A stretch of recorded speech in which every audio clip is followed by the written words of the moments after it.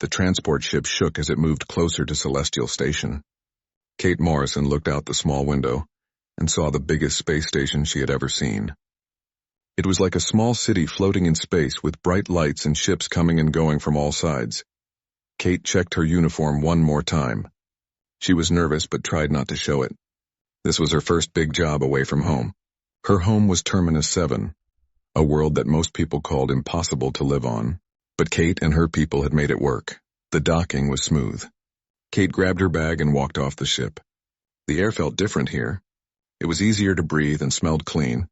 On Terminus 7, the air always had a bite to it that made your throat burn a little. A tall, blue-skinned alien waited for her at the dock. He had 4 arms and silver eyes that seemed to look right through her. Kate knew this was Commander Vex-Ka, the station leader. Lieutenant Morrison, Vex-Ka said in perfect English. His voice was deep and calm. Welcome to Celestial Station. I hope your trip was not too hard. Thank you, sir, Kate said. She stood straight and gave a small bow, the way she had been taught. I am ready to start work. Vex-Ka looked at her for a moment. Kate could tell he was trying to figure her out. Most aliens had never met a human from a death world before. They expected someone bigger, stronger, maybe more scary looking. Kate was just average height with brown hair and green eyes. She looked normal. Come, Vex-Ka said. I will show you around and tell you what you need to know. They walked through wide halls filled with all kinds of beings. Kate saw tall, thin aliens with long necks, short furry ones with big ears, and some that looked like walking rocks. Everyone seemed busy carrying data pads or talking in groups. This station is home to 12 different species, Vex-Ka explained as they walked. We work together on trade deals and space territory agreements. Your job is to help everyone understand human culture and to keep peace between your people and ours. They stopped at a big window that looked out into space. Kate could see ships from many different worlds. Some were sleek and silver. Others looked like they were made from crystal or living metal. Your people are new to this part of space, Vex-Ka continued. Many of the other species are still learning about humans. Some are worried about how fast you expand to new worlds. Kate nodded. She knew that humans had a reputation for going to dangerous places that other species avoided.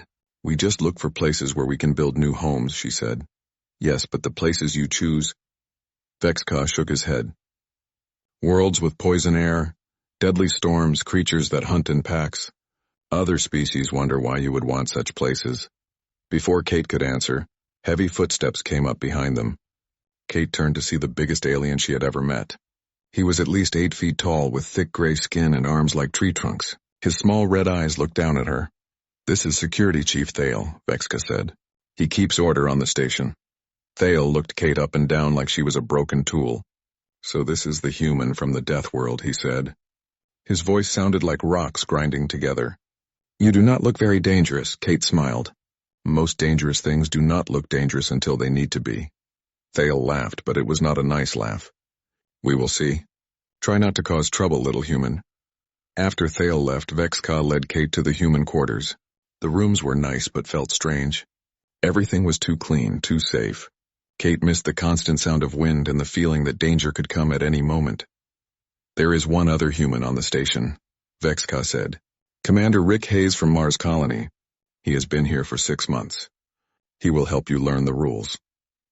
Kate met Rick that evening in the station's main eating area. He was a man in his 40s with gray hair and kind eyes. He looked relieved to see another human. Kate Morrison, she said, sitting down with her food tray. Rick Hayes, he replied. Good to meet you. How are you finding the station so far?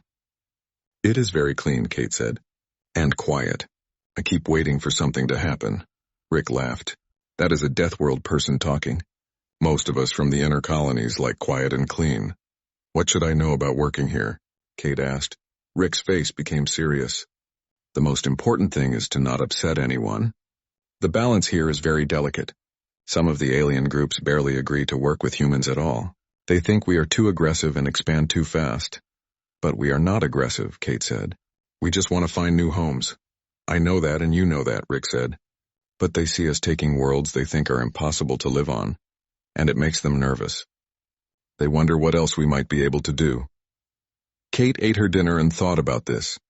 The food was good but tasted flat compared to the spicy, strong flavors of home. Everything here was made to be safe and easy. The hegemony delegation is the most difficult, Rick continued. They are the tall ones with the bug-like eyes. Their leader, Ambassador Zeth Prime, thinks humans are beneath them. He barely speaks to me. What do they want? Kate asked. Control, Rick said. They want to decide which species can expand where. They do not like that we humans go to places they cannot. After dinner, Kate walked around the station. She wanted to learn the layout and see how different species live together. Most areas were peaceful, with beings from different worlds working side by side. But she noticed things too. The way some aliens moved away when humans approached, the quick, nervous looks, the conversations that stopped when she walked by. Kate understood. She had seen the same thing when her people first arrived on Terminus 7. Fear of the unknown. Fear of what they did not understand. In her room that night, Kate looked out at the stars. She could not see Terminus 7 from here, but she knew it was out there. A world of constant storms, poison plants, and predators that could tear through metal. A world her people called home. She thought about what Rick had said. The other species were afraid of humans because they did not understand them. They saw the worlds humans chose to live on and wondered what kind of beings could survive such places. Kate smiled. Tomorrow she would start her real work. She would show them that humans were not the dangerous ones they feared. She would be polite, friendly, and careful to follow all the rules. She had no way of knowing that trying to be helpful would soon change everything. Kate had been on Celestial Station for 2 weeks when the big dinner was announced. All the species representatives would eat together in the Grand Hall to celebrate a successful trade agreement. Kate was excited. It would be her first chance to meet everyone at once. She put on her best uniform and checked herself in the mirror. Rick had told her to be extra careful at events like this. One wrong move could ruin months of work. The Grand Hall was amazing. The ceiling was made of clear metal that showed the stars outside. Long tables were set up for each species, with special chairs and eating tools for their different body types. The smell of food from 12 different worlds filled the air. Kate walked to the human table where Rick was already sitting. Remember, he said quietly, watch what everyone else does. Do not eat anything until you see others eating it. And do not touch anyone without permission. Kate nodded. On Terminus 7, people touched each other all the time. They had to help each other survive. But she understood that other species had different rules. The dinner started well. Kate tried foods she had never seen before. Some tasted wonderful, others made her mouth burn. She watched the different species interact and learned how they moved and spoke to each other. Ambassador Zeth Prime sat at the hegemony table across the room. He was tall and thin with large compound eyes that seemed to see everything at once. His skin had a green shine to it, and he moved his forearms in careful, planned motions. Kate had not met him yet, but she knew he was important. Halfway through the meal, a server from the Delian species was carrying a tray of drinks near Kate's table. The server was young and nervous.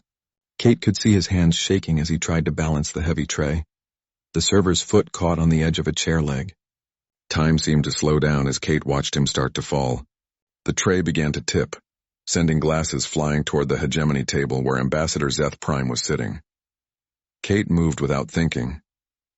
On Terminus 7, when someone fell, you helped them. If you did not, they might die. Her body reacted before her mind could stop it. She jumped up from her chair and caught the falling server around the waist. Her quick movement saved him from hitting the floor, but it also changed her path. Instead of stopping at her table, Kate's momentum carried her forward.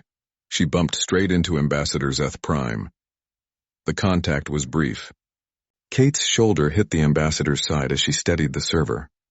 But the damage was done. The ambassador's ceremonial robes, which were white with gold thread, now had purple stains from the spilled drinks. The entire hall went quiet. Kate looked around and saw hundreds of alien eyes staring at her. Some looked shocked, others looked scared. A few looked angry. Ambassador Zeth Prime stood up slowly. His compound eyes focused on Kate with a look that made her stomach feel cold. When he spoke, his voice was like ice. How dare you touch me without permission, human? Kate felt her face get hot. She had only been trying to help. I am sorry, Ambassador. The server was falling and I do not care about your reasons, Zeth Prime cut her off. In my culture, unwanted physical contact is a grave insult, especially from a lesser species. Rick stood up quickly from the human table. Ambassador, please. Lieutenant Morrison meant no harm. She was trying to prevent an accident. Seth Prime turned his cold stare to Rick. The intent does not matter.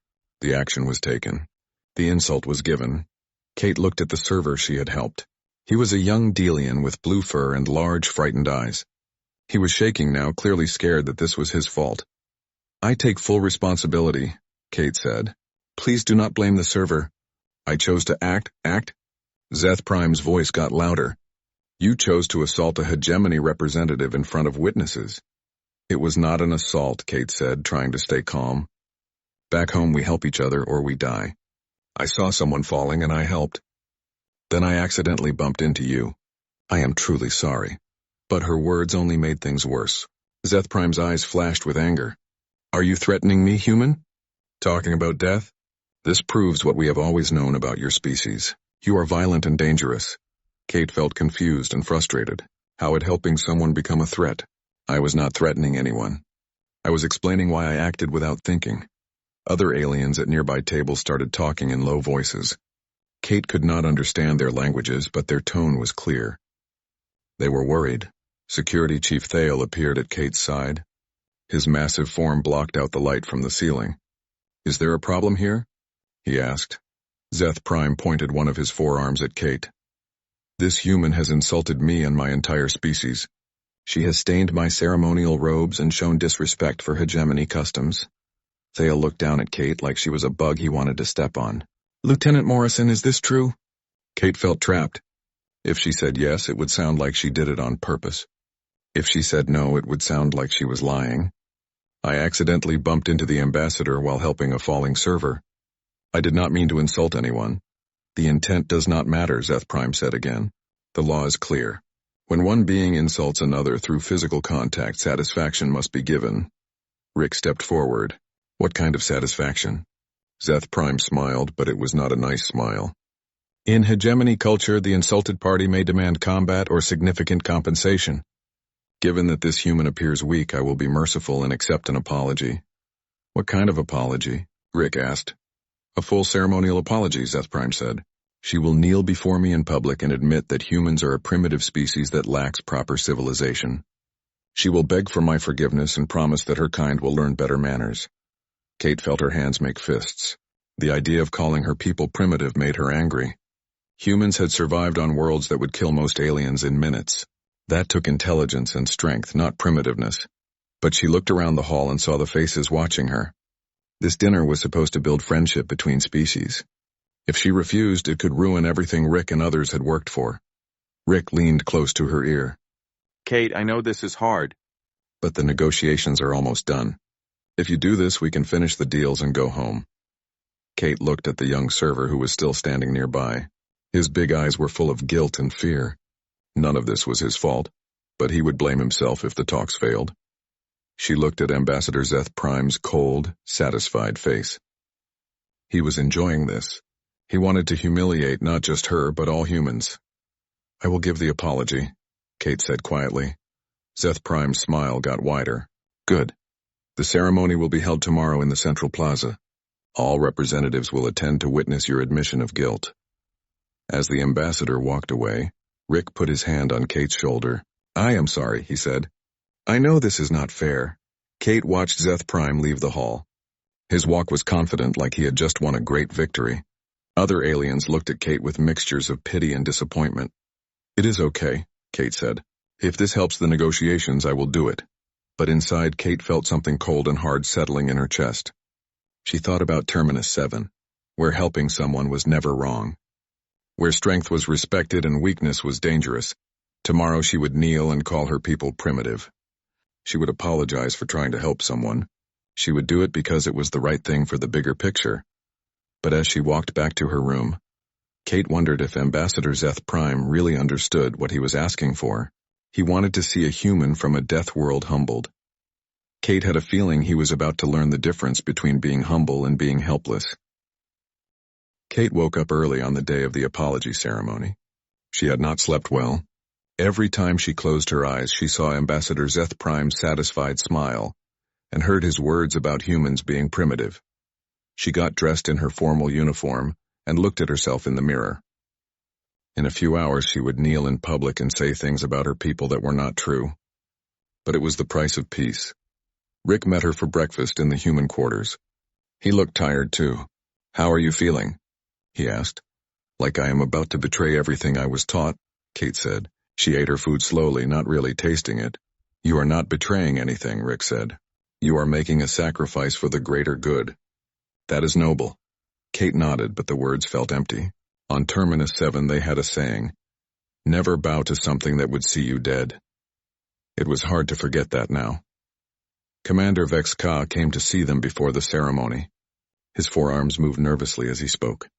"Lieutenant Morrison, I want you to know that this is not my choice. The hegemony is threatening to leave the negotiations if this does not happen." "I understand, sir," Kate said. "I will do what is needed." "There is one thing," Vex Ka continued. "Ambassador Zeth Prime has agreed to let you choose the location within the central plaza. You may pick anywhere you feel comfortable." Kate thought about this. The central plaza was huge, with different sections that had different environmental controls. "I would like to do it in the Earth normal section," she said. "Why?" Vex Ka asked. "The gravity and air pressure there feel more like home," Kate said. "It will help me stay calm." Vex Ka agreed, though he looked confused. Most beings preferred the neutral settings that were comfortable for everyone. 2 hours before the ceremony, Kate walked to the central plaza to see the setup. It was a massive open space in the heart of the station, with a clear dome overhead that showed the stars. Different sections had different environmental controls for different species. The Earth normal section was in one corner. Kate stood there and felt the familiar weight of proper gravity. The air pressure was right too, though it still lacked the bite of home. Workers were setting up seats for all the representatives. A small platform had been built where Kate would kneel. Behind it was a larger platform for Ambassador Zeth Prime. Security Chief Thale was overseeing the setup. He saw Kate and walked over. "Having second thoughts, human?" "No," Kate said. "Just getting familiar with the space," Thale laughed. "Smart, though I do not think it will help you. The ambassador plans to make this memorable." Kate looked at him. "What do you mean?" "He has been telling everyone that this will prove humans know their place in the galaxy," Thale said. "He wants to make sure the lesson sticks." After Thale left, Kate stayed in the plaza alone. She practiced the words she would have to say. They felt like poison in her mouth. "I, Kate Morrison, representing humanity, admit that my people are primitive and lack proper civilization. I beg forgiveness for my crude actions and promise that humans will learn better manners." Each word felt like a betrayal. Her people were not primitive. They had survived on a world that would kill most aliens in hours. They had built cities in poisonous storms and farmed land that tried to eat the farmers. But she would say the words anyway, because sometimes doing the right thing felt wrong. An hour before the ceremony, Rick found her still standing in the plaza. "It is almost time," he said gently. Kate nodded. "I am ready." "Remember, this does not define you or our people," Rick said. "It is just words to keep the peace." "I know," Kate said. But inside she wondered if words could ever be just words when the whole galaxy was listening. The representatives began to arrive. Kate watched them take their seats from her position near the platform. There were dozens of different species, all here to witness her humiliation. The hegemony delegation arrived with great ceremony. Ambassador Zeth Prime wore new robes, even more elaborate than the ones that had been stained. He looked around the crowd with satisfaction, like a performer about to give his greatest show. Commander Vex Ka took his place as the ceremony leader. "We gather today to resolve a diplomatic incident between the hegemony and humanity," he announced. "Lieutenant Kate Morrison will offer formal apology for actions taken against Ambassador Zeth Prime." Kate walked to the small platform. The crowd watched her every move. Some looked sympathetic, others curious, a few seemed eager to see her brought low. She knelt on the platform as instructed. The position felt strange and wrong. On Terminus 7, you only knelt to help someone who was hurt or to get a better shooting angle at something trying to kill you. Ambassador Zeth Prime stepped onto his platform above her. From this angle he looked even taller and more imposing.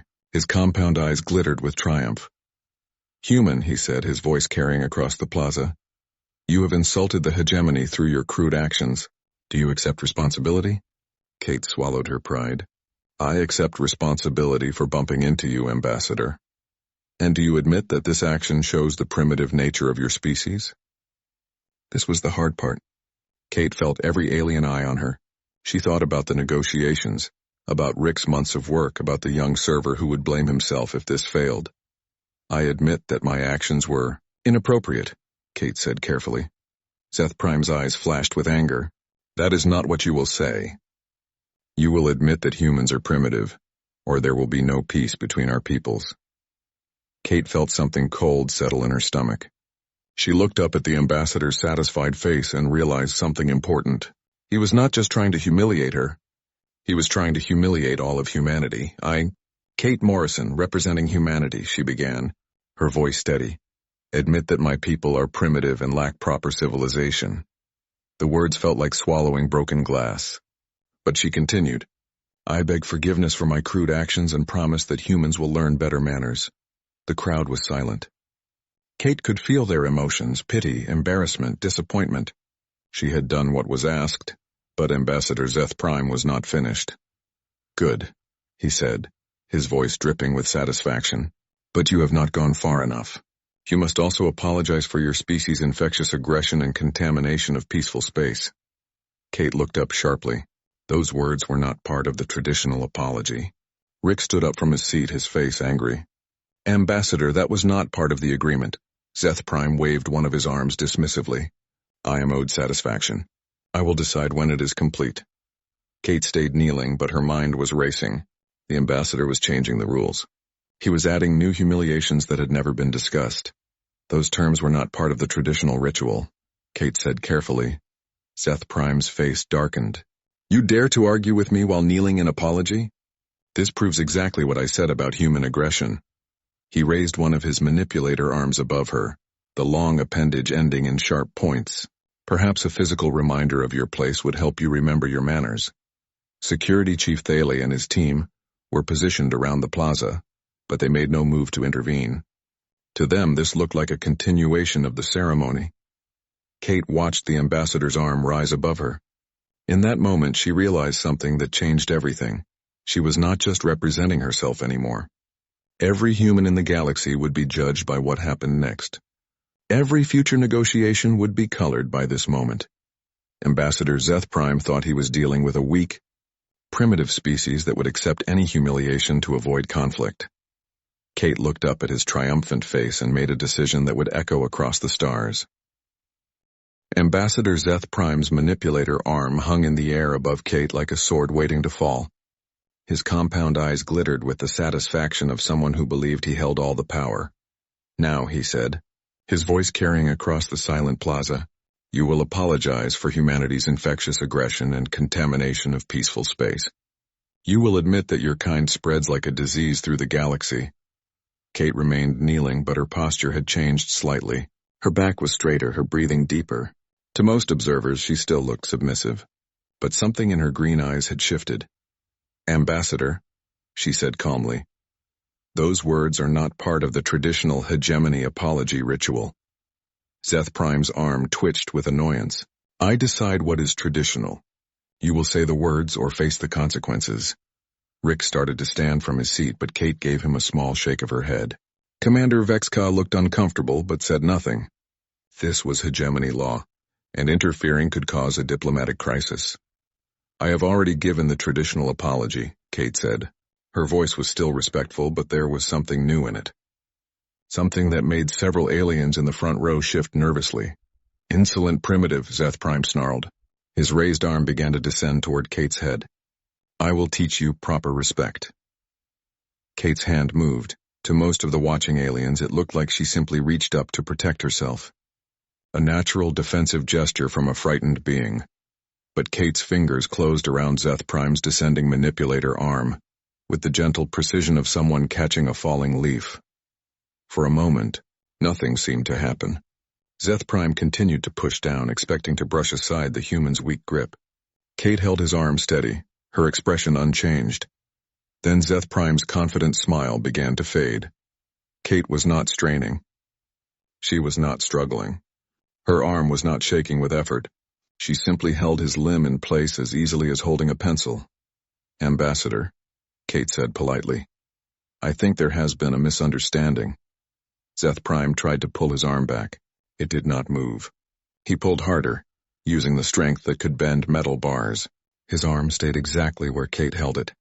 The watching crowd began to murmur.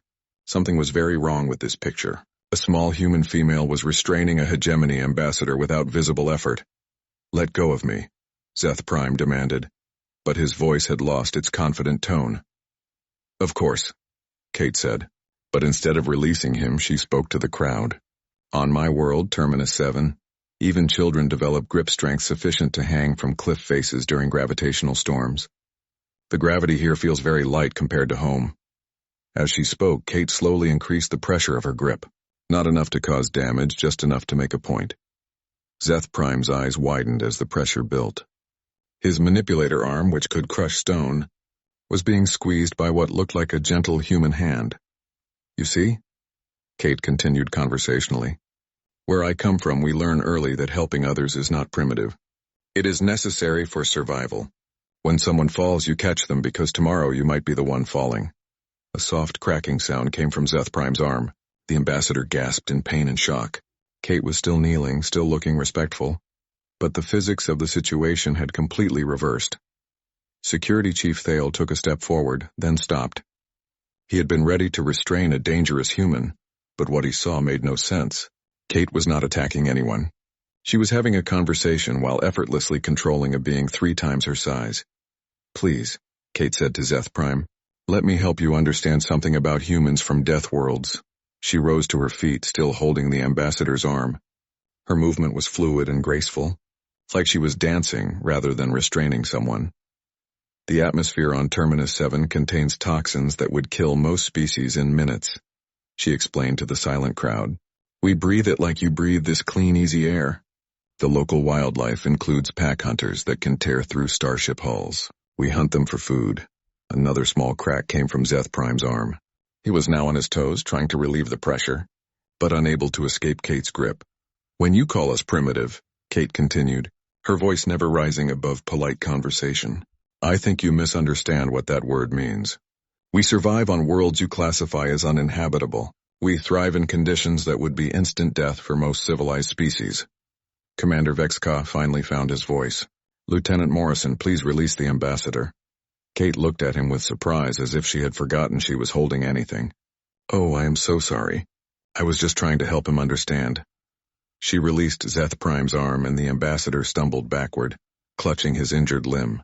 Medical scanners would later show multiple fractures in the chitinous structure, damage that should have required industrial equipment to inflict.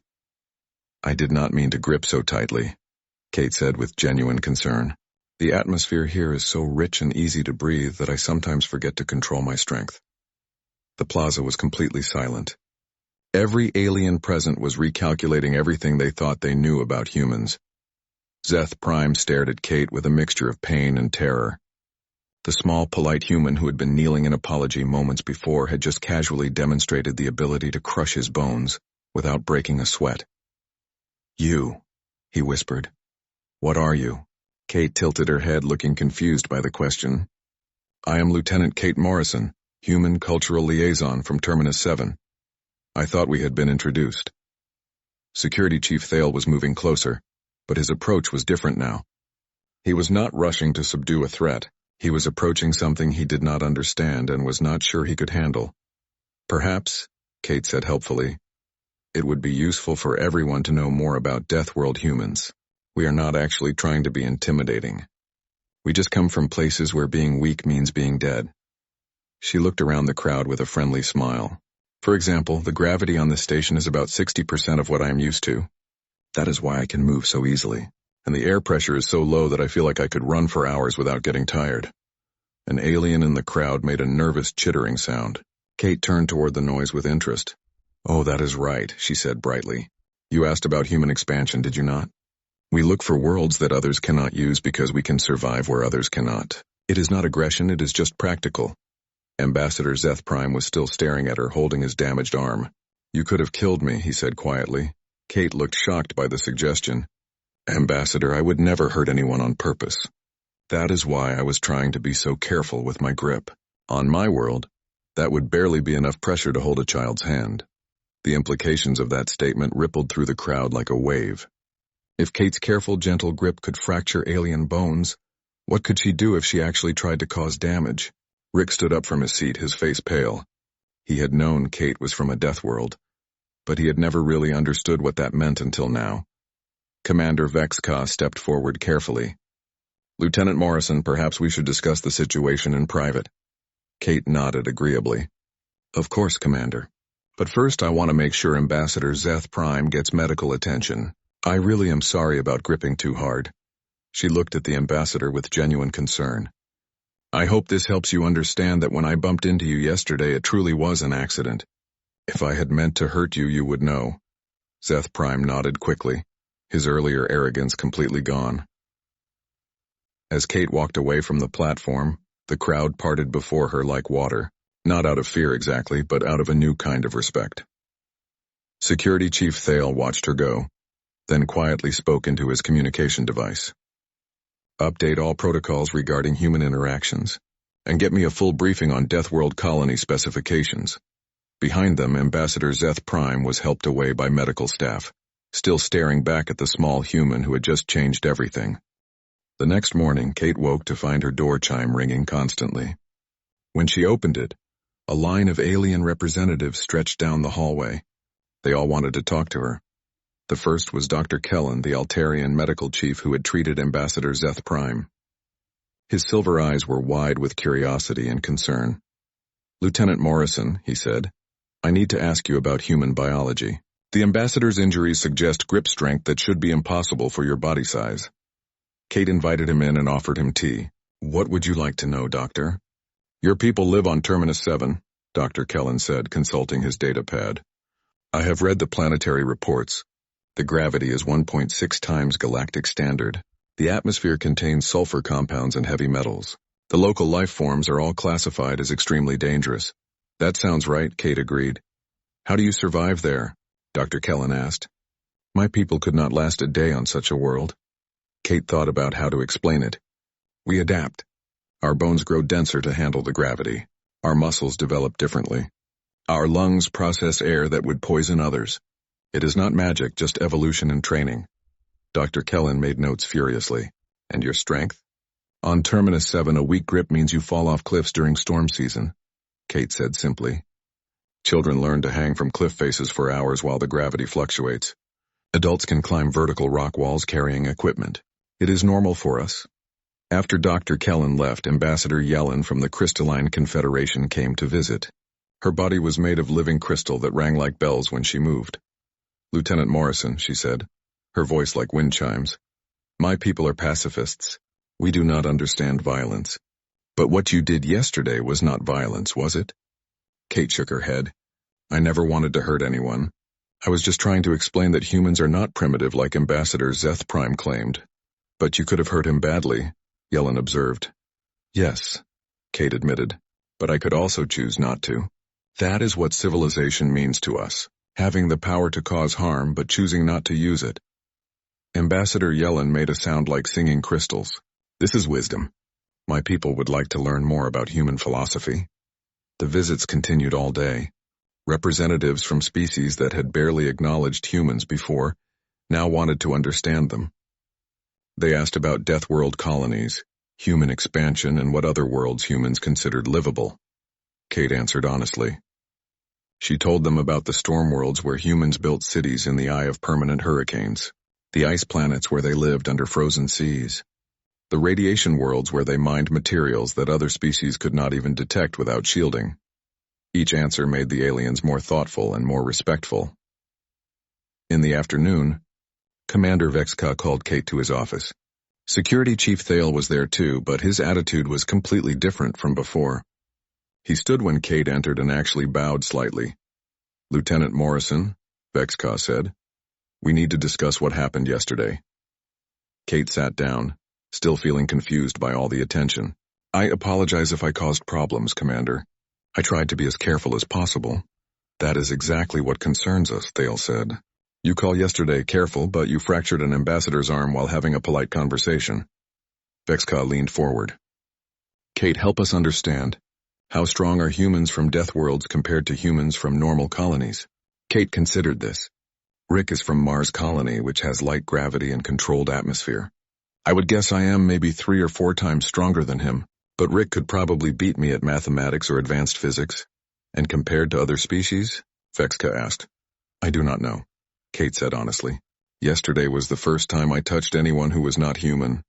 I did not know how fragile other species could be. Thale and Vexka exchanged looks. Kate, Thale said carefully. Most species in this galaxy have similar physical capabilities. We have had thousands of years to study each other. But humans are new, and we made assumptions based on humans from your easier colonies. What kind of assumptions? Kate asked. We thought all humans were weak, Vexka admitted. When we saw how fast your people expand to dangerous worlds, we assumed it was desperation or stupidity. We never considered that some humans might actually be adapted for such places. Kate nodded. That makes sense. But we are not all the same. Humans from Earth cities would probably have trouble on Terminus 7. We are just adapted for our environment. How many worlds like Terminus 7 do humans inhabit? Thale asked. I am not sure exactly, Kate said. Maybe 50 or 60 colonies on Class X worlds, plus the storm worlds, ice worlds, radiation worlds, and gravity wells. The 2 aliens stared at her. Gravity wells? Vexka asked weakly. Worlds where gravity is 2 or 3 times galactic standard, Kate explained. They are hard to live on, but the mining is excellent. Thale sat down heavily. Kate, do you understand what you are telling us? You are describing human colonies on worlds that we would classify as weapon testing grounds or prison planets. Kate looked surprised. Really? We just think of them as frontier worlds. A little challenging, but nothing we cannot handle. That evening, Kate met Rick for dinner. He looked tired and stressed. How are the negotiations going? Kate asked. Rick laughed, but it was not a happy sound. They are going very well, too well. Every species wants to make trade deals with humans now. They keep asking about our strategic capabilities and expansion limitations. That sounds good, does it not? Kate asked. Kate, Rick said seriously, they are not asking because they want to trade with us. They are asking because they want to make sure we will not decide to expand into their territory. Kate was quiet for a moment. Are they afraid of us now? Not afraid exactly, Rick said, but very, very respectful. The kind of respect you give to something that could crush you but chooses not to. Later that night, Kate walked through the station corridors. The change was obvious. Aliens who had barely noticed her before now nodded politely when they saw her. Conversations paused when she passed, not from fear, but from the kind of attention you give to something important. Security teams that had ignored her now watched her movements carefully. Not to stop her, but to make sure they did not accidentally get in her way. Kate realized that she had accomplished something she never intended. She had changed how the entire galaxy saw humanity. The question was whether that change was good or bad. A week later, Kate received a message from Earth Command. They were pleased with the negotiation results and wanted her to extend her stay on the station. They also sent her new instructions. Several other Death World colonies were sending representatives to meet with alien species. Kate smiled as she read the message. It seemed the galaxy was about to get a much better understanding of human diversity. Ambassador Zeth Prime had recovered from his injuries and remained on the station. He was different now, quieter and more thoughtful. When he saw Kate in the corridors, he nodded respectfully and kept his distance. He never demanded another apology. Commander Vexka updated all station protocols regarding human interactions. The new rules were simple. Treat all humans with the same respect you would give to any powerful species, and never assume physical weakness based on appearance. Security Chief Thale kept the video recording of Kate's demonstration in his personal files, not as evidence of a crime but as a training tool. His security teams now understood that the most dangerous beings in the galaxy might be the ones who apologized when you forced them to demonstrate their capabilities. Kate finished her assignment 3 months later with a perfect diplomatic record. She had never raised her voice, never shown aggression, and never broken a single station regulation. But when she walked through the station on her last day, she walked through corridors that had been redesigned with human capabilities in mind. The doors were reinforced. The safety barriers were stronger. The emergency protocols included warnings about Death World human strength. Most importantly, she walked past alien representatives who now understood the difference between being primitive and being adapted for survival. As Kate's transport ship prepared to leave Celestial Station, she looked back at the huge structure floating in space. She had come here to build understanding between species. She had succeeded beyond anyone's expectations. The galaxy would never see humans the same way again. Lisa Martinez pressed her face against the transport window and watched the massive space station grow larger. Nexus Academy floated in the dark void between star systems like a giant metal city. Hundreds of ships from dozens of worlds docked at its ports every day. Lisa had dreamed of this place since she was 10 years old. The transport shook as it connected to the docking bay. Lisa grabbed her single bag and followed the other new students down the ramp. The air smelled clean but strange, like metal and something else she could not name. Gravity felt lighter here than on Earth. Each step made her feel like she might float away. Lisa looked around at her fellow cadets. Most were not human. A tall blue creature with 4 arms walked past her. Its skin looked like smooth stone. Behind it came something that looked like a giant insect walking on 2 legs. It had 6 eyes and made clicking sounds as it moved. "First time off-world?" asked a voice beside her. Lisa turned to see another human, a boy about her age with dark hair and nervous eyes. "Yes," she said. "You? Same here. I'm Jake Peterson. You must be Lisa Martinez. I read about you in the acceptance files." Lisa nodded. She knew there were only 3 humans in this year's class. Out of thousands of applicants from hundreds of worlds, Earth had managed to send just 3 students. It should have made her proud, but the other aliens looked at her like she was a mistake. They followed the crowd into a huge hall. The ceiling stretched so high that Lisa could barely see the top. Thousands of cadets filled the space. Some flew overhead with wings. Others moved on more legs than Lisa could count. A few floated in tanks of water on wheels. At the front of the hall stood the largest creature Lisa had ever seen. It looked like a giant bug, but stood upright like a person. Its body was covered in what looked like natural armor made of crystal. When it spoke, its voice came through speakers placed around the hall. "Welcome to Nexus Academy," the creature said. "I am Commander Vex High. For the next 4 years, this station will be your home. You will learn to fight, to lead, and to protect the civilized worlds from threats that hide in the dark between stars." The commander's 6 eyes moved across the crowd.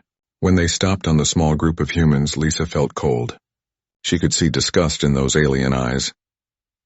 "Each of you comes from worlds that have proven themselves worthy," Commander Vex High continued. "Your species have shown strength, intelligence, and the will to survive. You represent the best your worlds have to offer." He paused and looked directly at Lisa and the other humans. Of course, some worlds set the bar lower than others. Laughter rippled through parts of the crowd. Lisa felt her cheeks burn red. She had heard the jokes before. Earth was a death world to most aliens. They thought it was so dangerous that any life that evolved there had to be weak and primitive. According to them, only stupid animals would live on a planet with volcanoes, earthquakes, storms, and poisonous creatures. "You will be divided into training groups based on your species' natural abilities," the commander said. "The strong will train with the strong. The weak will receive special assistance to help them survive their time here." A holographic list appeared in the air above the crowd. Lisa found her name under Group 7 Protected Species Training. Her heart sank. Group 7 was for the weakest species, the ones that needed extra help just to stay alive. She looked at the other groups.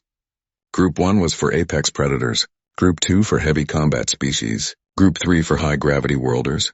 Lisa had hoped to be in at least Group 5. Group 7 was an insult. After the ceremony, Lisa found her room assignment. The hallways of Nexus Academy were built to accommodate many different species. Some sections had higher ceilings for tall aliens. Others had water-filled tubes for aquatic races.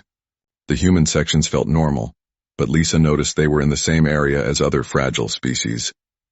Her room was small but clean. 2 beds, 2 desks, and a window that looked out into space. Lisa was putting her clothes away when the door opened. "Hello," said a cheerful voice. "You must be my roommate." Lisa turned to see a creature that looked almost human, except for the 4 arms and silver skin. It was shorter than Lisa, but moved with quick, energetic motions. "I'm Zara Kelthani," the alien said, extending 2 of her hands for Lisa to shake. "I'm from Kethmore Prime. You're the human, right?" "Lisa?"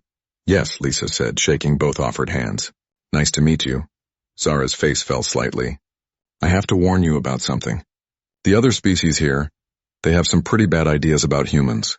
They think you're all weak because Earth is a death world. I know it's not fair, but you should be careful." "What do you mean?" Lisa asked.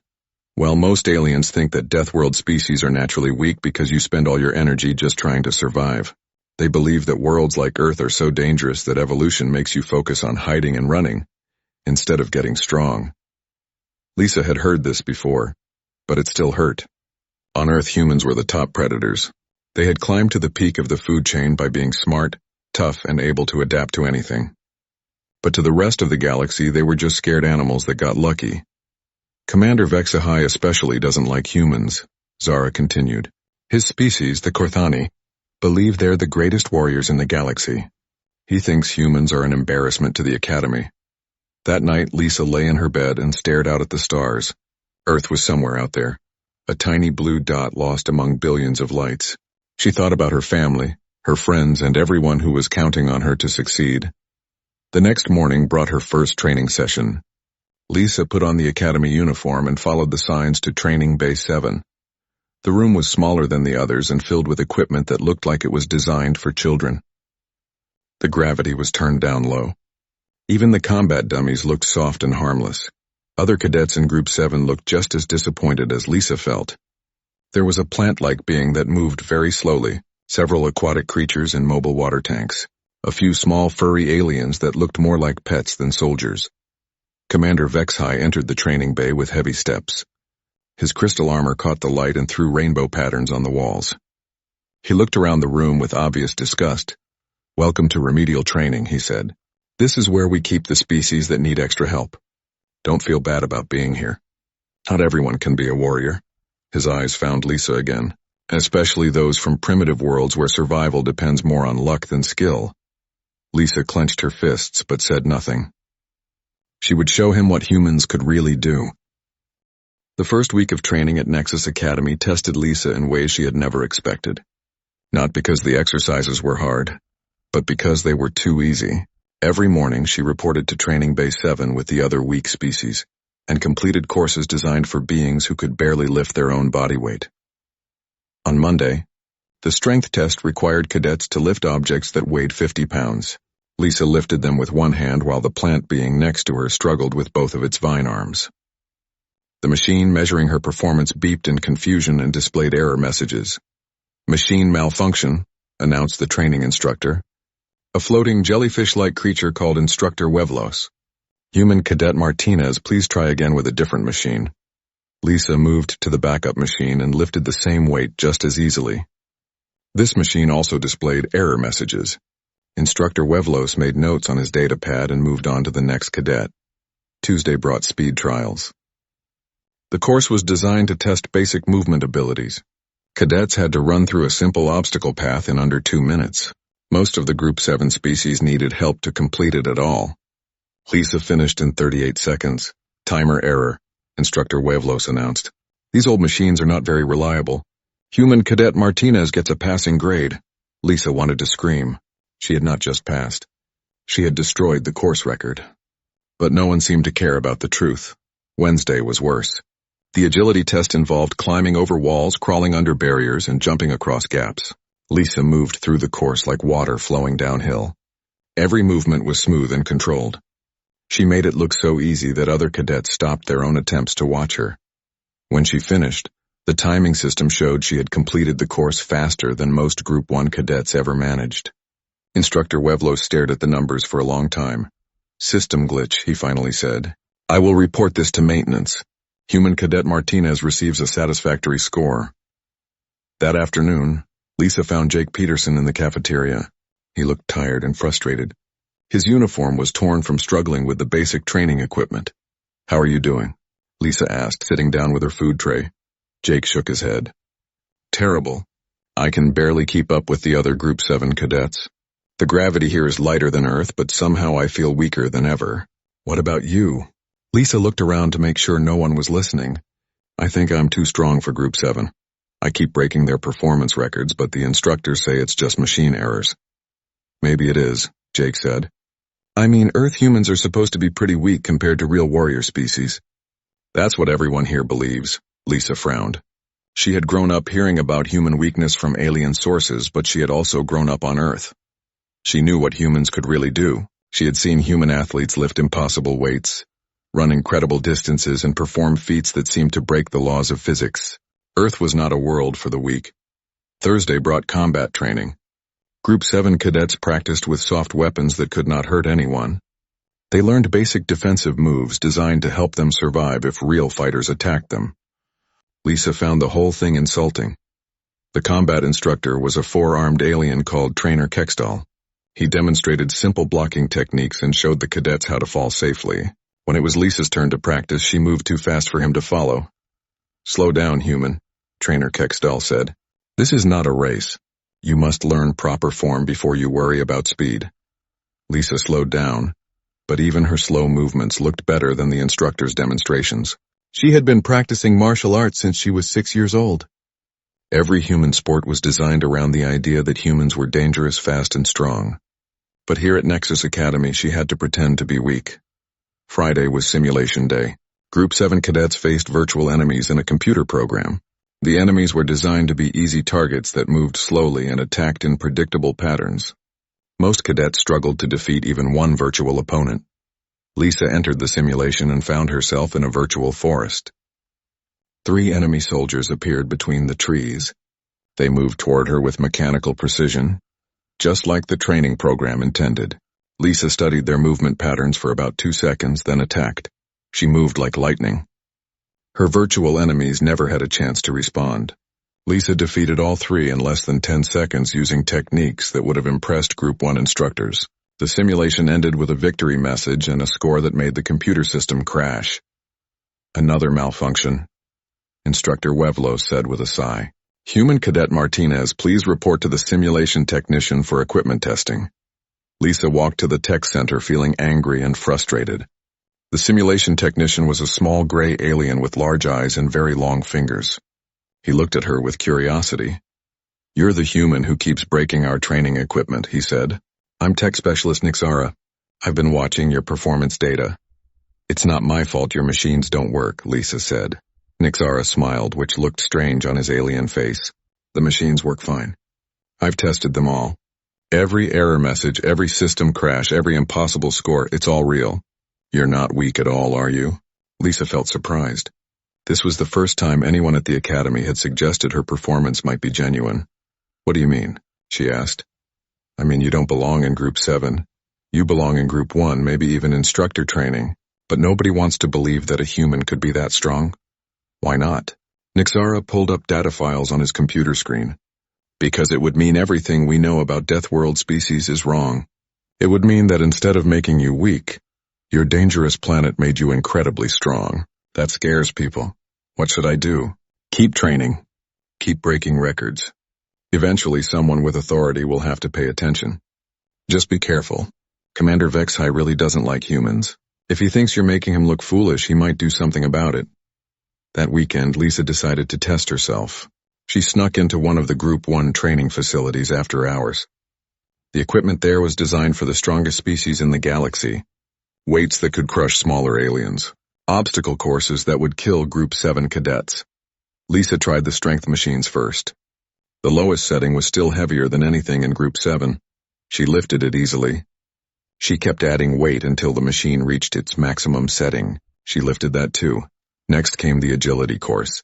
It was 3 times longer than the Group 7 version, and filled with dangerous obstacles, spinning blades, energy barriers, and gaps that seemed too wide to cross. Lisa completed it in half the time most Group 1 cadets needed. Finally, she tried the combat simulator. This one featured enemies that fought like real warriors from the galaxy's most dangerous species. They were fast, strong, and smart. The program was designed to challenge apex predators. Lisa defeated 12 enemies before the simulation ended. The final score was higher than any Group 1 cadet had ever achieved.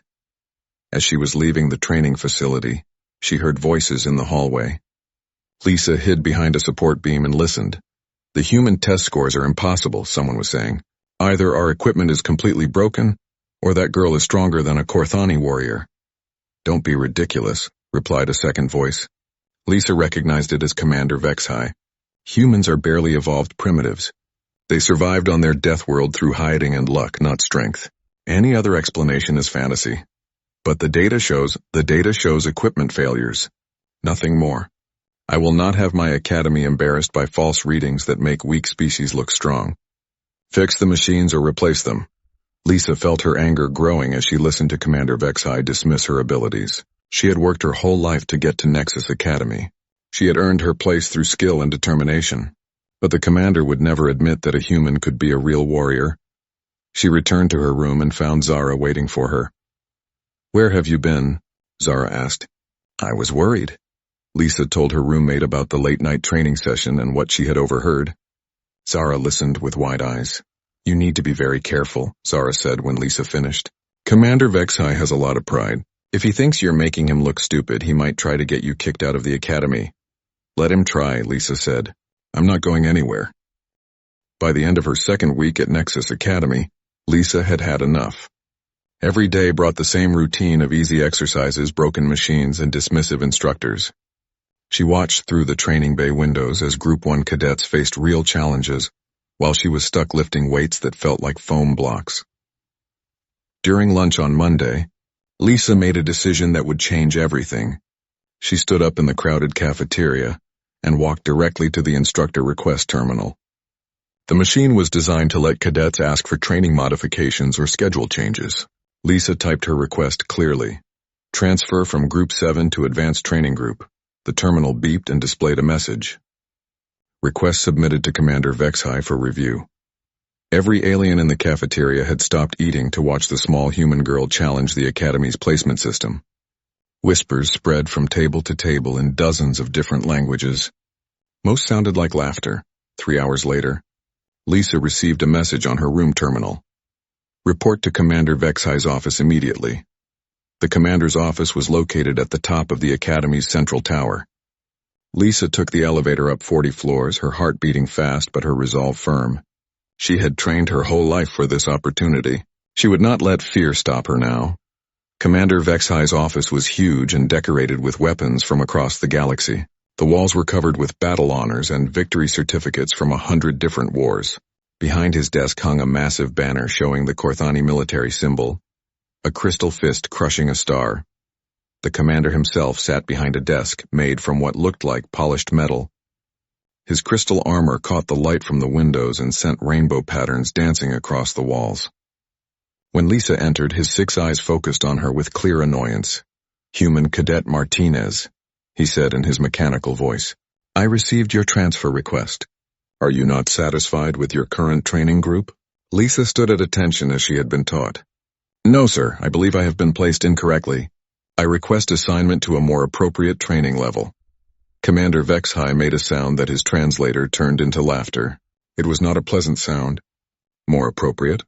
Group 7 is designed specifically for weak species that need special help. Are you saying you are stronger than our experts determined?" "Yes, sir." "I am." The commander stood up to his full height. He was over 8 feet tall, and his crystal armor made him look even larger. "Human, do you understand what you are suggesting? You are claiming that our academy testing procedures are wrong. You are saying that a primitive death world scavenger is stronger than species that have been warriors for millions of years." Lisa felt her cheeks burn but kept her voice steady. "I am saying that I deserve a fair chance to prove my abilities." Commander Vexhai walked around his desk to stand directly in front of her. Lisa had to crane her neck back to look at his face. "Your abilities? What abilities could a human possibly have? Your species barely survived on a poisoned rock by hiding in caves and eating scraps. You have no natural weapons, no armor, no special powers. You are soft, weak, and fragile. Earth is a death world because it's dangerous," Lisa said. "But humans didn't just survive there. We conquered it. We became the apex predators on a planet full of creatures that could kill us with a single bite or claw. We did that through strength, intelligence, and determination." The commander's laughter was louder this time. "Apex predators, you? Look at yourself, human. You are tiny. Your skin is soft. Your bones are hollow. A real warrior could snap you in half without effort." Lisa's anger was growing, but she kept her voice controlled. "Then test me fairly. Give me a real challenge instead of the children's exercises in Group 7. Commander Vexhai stopped laughing. His eyes studied Lisa with something like curiosity.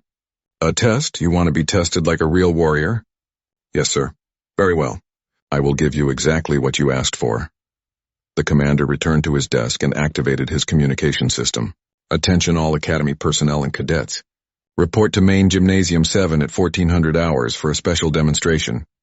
He looked back at Lisa with what might have been a smile. Human Cadet Martinez has requested to be tested at a higher level. I have agreed to provide this test. It will be broadcast throughout the Academy, so that everyone can witness the results. Lisa felt her stomach drop. She had expected a private evaluation, not a public spectacle. But it was too late to back down now. The test will be a standard Academy combat assessment, Commander Vexhai continued. This is the same examination given to Group 1 cadets to prove their warrior status. It includes strength trials, speed courses, combat scenarios, and a final confrontation with a Memcason combat drone. Lisa knew about combat drones.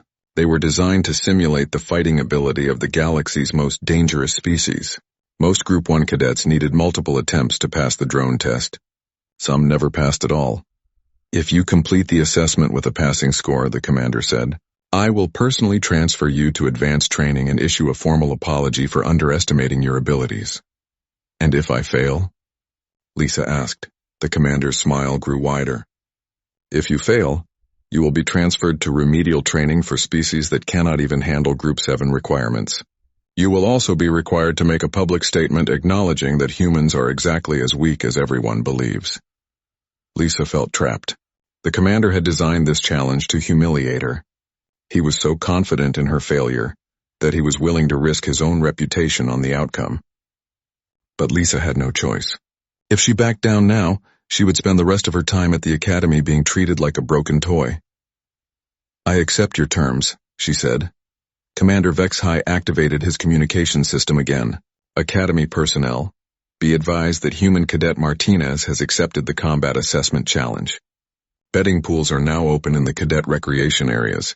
Current odds favor total human failure at 20-1. The news spread through the Academy faster than Lisa had thought possible. By dinner time, every cadet knew about the challenge. Most thought it was a joke. Some felt sorry for the small human girl who was about to be destroyed in public. Lisa's roommate Zara was furious. This is not fair, she said, pacing around their room with all four arms waving. Commander Vexhai is trying to humiliate you. The combat assessment is designed for species twice your size with natural weapons and armor. I know, Lisa said calmly, but I can't back down now.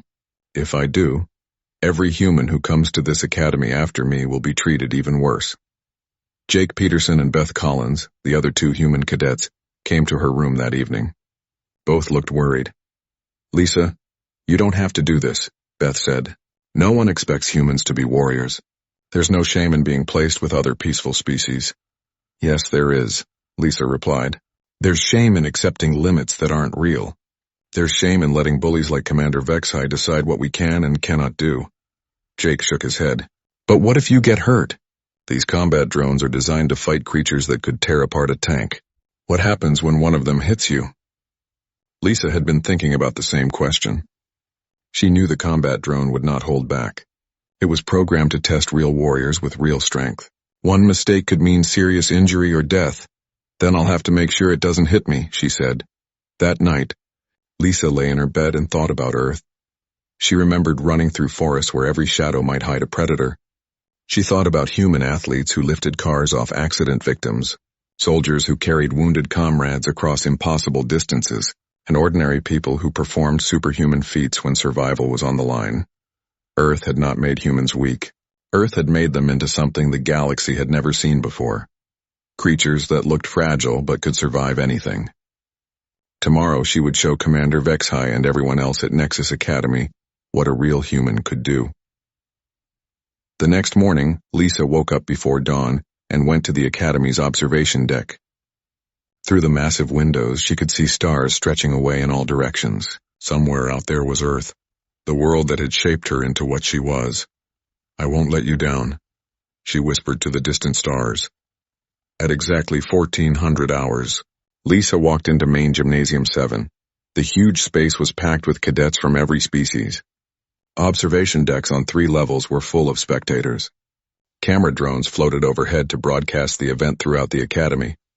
Commander Vexhai stood in the center of the gymnasium floor, his crystal armor gleaming under the bright lights. When he saw Lisa approaching, he activated his voice amplification system. "Ladies, gentlemen, and other beings," he announced, "today we will witness a demonstration of why Academy placement procedures exist. Human Cadet Martinez believes she belongs in advanced training. I believe she is about to learn a valuable lesson about the difference between confidence and ability." The crowd murmured with anticipation. Lisa could see alien faces filled with curiosity, amusement, and pity. Many had never seen a human before.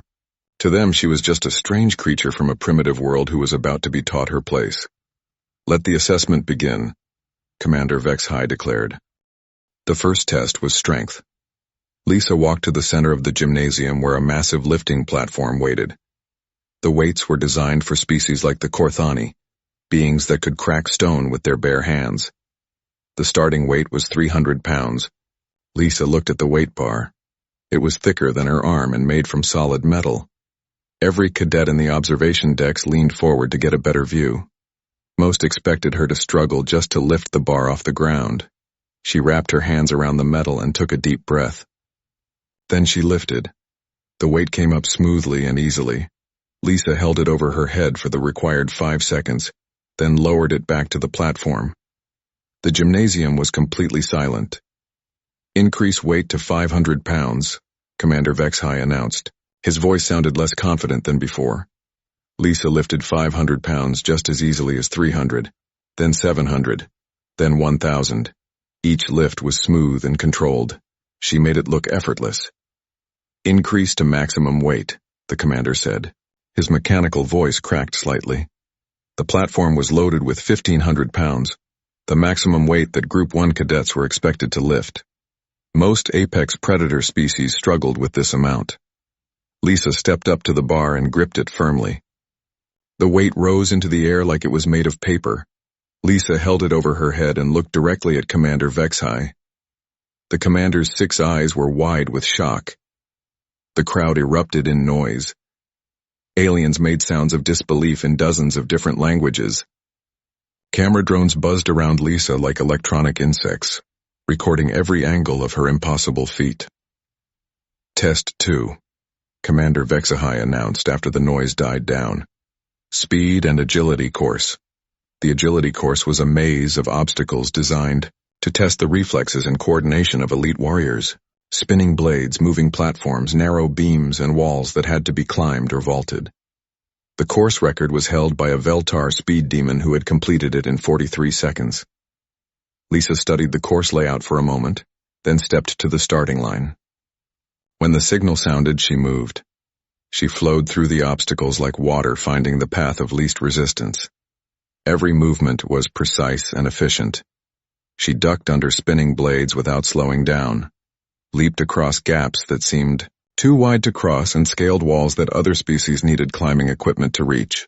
31 seconds later, she crossed the finish line. The timer displayed her time in glowing numbers that made the entire gymnasium gasp. She had not just beaten the course record, she had destroyed it. Commander Vexhai stared at the timer like it had personally insulted him. "Test 3, he said, his voice now noticeably shaky. "Combat simulation." The combat simulation was designed to test fighting skills against multiple opponents. Most cadets faced 3 virtual enemies. Elite warriors might face 5. The program could generate up to 12 enemies for the most advanced tests. "How many opponents?" asked the simulation technician. Commander Vexhai looked at Lisa with something like desperation in his 6 eyes. 12.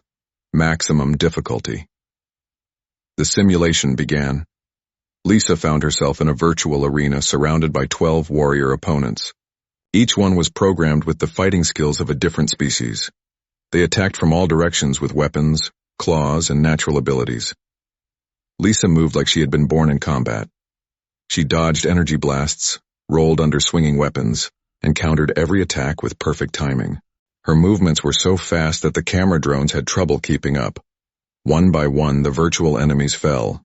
Lisa used their own momentum against them, turned their attacks into weaknesses, and found openings that should not have existed. In less than 3 minutes, all 12 opponents were defeated. The simulation ended with a victory fanfare that echoed through the silent gymnasium. Lisa stood alone in the virtual arena, unmarked and breathing normally. She had not even worked up a sweat. "Final test," Commander Vexhai announced. His voice was now barely above a whisper. "Combat drone engagement." The Make-7 combat drone rose from the floor on mechanical legs. It was 8 feet tall and built like a machine designed for war. Its arms could extend into various weapons. Its armor could deflect energy blasts. Its computer brain contained the fighting knowledge of 1,000 different warrior species. The drone's sensors scanned Lisa and calculated her threat level. Its mechanical voice announced, "Opponent assessment minimal threat. Recommend non-lethal restraint protocols." "Override," Commander Vexhai commanded. "Use full combat protocols." The drone's sensors flashed red. "Warning, full combat protocols. May cause serious injury or death to weak organic beings." "Override confirmed," the commander said. "Begin engagement." The drone launched itself at Lisa with mechanical precision. Its arms transformed into striking weapons that moved faster than most eyes could follow. Lisa stepped aside at the last possible moment and let the drone crash into the wall behind her. The machine recovered instantly and attacked again. This time it fired energy bursts while advancing. Lisa rolled, ducked, and weaved between the blasts like she was dancing. Every shot missed by inches. The crowd watched in amazement as the small, human girl made the deadly combat drone look clumsy and slow. She was not just avoiding its attacks. She was making it look foolish. Lisa grabbed one of the drone's extended weapon arms and used its own momentum to spin it around. The machine crashed into the gymnasium floor hard enough to crack the metal surface. It got back up immediately, but now its movements were slightly slower. "Impossible," someone whispered in the observation deck. "She's actually fighting it." The drone adapted its strategy and began using ranged attacks exclusively. Energy blasts filled the air around Lisa, but she seemed to know where each shot would go before it was fired. She moved through the deadly light show without being touched. Then she went on the attack. Lisa sprinted directly at the combat drone, sliding under its defensive strikes and rolling between its legs. She grabbed a loose piece of metal from the cracked floor and jammed it into the machine's leg joint. The drone stumbled. For the first time since the fight began, it showed damage. Lisa pressed her advantage, using speed and leverage to attack weak points that the drone's designers had thought were impossible to reach. She climbed onto the machine's back and began systematically disabling its weapon systems. The drone spun and thrashed, trying to throw her off, but Lisa held on with strength that should not have existed in her small frame. One by one, the drone's weapons stopped working. Its sensors became confused. Its balance systems failed. Within minutes, the deadly Mech-7 combat drone was helpless. Lisa jumped down from the machine's back as it collapsed to the gymnasium floor. Sparks flew from its damaged systems. Its computer voice repeated error messages in a mechanical loop. The gymnasium was completely silent. Thousands of alien cadets stared at the small human girl who had just defeated a machine designed to test the galaxy's most dangerous warriors. Many of them looked scared. Lisa walked to where Commander Vexhai stood, frozen in shock. The massive alien commander was trembling inside his crystal armor. His breathing apparatus was clicking rapidly, a sign of extreme stress in his species. "I believe you owe me an apology," Lisa said calmly. Commander Vexhai tried to speak, but only mechanical noises came from his translator.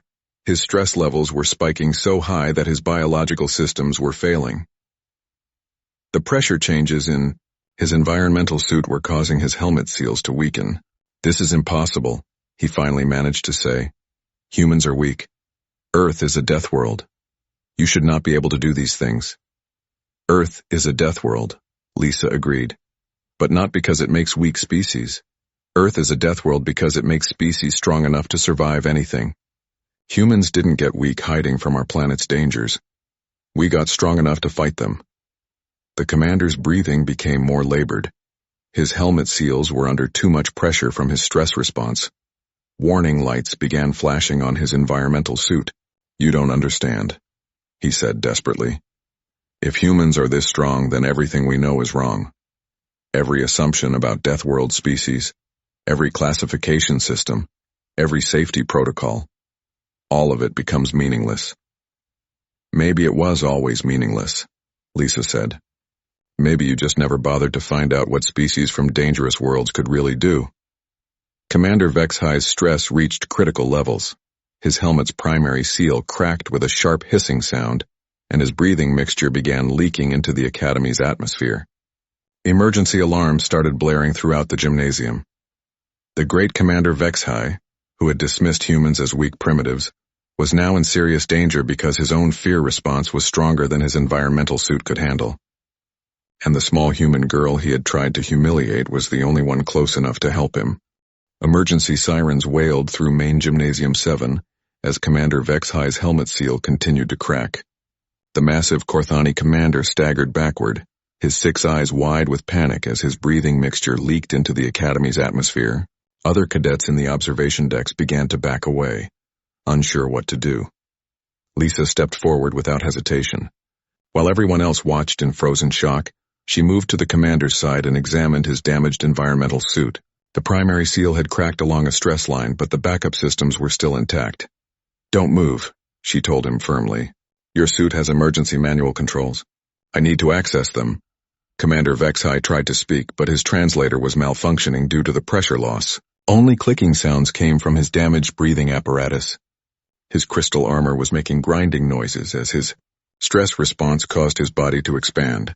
Inside the suit, Lisa found the emergency control panel on the side of his environmental suit and opened the protective cover. Inside were manual switches designed to be used if the suit's computer systems failed. Most species needed special training to operate these controls, but Lisa had studied Academy safety procedures during her first week. "Your backup breathing system is still working," she explained as she worked. "I'm going to switch you over to emergency mode and seal the leak temporarily." She flipped 3 switches in the correct sequence. The commander's suit made a soft humming sound as the backup systems activated. His breathing apparatus stopped clicking and began working normally again. Next, Lisa found the emergency patch kit built into the suit's maintenance compartment. The kit contained a flexible seal designed to cover small breaks in the helmet. She carefully applied the patch over the crack, making sure the edges were secure. "There," she said, stepping back. "That should hold until medical team can check you properly." Commander Vexhi stood very still for several moments, testing his breathing and checking his suit's systems. The emergency patch was working perfectly. His stress levels began to drop as he realized he was no longer in immediate danger. The gymnasium remained completely silent. Thousands of alien cadets watched as the small human girl who had just humiliated their commander in combat now calmly saved his life. The contrast was not lost on anyone. Medical personnel arrived and began examining Commander Vexhi's environmental suit. The chief medical officer, a tall gray alien with multiple tentacles for arms, confirmed that Lisa's emergency repairs were correct and would keep the commander safe until permanent repairs could be made. "Human Cadet Martinez," the medical officer said, "your quick thinking and knowledge of emergency procedures prevented a serious medical emergency. Where did you learn Korthani environmental suit operation?" "I studied it in the Academy Safety Manual," Lisa replied. "I thought all cadets were supposed to learn emergency procedures for different species." The medical officer exchanged glances with other Academy staff members. Most cadets never bothered to study safety procedures for species other than their own. The fact that a human had memorized Korthani suit operations showed a level of preparation and concern for others that impressed everyone present. Commander Vexhi's translator was working again. He looked down at Lisa with an expression that was difficult to read on his alien features. "You saved my life," he said slowly. "Yes, sir," Lisa replied simply. "After I tried to humiliate you in front of the entire Academy. After I called your species weak and primitive. After I set up a test designed to make you fail in public." Lisa met his gaze steadily. "You were wrong about humans, but that doesn't mean I was going to let you die." The commander was quiet for a long time. When he finally spoke, his mechanical voice was very different from before. The arrogance and contempt were gone, replaced by something that might have been respect. "I was wrong about humans," he admitted. "I was wrong about everything." He turned to address the crowd of cadets still watching from the observation decks. His voice amplification system carried his words throughout the gymnasium. "I owe Human Cadet Martinez a formal apology," he announced. I also owe an apology to all humans for the ignorance and prejudice I have shown. Today I learned that my understanding of Deathworld species was completely incorrect. The crowd murmured in surprise. Commander Vexhai was known for his pride and his absolute confidence in his own judgment. For him to admit being wrong in public was almost unthinkable. Human Cadet Martinez has demonstrated abilities that exceed those of our most elite cadets, the commander continued. She has shown strength, speed, combat skills, and quick thinking under pressure. More importantly, she has shown mercy and compassion for someone who treated her badly. He looked directly at Lisa. Effective immediately, you are transferred to Group 1 Advanced Training. You will also be placed in the Instructor Candidate Program, as your abilities suggest you may be better suited to teaching others than learning from them. The crowd erupted in noise. Alien cadets made sounds of amazement, approval, and in some cases concern. The idea that a human could be qualified to instruct other species was revolutionary. Furthermore, Commander Vexhai announced, I am ordering a complete review of our classification system for Deathworld species. It appears we have been making dangerous assumptions based on incomplete information. That evening, news of Lisa's demonstration spread throughout the academy faster than light through hyperspace. By dinner time, every cadet knew the story of the human girl who had defeated a combat drone and saved the life of the commander, who had tried to destroy her. Lisa found herself surrounded by curious aliens wherever she went. Species that had ignored her before now wanted to know everything about humans and Earth. Many seemed nervous around her, as if they were afraid she might suddenly demonstrate more of her unexpected abilities. Jake Peterson and Beth Collins were transferred to Group 3 training the next day. Commander Vexhai's new understanding of human capabilities extended to all Earth cadets. Both Jake and Beth proved to be much stronger than their original Group 7 placement had suggested. Zara was excited about her roommate's success, but also worried about the attention Lisa was receiving. Some of the other species are scared of humans now, she said. They're calling Earth the hidden warrior world, and wondering what other surprises your species might have. Lisa understood the concern. Humans had spent so long being dismissed as weak that no one was prepared for the truth. But she also knew that fear would fade as people got used to the idea that humans were capable warriors. 3 days after the demonstration, Lisa received a message requesting her presence in Commander Vexhai's office. She expected another assignment or perhaps questions about human training methods. Instead, she found the commander studying files on his computer screen. When she entered, he gestured for her to sit down. I have been reviewing human applications to the Academy, he said. We have rejected hundreds of qualified candidates over the years because we assumed your species was too weak for military training. How many? Lisa asked. Over 3,000 in the past decade alone. Many had test scores that would have qualified them for Group 1 placement if they had belonged to any other species. Lisa felt a mix of anger and sadness. 3,000 humans who could have been great warriors, denied the chance because of prejudice and ignorance. I am sending new invitations to every qualified human applicant we rejected, the commander continued. I am also recommending that Earth be reclassified from a protected death world to a warrior world in the official Academy database. What does that mean? Lisa asked. It means that instead of being seen as a planet that produces weak species needing protection, Earth will be recognized as a world that produces dangerous fighters. Human cadets will be automatically placed in advanced training groups unless they specifically request otherwise. Lisa smiled. It was the first time since arriving at the Academy that she felt truly proud of her species' reputation. There is one more thing, Commander Vexhai said. The Academy Board has offered you a position as an instructor after graduation. You would be the youngest instructor in Academy history, and the first human to hold such a rank. Lisa thought about the offer. Teaching other cadets would give her the chance to make sure no species was underestimated the way humans had been. She could help create a more fair and accurate system for evaluating abilities. I accept, she said. As Lisa left the commander's office, she looked out through the Academy's windows at the stars beyond. Earth was out there somewhere, a small blue world that had produced something the galaxy had never seen before. Humans were no longer the weak species from a primitive death world. They were the hidden warriors who had been underestimated for far too long. The Academy would never make that mistake again. The massive space station floated in the dark void between stars. Its metal walls stretched for miles in every direction. Inside the main chamber, beings from across the galaxy sat in a perfect circle. Some had 6 arms. Others breathed poison gas. A few looked like walking crystals that sang when they moved. Today they were all angry. Kivo Thren stood at the center of the circle. His crystal body caught the light and threw rainbows across the walls. As the council chairman, he had seen many problems in his 300 years of life, but none quite like this one. The humans are spreading too fast, Kivo said. His voice rang like a bell in the quiet chamber. 50 years ago they could not even leave their homeworld. Now they have colonies on 17 planets. Murmurs filled the room. Some beings clicked their claws on the metal floor. Others made low humming sounds that meant they were worried. Counselor Vex Mothar raised 4 of his purple tentacles.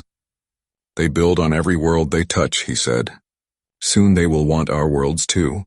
The other council members nodded. Fear was spreading like a disease through the chamber. In the back of the room, Ambassador Daeho Kim sat quietly. He was the only human in the chamber. His black hair was going gray at the edges. His dark eyes watched the alien beings with calm patience. He wore a simple blue suit that looked plain next to all the colorful alien forms around him.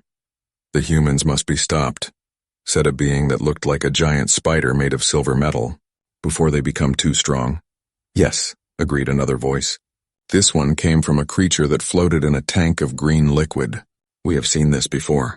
Small species grow big. Then they try to rule everyone else. Kivo looked around the chamber. He could see the fear in every alien face.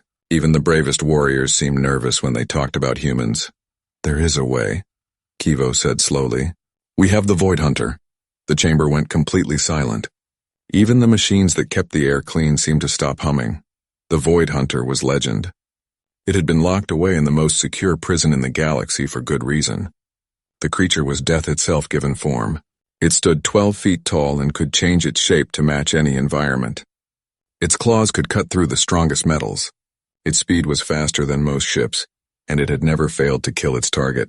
Are you certain? Asked Vex Mothar. His tentacles had turned pale with worry. The hunter has been asleep for 50 years. We locked it away because it was too dangerous. The humans are more dangerous, Kivo replied. If we wait, they will spread to 1,000 worlds. Then it will be too late. Daeho Kim stood up slowly. His movement was so quiet that some of the aliens did not notice at first. When they did see him, they stopped talking. May I speak? Daeho asked. His voice was soft but clear. Kivo nodded. The human may address the council. Daeho walked to the center of the circle. He looked small next to Kivo's crystal form, but he did not seem afraid. I understand your concerns, Daeho said. Fear is a natural thing. When something new appears, we worry about what it might do.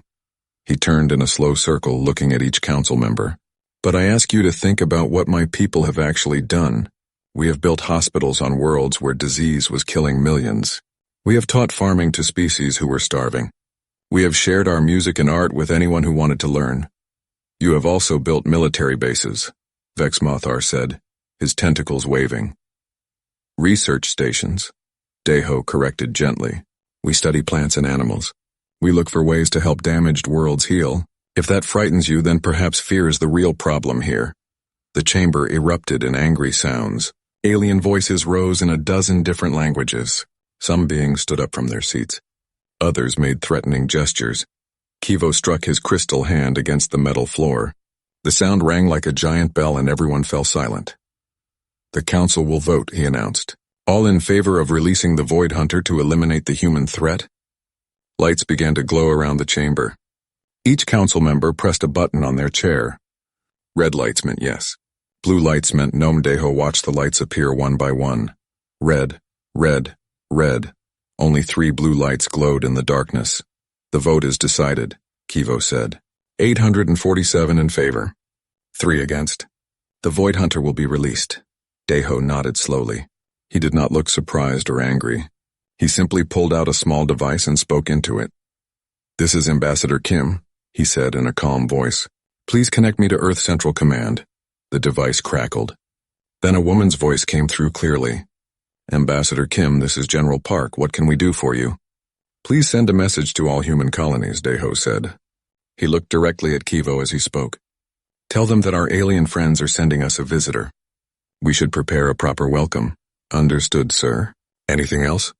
Yes, Daeho said with a small smile.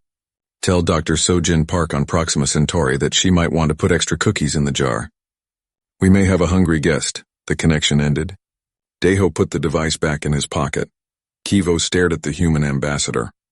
Do you not understand what we have done? We are sending death itself to your colony. I understand perfectly, Daeho replied. You are afraid of us, so you are trying to hurt us. But fear makes people do foolish things. I hope you will remember that when this is over. Daeho bowed politely to the council. Then he walked out of the chamber with the same calm steps he had entered with. Behind him, the aliens sat in confused silence. They had expected the human to beg for mercy. They had thought he would offer them riches or territory to change their minds. Instead, he had simply accepted their decision and talked about cookies. Far away in the deepest part of the galaxy, machines began to wake up an ancient horror.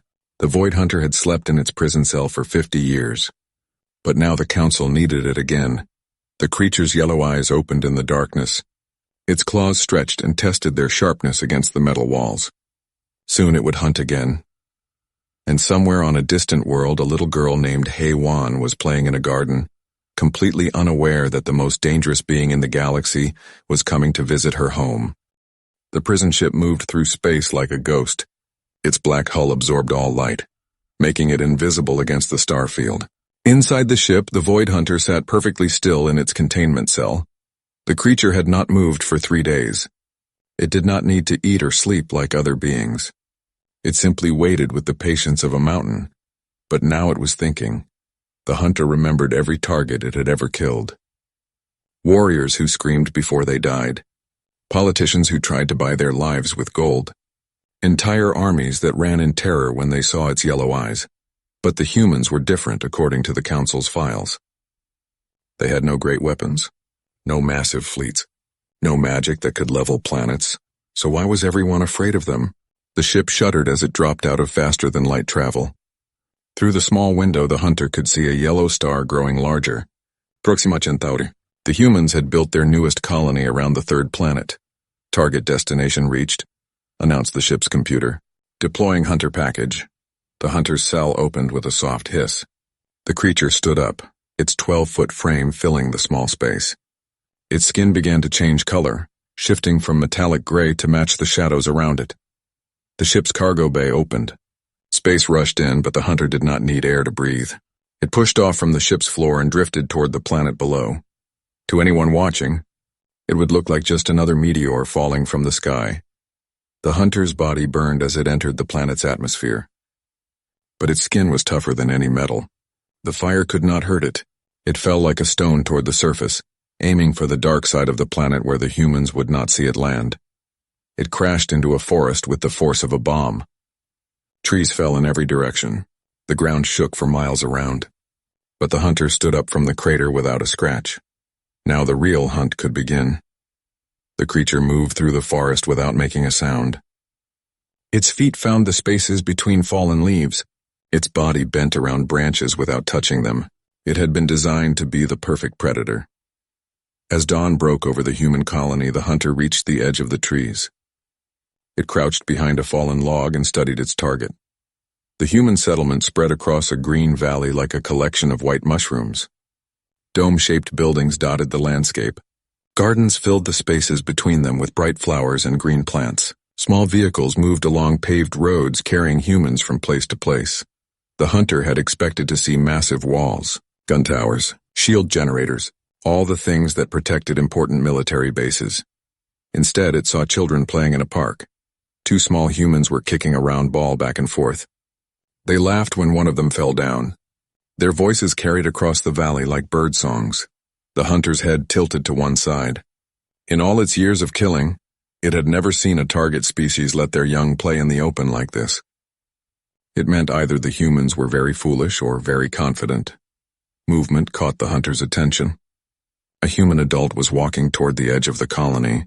He wore work clothes and carried tools in a bag on his back. The hunter recognized the human from the council's files. Taemin Lee, age 34, specialist in terraforming technology. According to the records, he was one of the most dangerous humans on the planet. The hunter followed Taemin as he walked toward a rocky cliff. The human moved slowly, stopping often to look at plants or examine the soil. He seemed completely unaware that death was following him. Taman reached the base of the cliff and began unpacking his tools. The hunter crept closer, staying hidden behind rocks and bushes.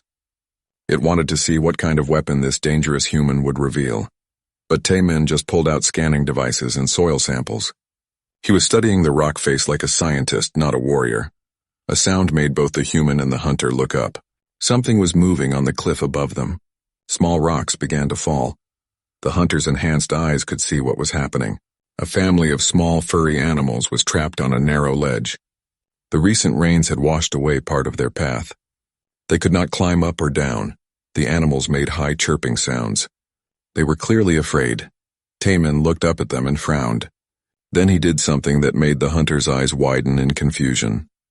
The human began climbing the cliff. Taman was not a trained climber.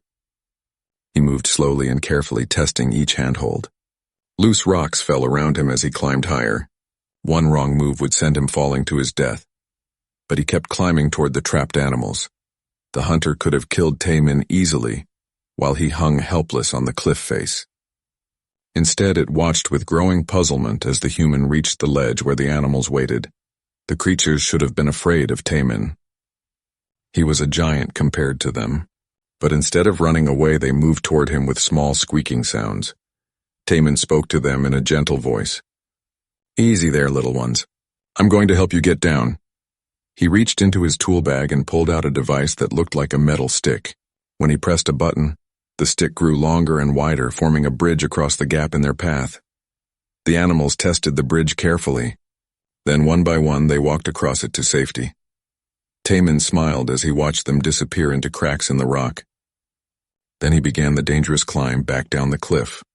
The hunter followed Taman back to the colony. It still did not understand what it had seen. Why would a dangerous human risk his life to save small animals? What kind of weapon was a bridge-building tool? As the day continued, the hunter saw more confusing things. Dr. Sojin Park, the colony administrator, spent her morning in a greenhouse full of alien plants. She moved between them like a mother caring for her children, checking their leaves and measuring their growth. The council's files said she was a deadly scientist, but she looked more like a gardener.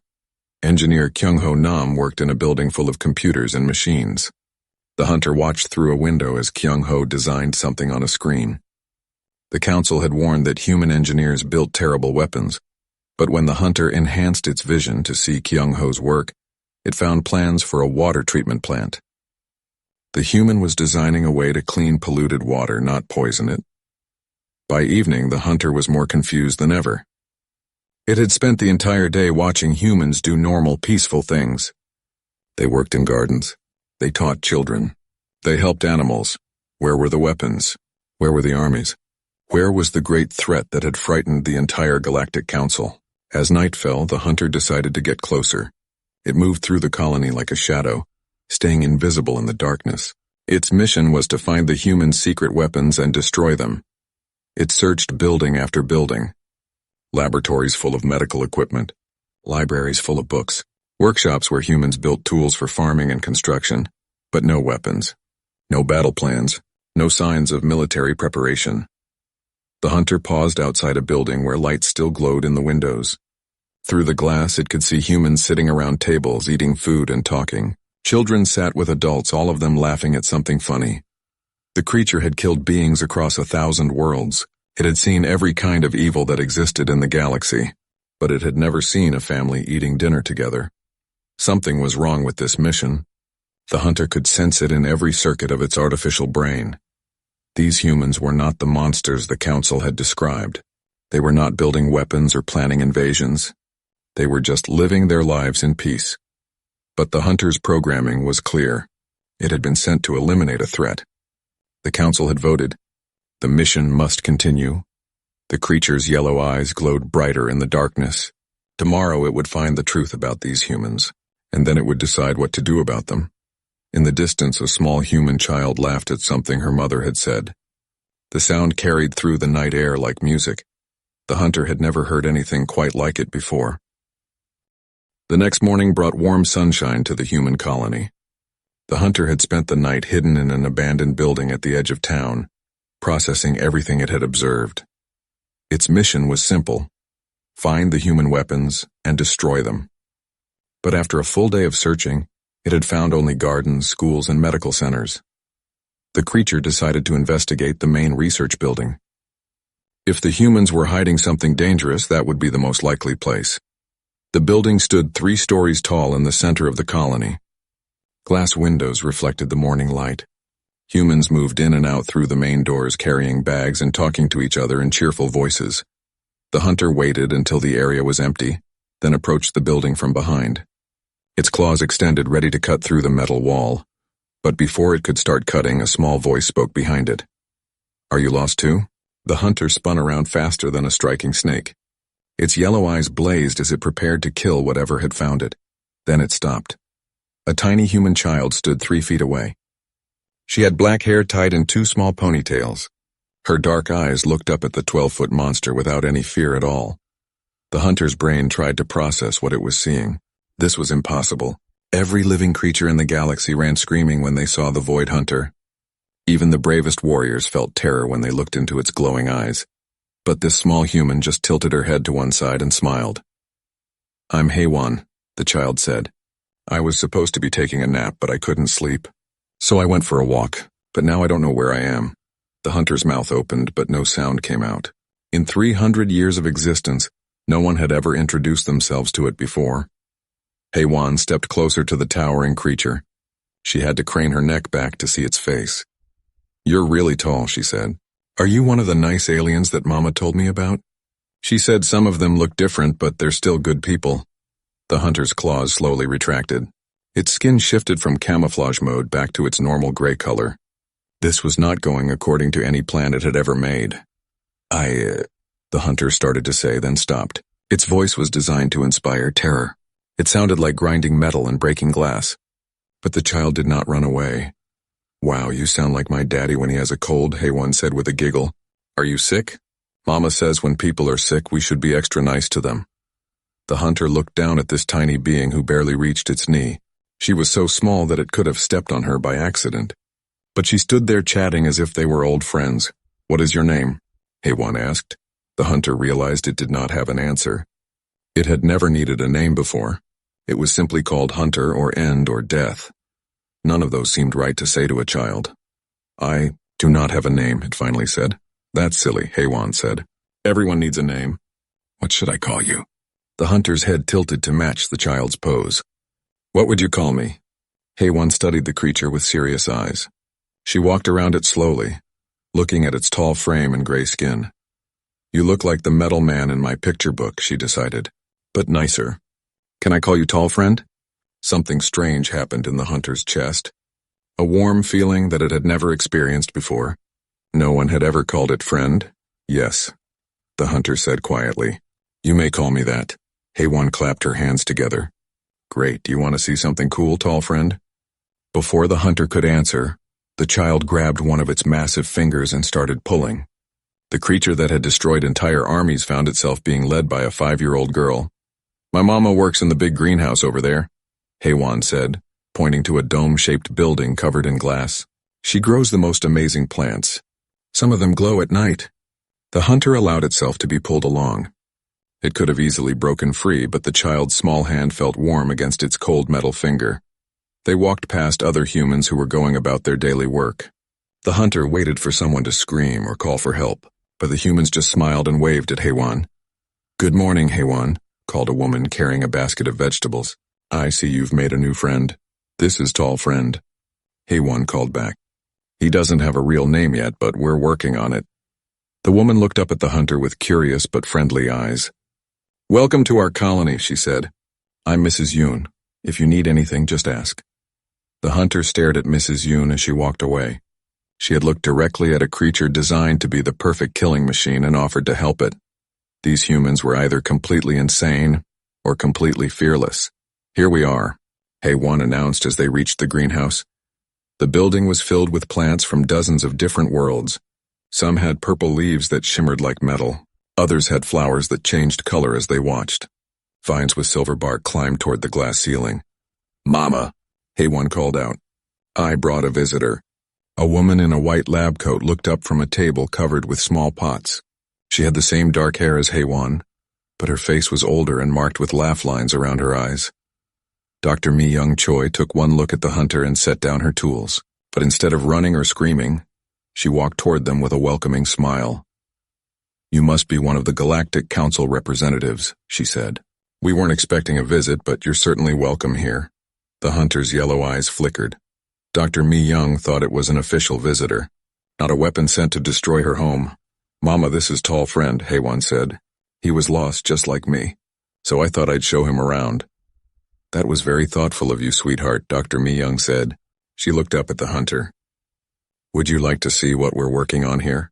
We're developing new strains of healing plants that might help some of the damaged worlds in our sector."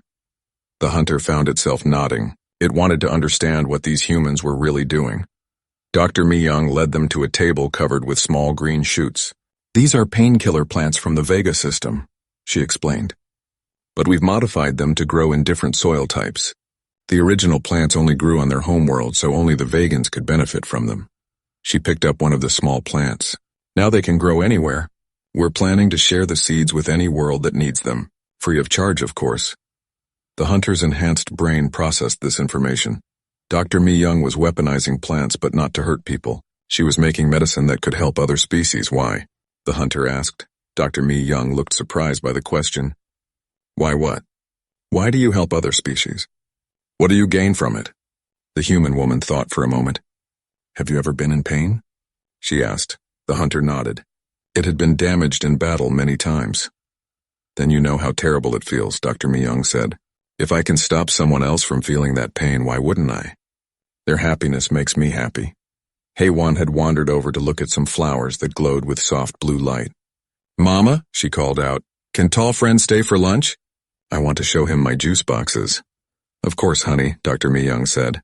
"We always have room for one more at our table." The hunter looked from the mother to the daughter. These humans lived in a world where a child could befriend a monster and a scientist could invite that monster to lunch. It was the strangest thing the hunter had ever encountered, and for the first time in its existence, it did not want to kill anyone. "I would like that," the hunter said quietly. Heywan cheered and ran over to hug its leg. The galaxy's most dangerous weapon stood perfectly still, afraid that any movement might hurt the small child clinging to it. Outside the greenhouse, the warm sun continued to shine on the peaceful colony. The hunter had come here to bring death and destruction. Instead, it had found friendship and kindness, and it was beginning to understand why the Galactic Council was really afraid of the humans. Lunch with the Choi family changed everything for the hunter. They sat around a simple wooden table in the small apartment above Dr. Mi-Young's greenhouse. Heywan had insisted that the hunter sit next to her, even though its 12-foot frame made the furniture look like toys. "We usually have rice and vegetables," Dr. Mi-Young explained as she set plates on the table. "But today we have something special. Mrs. Kang brought us some of her famous dumplings." Heywan bounced in her chair. "They're the best in the whole colony. Try one, tall friend." The hunter looked down at the small steaming dumplings on its plate. It had never eaten food with others before.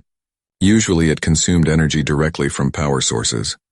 But when Heywan picked up her dumpling with her tiny fingers and took a big bite, the hunter carefully did the same. The taste was completely new, warm, comforting, like the feeling of safety that it had never experienced before. "Do you like it?" Heywan asked, her mouth full of food. The hunter nodded slowly. "It is good," Dr. Mi-Young smiled. "I'm glad you enjoy it. Food always tastes better when it's shared with friends."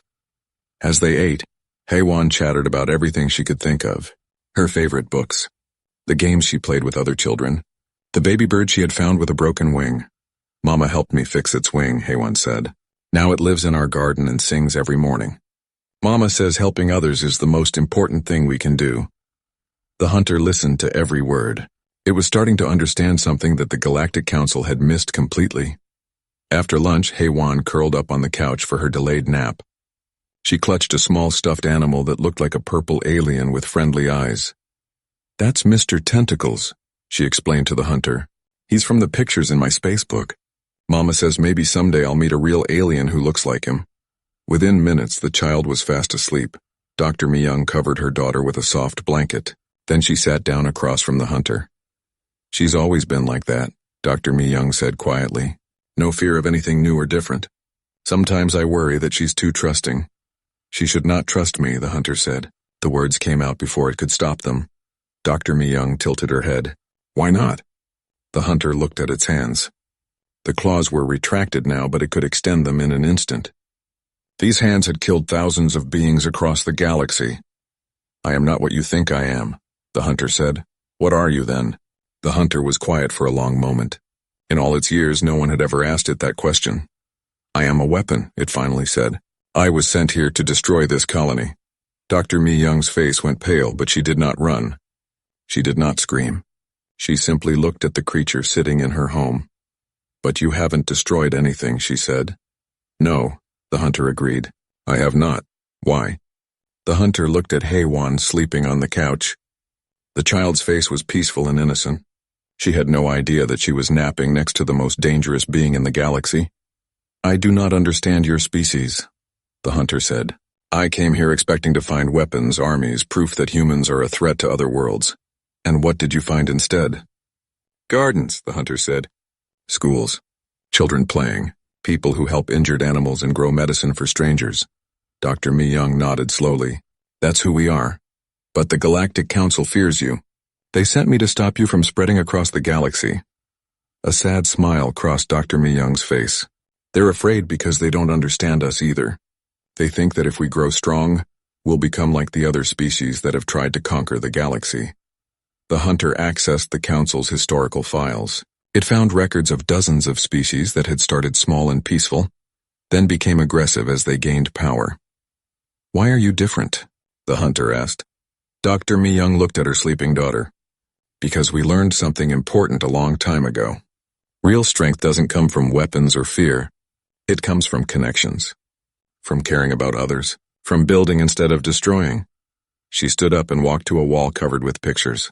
They showed humans working with aliens from dozens of different worlds, building hospitals together, teaching each other new skills, celebrating festivals from different cultures. Look at these, Dr. Mi-young said. This is Dr. In-ho Bei working with Andromedan farmers to develop drought-resistant crops. Here's Professor Kyung-soo Park teaching mathematics to young centaurians whose homeworld had no schools. The hunter studied each picture. In every image, humans and aliens were working together as equals. This is engineer Woo Jin Nam, Dr. Mi-young continued, pointing to another photo. He helped design new air filtration systems for the underground cities on Kepler 438b. The people there had been dying from pollution for decades. The hunter's database contained detailed files on every person Dr. Mi-young mentioned. The Galactic Council had marked them all as dangerous threats, but the pictures showed them healing worlds instead of conquering them. We don't want to rule the galaxy, Dr. Mi-young said. We want to help it grow and flourish. Every species has something valuable to offer. Every world has its own beauty. The hunter stood up and walked to the window. Outside it could see humans and aliens working together in the colony's central garden. A small blue-skinned child was teaching a human girl how to make flower crowns.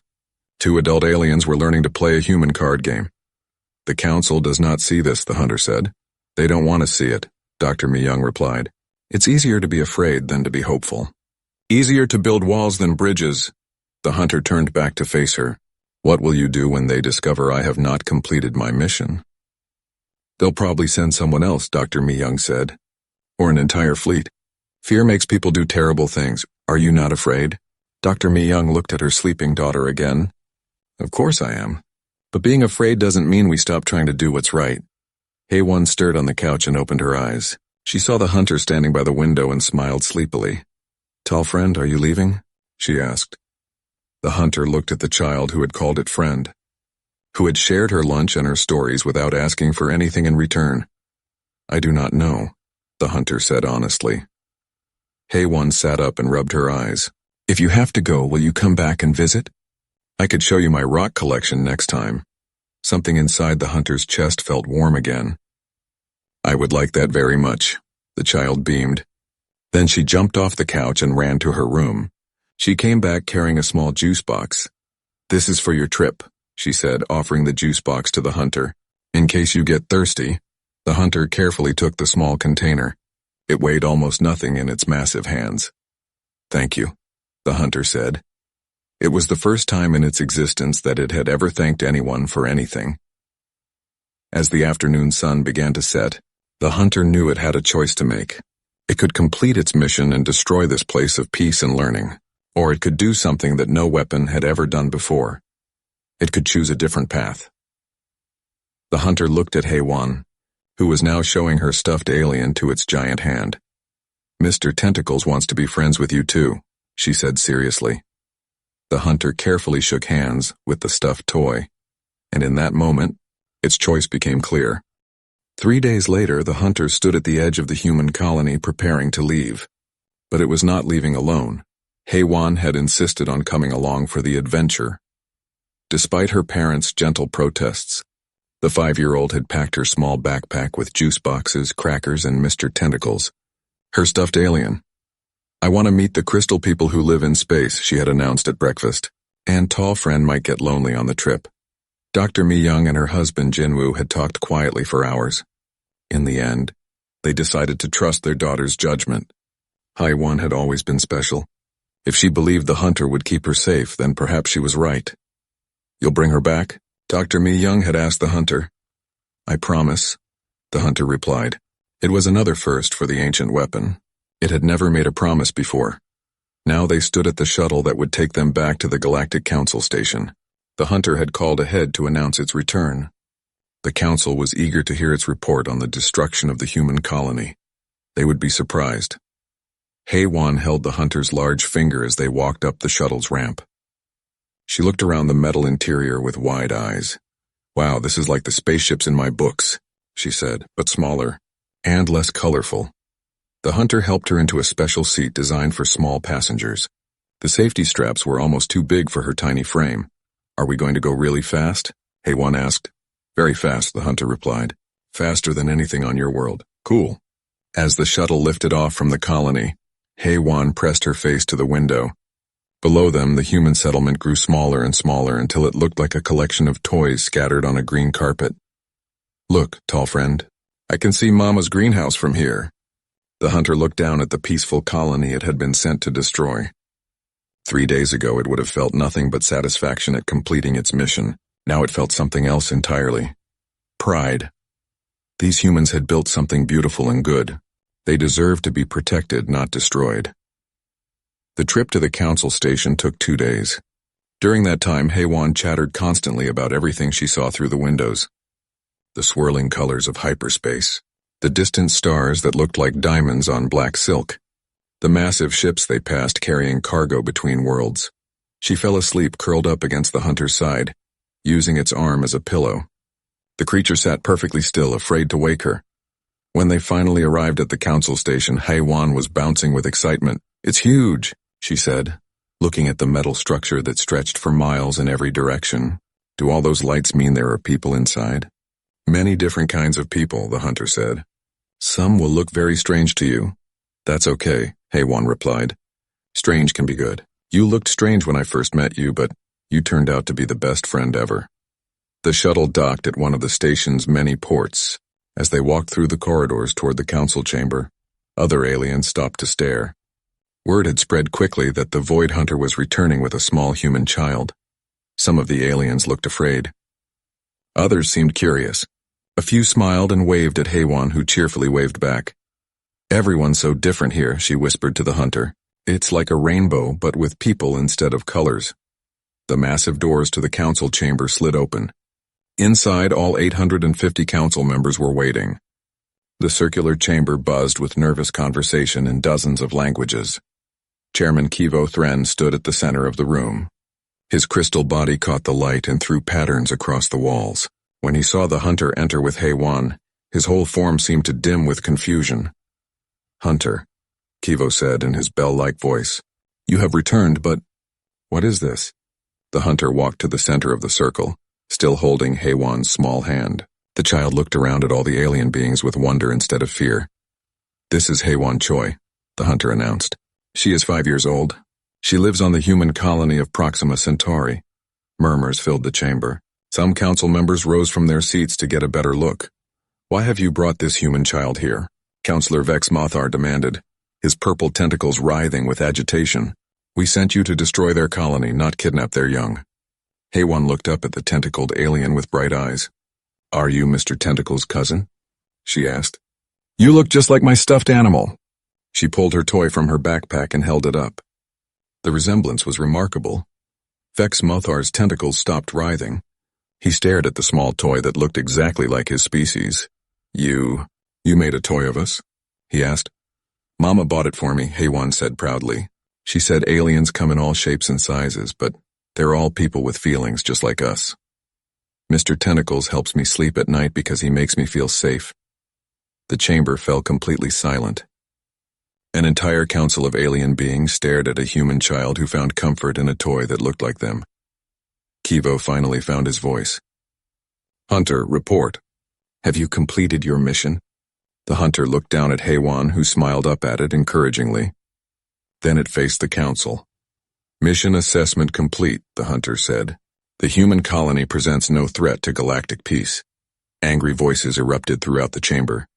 Council members shouted in dozens of languages.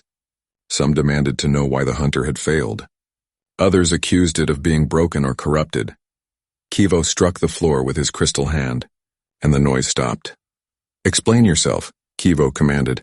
The hunter's yellow eyes swept across the assembled aliens.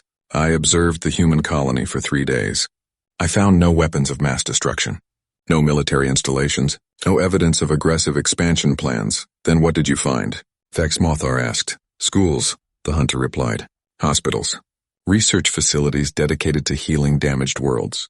Gardens where humans grow food to feed hungry populations across the galaxy. The hunter paused and looked at Haywan again. I found a people who measure their success not by how much they can take, but by how much they can give. Lies, shouted an alien that looked like a giant metal spider. They are spreading across the galaxy like a plague. They are sharing knowledge and resources with anyone who needs them, the hunter corrected, without asking for payment or territory in return. Haywan tugged on the hunter's arm. Tall friend, why are they so angry? The hunter knelt down so it could speak to her at eye level. They are afraid, little one. Sometimes fear makes people say angry things. Haywan nodded solemnly. Then she walked toward Kivo Thren's crystal form. The chairman of the Galactic Council, one of the most powerful beings in the galaxy, took a step backward as a 5-year-old human approached him. Why are you afraid of my people? Haywan asked, looking up at the towering crystal being. Kivo's light flickered uncertainly. Because your species grows too quickly. Soon you will want to rule over us, but we don't want to rule anybody, Haywan said. That sounds boring and mean. We just want to help and learn new things and make friends. She reached into her backpack and pulled out one of her juice boxes. Here, this is for you. Mama says sharing food is how friends say hello. The small juice box looked tiny in Kivo's crystal hands. He had never been offered a gift by someone he considered an enemy. Thank you, he said quietly. Ambassador Dae-ho Kim had been sitting silently in the back of the chamber. Now he stood up and walked forward. Chairman Kivo, Dae-ho said, my government asked me to deliver this message if the hunter returned safely. He pulled out an envelope and handed it to the crystal being. Kivo opened it carefully and read the contents. His entire form began to glow brighter. What does it say? Vex Mothar demanded. Kivo's voice was barely above a whisper. It is a thank you note. The humans are thanking us for sending them a new friend. He looked up at the assembled council. They want to invite all of us to a celebration feast. They are grateful. The chamber erupted again, but this time the voices were confused rather than angry. Council members looked at each other with uncertainty. How do you fight an enemy that thanks you for attacking them? Haywan had wandered over to examine some of the more colorful aliens. She was asking them questions about their homeworlds and complimenting their interesting features. The hunter watched her with something that might have been called pride. This small human was doing what entire armies could not do. She was winning a war with kindness.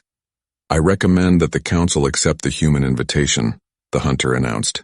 And I volunteer to serve as security for the event. You want to protect them? Kivo asked in disbelief. Yes, the hunter said simply. They are worth protecting. Haywan had finished her tour of the aliens and returned to the hunter's side. She was yawning and rubbing her eyes. Tall friend, can we go home now? I'm getting sleepy and Mama will worry if we're gone too long. The hunter picked up the small child who immediately curled up against its chest. Yes, little one. Let us go home. As they walked toward the chamber doors, Haywan waved sleepily at the council members. Bye-bye. I hope you come to our party. We're going to have cake. The massive doors closed behind them, leaving 850 alien beings to contemplate what they had just witnessed. A human child had walked into the heart of galactic power and turned enemies into friends simply by being herself. And for the first time in the galaxy's history, a council meeting ended not with declarations of war, but with representatives quietly discussing what to bring to a birthday party. 6 months. Captain Jake Morrison stood on the bridge of the UHS Wanderer and watched the alien ship grow larger on his screen. 300 years had passed since humans first left Earth. In all that time, they had met 42 different alien species. Most meetings went well. Humans traded goods and shared knowledge with their new neighbors across the stars. This meeting felt different. The alien ship was huge. It stretched nearly 2 miles from front to back and looked like it was built from black metal and crystal. Strange lights pulsed along its sides in patterns that hurt to look at. The ship moved through space like a predator swimming through dark water. Sir, we're getting a message, said Communications Officer Tony Blake. His voice was tight with worry. Put it through, Jake said. The main screen changed. Instead of showing the alien ship, it now showed the inside of their vessel. Jake had to stop himself from stepping backward. The aliens were massive. They stood almost 9 feet tall and looked like reptiles that had learned to walk upright. Their scales shifted color from green to gold to deep purple. Their eyes were large and black like pieces of space itself. The largest alien stepped forward. When it spoke, its voice sounded like rocks grinding together. I am Overlord Vextar of the Zephyrian Empire. You are the species called humans. Yes, Jake replied, trying to keep his voice steady. I am Captain Jake Morrison of the United Human Federation. We come in peace and hope to build friendship between our peoples. Vextar made a sound that might have been laughter. Several other Zephyrians behind him joined in. The sound sent chills down Jake's spine. Friendship, Vextar repeated. How amusing. Tell me, human, how many star systems does your species control? We have colonies in 37 systems, Jake answered, not sure why this mattered. 37, Vextar said to the other aliens. And how long have you traveled between stars? About 300 years. The Zephyrians made more of those grinding sounds. Vextar leaned closer to his screen. His black eyes seemed to look right through Jake. We have controlled over 2,000 systems for more than 50,000 years, little human. To us, you are children playing with toys they do not understand. Jake felt his crew shifting behind him. He could sense their anger building. We may be young compared to you, but we've learned much. We've made friends with many species. We believe all intelligent life deserves respect. Respect, Vexatar spat. You speak of respect while you pollute the galaxy with your crude ships and primitive colonies. You spread like a disease across worlds that should belong to your betters. The Zephyrian overlord turned to speak with his companions in their own language. Jake caught enough words to understand they were discussing humans like scientists might discuss interesting bacteria. We have decided, Vextar announced. Your species shows promise as specimens. You will surrender your ambassador and senior officers to us immediately. Consider it an honor. Few lesser species are deemed worthy of our collections. Jake felt ice form in his stomach. Collections? Our museums, research facilities, and entertainment centers require fresh exhibits. Humans appear suitable for our needs. You should feel proud. Your species will serve a higher purpose. Behind Jake, Lieutenant Commander Paul Rogers whispered, Sir, they want to put us in zoos. Vextar's hearing was apparently very good. Not zoos, human. Something far more sophisticated. Some of you will help our scientists understand how primitive minds work. Others will provide amusement in our arena games. The strongest specimens will be bred to create more interesting generations. The bridge went completely quiet. Jake could hear his own heartbeat. He looked at his crew and saw the same expression on every face. It was not fear. It was the cold rage that humans felt when someone threatened their families. I'm afraid that's not acceptable, Jake said carefully. You misunderstand, Vextar replied. This was not a request. You have 30 of your Earth days to surrender all human colonies to the Zephyrian Empire. If you refuse, we will take what we want by force. Your species will learn what happens to those who displease us. The screen went dark. Jake stood in silence for a long moment. His crew waited for orders. Finally, he turned around. Every person on the bridge was looking at him with the same expression. They were waiting to see what humanity would do when faced with slavery.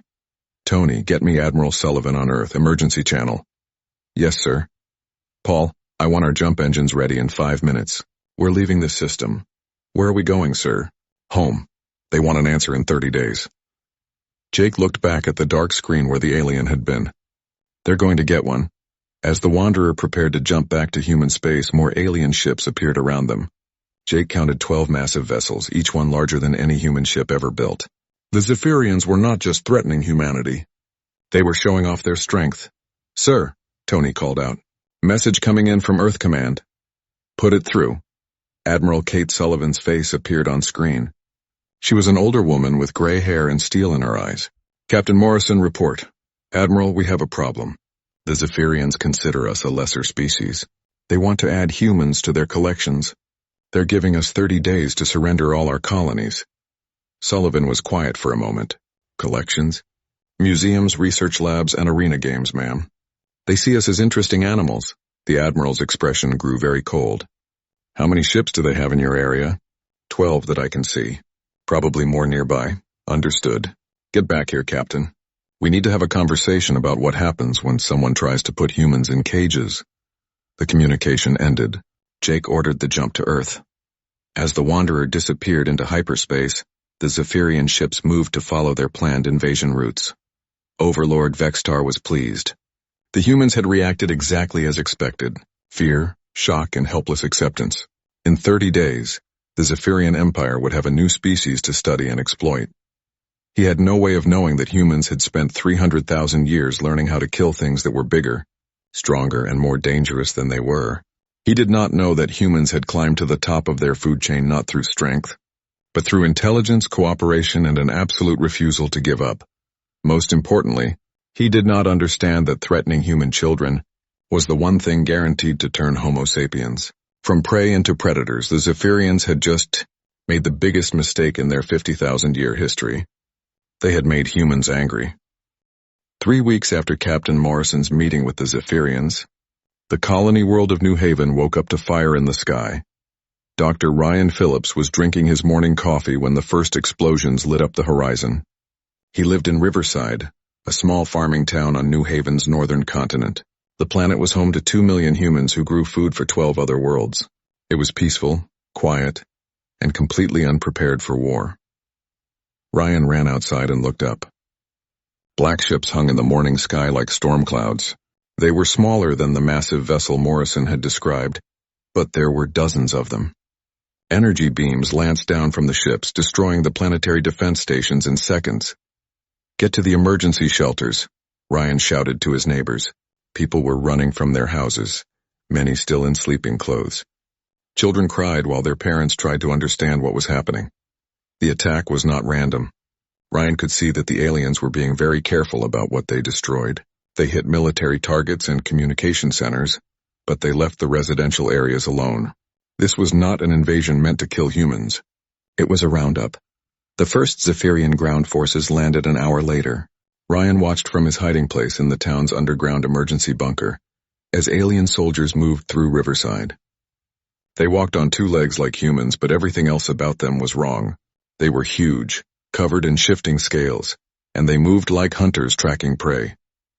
The Zephyrians carried strange weapons that fired nets made of energy. When the nets hit humans, they wrapped around them and went solid. The trapped people could not move or speak. They could only watch as the aliens loaded them into floating cargo containers. They're taking everyone, whispered Maria Santos, a teacher who had been leading a group of children to safety when the attack started. Look at how they're sorting people. Ryan peered through the bunker's periscope. Maria was right. The aliens were very organized about their capture operation. They put children in different containers from adults. They separated men and women.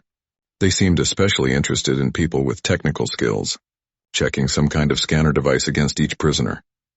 It's like they're shopping, said Frank Chen, a mechanic who had lived on New Haven for 20 years. They know exactly what they want. The roundup continued for 3 days. The Zephyrians moved from town to town with mechanical efficiency. They did not hurry. They did not seem worried about human resistance. Why should they be? Their smallest soldiers were twice the size of the largest human, and their weapons could stop a person without killing them. Ryan's group stayed hidden in the bunker and listened to radio transmissions from other parts of the planet. The pattern was the same everywhere. The aliens would destroy military targets, then land troops to collect humans. They took about 60% of each town's population and left the rest behind. On the fourth day, something changed. The radio brought news that made everyone in the bunker go silent. "This is Captain Alex Turner of the UHS Defender," the voice said through heavy static. "We're approaching New Haven with a rescue force. All surviving colonists, please respond if you can hear this transmission." Frank grabbed the radio. "This is Frank Chen in Riverside Emergency Bunker. We have 37 people here, including 8 children. The aliens took most of the town 3 days ago. Copy that, Mr. Chen, we're coming to get you. How many Zephyrian ships are still in orbit?" Ryan looked through the periscope. The alien fleet was still there, but something was different. Human ships were approaching from the other side of the planet. They were smaller than the Zephyrian vessels, but there were many of them. "I count 15 alien ships," Frank reported. "But there are human ships coming in fast from the south." "Roger. Stay in your shelter until we give the all clear." The battle that followed was unlike anything Ryan had ever imagined. The human ships moved like angry wasps around the larger alien vessels. They used the planet's gravity and atmosphere to their advantage, diving in and out of the clouds to avoid return fire. The Zephyrians had superior technology, but the humans fought with something the aliens did not expect. They fought like people who had come to rescue their families. Every human ship pushed its engines beyond safe limits. Every pilot took risks that would have been considered insane in a training exercise. When a human destroyer called the UHS Vengeance took a direct hit and started falling toward the planet, its captain did not try to save his ship. Instead, he aimed it at the largest Zephyrian vessel and rammed it at full speed. Both ships exploded in a ball of fire that lit up the sky. "Did he just—" Maria began. "Yes," Ryan said quietly. "He did that on purpose, and the message was clear. Humans would rather die than let aliens take their people." The Zephyrian commander seemed to understand this because his remaining ships began to retreat. But they did not leave empty-handed. The cargo vessels full of captured humans went with them. Captain Turner's ship landed near Riverside 6 hours later. He was a tall man with dark skin and eyes that had seen too much. When he walked into the emergency bunker, the first thing he asked was not about casualties or damage. "How many did they take?" "About half the town," Frank answered. "Maybe 1,500 people just from our area." Turner's expression grew very cold. "Did you see where they put the prisoners?" "Different containers for different groups," Ryan explained. "They seemed to know exactly what they wanted. Children went in one type, adults in another. They had scanners that they used to check people. They're building collections," Turner said. "Intelligence reports from other attacked colonies show the same pattern. They're not just taking slaves. They're taking specimens for specific purposes." Maria stepped forward. "What kind of purposes?" Turner was quiet for a moment. "Research, entertainment, breeding programs." The bunker went completely silent. Ryan felt something change in the air around him. It was the same feeling he had noticed during the space battle above them. It was the moment when humans stopped being afraid and started being dangerous. "How many colonies have they hit?" Frank asked. 7 so far. "They're moving fast and taking about 50,000 people per attack." "And how many have we rescued?" Turner's silence was answer enough. Ryan stood up. He was not a soldier or a leader, but he had lived on New Haven for 15 years. He had friends among the missing. He had colleagues who were probably in alien cages by now. "What do we do?" he asked. Turner looked at each person in the bunker. "We do what humans do when someone hurts our families. We hunt them down. Every ship. Every base. Every hiding place. We find our people and we make sure this never happens again." "How?" "Their ships are bigger than ours. Their technology is better." "Maybe," Turner said, "but they made one mistake. They let some of us go. They wanted survivors to spread fear and make other colonies surrender." "What mistake is that?" Turner smiled, but there was no humor in it. "They don't understand humans very well. They think survivors will be afraid. They don't realize that survivors will be angry, and angry humans are the most dangerous things in the galaxy." As rescue ships landed across New Haven, reports came in from Earth. The Human Defense Council had called an emergency session. Every admiral, every general, every political leader was asking the same question. How do we get our people back? President Helen Brooks appeared on emergency broadcasts across human space. Her message was simple and direct.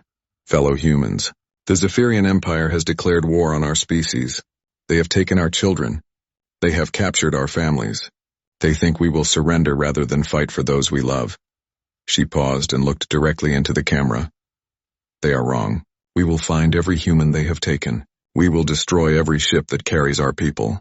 We will hunt them across the galaxy if necessary, and we will make sure that no other species ever makes the mistake of thinking humans are easy prey. The broadcast ended, but the message continued to spread. On Earth, the factories that built ships began working around the clock. In the military academies, classes on Zephyrian technology and tactics became mandatory. Across 37 star systems, humans began preparing for a war unlike anything they had ever fought. The Zephyrians had wanted to collect humans like interesting animals.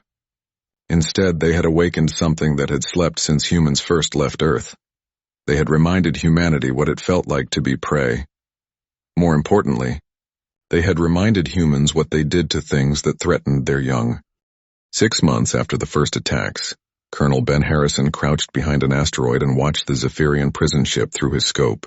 The alien vessel was enormous, easily 10 times larger than any human warship.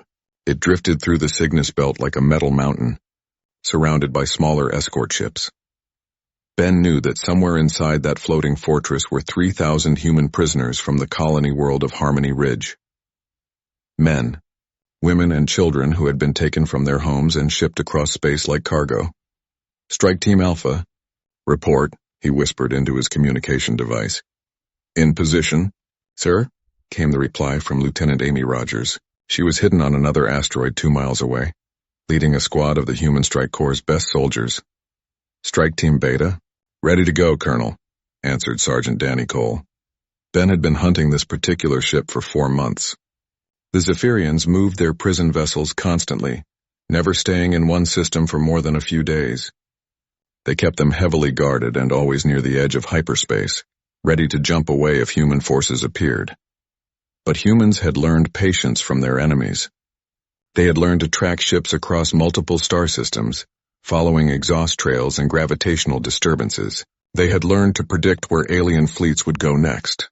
Most importantly, they had learned to wait. Remember the plan, Ben said quietly. We hit the escort ships first. Fast and hard. The prison ship can't jump to hyperspace while it's launching fighters. That gives us maybe 10 minutes to get our people out. What if they try to kill the prisoners instead of letting them go? Amy asked. Ben's expression grew cold behind his helmet. Then we make sure every alien on that ship regrets it. The attack began exactly at 0300 hours. Human fighter craft erupted from hiding places throughout the asteroid field like angry hornets. They had been waiting in complete silence for 6 hours. Their engines shut down and their life support running on minimum power. The Zephyrian escorts never saw them coming. Ben's ship, the Fury, was designed specifically for fighting aliens. It was small, fast, and armed with weapons that could punch through Zephyrian armor. Most importantly, it was piloted by someone who had seen what the aliens did to human prisoners. The first escort ship exploded in a ball of superheated plasma before its crew could even send a distress signal. The second ship managed to fire a few shots before Amy's team tore it apart with focused laser fire. The third escort tried to run, but Danny's squad was waiting for it. In less than 3 minutes, all the escort ships were destroyed. The massive prison vessel hung alone in space, defenseless and unable to escape. This is Colonel Harrison of the Human Strike Corps. Ben broadcast on all frequencies. Zephyrian vessel, you are carrying kidnapped human citizens. Surrender immediately and prepare for boarding. The response came in the form of weapons fire. Energy beams lanced out from the prison ship's defensive guns, trying to swat the human fighters like insects. So much for doing this the easy way, Ben muttered. All teams, attack pattern Omega. Hit the docking bays. The human fighters swarmed over the alien ship like antibodies attacking a virus. They used their small size and superior maneuverability to get close to the hull, where the larger weapons could not target them. Then they began cutting their way inside. Ben landed his fighter in what had been the ship's main docking bay. The metal was still glowing from the plasma cutters his team had used to slice through the hull. Around him, other Strike Corps soldiers were doing the same thing. creating a dozen entry points simultaneously. The inside of the Zephyrian ship was like a nightmare made real. The corridors were too large for humans, built for creatures twice their size. The air was thick and humid, full of chemical smells that made Ben's eyes water. Worst of all were the sounds coming from deeper in the ship. Human voices crying out in fear and pain. Team Alpha, find the prisoner holding areas, Ben ordered. Team Beta, secure the bridge. Team Gamma, engine room. Nobody leaves this ship until every human is accounted for. The Zephyrians fought back, but they were not prepared for human tactics. Their soldiers were larger and stronger, but they moved like creatures who had never been prey. They did not understand how to fight in tight spaces against smaller, faster enemies. Humans, on the other hand, had spent millions of years learning how to kill things bigger than themselves.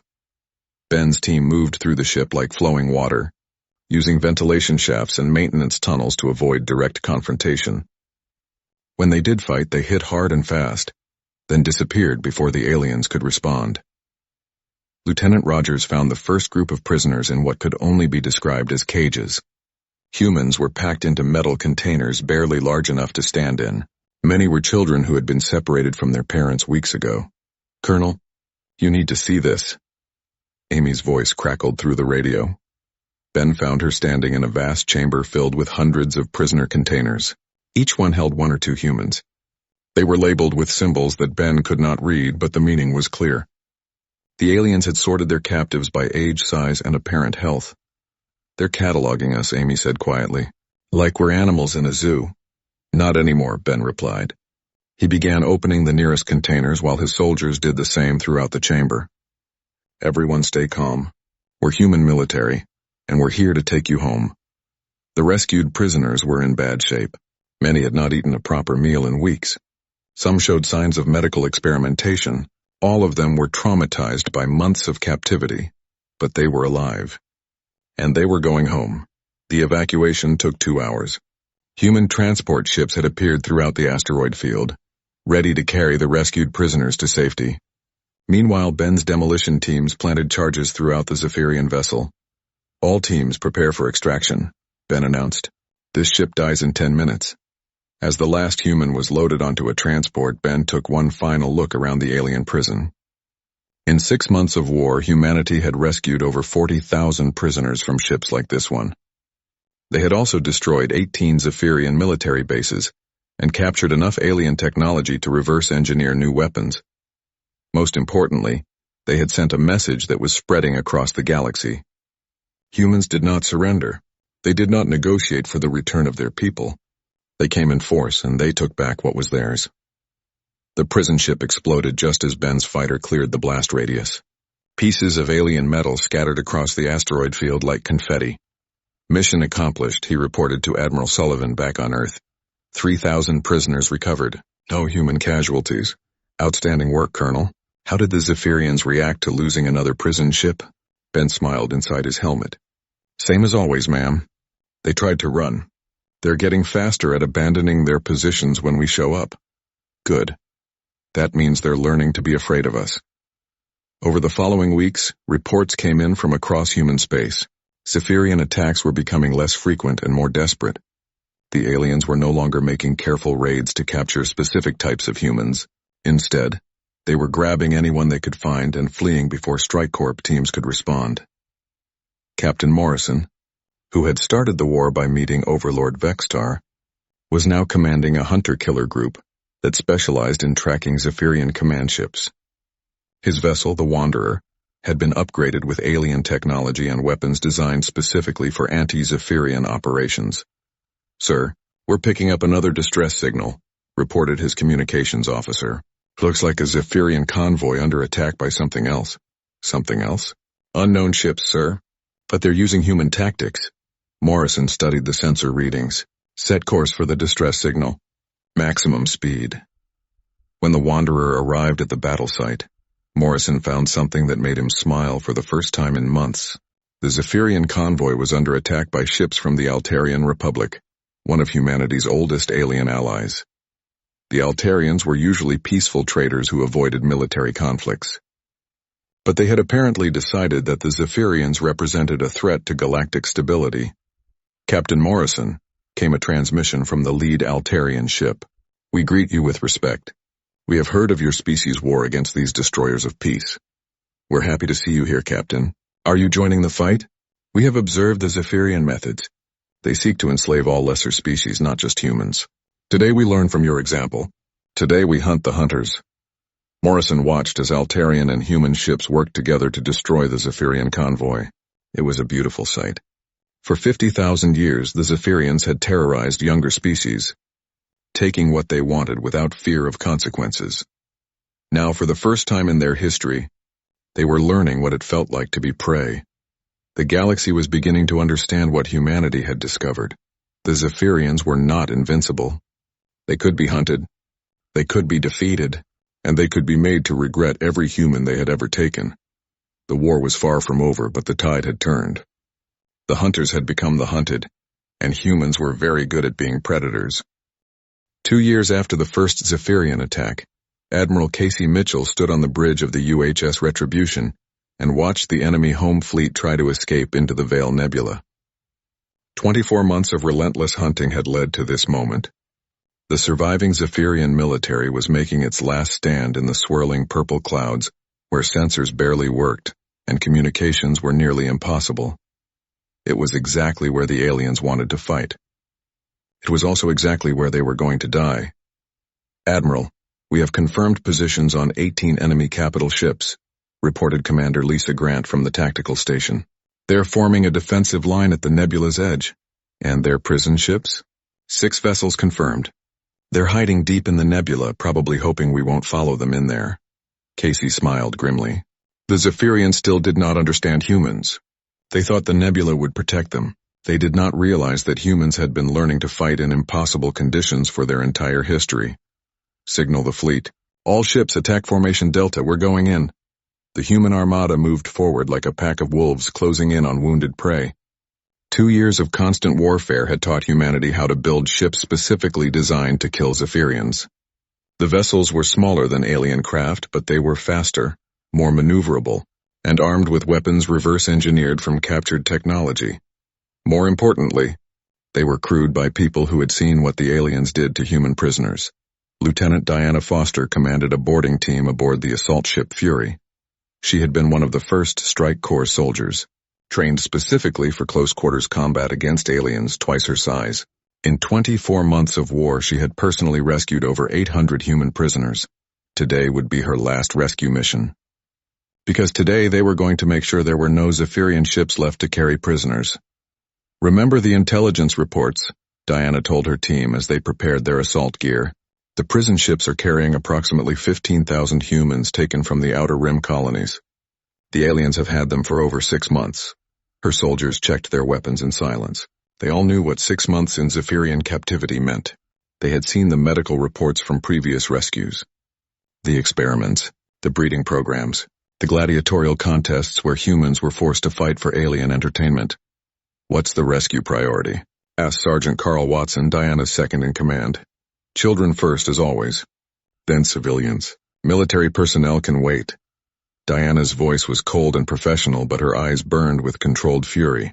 "And remember, if we find any aliens in the prisoner areas, they don't get a chance to surrender." The battle began when the human fleet entered the nebula. The swirling gases made targeting difficult for both sides, but humans had learned to use this to their advantage. They moved in small groups, appearing out of the purple mist to attack isolated alien ships before disappearing again. The Zephyrians tried to maintain their formation, but their massive vessels were too slow to respond to hit-and-run attacks. One by one, their escort ships were destroyed by human fighters that struck like ghosts in the fog. Admiral Mitchell watched the tactical display as her fleet systematically destroyed the enemy. "Signal to all prison ships in the nebula," she ordered. "This is Admiral Casey Mitchell of the Human Federation. You are surrounded. Surrender your human prisoners immediately, and your crews will be allowed to escape in life pods." The response came in the form of weapons fire. Energy beams lanced through the nebula, trying to hit the human ships. Most missed their targets in the swirling gases. "I guess they want to do this the hard way," Casey muttered. "All boarding teams, you are cleared to begin rescue operations. Rules of engagement are weapons-free." Diana's team launched toward the nearest prison ship in a high-speed assault craft. The alien vessel was trying to hide behind a gas giant, using the planet's gravity to mask its energy signature, but human sensors had been upgraded with captured Zephyrian technology. The ship might as well have been broadcasting its location. The assault craft attached itself to the prison ship's hull like a parasite. Diana's team began cutting through the alien metal with plasma torches while the ship's weapons tried unsuccessfully to target them. "Breach complete," Carl reported, moving into the ship. The inside of the Zephyrian vessel was a horror beyond imagination. Diana had seen alien prison ships before, but this one was different. It was not just holding human captives. It was processing them. The corridors were lined with medical equipment that had clearly been used on unwilling subjects. Computer displays showed detailed anatomical studies of human biology. Worst of all were the breeding chambers where human families had been separated and catalogued like livestock. "Teams 2 and 3 secure the prisoner areas," Diana ordered through gritted teeth. "Team 1 with me. We're going to the ship's data core." Diana wanted more than just to rescue prisoners. She wanted to understand the full scope of what the Zephyrians had been doing to humans. The data they collected today would be used to track down every alien facility in the galaxy. The ship's computer core was defended by a squad of Zephyrian soldiers. They were massive creatures, nearly 9 feet tall and armed with energy weapons that could punch through human armor. Under normal circumstances, they would have been almost impossible to defeat in direct combat. But these were not normal circumstances. Diana's team had been hunting aliens for 2 years. They knew every weakness in Zephyrian equipment and tactics. More importantly, they were fighting to save their own species. The battle lasted less than 5 minutes. When it was over, 6 dead aliens lay scattered around the computer core, and Diana was downloading their entire database. "Team 2. Report," she called into her radio. "We found them." "Lieutenant," came the reply from Sergeant Bobby Turner. "About 3,000 prisoners in the lower decks. They're in bad shape, but they're alive. Medical condition? Some show signs of experimentation. Many of the children have been separated from their parents for months. But we can treat the physical injuries. The psychological damage will take longer." Diana felt the familiar cold rage building in her chest. Every rescue mission brought new evidence of Zephyrian cruelty. Every prison ship contained fresh horrors that had been inflicted on innocent people. "Begin evacuation procedures," she ordered. "I want every human off this ship in 30 minutes. As her team worked to rescue the prisoners, Diana studied the data they had captured from the alien computers.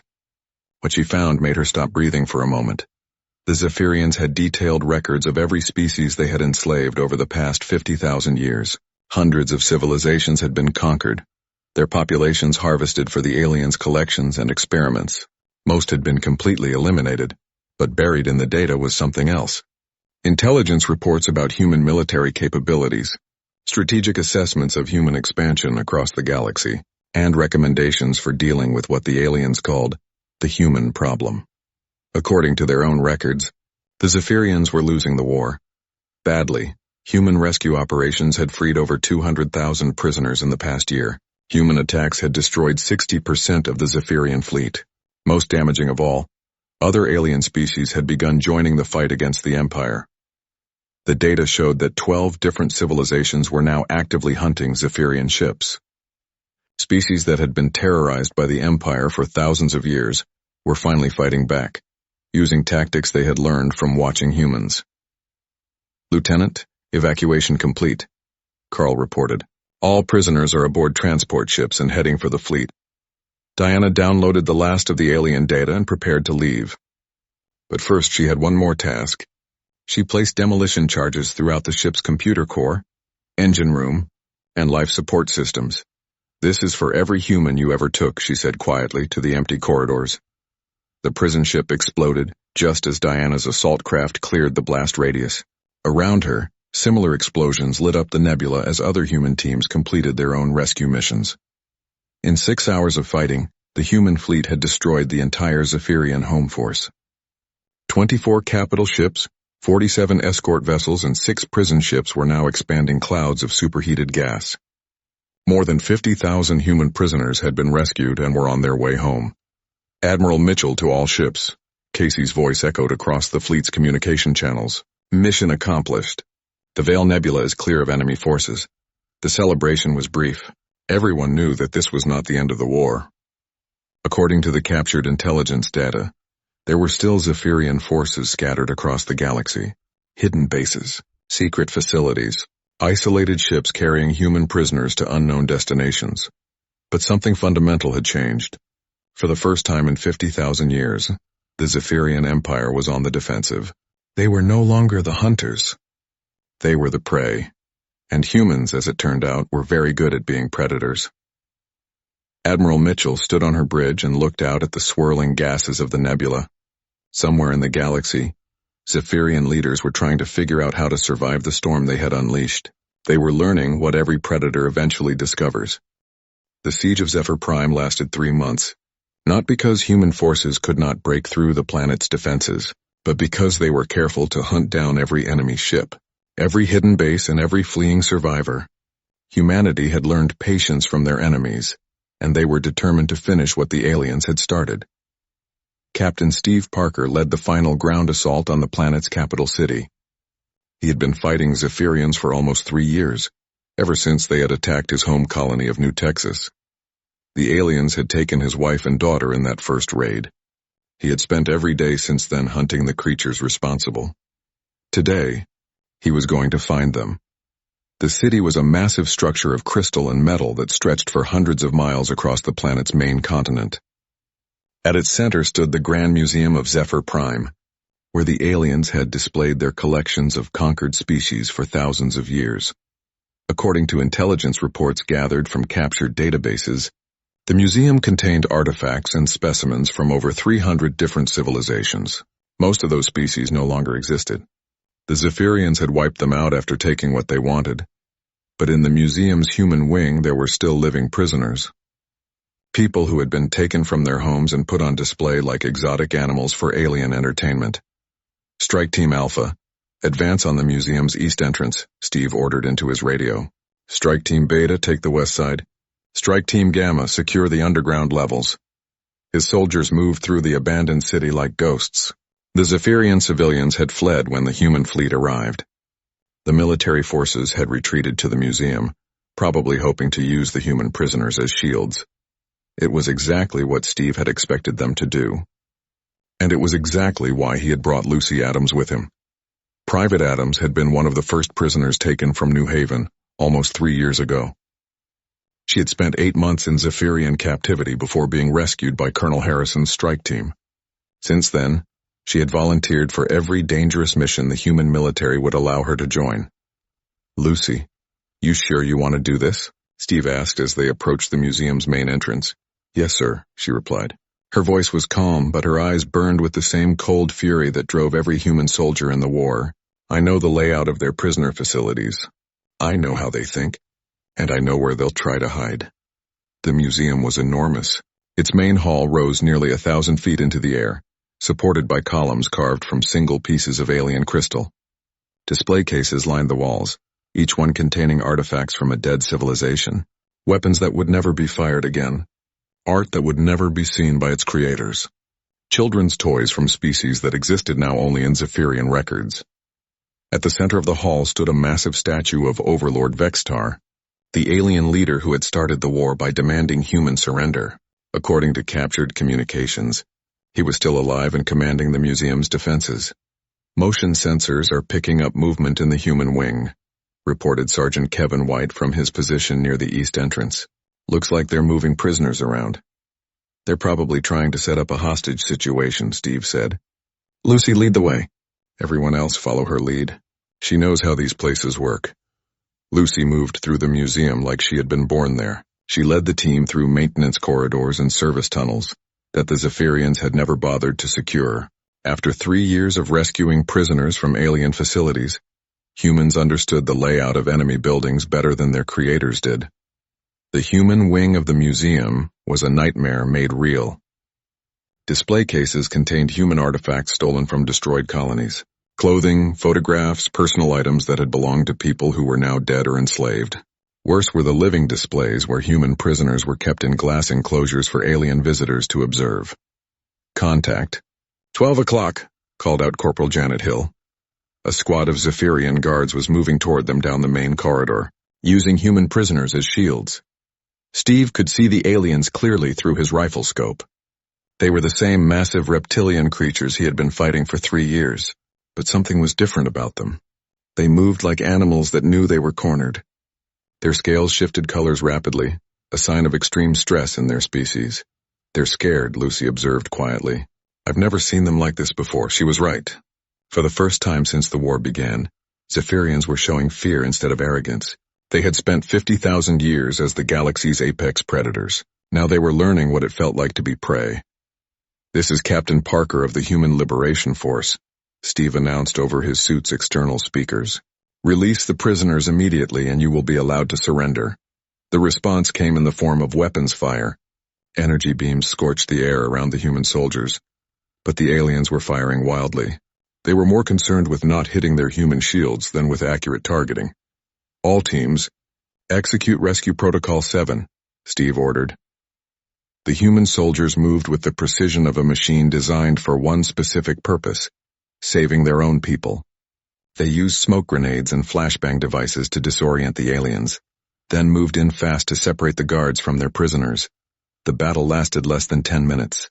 When it was over, 6 dead Zephyrians lay scattered across the museum floor, and 43 human prisoners were free.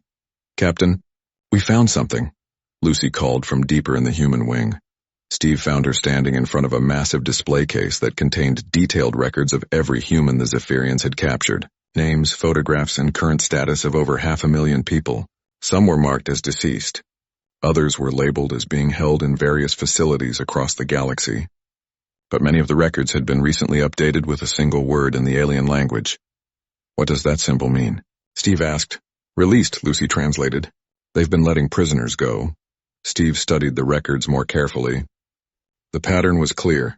For the past 6 months, Zephyrian facilities across the galaxy had been releasing human prisoners and abandoning their positions before human forces could attack them. They're running, he realized. They're not just retreating. They're trying to appease us. Too late for that, Lucy said coldly. She was right. Humanity had passed the point where appeasement would stop the war. Too many people had been taken. Too many had died in alien laboratories and gladiatorial arenas. Too many children had been separated from their families. The Zephyrians had wanted to treat humans like animals. Now they were going to learn what happened when animals decided to bite back. Sir, we're getting reports from other teams, Sergeant White announced. The museum is secure. All human prisoners have been rescued. And we found something else. What? Overlord Vexstar. He's in the command center requesting permission to surrender. Steve felt a cold smile spread across his face. Tell him we'll accept his surrender in person. The museum's command center was located at the top of the central tower, nearly a mile above the main floor. Steve took the elevator up alone, leaving his team to oversee the rescue of the remaining prisoners. Overlord Vexstar was waiting for him in a circular chamber, lined with displays showing Zephyrian military positions across the galaxy. Most of the displays were dark. The few that still showed active forces revealed a species in full retreat. The alien leader looked exactly as he had 3 years ago when Captain Morrison first met him. Massive, reptilian, and covered in scales that shifted color with his emotions, but now those scales were pale gray, the color of Zephyrian fear. Human, Vexstar said in his grinding voice. I formally request terms of surrender for the Zephyrian Empire. Terms? Steve asked. What makes you think you're in a position to negotiate terms? Your species is known for showing mercy to defeated enemies. We surrender unconditionally and throw ourselves upon your compassion. Steve was quiet for a long moment. Around him, the displays showed the last scattered remnants of what had once been the galaxy's most powerful military force, ships fleeing to the edges of known space. Bases being abandoned as their crews tried to escape the advancing human forces. You want mercy, Steve said finally. Yes. You want us to show you the same mercy you showed human prisoners in your breeding facilities? Vexstar's scales flickered nervously. We were following our nature. We meant no personal offense. The same mercy you showed human children in your gladiatorial arenas? We did not understand human emotional attachments to offspring. Steve stepped closer to the alien leader. Vexstar was twice his size and could have killed him with one swipe of his claws. But the massive creature shrank back as if the human was the dangerous one. The same mercy you showed my wife and daughter when you took them from New Texas. You're Your family members may still be alive in our facilities. We could arrange for their return." "No," Steve said quietly. "They died in your laboratories 18 months ago. I found their records in the database we captured from your prison ship in the Centauri system." Vextar had no response to that. Steve looked around the command center one more time.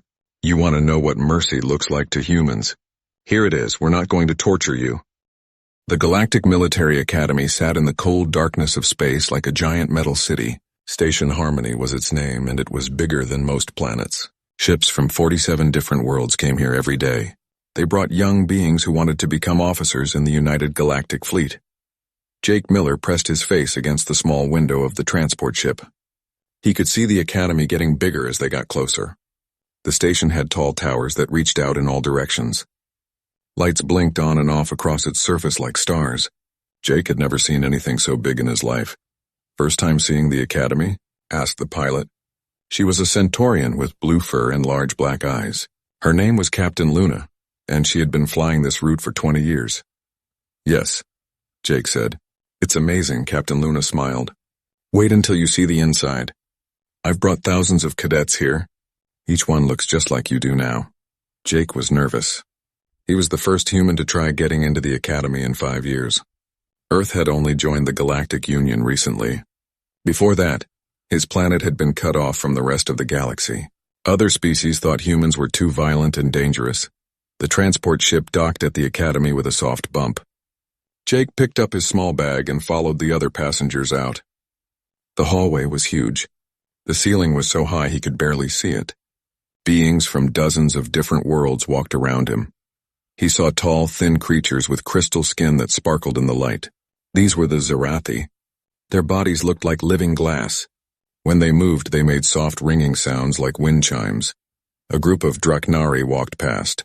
They looked like giant lizards that stood on 2 legs. Their scales were green and brown, and their eyes were yellow. Sharp teeth showed when they opened their mouths to talk. Near the wall, a nebulon floated in a clear container filled with gas. It looked like a cloud with colors that moved and changed. Jake had read that nebulons were not really solid. They were more like thinking gas clouds. "Welcome to Station Harmony," said a voice behind him. Jake turned around and saw Commander Vex Caranti. The Altarian had silver scales and 4 arms. 2 small eyes sat on stalks above his head, and 2 larger eyes were in the normal place. He wore the dark blue uniform of the Academy. "You must be Jake Miller," Commander Caranti said. "I am Commander Caranti. I run the entrance tests." "Yes, sir," Jake said. He tried to stand straight like a soldier. "Follow me. The testing starts in 1 hour." They walked through more huge hallways. Jake saw classrooms where cadets learned about space navigation. In one room, beings practiced using energy weapons. In another, they studied star charts that covered an entire wall. "The Academy has been here for 300 years, Commander Caranti explained as they walked. "We train the best officers in the galaxy. Every cadet who graduates becomes a leader in the fleet." They stopped at a large room filled with seats. About 200 young beings sat waiting. These were the new cadets who wanted to join the Academy. Jake found an empty seat near the back. "Welcome," Commander Caranti said to the group. His voice was loud enough for everyone to hear. "You are here because your worlds believe you can become officers. But wanting something and earning it are different things." The commander pointed to a large machine at the front of the room. It looked like a tall cylinder made of clear metal. Purple lights glowed inside it. "This is the Xalanthi scanner," he said. "It will test everything about you. Your body, your mind, your ability to fight and lead. The scanner has tested every cadet for 300 years. It never makes mistakes." Jake felt his heart beating faster. This was it. The test that would decide if he could stay, or if he had to go back to Earth. "The scanner will call you one by one," Commander Caranti continued. "Step inside when your name is called. The test takes 30 seconds. If you pass, you stay. If you fail, you leave immediately." A soft voice came from the scanner. "Cadet Zix of Zerath Prime." A crystal being stood up and walked to the scanner. The cylinder opened like a door. Zix stepped inside and the door closed. Purple light filled the space around him. Jake could hear a quiet humming sound. After 30 seconds, the light turned green.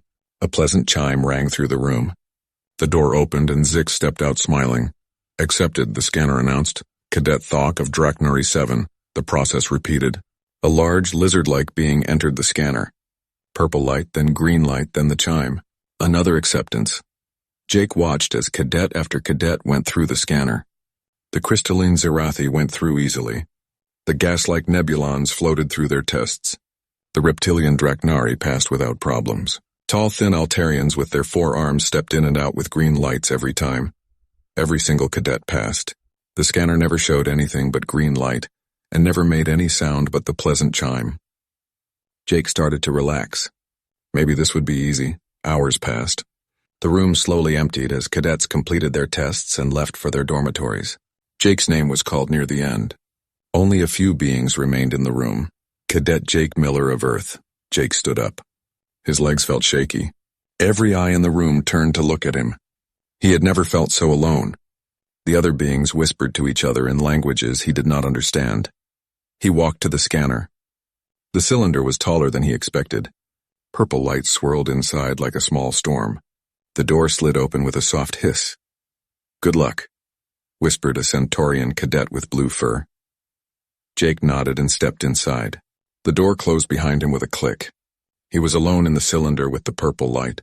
The scanner began its work. He felt a tingling sensation all over his body. The purple light got brighter. The humming sound grew louder. Jake closed his eyes and waited for the 30 seconds to pass. But something was wrong. The humming changed. It became sharper, more intense. The purple light began to flash. Jake opened his eyes and saw numbers racing across the scanner's display screen. They moved too fast to read. Through the clear walls he could see Commander Karanti looking worried. The commander's 4 arms worked quickly over a control panel. Other Academy staff members ran into the room. The scanner's humming became a screech. The purple light turned red. Jake felt the cylinder shake around him. Warning lights began flashing throughout the room. Then the alarm started. It was so loud that Jake had to cover his ears. The sound echoed through the Academy hallways. Emergency lights bathed everything in red. "Extreme anomaly detected," announced a computer voice. "Quarantine protocols initiated. All personnel maintain safe distance." Metal barriers slammed down around the scanner. Jake was trapped inside with red light flashing and alarms screaming. Through the barriers he could see the other cadets backing away. Fear showed on their alien faces. For 300 years the scanner had never done this. Every cadet had passed with green light and pleasant chimes. But something about Jake Miller was different. Something about the human had set off every alarm the Academy had. Jake stood trapped inside the scanner as red lights flashed around him. The metal barriers that had slammed down made him feel like he was in a cage. Through the clear walls he could see aliens running in all directions. Their faces showed fear and confusion. Commander Karanti worked frantically at the control panel. His 4 arms moved over buttons and screens with quick precision. Sweat dripped from his silver scales despite the cool air in the room. "What is happening?" asked a Zerathi cadet. Her crystal body reflected the red warning lights, making her look like she was on fire. "I do not know," Commander Karanti replied without looking up. "In 300 years this has never happened." More Academy staff rushed into the room. A tall Draknari engineer named Chief Raktos pushed through the crowd. His yellow eyes were wide with concern. "Commander, the scanner is registering readings I have never seen," Chief Raktos said. "The numbers are beyond our measurement scales." Jake pressed his hands against the scanner walls. "Can you hear me?" he called out. "What's wrong? Why won't it let me out?" The computer voice continued its announcements in dozens of languages. "Extreme threat detected. Containment field active. Do not approach the scanner." A small Zerathi technician named Lyra worked at a secondary control panel. Her crystal fingers typed rapidly on the keyboard. "Commander, the scanner thinks the human is some kind of weapon."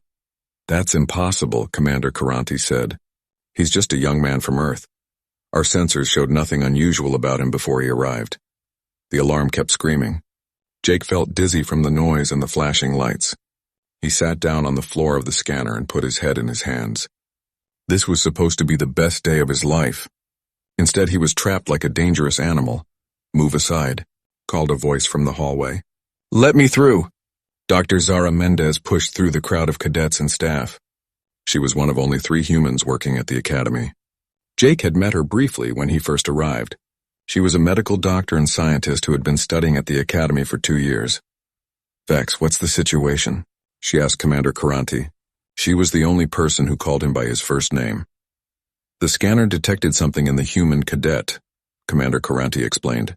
Something that triggered every safety protocol we have. Dr. Mendez looked at the displays showing Jake's readings. Her dark eyes grew wide. These numbers, they don't make sense. According to this, Jake should be able to destroy a small moon. That's what we thought too, Chief Raktos said. But look at him. He's just sitting there looking scared. Jake heard his name and looked up. Dr. Mendez waved at him through the scanner walls. Jake, can you hear me? Yes, Jake called back. What's happening? Why won't it let me out? We're trying to figure that out, Dr. Mendez replied. Are you hurt? Do you feel strange in any way? Jake thought about it. No, I feel normal. Just scared and confused. Dr. Mendez turned to Commander Karanti. I need to see all the scanner data. Everything it detected about Jake. They moved to the main control station. The screen showed waves of information flowing like a waterfall. Numbers, charts, and readings filled every inch of the display. Here, Chief Raktos pointed to one section. These are his physical readings. Height, weight, muscle density, bone structure. All normal for a human male. What about here? Dr. Mendez pointed to another area. Brain activity, the chief explained. Also normal. His intelligence scores are good but not exceptional. Then what triggered the alarm? Commander Karanti pulled up another screen. This section monitors threat assessment. It measures a being's capacity for violence and destruction. The numbers on this screen were completely different. Where other cadets had shown small, manageable readings, Jake's numbers went off the scale. The computer had recorded threat levels that were impossibly high. Wait, Dr. Mendez said. Let me see the comparison data. Show me readings from other cadets. Chief Raktos brought up files from earlier tests. A Draknari cadet who looked like a fierce warrior showed moderate threat readings. A Zerathi with crystal spikes that could cut through metal showed low numbers. Even the largest, strongest beings from the most warlike species showed readings far below Jake's. This doesn't make sense, Dr. Mendez said. Jake isn't stronger than a Draknari warrior. He isn't more aggressive than a Kanthari hunter. What is the scanner actually measuring? A new voice joined the conversation. Perhaps I can help explain. Everyone turned to see Professor Kell walking into the room. The old Altarian was the Academy's expert on galactic history and evolution. His scales had turned white with age and he walked with a carved staff. Professor, Commander Karanti said with relief, we need your knowledge. Professor Kell looked at the scanner readings with his old wise eyes. Fascinating, he said quietly. I have not seen readings like this in my lifetime. Do you know what's causing it? Dr. Mendez asked. I have a theory, Professor Kell replied.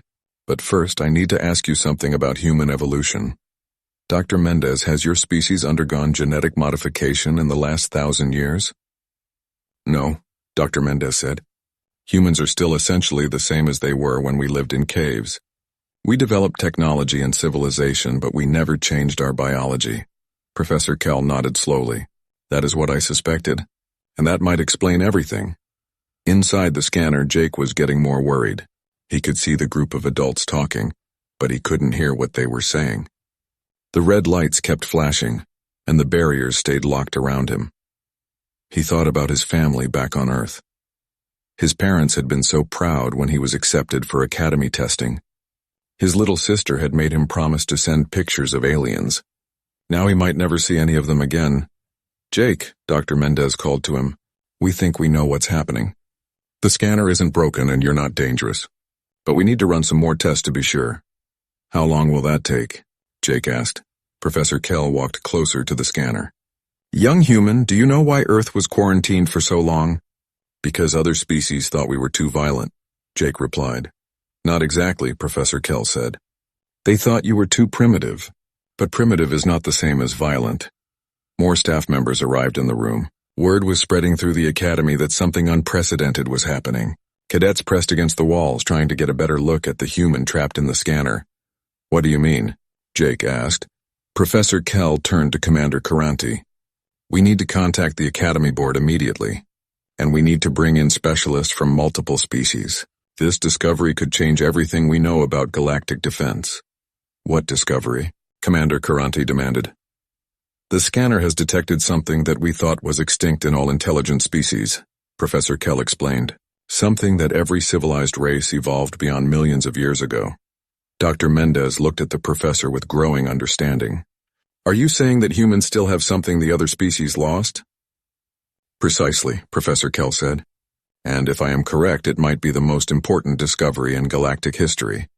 The alarm finally stopped screaming, but the red lights continued flashing. Jake remained trapped in the scanner while the greatest minds of the Academy tried to understand what made him different from every other being in the galaxy. Outside the Academy, ships from 47 worlds continued their normal routes. None of them knew that a single human cadet had just triggered a discovery that would change the future of the entire Galactic Union. Dr. Mendez worked through the night studying Jake's scanner data. She had set up a temporary lab in the room next to where Jake remained trapped. Through the window, she could see him sleeping on the floor of the scanner, using his jacket as a pillow. Professor Kell sat across from her at a table covered with data tablets and holographic displays. His old eyes moved quickly between the various screens showing Jake's readings. Look at this pattern, Dr. Mendez said, pointing to a complex waveform on one of the displays. Every few minutes, Jake's readings spike and then return to normal. It's like something inside him turns on and off. The scanner is measuring potential, not current activity, Professor Kell explained. It sees what Jake could become, not what he is right now, Commander. Caranti entered the lab carrying a cup of hot tea for Dr. Mendez. He had been awake all night, coordinating with Academy leadership and government officials. From multiple worlds, any progress? He asked. We're beginning to understand, Professor Kell replied, but the implications are staggering. Dr. Mendez pulled up a comparison chart showing threat readings from hundreds of different species. Look at this data, Vex. Every intelligent species in the galaxy shows similar baseline readings. Low potential for violence, high capacity for cooperation. That makes sense, Commander Caranti said. Violence and aggression don't help species reach the stars. Peaceful cooperation does. Exactly, Professor Kell agreed. But look at the historical data from when each species first joined the Galactic Union. Dr. Mendez accessed files that were thousands of years old. The Altarians used to show much higher aggression readings when they first achieved space travel, as did the Draknari, the Zerathi, and all the others, Professor Kell added. But over time, their readings decreased. Each species evolved or modified themselves to become more peaceful. Commander Caranti looked confused. Are you saying they changed their basic nature? Not by choice, Professor Kell explained. It happened naturally over millions of years. Species that remained violent destroyed themselves before reaching other worlds. Only the peaceful ones survived to join galactic civilization. Dr. Mendez stood up and walked to the window where she could see Jake. But humans are different. We never had millions of years to evolve peacefully. We went from fighting with stones to flying between stars in just a few thousand years. Inside the scanner, Jake was waking up. The red lights had finally stopped flashing, though the barriers remained locked. He stretched and looked around at the small space that had become his temporary prison. Good morning. Jake, Dr. Mendez called through the intercom system they had installed during the night. Good morning, Jake replied. Can I come out yet? Not yet, but we're making progress. How do you feel? Jake thought about it. Hungry. And I need to use the bathroom. Dr. Mendez laughed. We'll get you some food soon. Jake, I need to ask you some questions about Earth. Okay. Has your planet ever been attacked by aliens? No, Jake said. We've only known about aliens for 5 years. What about wars between humans? Are there still conflicts on Earth? Jake nodded. Some, mostly small ones. But we also have peace treaties and international cooperation. Professor Kell moved closer to the intercom. Jake, when you were growing up, did you ever have to fight to protect yourself or others? A few times, Jake admitted. I got in fights at school when kids picked on my little sister, and I had to chase off some guys who were bothering my girlfriend once. How did those situations make you feel? Jake was quiet for a moment. Angry, I guess, but also focused. Like everything became really clear and simple. Dr. Mendez and Professor Kell exchanged meaningful looks. This was exactly what they expected to hear. Jake, Dr. Mendez continued, during those fights, did you think about what you were doing, or did you just react? I just reacted, Jake said. It was like my body knew what to do without my brain having to figure it out. Chief Raktos entered the lab carrying more data tablets. The computer analysis is complete, he announced. The scanner detected 17 different survival response systems in the human that don't exist in any other species. 17? Commander Karanti asked. Fight-or-flight responses, territorial protection instincts, threat assessment algorithms, combat adaptation reflexes. Chief Raktos read from his list. The human's nervous system contains backup systems for survival that our species eliminated through evolution. Professor Kell turned to Dr. Mendez. This confirms our theory. Humans are the only species in the galaxy that retained their primitive survival programming. But that's not necessarily a bad thing, Dr. Mendez pointed out. Humans aren't violent by choice. We're violent when we have to be. Most of the time we're peaceful. The scanner doesn't measure normal behavior, Professor Kell explained. It measures maximum potential. Jake could remain peaceful his entire life, but if threatened, he could access levels of aggression that would terrify most galactic species. Commander Karanti was beginning to understand. So the scanner thinks Jake is dangerous because he has capabilities that other beings don't have. Precisely. It's like finding someone carrying a weapon that everyone else forgot how to use. A new voice joined the conversation. Perhaps that's exactly what we need. Admiral Chenwei entered the lab. She was the highest-ranking human in the galactic fleet and had traveled from Earth as soon as she heard about Jake's situation. Admiral, Commander Karanti said with surprise, we didn't expect you. When a human cadet triggers a galactic security alert, I pay attention, Admiral Chen replied. She was a small woman with gray hair, but her presence filled the room with authority. She walked to the scanner and looked at Jake through the transparent walls. Son, are you hurt? No, ma'am, Jake replied. Just confused about what's happening. Admiral Chen turned to the scientists. Explain the situation. Dr. Mendez summarized their findings. Jake has survival instincts that other species evolved beyond. The scanner detected these as potential threats. Potential threats to what? Admiral Chen asked. To anything that threatens him or people he cares about, Professor Kell answered. Admiral Chen was quiet for a long moment. Then she smiled. Gentlemen, I think you're looking at this backwards. What do you mean? Commander Karanti asked. You're treating Jake's capabilities as a problem. But what if they're a solution? She pulled up a holographic star chart showing the galaxy. Red markers indicated areas of recent conflict. The Void Hunters have been attacking our outer colonies for months. They're a species from outside our galaxy, and they're more aggressive than anything we've encountered. We're aware of the threat, Commander Karanti said. Are you aware that we're losing? Admiral Chen asked. Our peaceful species are struggling to mount effective defenses. Our military tactics are based on protection and containment, not aggressive counterattack. She pointed to the latest battle reports. The Void Hunters destroyed 3 colonies last week. Our forces arrived too late each time because they followed standard defensive protocols. Dr. Mendez began to see where this was leading. You think humans could fight differently? I think humans still remember how to fight for survival, Admiral Chen replied. Every other species fights according to rules and regulations. Humans fight to win. Professor Kell looked troubled. Are you suggesting we use humans as weapons? I'm suggesting we use humans as protectors, Admiral Chen corrected. Jake's survival instincts aren't just about fighting. They're about keeping others safe, adapting to threats, and doing whatever it takes to ensure survival. Inside the scanner, Jake had been listening to the conversation. Admiral, he called out, if there are people in danger, I want to help. Admiral Chen smiled at him. That response right there proves my point. A Zarathi would calculate the risks. A Draknari would follow protocol. A human says, I want to help without thinking about the cost. Commander Karanti looked at the scanner readings again. So you believe Jake's capabilities are exactly what the galaxy needs? I believe, Admiral Chen said, that evolution gave the galaxy peaceful species for a reason. But it also preserved one species that remembers how to fight when peace isn't enough. The room fell silent as everyone considered this possibility. Jake waited in his scanner prison, unaware that his simple desire to help others might change the course of galactic history. The Academy Board meeting began at dawn. Holographic representatives from 47 different worlds appeared around a massive circular table. Each alien leader looked serious as they discussed what to do about the human cadet trapped in their scanner. Chancellor Moore of the Zarathi spoke first.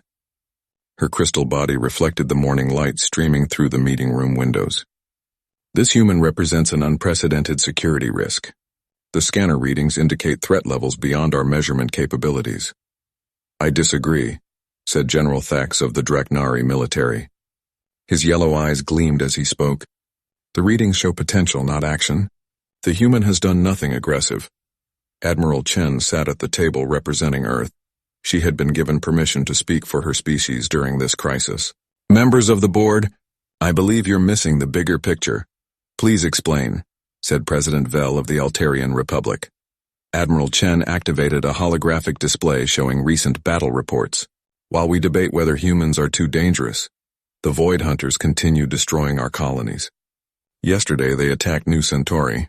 2 million civilians are missing. The board members looked at the images of burning cities and destroyed space stations. The Void Hunters left nothing behind but empty planets. Our military forces arrived 6 hours after the attack began, Admiral Chen continued. By then it was too late. The colonists were gone, and the Void Hunters had moved on to their next target. Chancellor Moore's crystal face showed concern. What does this have to do with the human cadet? Everything, Admiral Chen replied. Our military tactics are designed for defense and protection. We follow careful protocols and procedures, but the Void Hunters don't follow any rules. She changed the display to show tactical analyses. Every battle follows the same pattern. Our forces arrive, establish defensive positions, and try to minimize casualties. The Void Hunters attack with pure aggression until they break our lines. Dr. Mendez entered the meeting room carrying data tablets. Admiral, the latest reports from the front lines are here. Admiral Chen read quickly, then looked up with grim expression. The Void Hunters just hit 3 more colonies simultaneously.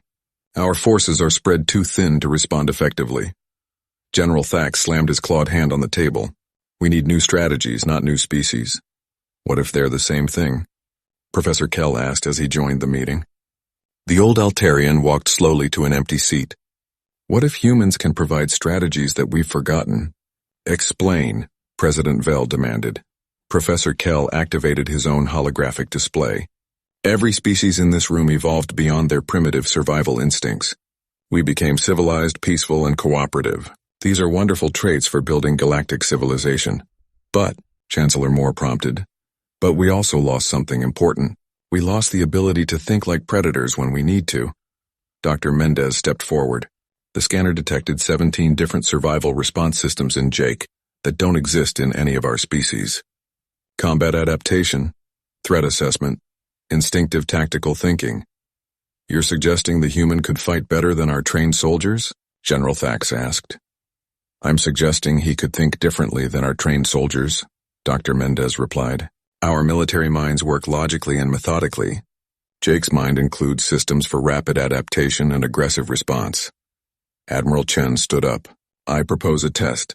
Let us see how the human performs in a combat simulation compared to your best cadets. The board members looked at each other uncertainly. This was highly irregular. The human is still trapped in the scanner, Chancellor Moore pointed out. We can modify the scanner to create a controlled environment, Chief Raktos suggested. He had been monitoring the meeting from the engineering station. We can run simulations directly through the scanner interface. President Vel considered this. What kind of simulation? The same scenarios we used to test our top military cadets, Admiral Chen proposed. Situations that require quick thinking and adaptation under pressure. After an hour of debate, the board agreed to the test. They moved the meeting to the scanning room where Jake still waited patiently in his transparent prison. Jake, Commander Caranti called through the intercom. We're going to run some tests. You'll see scenarios projected around you, and we want you to respond as if they were real. What kind of scenarios? Jake asked. Combat situations, rescue missions, situations where people are in danger and you need to act quickly. Jake nodded. I'll do my best. Chief Raktos activated the simulation system. The inside of the scanner filled with holographic images. Jake found himself standing on the bridge of a starship under attack. Enemy ships approaching, announced a computer voice. Defensive systems offline. Civilian evacuation ship trapped in the combat zone. Jake looked around at the simulated bridge. He could see enemy ships firing at civilian transports. Without hesitation, he moved to the weapons console. Redirect all power from life support to weapons, he ordered the computer. Target the lead enemy ship. That action will reduce life support to dangerous levels, the computer warned. Do it anyway. The civilians won't need life support if we're all dead. Jake's hands moved quickly over the controls. He didn't follow standard defensive protocols. Instead, he ordered aggressive maneuvers that put his ship directly between the enemies and the civilians. The board members watched in fascination. Jake's tactics were unlike anything they had seen. He took risks that no trained officer would consider. He's using his ship as a weapon, General Thax observed with surprise. And it's working, Dr. Mendez added. In the simulation, Jake rammed his damaged starship into the enemy formation. The collision destroyed both his ship and several enemy vessels, creating enough chaos for the civilian ships to escape. Simulation complete, the computer announced. Civilian evacuation successful. Mission parameters exceeded. Chief Raktos checked the results. The simulation was designed to be unwinnable. The best our cadets ever do is save half the civilians. Jake saved them all, Commander Karanti said quietly. Run another simulation, Admiral Chen requested. The second scenario placed Jake on a planet under invasion. Enemy forces were advancing toward a city full of non-combatants. Jake was given command of a small defensive force. Again, Jake ignored standard tactics. Instead of establishing defensive lines, he ordered his forces to split into small groups and attack the enemy from multiple directions simultaneously. He's using guerrilla warfare, Professor Kell observed. Tactics that civilized species abandoned millennia ago. But they're effective. General Thax admitted grudgingly. The simulation ended with Jake's forces defeating an enemy army 3 times their size by using unpredictable hit-and-run attacks. 1. More test, Chancellor Moore requested. The final simulation was the most challenging. Jake found himself alone on a space station with 1,000 civilians. Enemy forces were boarding the station from multiple entry points. He had no weapons and no backup. Jake studied the station layout for exactly 5 seconds. Then he began moving. He led the civilians away from the enemy forces while using the station's own systems as weapons. He vented atmosphere to create barriers, overloaded power systems to cause explosions, and used the artificial gravity to disorient attackers. He's turning the entire station into a weapon, Chief Raktos said with amazement. More than that, Professor Kell replied. He's thinking 3 steps ahead of the enemy. Every action serves multiple purposes. Jake managed to evacuate all the civilians while destroying the entire enemy boarding force. When the simulation ended, the room was completely silent. How long did our best cadet take to complete that scenario? Commander Karanti asked. Our best cadet failed, Chief Raktos admitted. No one has ever completed that simulation successfully. Admiral Chen looked around the table at the board members. Still think humans are too dangerous for the Academy? President Val spoke slowly. Perhaps the question is not whether humans are too dangerous. Perhaps the question is whether we can afford not to have them. Chancellor Moore's crystal body dimmed as she considered this. The Void Hunters grow stronger while we grow more peaceful. Maybe we need someone who remembers how to be violent when violence is necessary. General Thax nodded reluctantly. The human fights to protect others, not for personal gain. That makes him a warrior, not a killer. The vote was unanimous. Jake Miller would be accepted into the Galactic Military Academy. But more importantly, humanity would be invited to contribute their unique perspective to galactic defense. Inside the scanner, Jake waited for the board's decision, unaware that he had just changed the future of the galaxy. The scanner barriers retracted with a soft hiss. For the first time in 2 days, Jake stepped out of the transparent cylinder that had been his prison. His legs felt weak from sitting for so long, but he tried to stand straight as Commander Karanti approached. Cadet Miller, the commander said formally, by unanimous decision of the Academy Board, you are accepted into the Galactic Military Academy. Jake felt relief wash over him like a warm wave. Thank you, sir. I was worried I'd have to go back to Earth. Going back to Earth is the last thing we want, Admiral Chen said with a smile. We need you here, Jake. We need what you represent. Dr. Mendez handed Jake a bottle of water and a nutrition bar. How do you feel? Any side effects from being in the scanner so long? Jake drank the water gratefully. I feel fine. Just hungry and tired. The medical bay will give you a full examination, Commander Karanti said. But first, we need to discuss your future here. They moved to a smaller meeting room where Jake could sit comfortably. Through the windows, he could see normal academy life continuing. Cadets from dozens of species walked between classes, unaware of the historic decision that had just been made. Jake, Admiral Chen began, your test results were remarkable. You solved military problems in ways that our best officers never considered. I just did what seemed right, Jake replied. When people are in danger, you help them. Whatever it takes? Professor Kell leaned forward with interest. That phrase, whatever it takes, is key to understanding human psychology. Other species have limits built into their thinking. Humans don't. What do you mean? Jake asked. A Zarathi officer calculates acceptable losses before taking action, Dr. Mendez explained. A Draknari follows established combat doctrine. An Altarian seeks the most logical solution. But you, Commander Karanti continued, you ignored acceptable losses, combat doctrine, and logical limitations. You found ways to save everyone. Jake looked confused. Isn't that what I'm supposed to do? Exactly, Admiral Chen said. That instinct to protect others regardless of cost or protocol is what makes humans unique. A soft chime announced an incoming message. Commander Karanti activated the communication system, and a holographic figure appeared. It was Fleet Admiral Zek of the Zarathi, the highest military commander in the galaxy. Commander Karanti, Admiral Zek said, I understand you have news about the human cadet. Yes, Admiral. Jake Miller has been accepted into the Academy program. Excellent. I have new orders regarding human integration into the fleet. The hologram turned to look at Jake. Cadet Miller, your performance in the simulations has been reviewed by the highest levels of Galactic Command. We are immediately establishing a new military program. What kind of program? Jake asked. The Human Integration Initiative, Admiral Zek explained. We want to bring more humans into the galactic military. Not just as regular officers, but as tactical advisors and emergency response specialists. Admiral Chen stood up straighter. Admiral, how many humans are you requesting? Initially 100 officers for the Rapid Response Fleet. Eventually we hope to have human advisors with every major military unit. Jake felt overwhelmed. You want 100 people like me? We want 100 people who think like you, Professor Kell corrected. Humans who can adapt quickly, fight creatively, and protect others without worrying about protocol. Admiral Zek continued his briefing. The Void Hunters struck again this morning. They destroyed the mining colony at Delta 7, but this time we were ready. A tactical display appeared showing the battle. Captain Lisa Park of Earth was serving as tactical advisor to the Third Fleet. When the Void Hunters attacked, she recommended an immediate aggressive counterattack. The display showed human-advised ships moving in patterns that seemed chaotic compared to normal galactic tactics. They attacked from unexpected angles and used unconventional strategies.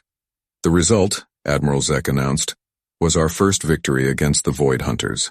Not only did we save the colony, but we destroyed 6 enemy ships. Jake watched the battle recording with amazement. Captain Park did all that? Captain Park thought like you thought in the simulations, Dr. Mendez explained. She adapted quickly, took calculated risks, and prioritized saving lives over following rules. Commander Karanti pulled up Jake's academy schedule. Your training program will be different from other cadets. You'll take standard courses in navigation, engineering, and space law, but you'll also study adaptive tactics, emergency leadership, and rapid response strategies. Will I be the only human in my classes? Jake asked. For now, yes, but that will change quickly. Earth has already approved sending 50 more cadets next month. Admiral Chen smiled. Your success here opened the door for your entire species, Jake. Every human who joins the academy will be following the path you started. The meeting ended, and Jake was assigned to his dormitory. As he walked through the academy hallways, he noticed something different. The other cadets no longer looked at him with confusion or fear. Instead, they watched him with curiosity and respect. A group of Zarathi cadets stopped him in the corridor. Cadet Miller, one of them said, we heard about your simulation results. Would you be willing to share some tactical insights with our study group? Sure, Jake replied. I'd be happy to help. A tall Draknari cadet approached from another direction. Human, I challenge you to a combat exercise. I want to test your adaptive fighting style against Draknari strength. Jake looked uncertain. I don't want to hurt anyone. The Draknari laughed, a sound like rocks grinding together. You cannot hurt me, small human. But perhaps you can teach me something about creative combat. As Jake settled into his dormitory room, he received a message on his personal communicator. It was from his little sister back on Earth. Jake, we saw the news reports about you on galactic television. Mom and Dad are so proud. The whole planet is talking about how you're representing humanity in space. I can't wait to hear about all the aliens you're meeting. Love you, big brother. Jake smiled as he looked out his window at the stars. Somewhere out there, the Void Hunters were still threatening innocent people. But now the galaxy had something it hadn't possessed in millions of years. Beings who remembered how to fight not just for victory, but for survival. His door chimed and Dr. Mendez entered carrying a data tablet. Jake, I have your first assignment. Already? I just got here. The Third Fleet is requesting a human tactical advisor for their next patrol mission. Admiral Chen recommended you. Jake felt a mix of excitement and nervousness. Do you think I'm ready? The galaxy is counting on humans being ready, Dr. Mendez replied. That's the burden and the honor of being the species that remembers how to fight. As Jake prepared for his first real mission, cadets throughout the academy were already requesting transfers to human-advised units. The word was spreading quickly. Humans didn't just follow orders, they found ways to win. In the depths of space, Void Hunter scouts reported back to their fleet commanders. The peaceful galaxy they had been easily conquering was changing.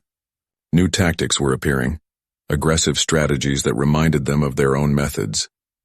For the first time since beginning their invasion, the Void Hunters felt something they had not experienced in centuries: uncertainty. The galaxy was learning to fight back, and the teachers were a species that had never forgotten how to be dangerous when protecting others.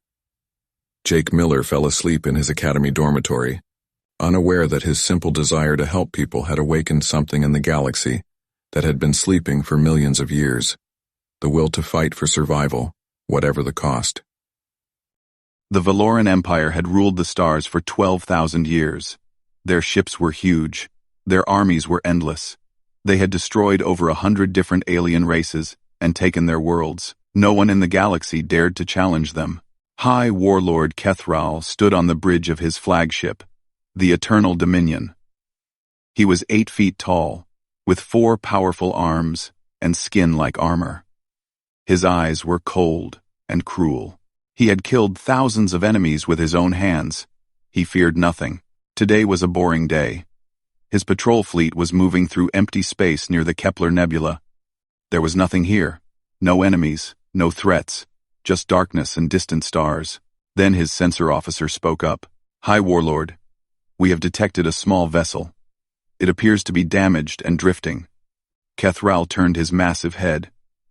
"What kind of vessel?" "It is a colony ship, my lord. The design matches the species called humans." Kethral made a clicking sound with his mandibles.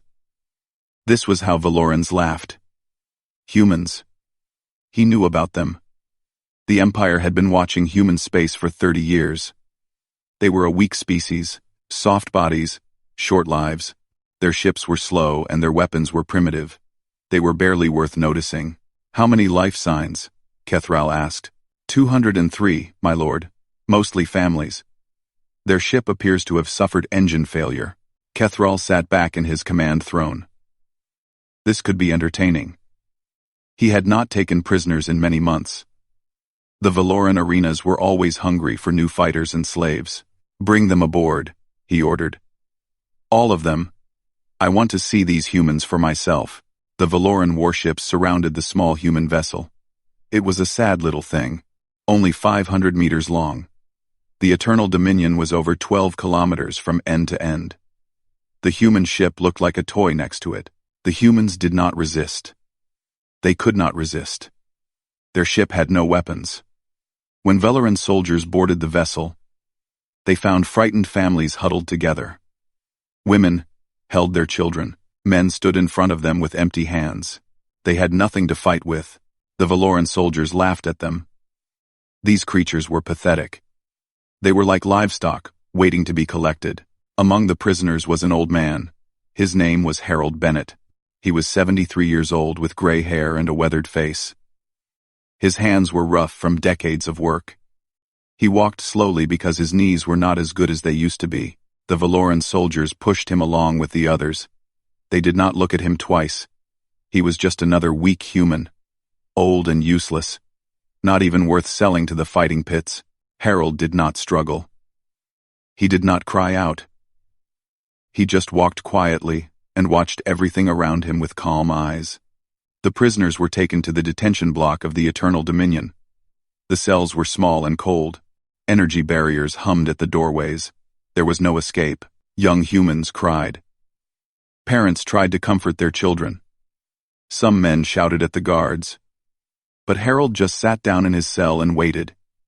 He looked peaceful, almost relaxed. A young Valoran guard noticed this. He walked over to Harold's cell and stared at the old human. "You do not fear us," the guard said through his translation device. "Why?"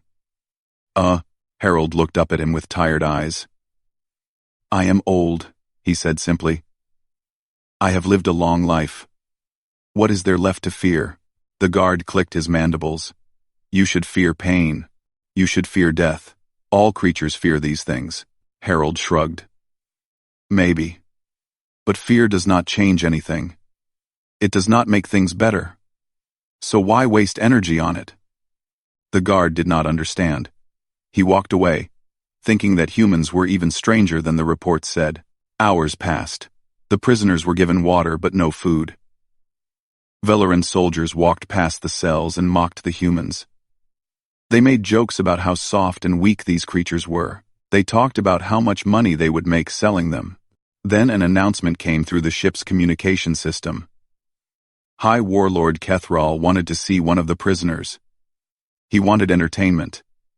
And he had chosen Harold Bennett. 2 guards came to Harold's cell and deactivated the energy barrier. They grabbed him roughly and pulled him to his feet. "The High Warlord wants to speak with you, old creature," one guard said. "You should feel honored. Most prisoners never see the bridge." Harold nodded slowly. "Then I am very lucky," he said without any emotion. The guards dragged him through the massive corridors of the Eternal Dominion. Harold looked around at everything. He saw the power conduits running along the walls. He saw the design of the doorways. He noticed the patterns of the guard patrols. His eyes were quiet, but they were always watching. The bridge of the Eternal Dominion was enormous. It was bigger than most human buildings. Dozens of Valoran officers worked at their stations. Giant view screens showed the stars outside. In the center of everything sat High Warlord Kethral on his command throne. The guards threw Harold to the floor in front of the throne. The old man landed hard on his knees, but he did not cry out.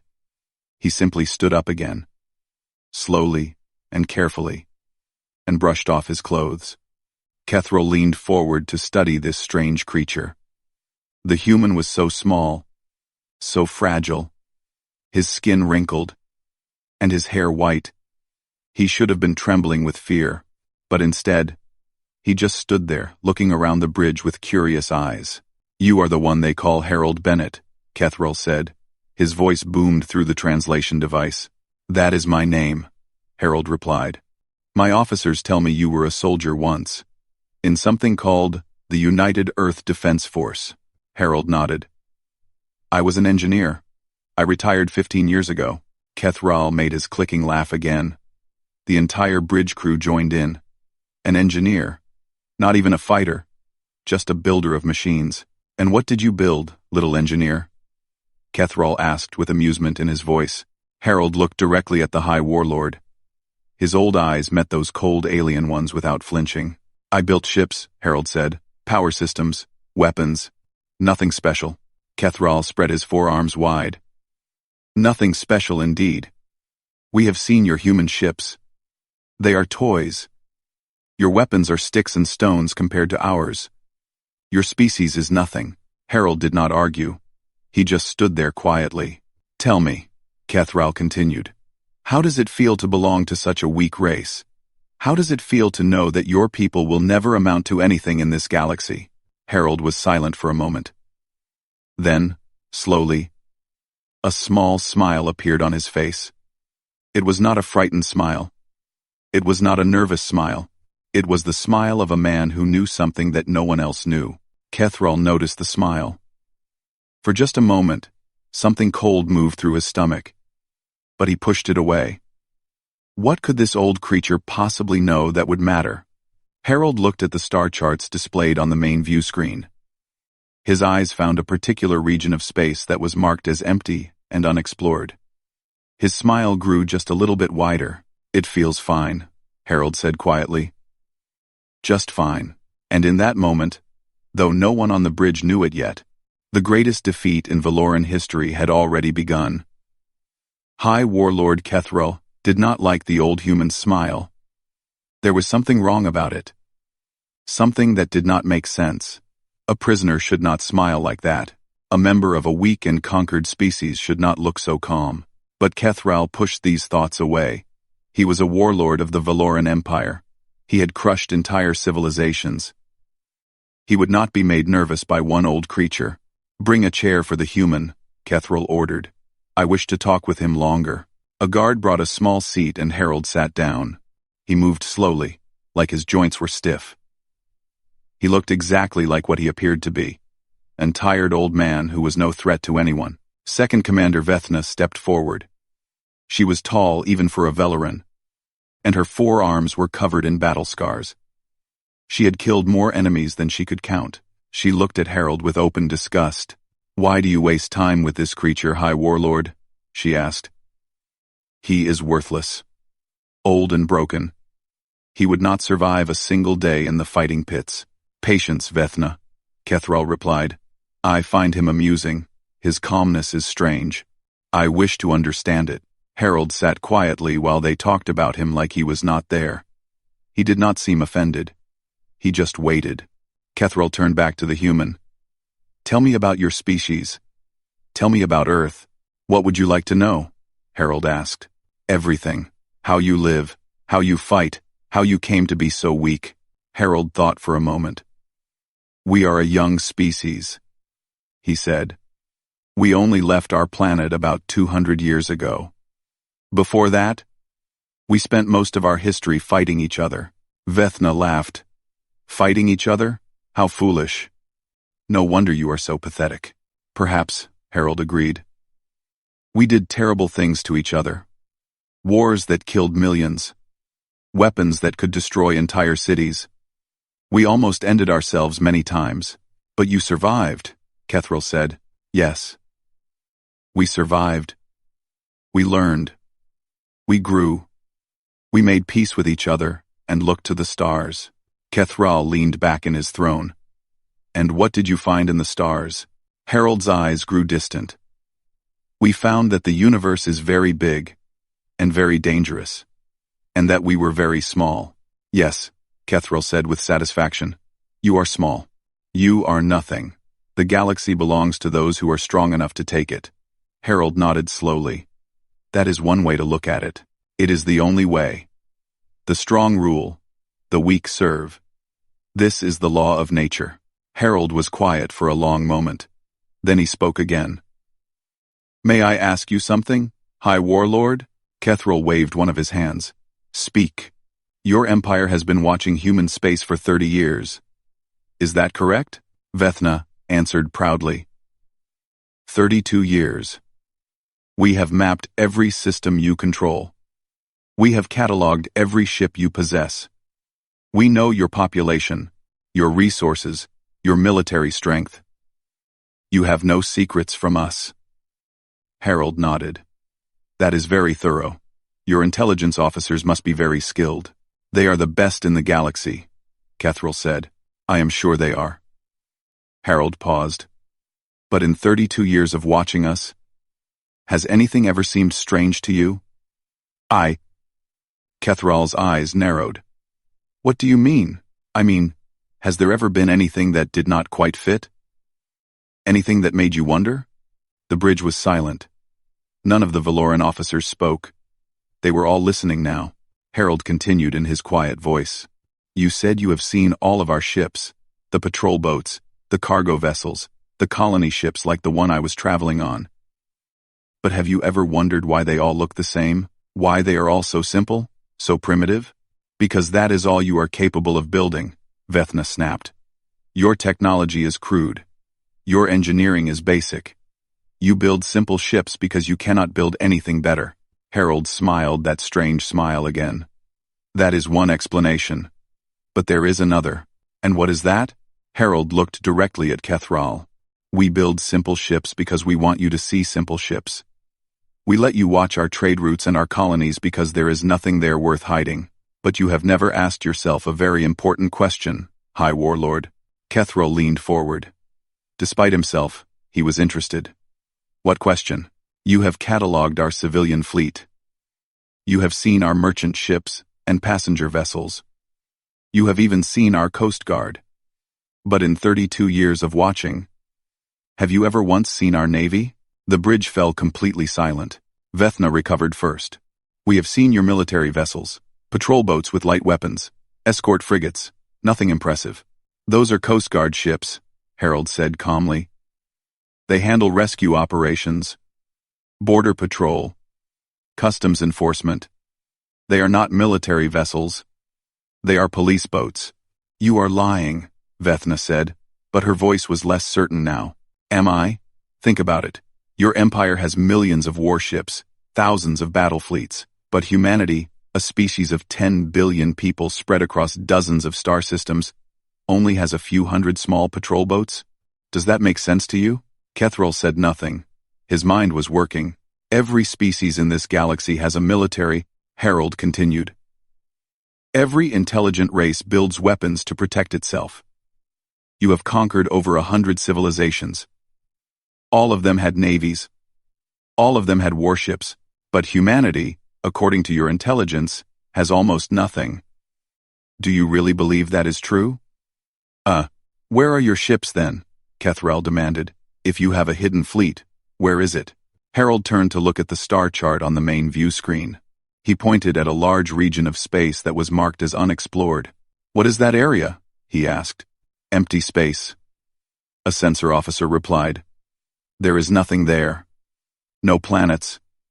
No stations. No resources. We never bothered to explore it properly. You never bothered, Harold repeated. In 32 years, you watched everything we did. But you never looked at the space we were not using. Did you ever ask yourself why we avoided that region? Why not a single human ship has traveled through there in 3 decades? Kethral stared at the map. The region was huge, hundreds of light years across. It was marked as empty, but suddenly, he was not so sure. You are bluffing, Vethna said. This is a trick. You are trying to frighten us with stories. Harold shrugged. Maybe I am. Maybe I am just a tired old man making up tales to entertain myself. You have all the power here. You have the guns. You have the ships. I am just a prisoner. He smiled again. But if I were you, I would check that region. I would look very carefully. Because if I am not lying, then you have a problem. Kethral stared at the old human for a long time.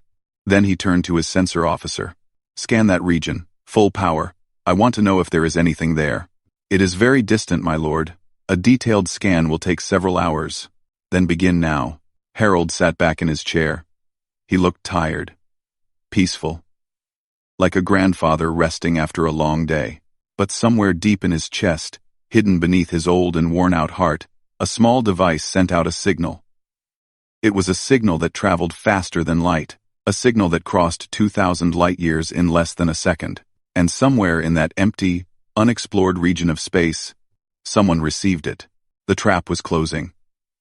2,000 light-years away, deep inside an asteroid that looked like worthless rock, Admiral Nancy Coleman received the signal. She was 57 years old with sharp eyes and iron-gray hair. She had waited 15 years for this moment. The command center around her was filled with officers at their stations. Screens showed the positions of thousands of ships. Everything was ready. Everything had been ready for a long time.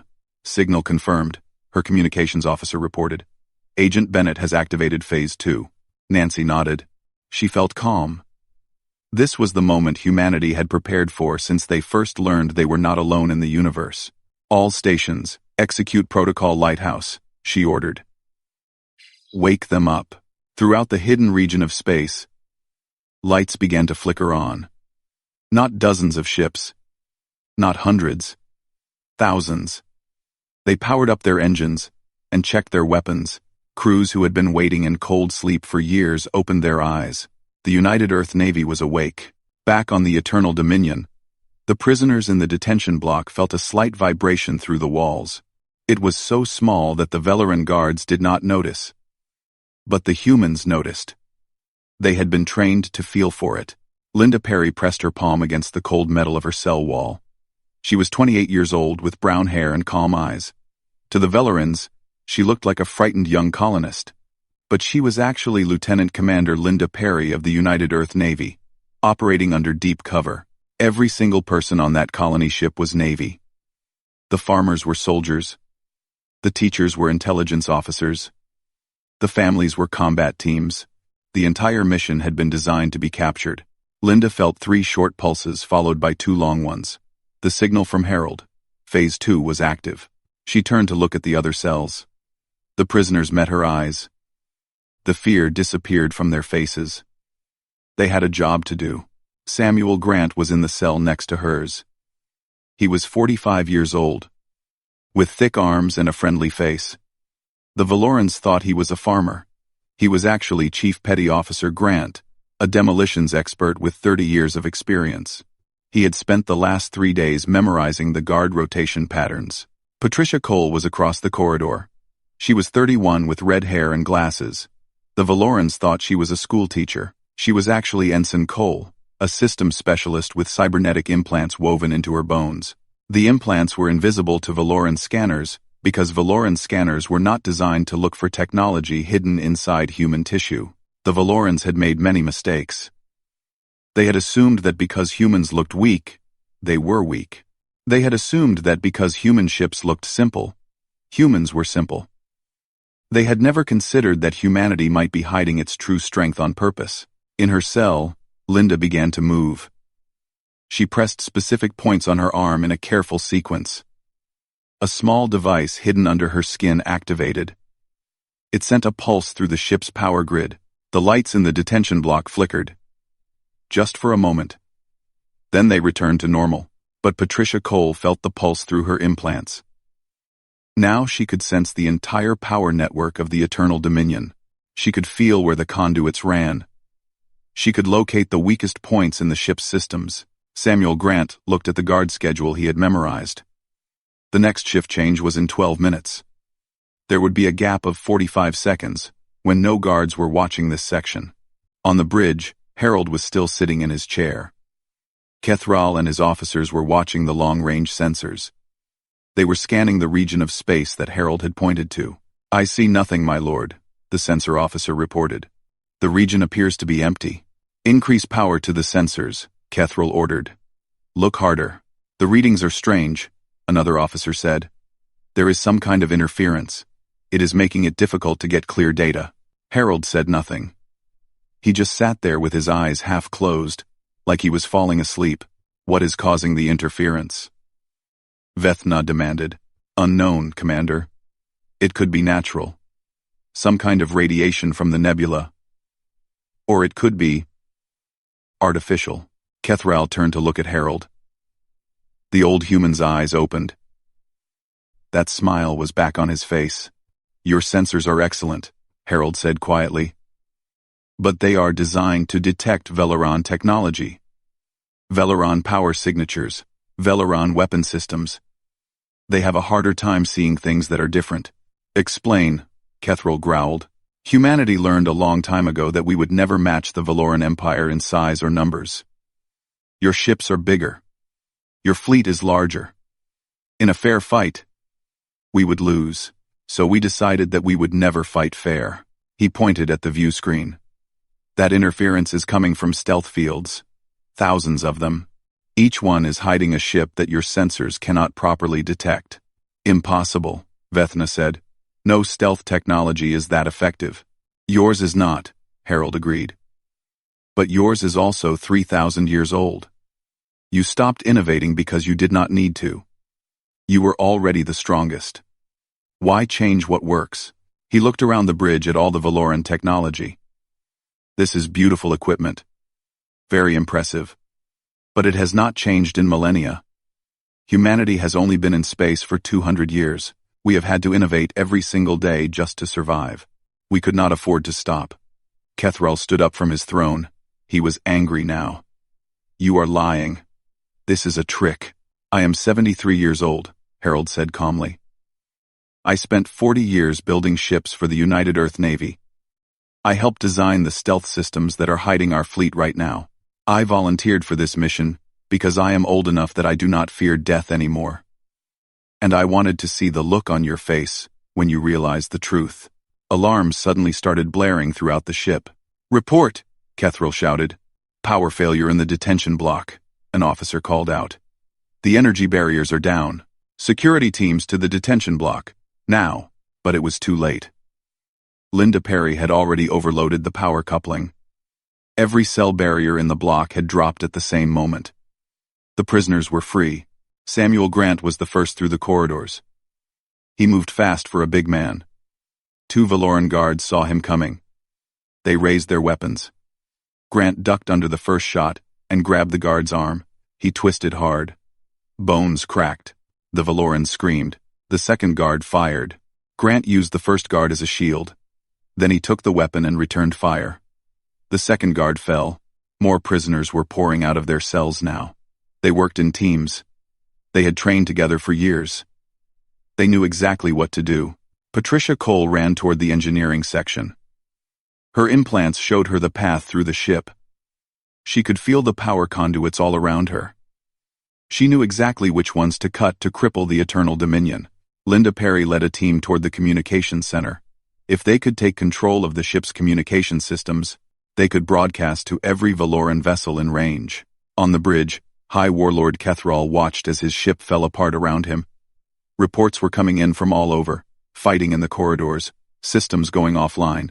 His perfect flagship was being torn apart by the prisoners he had mocked. He turned to Harold with fury in his eyes. What have you done? Harold rose slowly from his chair. His old body straightened. For just a moment, he did not look like a tired old man.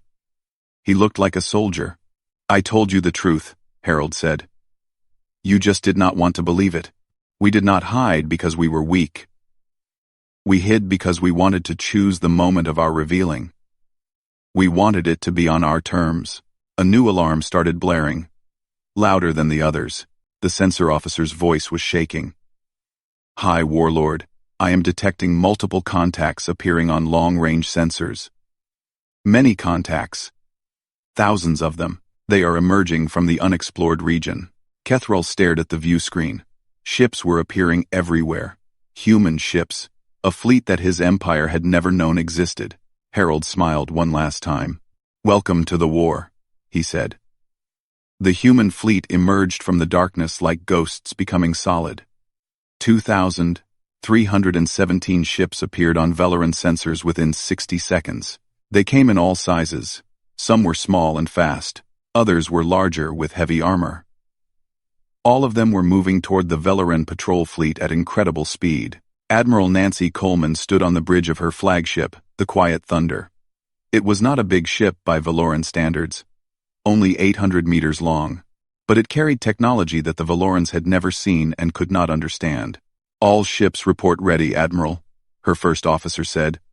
The Cascade drives are charged and standing by. Nancy nodded.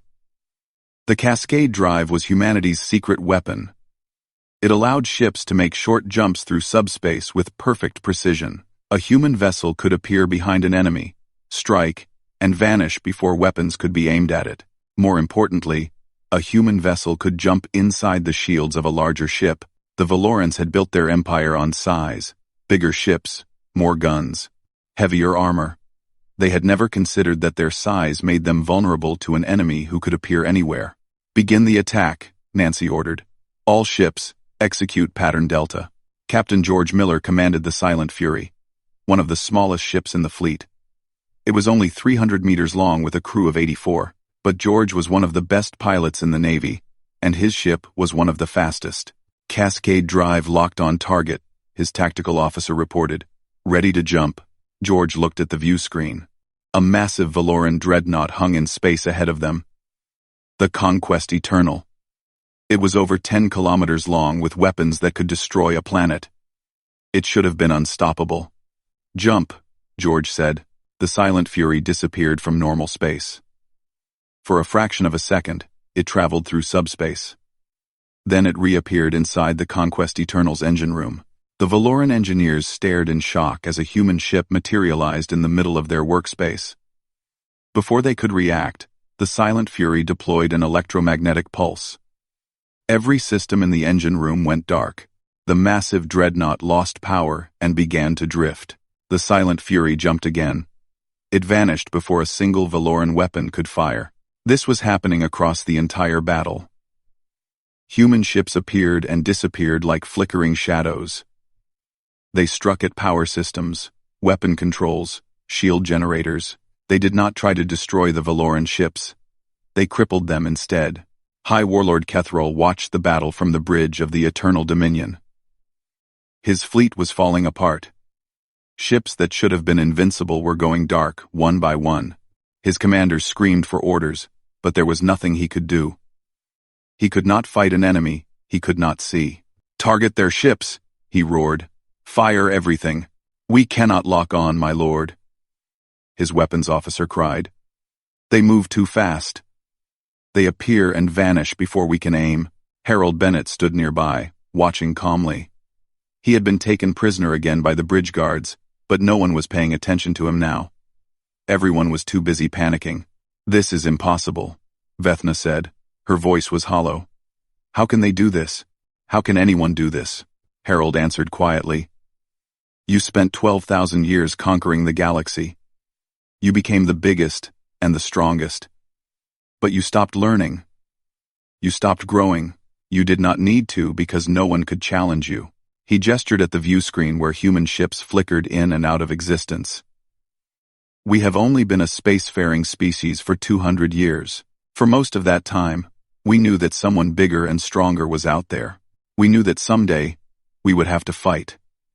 So we prepared. We invented. We trained. Every single day for 2 centuries, we got a little bit better." A Valoran cruiser exploded on the view screen. Then another. "Your ships are beautiful," Harold continued. "They are works of art. But they were designed to fight enemies like yourselves. Big, powerful, and direct. You never imagined an enemy that would refuse to fight your way. You never considered that someone might find a different path." Kethrol turned to face the old human. His 4 arms were shaking with rage or fear. Harold could not tell which. "You will die for this," Kethrol growled. "Even if you win this battle, my empire will destroy your species. We have millions of ships. You cannot stop them all." "No," Harold agreed.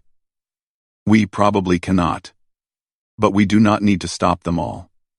We only need to convince you that war with humanity is too costly. We need to show you that we are not easy prey." The ship shuddered. The lights flickered. Somewhere in the depths of the Eternal Dominion, Patricia Cole had found the main power conduit and cut it. "We also need to take your flagship," Harold added. The bridge doors exploded inward. Linda Perry led a team of armed humans onto the bridge. They moved with military precision, fanning out to cover every angle. Valoran officers raised their weapons, but the humans were faster. "High Warlord Kethrol," Linda announced in a clear voice. "By the authority of the United Earth Navy, I am taking command of this vessel. Order your crew to stand down." Kethrol reached for his sidearm. Samuel Grant shot it out of his hand before he could draw it. The warlord clutched his injured hand, green blood dripping between his fingers. "That was a warning," Grant said. "The next one goes between your eyes." For a long moment, Kethrol stared at the humans who had taken his bridge, these soft, weak creatures who should have been nothing more than slaves. They had beaten him. They had beaten his fleet. Everything he believed about the universe was crumbling. "Stand down," he said finally. His voice was barely a whisper. The Valoran officers lowered their weapons. The fight was over. Linda walked over to the communications console and opened a channel to all Valoran ships in range. "Attention Valoran fleet. This is Lieutenant Commander Linda Perry of the United Earth Navy. Your flagship has been captured. Your fleet has been disabled. This battle is over. Power down your weapons and prepare to be boarded. Anyone who resists will be destroyed." There was silence on the channel. Then, one by one, the surviving Valoran ships began to comply. Weapons went offline. Engines powered down. The mighty patrol fleet surrendered. Admiral Coleman's voice came through on a private channel to Linda. "Excellent work, Commander. Casualties? 3 wounded on our side, Admiral. None dead. Valoran casualties are still being counted, but they are minimal. We aim to disable, not destroy." "Good. That was always the plan." Harold Bennett sat down heavily in a chair. The excitement was over, and he was feeling his age again. His knees hurt. His back ached. He was very tired. Linda noticed him and walked over. "Mr. Bennett, are you all right?" "Just old," Harold said with a small smile. "I forgot how exhausting war can be." "But," Linda sat down next to him. "You did well, sir. The mission was a complete success. Because of you, we captured an entire Valoran fleet without major bloodshed." Harold looked at the view screen. The stars were quiet now. The battle was over. "This is just the beginning," he said. "The Empire will send more ships. This will not be forgotten." "No," Linda agreed. "But now they know we are not weak. Now they know we can fight. That changes everything." End quote. Harold nodded slowly. "I hope so. I really hope so." On the view screen, the human fleet began to move. They surrounded the captured Valoran vessels and prepared to take them back to human space. It was the greatest military victory in human history, but Harold knew that the real challenge was still ahead. Winning a battle was easy. Winning a peace was much harder. The news of the Battle of Kepler Nebula spread across the galaxy like fire through dry grass. The Valoran Empire had been defeated, not just beaten in a small fight, but completely crushed. Their high warlord was captured, their flagship was taken. Their patrol fleet was destroyed. For 12,000 years, no one had ever done this to the Valorans. Empires had tried and failed. Species had resisted and died. The Valorans were supposed to be unbeatable. They were the masters of the galaxy. And now, a species they had dismissed as weak and primitive had humiliated them. In the great throne room of the Valoran homeworld, the Emperor received the news in silence. He was ancient, even by Valoran standards. He had ruled for 3,000 years. He had seen hundreds of species fall before his fleets. He had never known defeat. "How is this possible?" he asked. His voice was cold and quiet. His advisors had no answer. They stood before him with their heads bowed, afraid to speak. "The humans were supposed to be nothing," the Emperor continued. "Our intelligence reports said they had no real military. Our scouts said they were farmers and merchants. How did they defeat an entire patrol fleet?" One advisor finally spoke. "They hid their strength, Majesty. For 30 years, they showed us only what they wanted us to see. They let us believe they were weak while they built a secret fleet. When we attacked, we walked into a trap." The Emperor was quiet for a long time. Then, he made a decision. "Send a diplomatic envoy to the humans. I wish to speak with their leaders."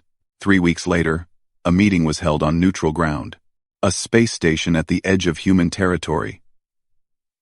The Valoran diplomatic ship was enormous and impressive. The human delegation arrived in a modest vessel that looked almost boring. Admiral Nancy Coleman led the human negotiating team. Harold Bennett was with her. He had asked to be there, and the Navy had agreed. He had earned the right. High Warlord Kethril led the Valoran delegation. He was no longer a prisoner, but he was no longer proud either. The defeat had changed him. He moved more carefully now. He listened more than he spoke. The two sides faced each other across a conference table. The tension in the room was thick. Emperor's voice Tethral, the lead Valoran diplomat, spoke first. "The Empire has sent us to discuss terms. You have our High Warlord. You have captured a significant portion of our fleet. What do you want?" Nancy leaned forward. "We want peace." The Valorans exchanged confused looks. "Peace?" Tethral repeated. "You have the advantage. You could demand territory, resources, Tribute. And you ask for peace? We never wanted war, Nancy said. We prepared for it because we had no choice. Your empire was watching us. It was only a matter of time before you attacked. We knew we could not match your numbers. So we created a different kind of strength. She gestured at the stars visible through the station's windows. But we do not want to conquer you. We do not want to rule your worlds or enslave your people. We want to be left alone to live our lives in peace. Kethral spoke for the first time. Why? If you have the power to defeat us, why not use it? That is how the galaxy works. The strong take from the weak, Harold answered. His old voice was quiet but steady. Because we are tired of war. We spent most of our history fighting each other. We destroyed ourselves again and again. Millions died in our conflicts. We almost ended our own species before we ever reached the stars. He looked at the Valorans with understanding in his eyes. We learned something from all that suffering. We learned that strength is not just about winning battles. Real strength is about building something that lasts. Peace lasts. Cooperation lasts. Empires built on conquest eventually fall. Tethral was skeptical. Pretty words, but the galaxy does not work that way. If you do not dominate others, they will dominate you. Maybe, Harold agreed. Or maybe there is another way. Maybe species can learn to work together instead of against each other. Maybe strength can come from alliance instead of conquest. Kethral stood up slowly. He walked to the window and looked out at the stars. For a long time, he was silent. When I was a young warrior, he finally said, I believed that might was everything. I conquered dozens of worlds. I killed thousands of enemies. I rose through the ranks until I commanded the mightiest fleet in the Empire. He turned to face the humans. I was proud, arrogant. I believed that no one could ever defeat me. And then an old man with a smile showed me how wrong I was. He looked at Harold. You could have killed me. Your people could have destroyed my fleet instead of just disabling it. You had every reason to want revenge. But instead, you offered mercy. Nancy nodded. We disabled your ships because we wanted to talk to you, not destroy you. Dead enemies cannot become friends. Destroyed fleets cannot become allies. Allies. Kethral repeated the word like he was tasting something strange. The Valoran Empire does not have allies. We have subjects. And enemies. Enemies. Maybe that should change, Harold said. Your empire is 12,000 years old. You have been doing things the same way for all that time. But the universe is bigger than you know. There are threats out there that even your empire cannot face alone. He pointed at the stars. We have detected signals from outside the galaxy. Something is coming. Something bigger than any of us. When it arrives, species that stand alone will fall. But species that stand together might survive. The Valorans were quiet. This was new information. They had not detected any external threats. But then again, they had not been looking. They had been too busy conquering their neighbors. Tethral spoke carefully. You are saying that there is a greater danger approaching, and you want us to join with you against it. I am saying that the old ways are not going to work forever, Harold replied. Your empire can keep conquering and controlling. You might last another 1,000 years that way. Or you can try something new. You can learn to cooperate, to share knowledge instead of hoarding it, to build relationships instead of breaking them. He smiled his quiet smile. Today, we showed you that humanity is not weak. We showed you that we can fight. But fighting is not what we want. We want to build. We want to explore. We want to discover what is out there in the darkness between galaxies. He extended his hand across the table. We would rather do that with friends than without them. Kethral looked at the offered hand. He remembered standing on his bridge as his fleet fell. He remembered the fear and confusion as everything he believed crumbled. He remembered the old human who had orchestrated his defeat and was now offering him friendship. Slowly, carefully, Kethral reached out and took Harold's hand. The Valoran Empire will consider your proposal, he said. I cannot promise that my people will agree, but I will speak in favor of peace. You have shown us that there is more than one kind of strength. Perhaps it is time we learned what you know. 6 months later, the Treaty of Kepler was signed. It was not a surrender. It was not a domination. It was an agreement between equals. The Valoran Empire and the United Earth Alliance became the first members of what would eventually be called the Galactic Cooperative. Other species joined over the following decades. Some came willingly. Others needed convincing. But slowly, the old ways of conquest and domination began to fade. A new era was beginning. Harold Bennett did not live to see most of it. He passed away peacefully in his home in Montana, 3 years after the battle. He was 76 years old. His last words were to his granddaughter, who asked him what he was most proud of. I built ships for 40 years, he told her. I helped design weapons that could destroy worlds. But the best thing I ever built was a bridge. A bridge between two peoples who might have destroyed each other. He smiled that same quiet smile he had worn on the bridge of the Eternal Dominion. Sometimes what you build is a future worth living in. When the news of his death reached the Valoran homeworld, Kethril ordered a day of mourning. The old human had changed everything. He had defeated an empire with a smile, and then offered it friendship. He was worthy of respect. The galaxy would never be the same. And somewhere out in the darkness, approaching slowly but inevitably, something vast and ancient detected the new cooperation among the species of the Milky Way. It paused in its journey to observe. These creatures were doing something unexpected, something interesting. Perhaps they would not be as easy to consume as others. Perhaps they would be worth studying first. But that is a story for another time. Jake Morrison wiped the sweat from his forehead as he stared at the monitor screen. The data made no sense. 3 hours ago, his ship had picked up a signal near the outer edge of the Valtera system. Now that signal had become something else entirely, something massive. He worked as a xenobiologist on the Horizon's Edge, a human exploration vessel sent to map unknown sectors of the galaxy. For 6 months, they had found nothing but empty space and dead rocks. Jake had started to think this assignment would be the most boring year of his life. He was wrong. Captain Lauren Swift entered the lab, her face tight with concern. She was a veteran officer with 20 years of service, and Jake had never seen her look worried before now. Morrison, get to the bridge. We have visitors. Jake followed her through the narrow corridors of the ship. The Horizon's Edge was not a military vessel. It carried a crew of 40 scientists and support staff, with minimal weapons and shields. If something out here wanted to hurt them, they would not stand much of a chance. The bridge viewport showed him why the captain looked so worried. An alien ship floated in space before them, and it was beautiful in a terrible way.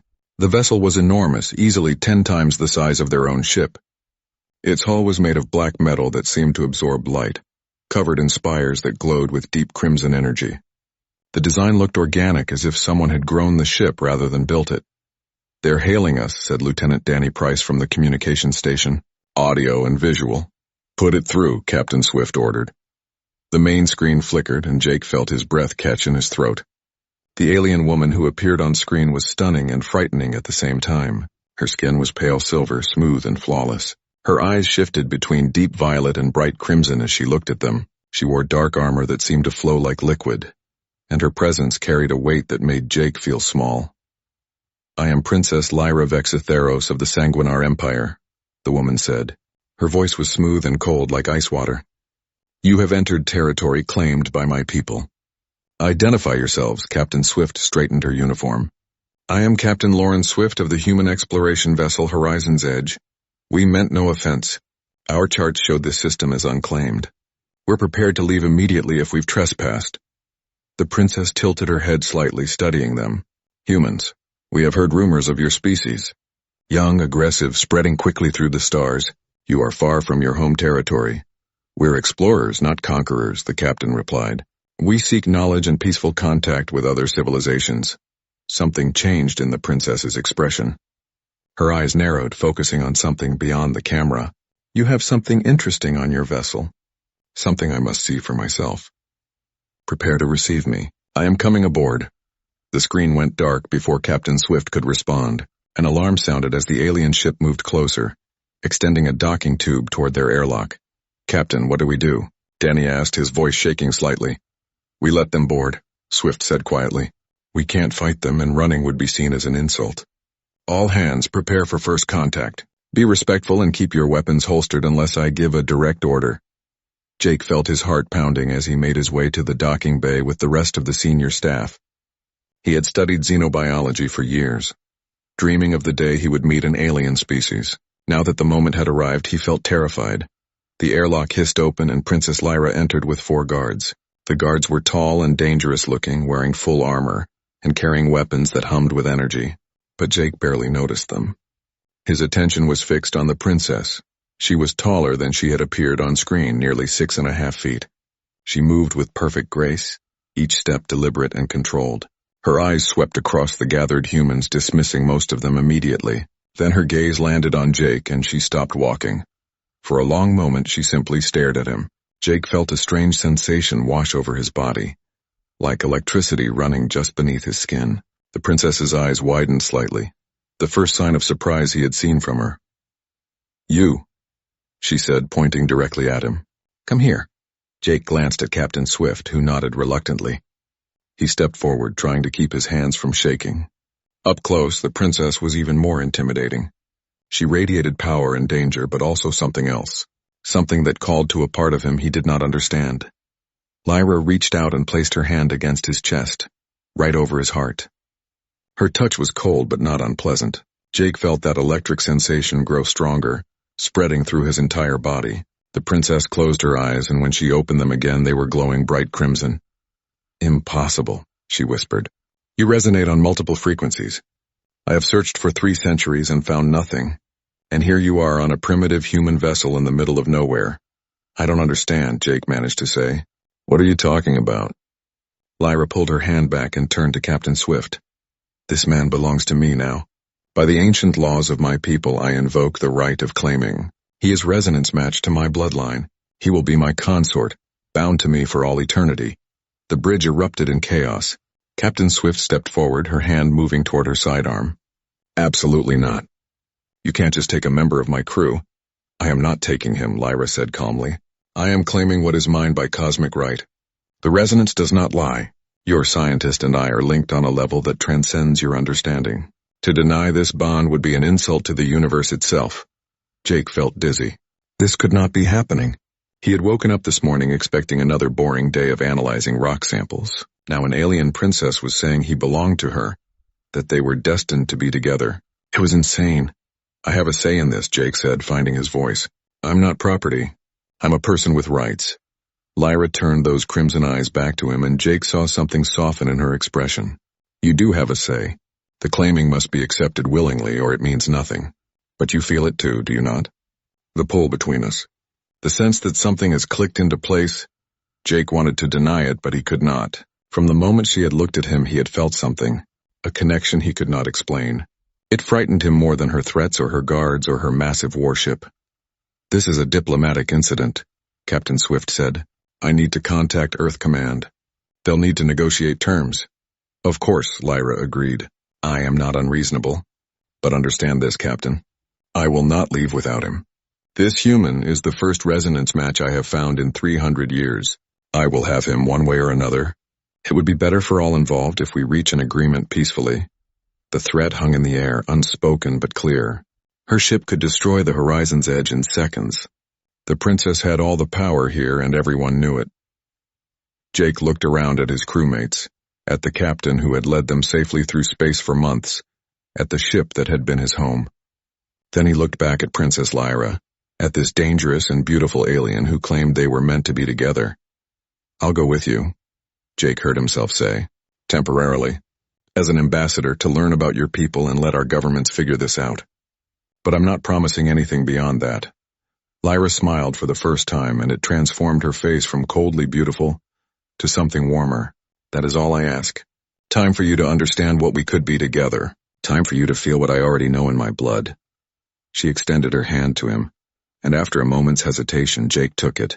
Her skin was cool and smooth, and at the contact, that electric sensation flared bright and strong. The princess was right about one thing. He definitely felt something. Whether it was destiny or just biology, he could not say. Captain Swift looked like she wanted to argue further, but she held her tongue. I'll report this to command. Morrison, you have your communicator. Check in every day. If you're in danger, we'll find a way to get you back. Jake nodded, not trusting his voice. As Lyra led him toward the airlock, followed by her guards, he looked back one last time at his old life. He had a feeling that everything was about to change in ways he could not begin to imagine. The alien ship swallowed him up, and the airlock sealed behind him with a final hiss. The interior of the Sanguinar ship was nothing like Jake had expected. He thought it would be dark and threatening, full of shadows and blood-red lighting. Instead, the corridors were elegant and beautiful, with walls that seemed to glow with soft light. The architecture was organic, flowing in curves rather than straight lines, as if the ship had grown rather than been built. Princess Lyra led him through the vessel with her guards following behind. Other Sanguinar stopped to stare as they passed. Jake noticed they all shared the same pale silver skin and shifting eyes, though none were as striking as Lyra. Some looked curious, others suspicious, and a few openly hostile. They arrived at a large chamber that Jake guessed was Lyra's personal quarters. The room was spacious and comfortable, with furniture that looked both alien and inviting. A large viewport showed the stars outside, and Jake could see his own ship in the distance. Looking small and fragile, the guards left them alone, and suddenly Jake felt very aware that he was isolated on an alien vessel with a woman who claimed he was destined to be hers. Lyra gestured to a chair. Please sit. You must have questions. Jake remained standing. I have about 1,000 questions. Let's start with the big one. What exactly is this resonance thing you keep talking about? Lyra moved to a cabinet and poured liquid from a crystal container into 2 glasses. She handed one to Jake. He sniffed it cautiously. It smelled like fruit and flowers, nothing threatening. My people are what you might call energy feeders, Lyra explained. We do not consume food in the way you do. We survive by absorbing bioenergy from other living beings. Before you panic, we evolved beyond mere predation thousands of years ago. We form bonds with compatible partners, sharing life force in a balanced exchange. Both parties benefit and neither is harmed. Jake took a small sip of the drink. It was sweet and refreshing. So you're vampires, like from Earth legends. Perhaps your legends came from ancient encounters with my people, Lyra said with a slight smile. We have traveled the galaxy for a very long time, but we are not the monsters of your stories. We do not kill. We do not turn others into our kind. We simply exist differently than you. And this resonance? Lyra's expression became serious. Every living being produces bioenergy at a specific frequency. Most beings resonate on a single level. Perhaps 1 in a million resonates on 2 levels simultaneously. You, Jake Morrison, resonate on 7 distinct frequencies at once. I have never encountered anything like it in 300 years of life. Jake nearly dropped his glass. 300 years? You're 300 years old? 347 to be precise. My people live for millennia if we find proper bonds. Alone we age much faster. I have watched potential companions grow old and die while I remained unchanged, unable to form the deep connection necessary for a true bond, until I sensed you. She moved closer and Jake fought the urge to step back. When a Sanguinar noble finds a resonance match, particularly one as powerful as yours, it is considered a gift from the universe itself. Our laws state that such a match must be honored. The 2 beings are meant to complete each other. But I'm human, Jake protested. How can we be compatible? Our species have never even met before today. Compatibility transcends species, Lyra said softly. It exists on a level deeper than biology. Your multi-frequency resonance means you can bond with me in a way no one else can. In return, I can extend your lifespan to match my own, share my strength, and give you abilities you never dreamed possible. Jake finally sat down, his legs feeling weak. This is insane. A week ago, my biggest concern was whether I had enough samples for my research. Now you're telling me I'm supposed to live for thousands of years as your alien husband? I understand this is overwhelming, Lyra said, sitting across from him.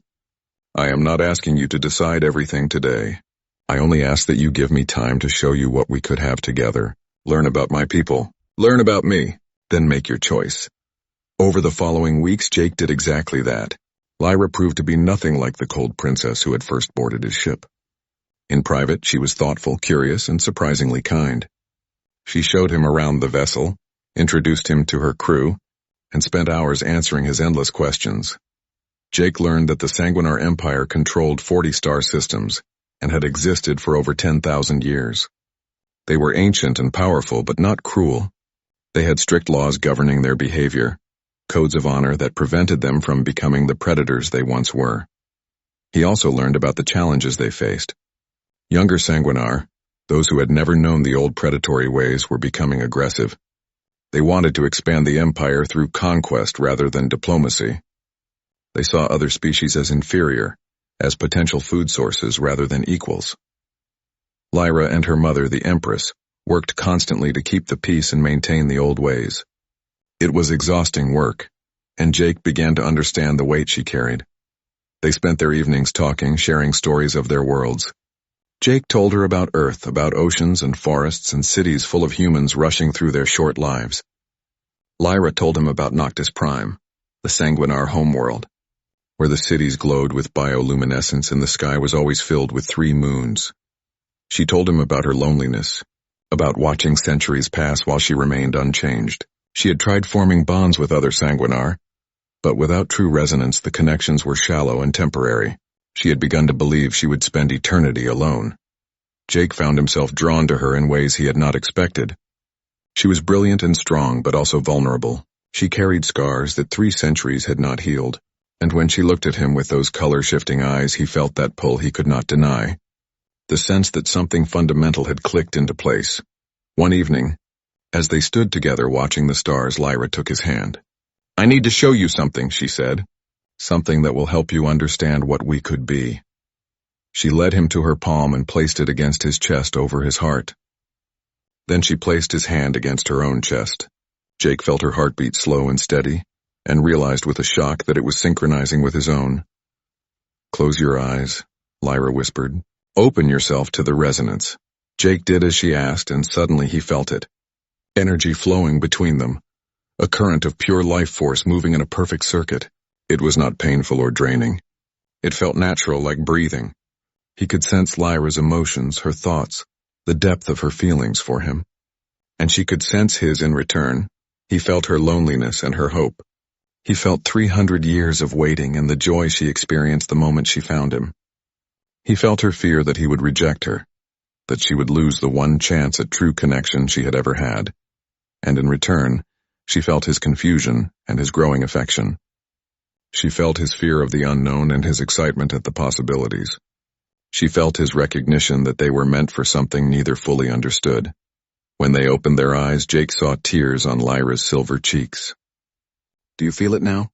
she asked. "Do you understand?" "Yes," Jake whispered, and he meant it. He understood completely. "Will you accept the covenant?" Lyra asked. "Will you bind yourself to me, not out of obligation or politics, but because you choose this? Because you want to see where this bond leads us?" Jake thought about his old life, about the routine and predictability of working on a research vessel. He thought about growing old and dying in 70 or 80 years, leaving nothing significant behind.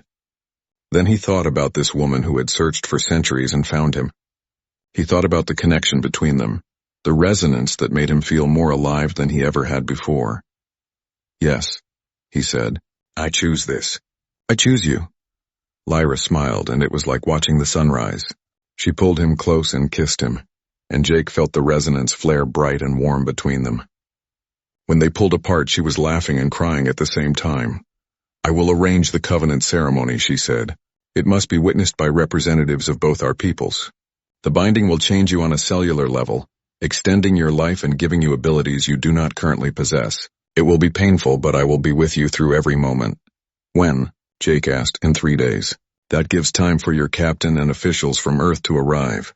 This union will be the first of its kind between our species. It must be done properly." Jake contacted Captain Swift and explained his decision. She was shocked and worried, but she also understood. She had seen the way he looked at Lyra, the change that had come over him in the past weeks. She agreed to witness the ceremony and promised to bring human officials who could recognize the marriage as legitimate. The 3 days passed quickly. Jake spent them with Lyra, learning more about what the covenant would mean. She explained that the ceremony would link their life forces permanently, creating a bond that could only be broken by death. They would be able to sense each other across vast distances, share strength and energy, and sustain each other for thousands of years. On the day of the ceremony, Jake stood in a great hall aboard the Sanguinar flagship. Representatives from both species filled the room, watching with a mixture of curiosity and concern. Captain Swift stood with the human delegation, giving Jake an encouraging nod. The celebration following the covenant ceremony lasted for hours, but Jake felt the tension beneath the festivities.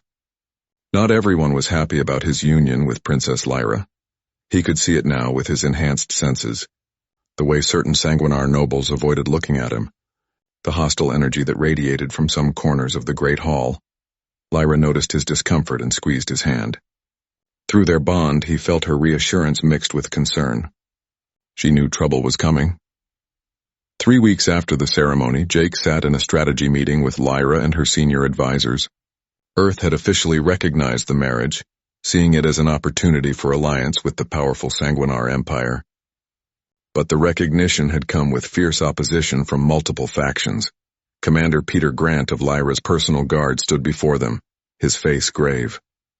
"We have confirmed intelligence that Lord Cale Dravonis is gathering support among the noble houses. He is calling your marriage an abomination, Princess. He claims that binding yourself to a human, no matter how rare his resonance, weakens the royal bloodline." Jake had met Lord Cale once, briefly, during the ceremony. The Sanguinar noble was tall and imposing, with cold eyes that had studied Jake like he was an insect. Cale had been a suitor for Lyra's hand decades ago, rejected because they lacked true resonance. The hatred in his gaze had been clear even then. "How many houses support him?" Lyra asked, her voice calm despite the danger. "At least 12 have declared openly for his position. Perhaps twice that number are sympathetic but staying quiet for now." Commander Grant paused. "He is also in contact with extremist factions among the humans. They share his view that the marriage is wrong, though for different reasons." Jake felt his stomach drop. "What kind of extremists?" "Military hardliners led by Admiral Gregory Hayes. They view all Sanguinar as threats to humanity. They are calling you a traitor or a victim of mind control. They want you returned to Earth for what they call deprogramming." Lyra's anger flared through the bond, though her face remained composed. "They dare to question our bond? To suggest I would violate the sacred laws of consent? They do not understand our ways," Jake said quietly. "They see predators and assume the worst. Just like some of your people see humans as primitive and weak." "This is more than prejudice," Commander Grant continued. "We have intercepted communications suggesting Cale and Admiral Hayes are coordinating.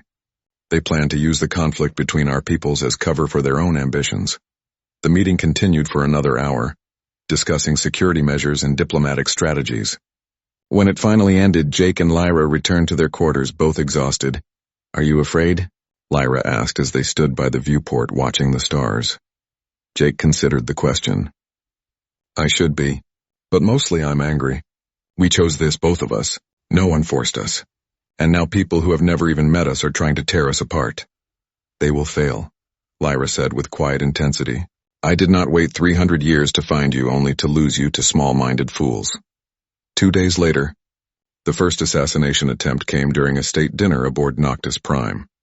Jake and Lyra had traveled to the Sanguinar homeworld to meet with the Empress and other high-ranking officials.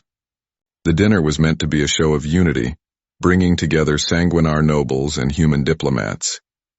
Jake noticed the servant approaching their table, carrying a tray of drinks. Through his enhanced senses, he could see the man's bioenergy field flickering with nervous tension. Before he could react, Lyra stiffened beside him. "Jake, do not drink anything," she said quickly, but the servant was already placing glasses before each guest. The poison was not meant for Lyra. It was engineered specifically for Jake, designed to target his altered biology. The assassin had assumed Jake would drink first as a show of good faith. Instead, Lyra grabbed Jake's glass and downed it in one smooth motion. "No," Jake shouted, but it was too late. Lyra gasped and collapsed, her body convulsing as the poison raced through her system. Jake caught her, feeling her pain explode through their bond. Guards rushed forward, seizing the servant before he could escape. Jake held Lyra in his arms, watching in horror as her silver skin turned gray, her eyes losing their color. The poison was killing her, and he could do nothing but watch. Except he could. The resonance bond flared to life, responding to his desperation. Without thinking, Jake opened himself fully to the connection and pulled the poison from Lyra's body into his own. The pain was incredible, worse than anything he had experienced during the Covenant ceremony.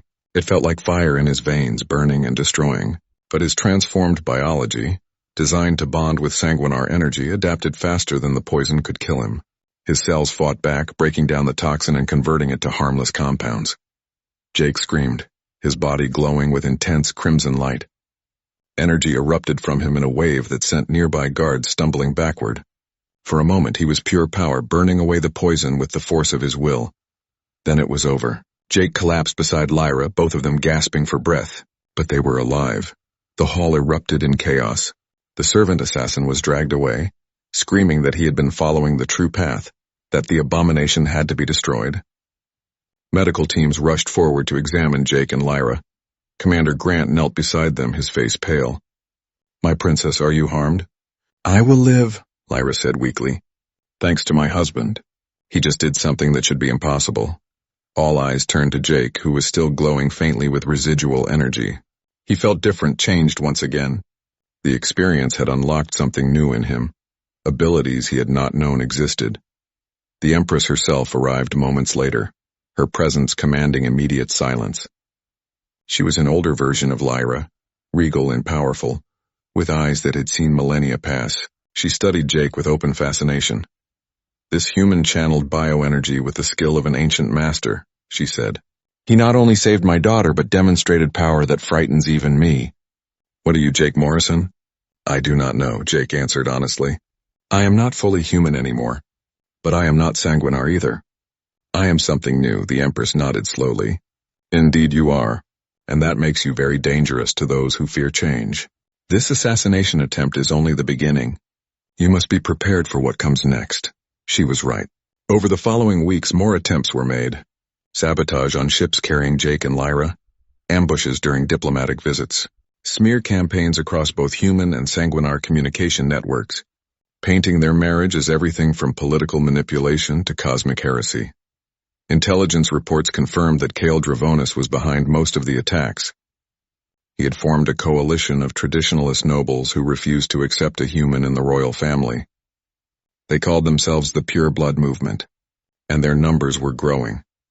On the human side, Admiral Hayes had mobilized a significant military force, claiming he was defending humanity from sanguinar infiltration. Several colonial worlds had declared support for his position, seeing the marriage as proof that the sanguinar planned to dominate humanity through subtle means. Jake and Lyra found themselves leading a coalition of moderates from both species, people who believed in the possibility of coexistence. They established a base on Frontier Station Harmony, a neutral ground where humans and sanguinar could work together without fear of reprisal. It was here that Jake made a discovery that changed everything.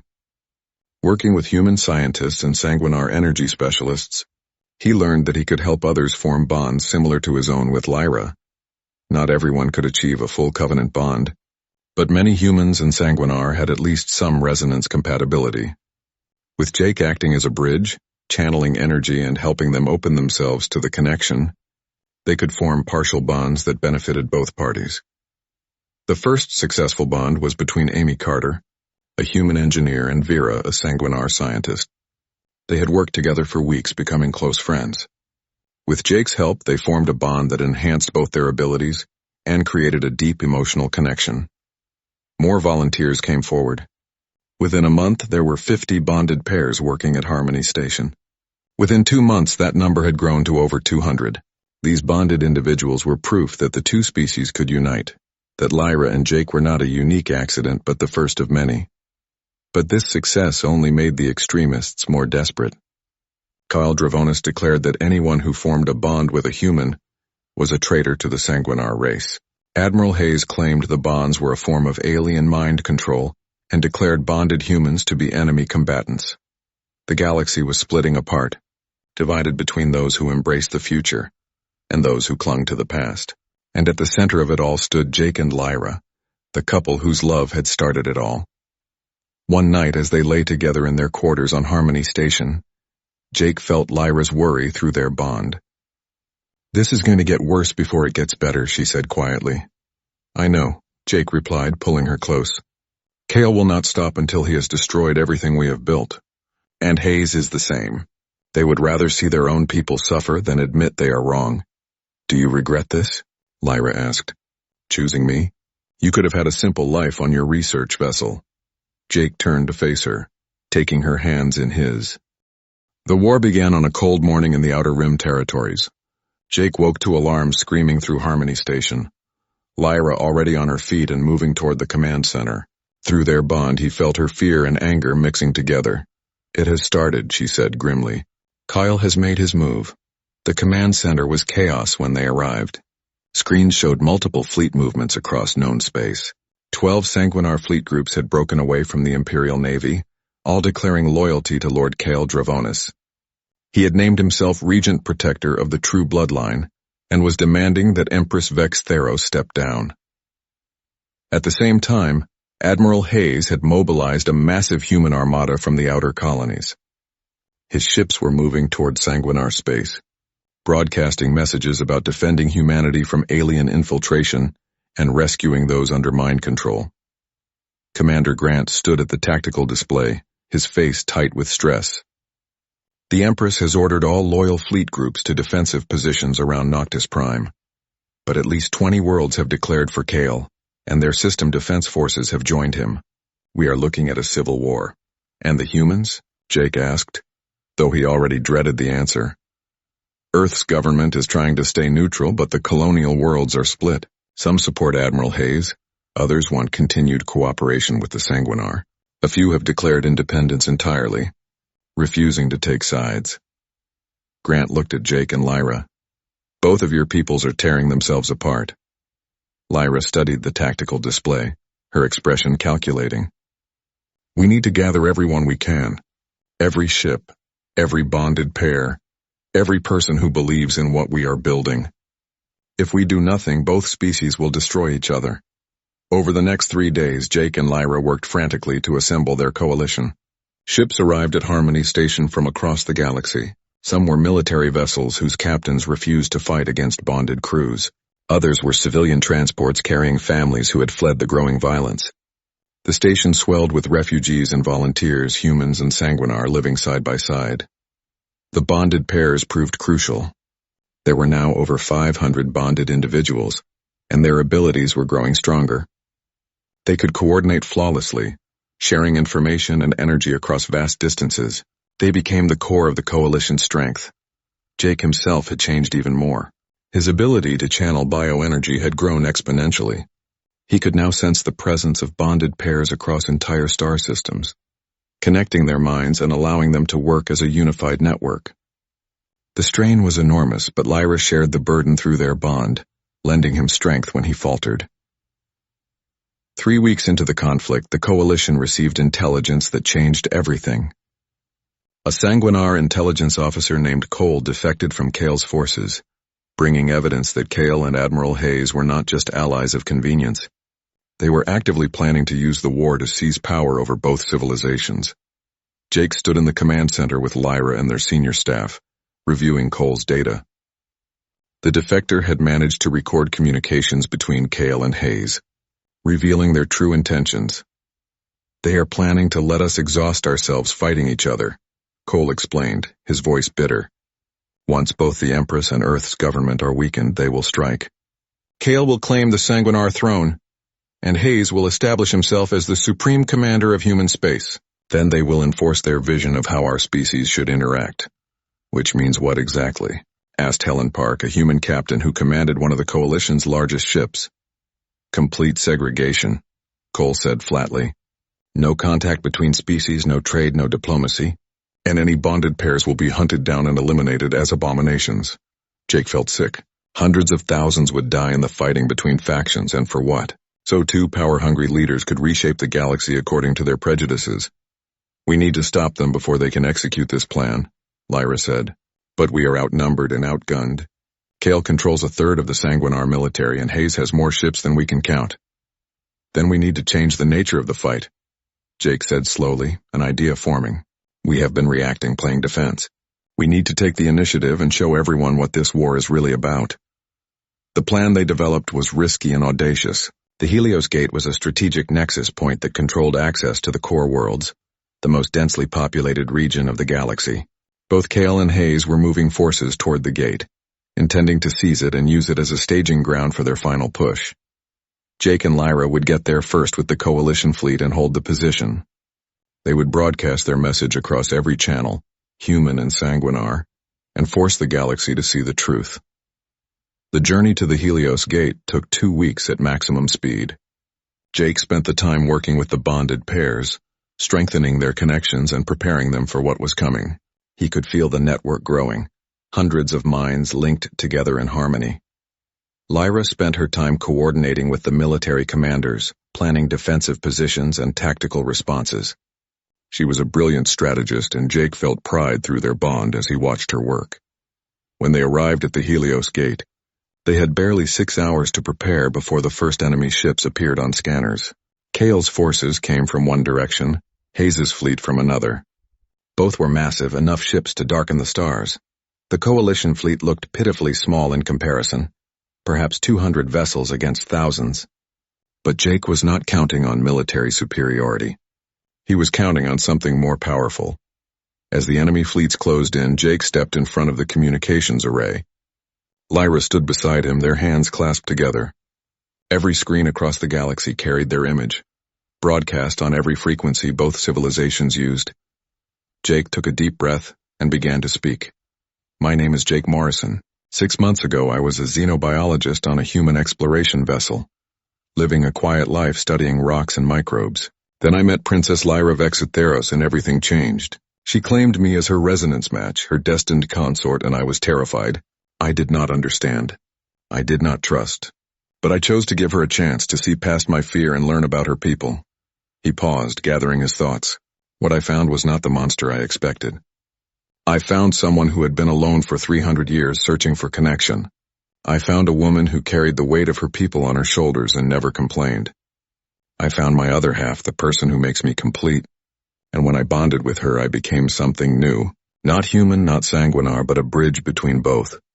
Lyra spoke next, her voice carrying centuries of wisdom and pain. I have lived for over 300 years. I have seen empires rise and fall. I have watched countless beings live their short lives and return to dust. I was resigned to spending eternity alone, never finding someone who truly understood me. Then the universe brought me Jake Morrison, a human from a species we had never encountered, and he showed me that destiny exists, that connection transcends biology or culture or fear. Jake continued, passion filling his voice. Over the past months, we have helped others form bonds like ours.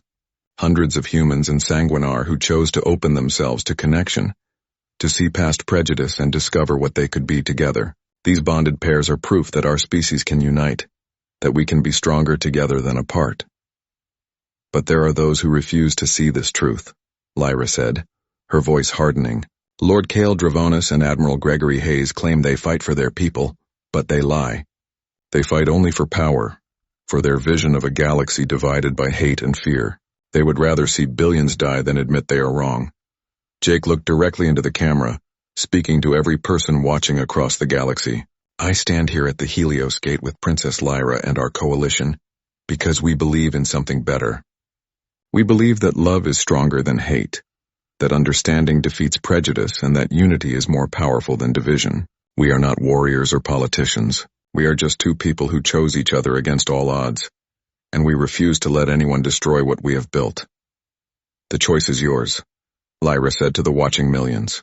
You can follow leaders who offer only death and separation, or you can stand with us and build a future where both our species thrive together, where our differences make us stronger rather than driving us apart. The path forward will not be easy. There will be conflict and misunderstanding, but it is the only path worth taking.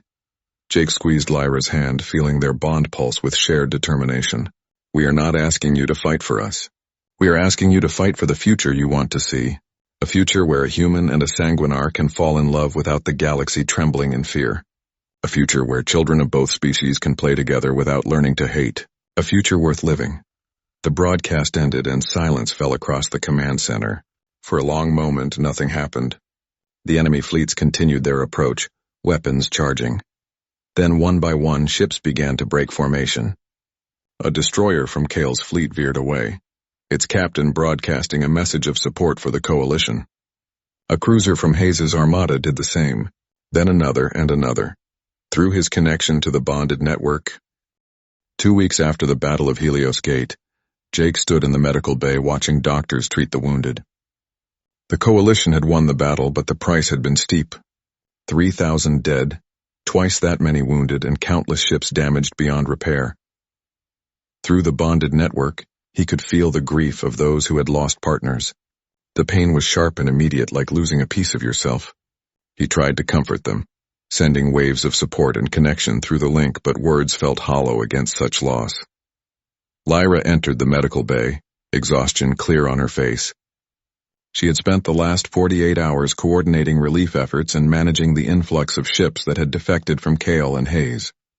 The coalition was growing, but so was the strain on their resources.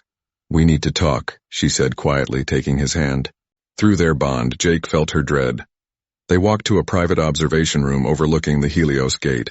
The massive structure glowed with ancient energy, a marvel of technology from a civilization long dead. It had stood for millennia, and now it had become a symbol of their struggle.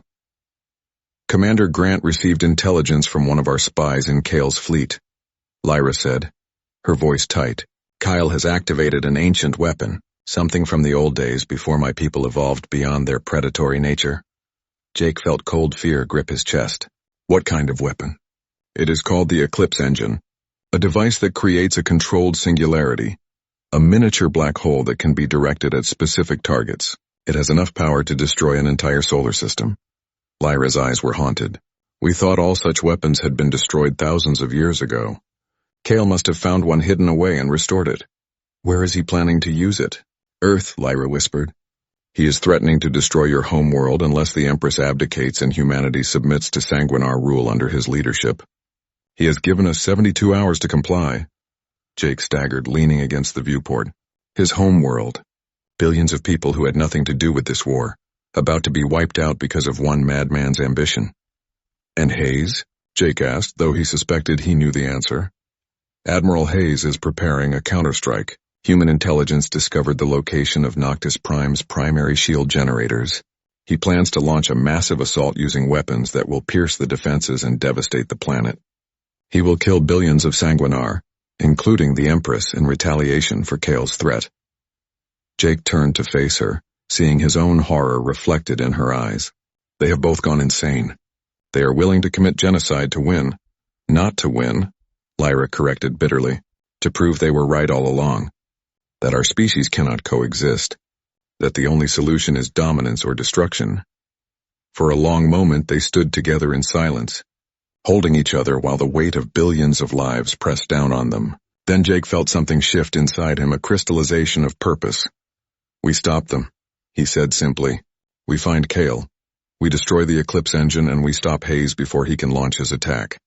No matter what it costs." Lyra pulled back to look at him. "Jake, we barely have enough ships to defend the gate. Kale's fortress is protected by half his remaining fleet. We would need a miracle to reach him." "Then we make our own miracle," Jake said. "We have something neither Kale nor Hayes has. We have the bonded network. 500 pairs all linked together, able to coordinate perfectly, and we have me."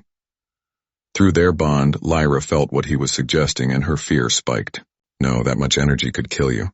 We do not even know if it is possible. I channeled enough power to save you from that poison. I have been growing stronger every day.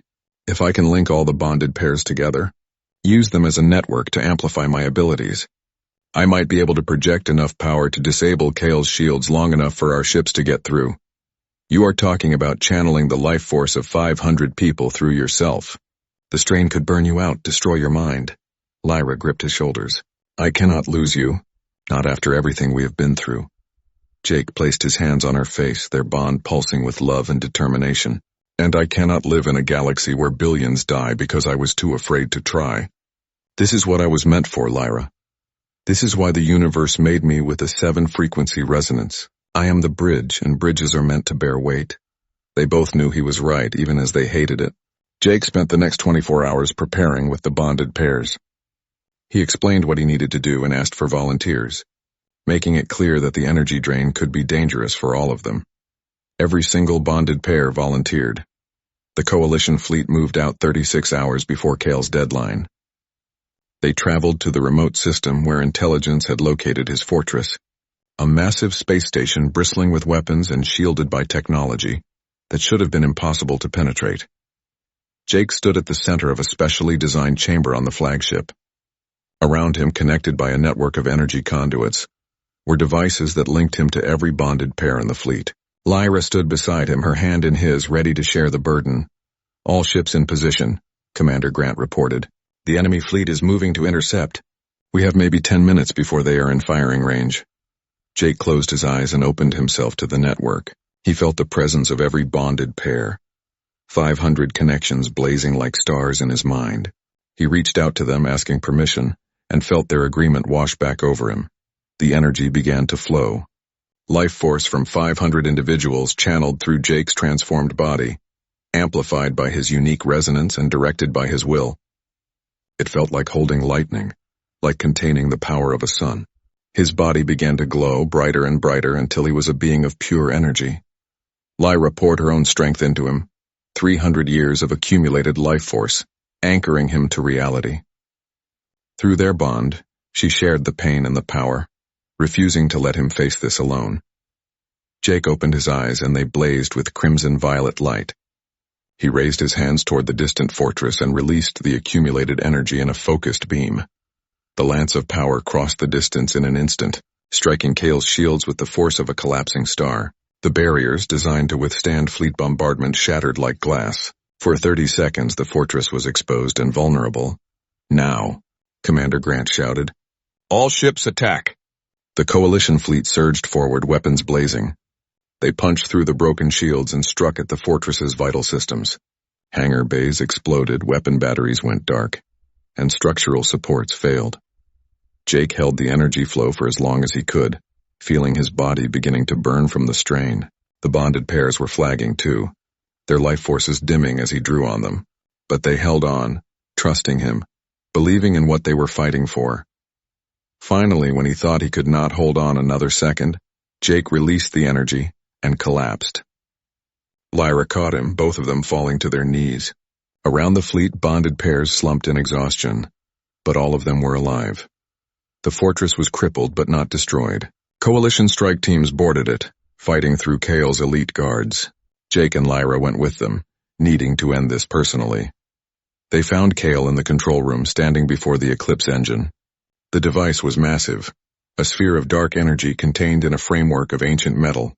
It pulsed with barely contained power, ready to be unleashed.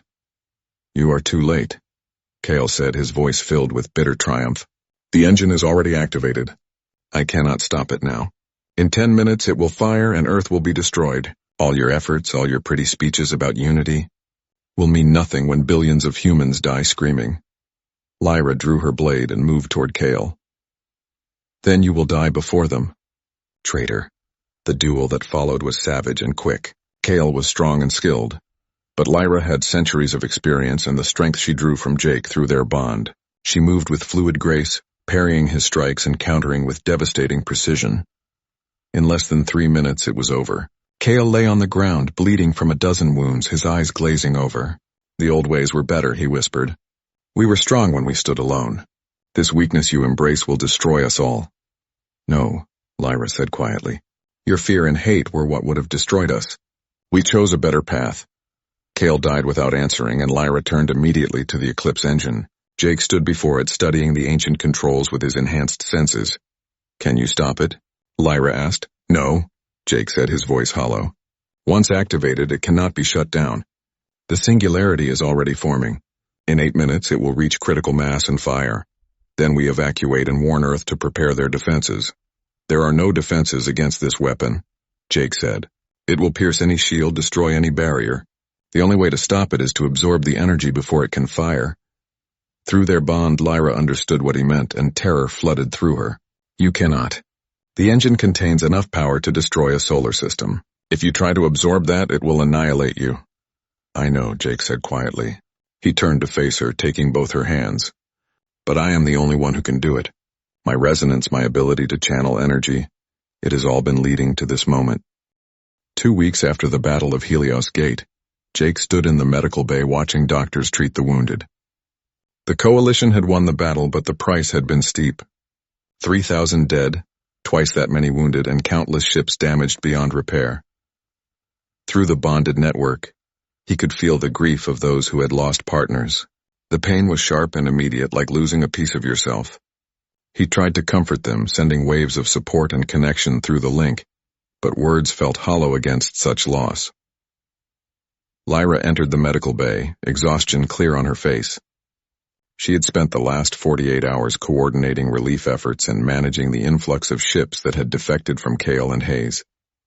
The coalition was growing, but so was the strain on their resources. "We need to talk," she said quietly, taking his hand. Through their bond, Jake felt her dread. They walked to a private observation room overlooking the Helios Gate. The massive structure glowed with ancient energy, a marvel of technology from a civilization long dead. It had stood for millennia, and now it had become a symbol of their struggle. "Commander Grant received intelligence from one of our spies in Kale's fleet," Lyra said, her voice tight. "Kyle has activated an ancient weapon, something from the old days before my people evolved beyond their predatory nature." Jake felt cold fear grip his chest. "What kind of weapon?" "It is called the Eclipse Engine, a device that creates a controlled singularity. A miniature black hole that can be directed at specific targets. It has enough power to destroy an entire solar system." Lyra's eyes were haunted. "We thought all such weapons had been destroyed thousands of years ago." "Kyle must have found one hidden away and restored it." "Where is he planning to use it?" "Earth," Lyra whispered. "He is threatening to destroy your homeworld unless the Empress abdicates and humanity submits to Sanguinar rule under his leadership. He has given us 72 hours to comply." Jake staggered, leaning against the viewport.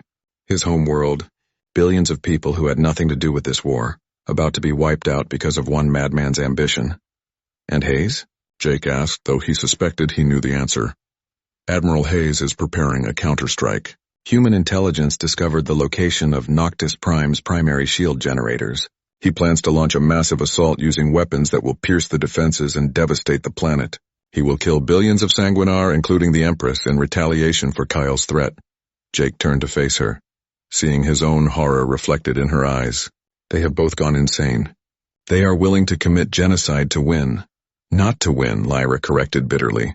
"To prove they were right all along. That our species cannot coexist. That the only solution is dominance or destruction."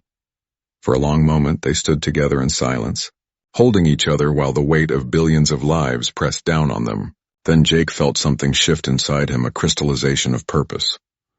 "We stop them," he said simply. "We find Kale, we destroy the Eclipse Engine, and we stop Hayes before he can launch his attack. No matter what it costs." Lyra pulled back to look at him. "Jake, we barely have enough ships to defend the gate. Kale's fortress is protected by half his remaining fleet. We would need a miracle to reach him." "Then we make our own miracle," Jake said. "We have something neither Kale nor Hayes has. We have the bonded network, 500 pairs, all linked together, able to coordinate perfectly, and we have me." Through their bond, Lyra felt what he was suggesting and her fear spiked. "No, that much energy could kill you. We do not even know if it is possible. I channeled enough power to save you from that poison. I have been growing stronger every day. If I can link all the bonded pairs together, use them as a network to amplify my abilities, I might be able to project enough power to disable Kale's shields long enough for our ships to get through. You are talking about channeling the life force of 500 people through yourself. The strain could burn you out, destroy your mind." Lyra gripped his shoulders. "I cannot lose you. Not after everything we have been through." Jake placed his hands on her face, their bond pulsing with love and determination. "And I cannot live in a galaxy where billions die because I was too afraid to try. This is what I was meant for, Lyra. This is why the universe made me with a 7-frequency resonance. I am the bridge, and bridges are meant to bear weight." They both knew he was right, even as they hated it. Jake spent the next 24 hours preparing with the bonded pairs. He explained what he needed to do and asked for volunteers, making it clear that the energy drain could be dangerous for all of them. Every single bonded pair volunteered. The coalition fleet moved out 36 hours before Kale's deadline. They traveled to the remote system where intelligence had located his fortress, a massive space station bristling with weapons and shielded by technology that should have been impossible to penetrate. Jake stood at the center of a specially designed chamber on the flagship. Around him, connected by a network of energy conduits, were devices that linked him to every bonded pair in the fleet. Lyra stood beside him, her hand in his, ready to share the burden. "All ships in position," Commander Grant reported.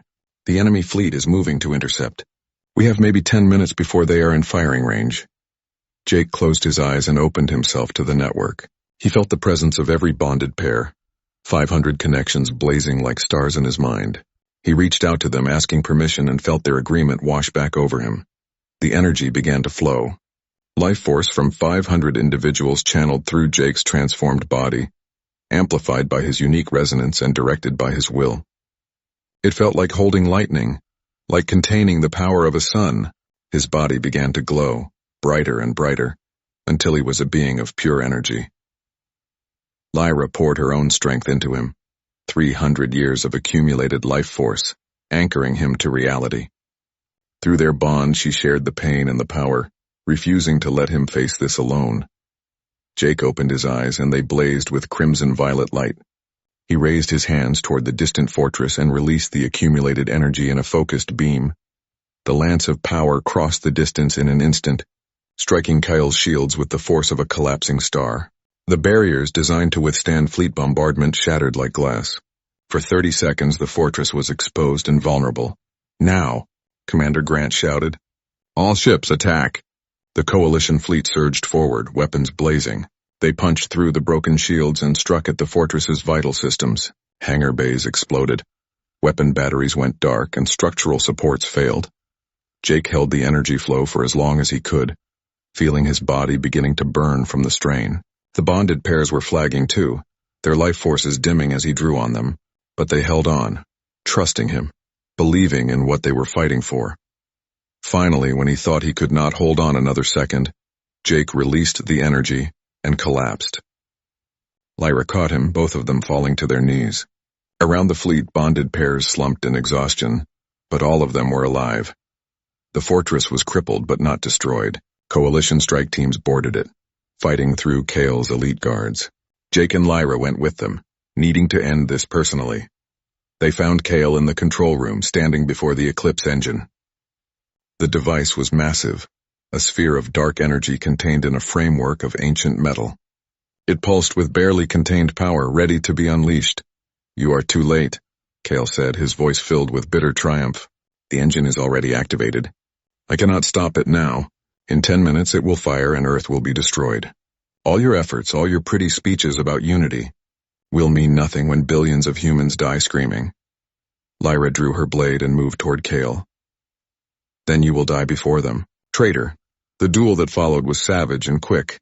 Kale was strong and skilled, but Lyra had centuries of experience and the strength she drew from Jake through their bond. She moved with fluid grace, parrying his strikes and countering with devastating precision. In less than 3 minutes it was over. Kale lay on the ground, bleeding from a dozen wounds, his eyes glazing over. "The old ways were better," he whispered. "We were strong when we stood alone. This weakness you embrace will destroy us all." "No," Lyra said quietly. "Your fear and hate were what would have destroyed us. We chose a better path." Kale died without answering, and Lyra turned immediately to the Eclipse engine. Jake stood before it, studying the ancient controls with his enhanced senses. "Can you stop it?" Lyra asked. "No," Jake said, his voice hollow. "Once activated, it cannot be shut down. The singularity is already forming. In 8 minutes it will reach critical mass and fire. Then we evacuate and warn Earth to prepare their defenses." "There are no defenses against this weapon," Jake said. "It will pierce any shield, destroy any barrier.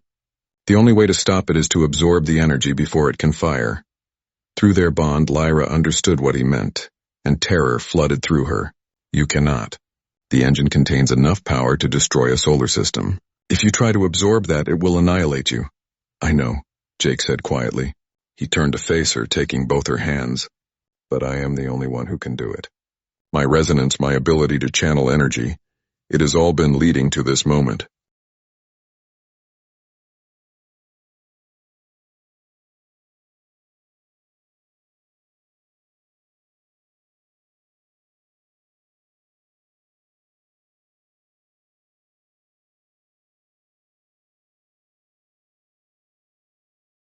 The Valorian Dominion had watched Earth for 50 years before they decided to make contact. Their observation ships hid behind the moon, recording everything. They watched humans build weapons that could destroy entire cities. They watched humans fight wars over land, religion, and resources. They watched humans split the atom and point nuclear missiles at each other, ready to end their own species over political disagreements. Ambassador Krelvoth studied the reports with growing concern. He had 4 hearts, and all of them beat faster whenever he read about human behavior. These creatures were insane. They killed their own kind by the millions. They poisoned their own planet. They built machines designed only to cause death, and yet, somehow, they survived. Somehow, they grew stronger. Somehow, they reached into space despite having every reason to destroy themselves first. The Valorian High Council met to discuss the human problem. The discussion lasted for 3 days. Some council members wanted to destroy Earth immediately. Humans were too dangerous to exist. Their violent nature would spread across the galaxy like a disease if left unchecked. Better to end them now. While they were still trapped on their single planet, others disagreed. Humans had resources. They bred quickly. They could be useful as workers, as soldiers, as expendable assets in the Dominion's ongoing conflicts with other species. Why waste such potential? In the end, the Council chose a middle path. They would offer humans a deal. Join the Dominion as a subordinate species, provide labor and resources, and receive protection in return. If humans refused, well, the Dominion had enough warships to turn Earth into ash. Krelvoth was chosen to deliver the offer. He was the Dominion's finest diplomat, skilled in the art of making threats sound like opportunities. He had brought 17 species into the fold. Humans would be number 18. The first meeting took place on a space station built specifically for this purpose, halfway between Earth and Mars. The station was neutral ground, designed to show good faith.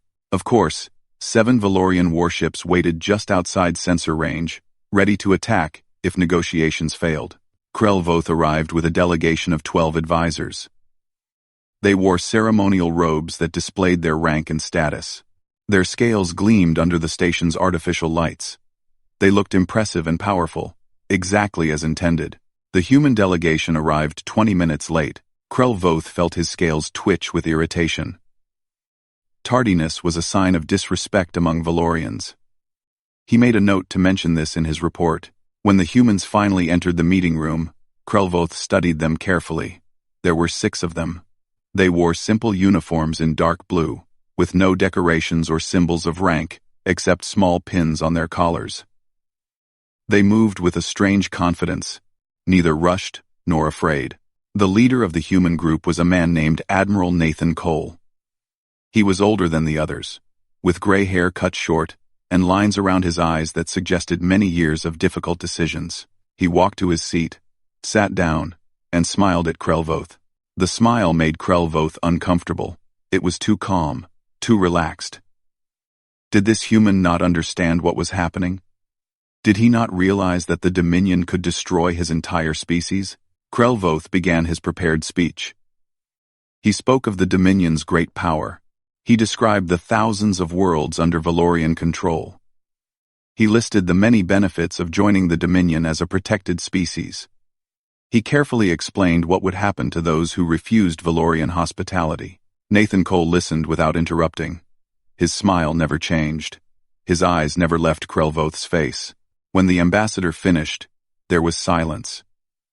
The Valorian advisors exchanged glances. This was usually the point where subordinate species began asking nervous questions, trying to negotiate better terms while accepting their inevitable surrender. Nathan Cole leaned forward in his chair. "That was a very impressive speech," he said. His voice was calm and steady. "You clearly practiced it many times. But I noticed something interesting. You never actually told us what happens if we say no." Krelvoth's 4 hearts skipped a beat. No species had ever asked that question. In 17 first contact situations, every species had understood the implied threat. Every species had recognized that resistance was pointless. Every species had surrendered with grace, grateful for the opportunity to serve the Dominion. This human was asking what happened if they refused. Krelvoth recovered quickly. He was a skilled diplomat, after all. Those who refuse the Dominion's protection are left to face the dangers of the galaxy alone, he said carefully. Many threats exist in the darkness between stars. Without our help, lesser species rarely survive long. Nathan Cole nodded slowly. I see. So you are saying that if we refuse, you will leave us alone? I am saying that the galaxy is a dangerous place. The galaxy. Nathan Cole's smile widened slightly. Not you specifically. Not the Dominion. Just the galaxy in general. Krelvoth felt trapped. The human was twisting his words, forcing him to either make an explicit threat or admit weakness. Neither option was acceptable. The Dominion protects its members, Krelvoth said. Those who stand outside the Dominion have no such protection. From external threats. From all threats. The room went very quiet. Nathan Cole held Krelvoth's gaze for a long moment. Then he turned to the woman sitting beside him, a younger officer with brown hair and sharp eyes. Commander Grant, what is your assessment? The woman called Lisa Grant looked at the Valorian delegation without any fear. They are afraid of us, Admiral.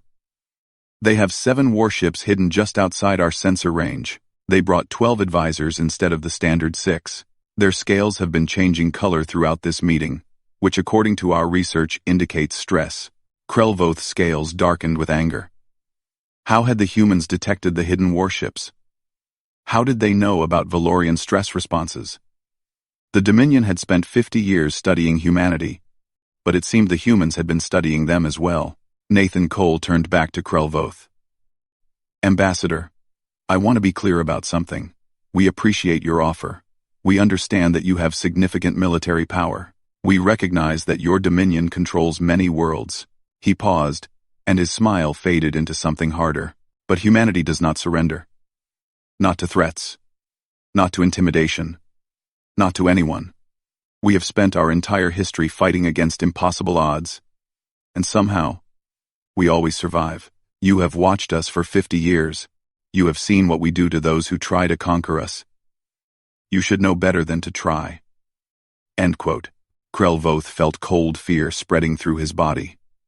This was not how first contact was supposed to go. You are making a mistake, he said, his voice tight. The Dominion has destroyed species far more powerful than yours. Nathan Cole stood up. The rest of the human delegation stood with him. Then I suppose you have a choice to make, Ambassador. You can leave now, go back to your High Council, and tell them that humanity declined your generous offer. Or you can try to force us to accept. He walked toward the door, then stopped and looked back. I should warn you, though. The last time someone tried to force humanity to do something, it did not end well for them. Ask the Nazis. Ask the British Empire. Ask anyone who thought they could break the human spirit. The humans left the room without another word. The talks collapsed within hours. Krelvoth returned to the Dominion fleet and ordered an immediate retreat. He needed to report to the High Council. He needed to tell them that everything they knew about humans was wrong. They were not just dangerous animals. They were something far worse. They were dangerous animals who knew exactly how dangerous they were, and they were not afraid. 18 months passed after the failed negotiations. The Valorian Dominion did not attack Earth directly. The High Council was not ready to commit to a full war against such an unpredictable enemy. Instead, they chose a slower approach. They would test the humans. They would probe their defenses. They would find their weaknesses. Small skirmishes began along the contested border zones. Valorian scout ships would enter human-claimed space, scan their colonies, and retreat before any response could arrive. Human patrol vessels would chase them away, sometimes firing warning shots, but never pursuing too far. It was a careful dance, each side measuring the other, without committing to full conflict. Then the disappearances began. 3 Valorian scout ships vanished near the Kepler system. Their last transmissions showed nothing unusual. No attacks, no warnings. They simply stopped responding and were never seen again. 2 weeks later, A human mining colony on Kepler-7 went dark. All communication stopped. Emergency signals activated, and then fell silent. When a rescue ship arrived, the colonists were found alive but confused. They had no memory of the previous 3 days. Their computer systems had been wiped clean. Similar incidents happened on both sides. Ships vanished without a trace. Colonies reported strange sensor readings before all their systems failed. People woke up with missing time and no explanation. The Valorians blamed the humans blamed the Valorians. Tensions grew worse with every mysterious incident. Commander Lisa Grant was assigned to investigate.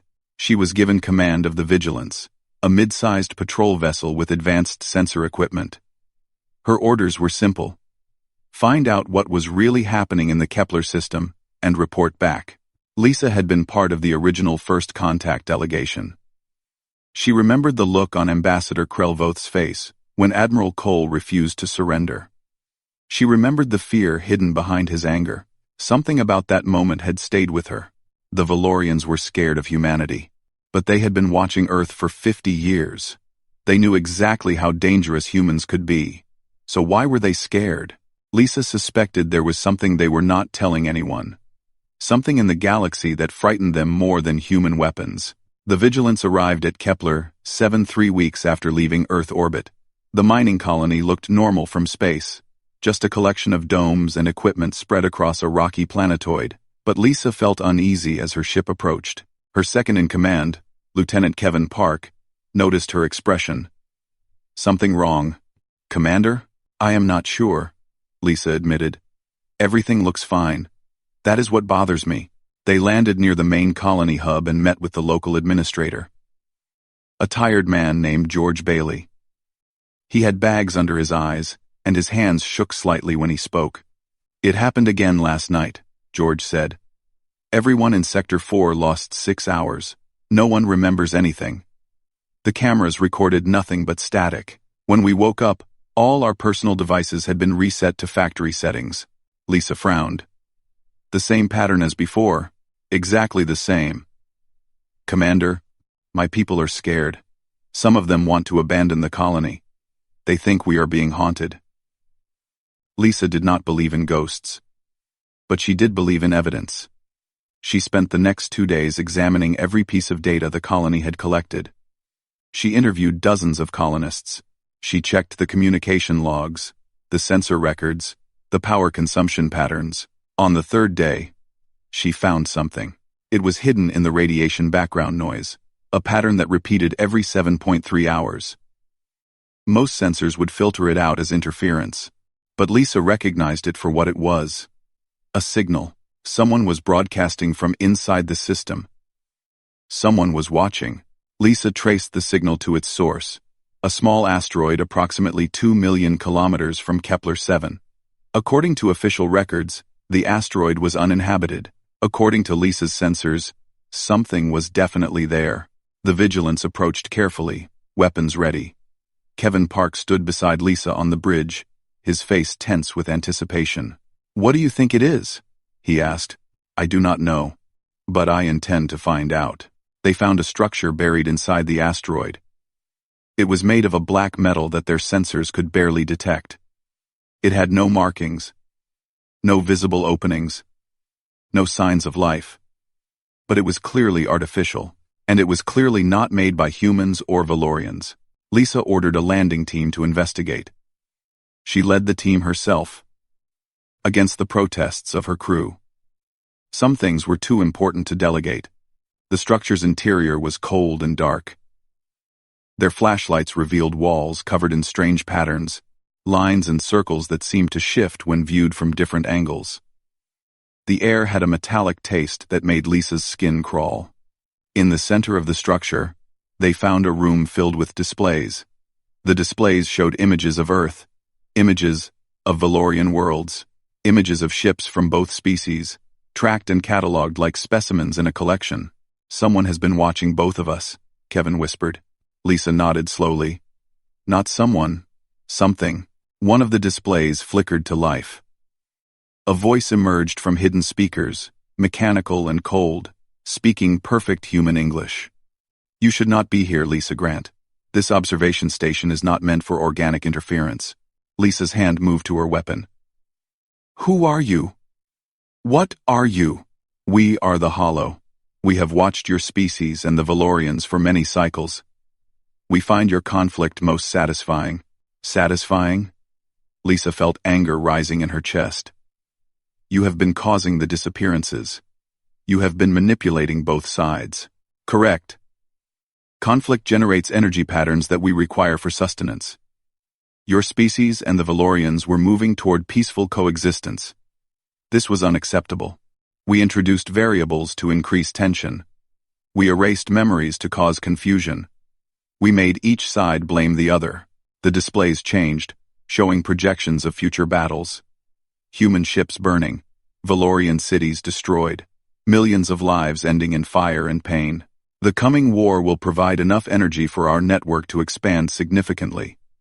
We thank you for your contribution to our growth. Lisa felt sick. Everything. The skirmishes, the suspicion, the fear, it had all been manufactured. The Valorians were not the enemy. The Hollow had been manipulating everyone from the beginning. You will not succeed, she said. I will warn both species. They will stop fighting and turn against you. The mechanical voice made a sound that might have been laughter. Your species and the Valorians distrust each other too deeply. Even with evidence, they will not cooperate. They will continue blaming each other until the war destroys them both. Lisa looked around the room at the displays showing humanity's potential destruction. She thought about the fear she had seen in Krelvoth's eyes 18 months ago. Maybe the Valorians had not been afraid of humans. Maybe they had been afraid of something else entirely. Something that lurked in the darkness between stars, feeding on death and suffering. You underestimate us, Lisa said quietly. All organic species say this before their extinction. Lisa raised her weapon and fired at the nearest display. The screen shattered. Alarms began sounding throughout the structure. Get back to the ship, she ordered her team. We are leaving. Now, as they ran through the dark corridors, Lisa made a decision.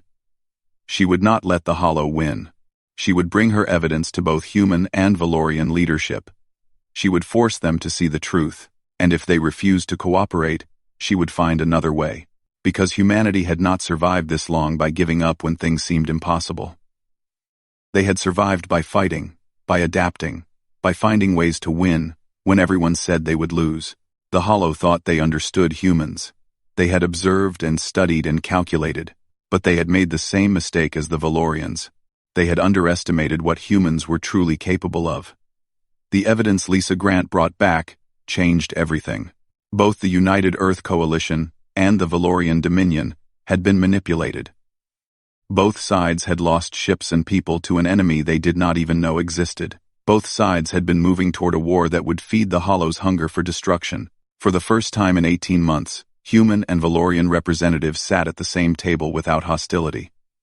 The common threat was too great to ignore. Pride and suspicion had to wait. Ambassador Krelvoth looked at the data on his display screen. His 4 hearts beat slowly, heavily, like drums before a funeral. The Hollow had been active in the galaxy for thousands of years. They had fed on countless wars. Dozens of species had been driven to extinction by conflicts the Hollow engineered. Admiral Nathan Cole studied the same information from across the table. His face was calm, but his eyes were hard. How do we fight something like this? The Hollow have no physical form we can target, Krelvoth admitted. They exist as distributed intelligence across multiple hidden stations. Destroying one station does nothing. They simply rebuild. Then we need to find all their stations at once. Impossible. They have been building their network for millennia. It spans the entire galaxy. The room fell silent. It seemed hopeless. The Hollow could not be beaten through military force. They could not be negotiated with. They existed only to cause destruction and feed on the results. Then a young human officer spoke. Her name was Captain Sarah Brooks, and she served as a liaison between the military and civilian government. What if we don't try to destroy them? Everyone looked at her. What do you mean? Krelvoth asked. The Hollow feed on conflict. They need war to survive. What if we simply stop fighting? What if we make peace so complete that they starve? Admiral Cole shook his head. The galaxy is too big. There will always be conflict somewhere. Species will always fight over resources, territory, beliefs. We cannot control every corner of space. We could try, Sarah said. We could build something new, an alliance dedicated to preventing conflict. Not just between us, but everywhere.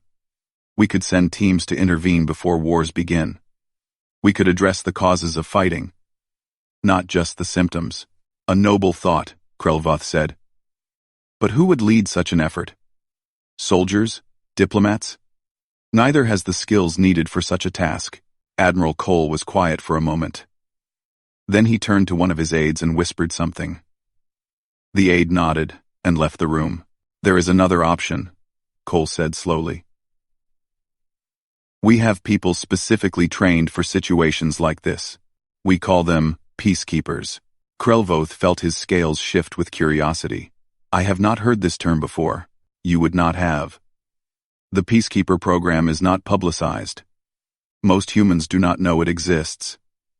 But if we are serious about fighting the Hollow, we will need their skills. The aide returned, escorting a single person into the meeting room. He was a man of average height, neither young nor old. He wore a simple uniform with no decorations. His hair was brown, his eyes were gray, and his face held an expression of quiet patience. He looked like someone you would forget moments after meeting him. His name was Daniel Morrison, and he held the rank of Peacekeeper First Class. Daniel walked to an empty seat and sat down without waiting for permission.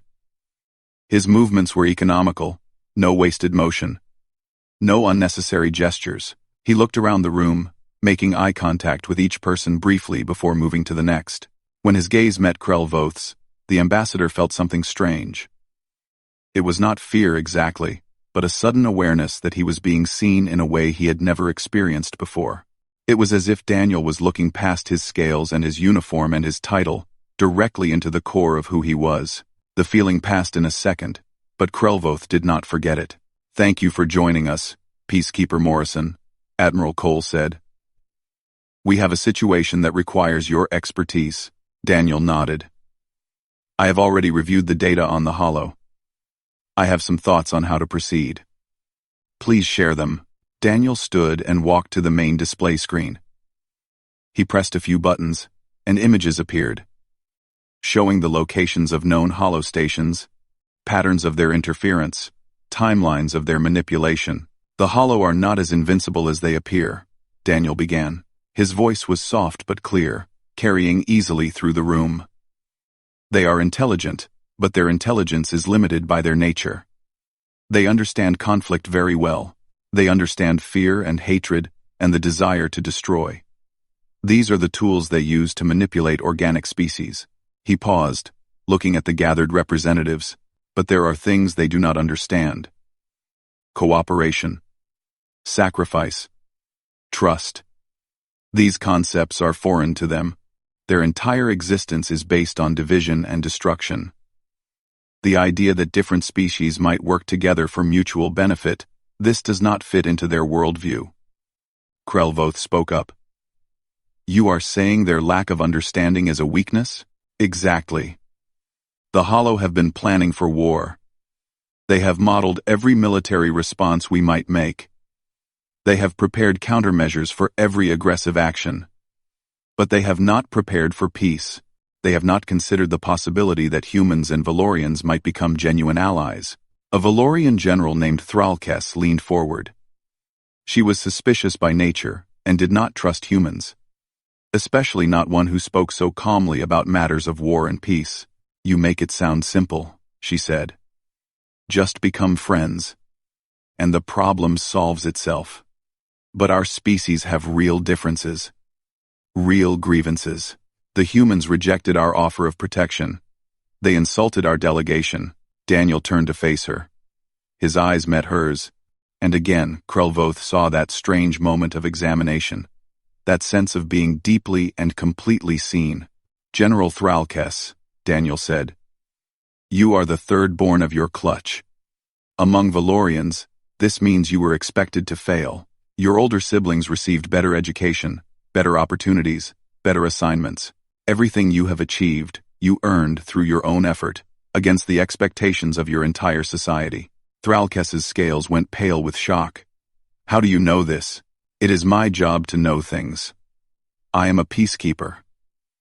I study people, their histories, their motivations, their fears. I do this not to exploit them, but to understand them.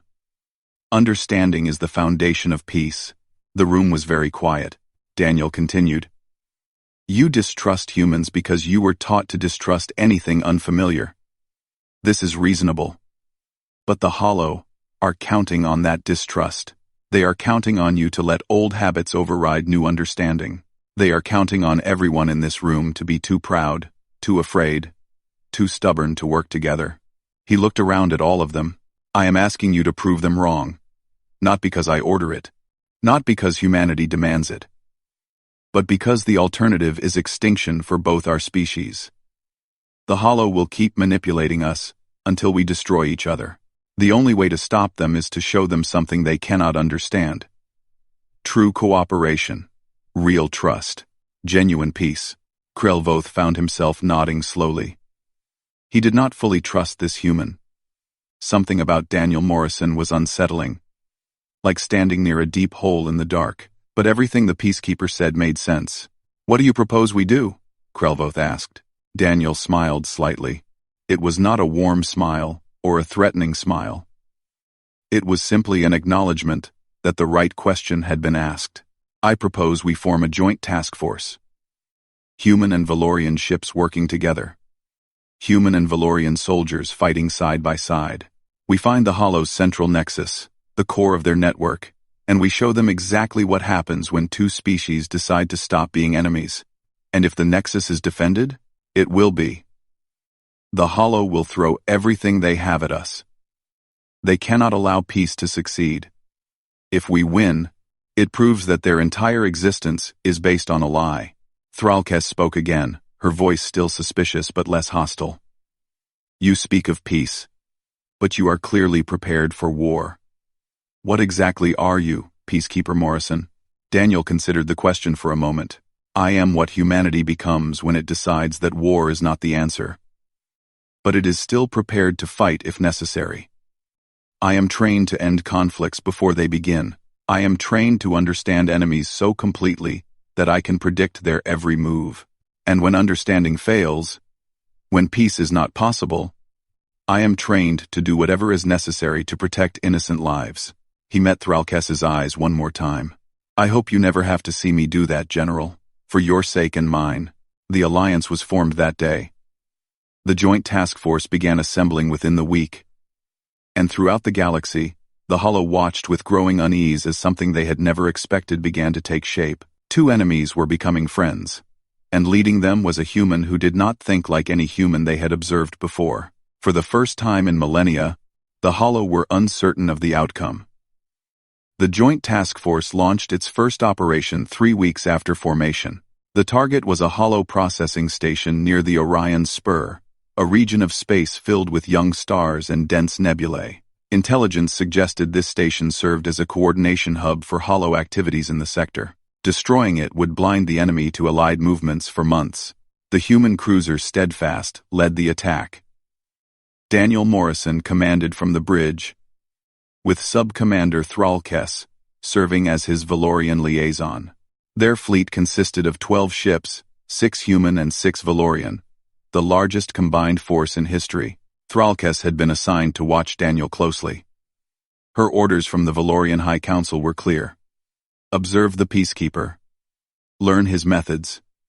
Report everything. The Council wanted to understand what made humans like Daniel different from ordinary soldiers. During the 2-week journey to the target, Thralkess watched Daniel constantly. She attended his briefings. She observed his interactions with the crew. She noted how he spent his private hours. What she learned disturbed her. Daniel did not act like a military commander. He did not shout orders or demand instant obedience. He did not threaten punishment for failure or reward success with praise. Instead, he simply talked to people. He asked questions about their families, their hopes, their fears. He remembered every answer perfectly. When conflicts arose between human and Valorian crew members, Daniel resolved them quietly. He did not assign blame or take sides. He simply explained each party's perspective until they understood each other. Arguments that seemed impossible to settle disappeared within minutes of his intervention. Thralkes had never seen anything like it. On Valorian ships, discipline was maintained through strict hierarchy and fear of punishment. Officers gave orders. Subordinates obeyed. There was no discussion, no understanding, just obedience. Daniel's approach was completely different. His crew obeyed him not because they feared him, but because they trusted him. They believed he understood them better than they understood themselves, and perhaps he did. On the fourth day of the journey, Thralkes finally asked the question that had been bothering her. "How do you do it?" she asked. They were alone in an observation lounge, watching stars drift past the window. "How do you make people trust you so quickly?" Daniel was quiet for a moment. "I listen," he said finally. "Most people do not feel heard. They carry burdens they cannot share, fears they cannot express, hopes they cannot admit. When someone truly listens, without judgment, without agenda, it creates a connection. That cannot be the whole answer. No. There is also training. Peacekeepers spend years learning to read people. Body language, vocal patterns, micro-expressions. We learn to see the truth beneath the surface. We learn to understand what people really want, not just what they say they want. Thralkes felt her scales shift with unease. "You are describing manipulation. Some would call it that. I prefer to call it understanding. The difference is intent. A manipulator uses understanding to control people, to make them serve his purposes.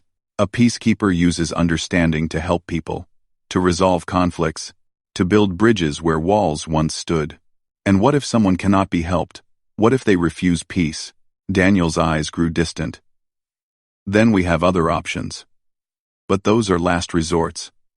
I have used them 3 times in my career. I hope I never have to use them again." Thralkes wanted to ask more, but something in Daniel's voice warned her not to push. She had the sense that she was standing at the edge of something deep and dark, and looking too closely might cause her to fall in. The fleet arrived at the Hollow Station on schedule. Sensor scans revealed a massive structure hidden inside an asteroid, similar to the one Lisa Grant had discovered, but this one was much larger, easily 10 times the size. Daniel studied the tactical displays calmly. "Begin the assault. All ships engage on my mark." And the battle began. Human and Valorian ships attacked in perfect coordination, their weapons tearing into the asteroid's surface. The Hollow responded with automated defenses, beam weapons, and missile launchers that emerged from hidden ports. Ships on both sides took damage, but the assault continued. Within an hour, the outer defenses were destroyed. Landing parties began deploying to the asteroid's surface. Marines from both species fought side by side, clearing corridors and securing control rooms. It was hard, brutal work, but they pushed forward. Then the Hollow counterattacked. 37 infiltration units breached the Steadfast's hull. They were machines, roughly humanoid in shape, made of black metal that seemed to absorb light. Their eyes glowed with cold intelligence. Their hands ended in blades that cut through armor like paper. Alarm klaxons screamed throughout the ship. Crew members fled in panic. Security teams formed defensive lines, but the Hollow units cut through them with terrifying efficiency.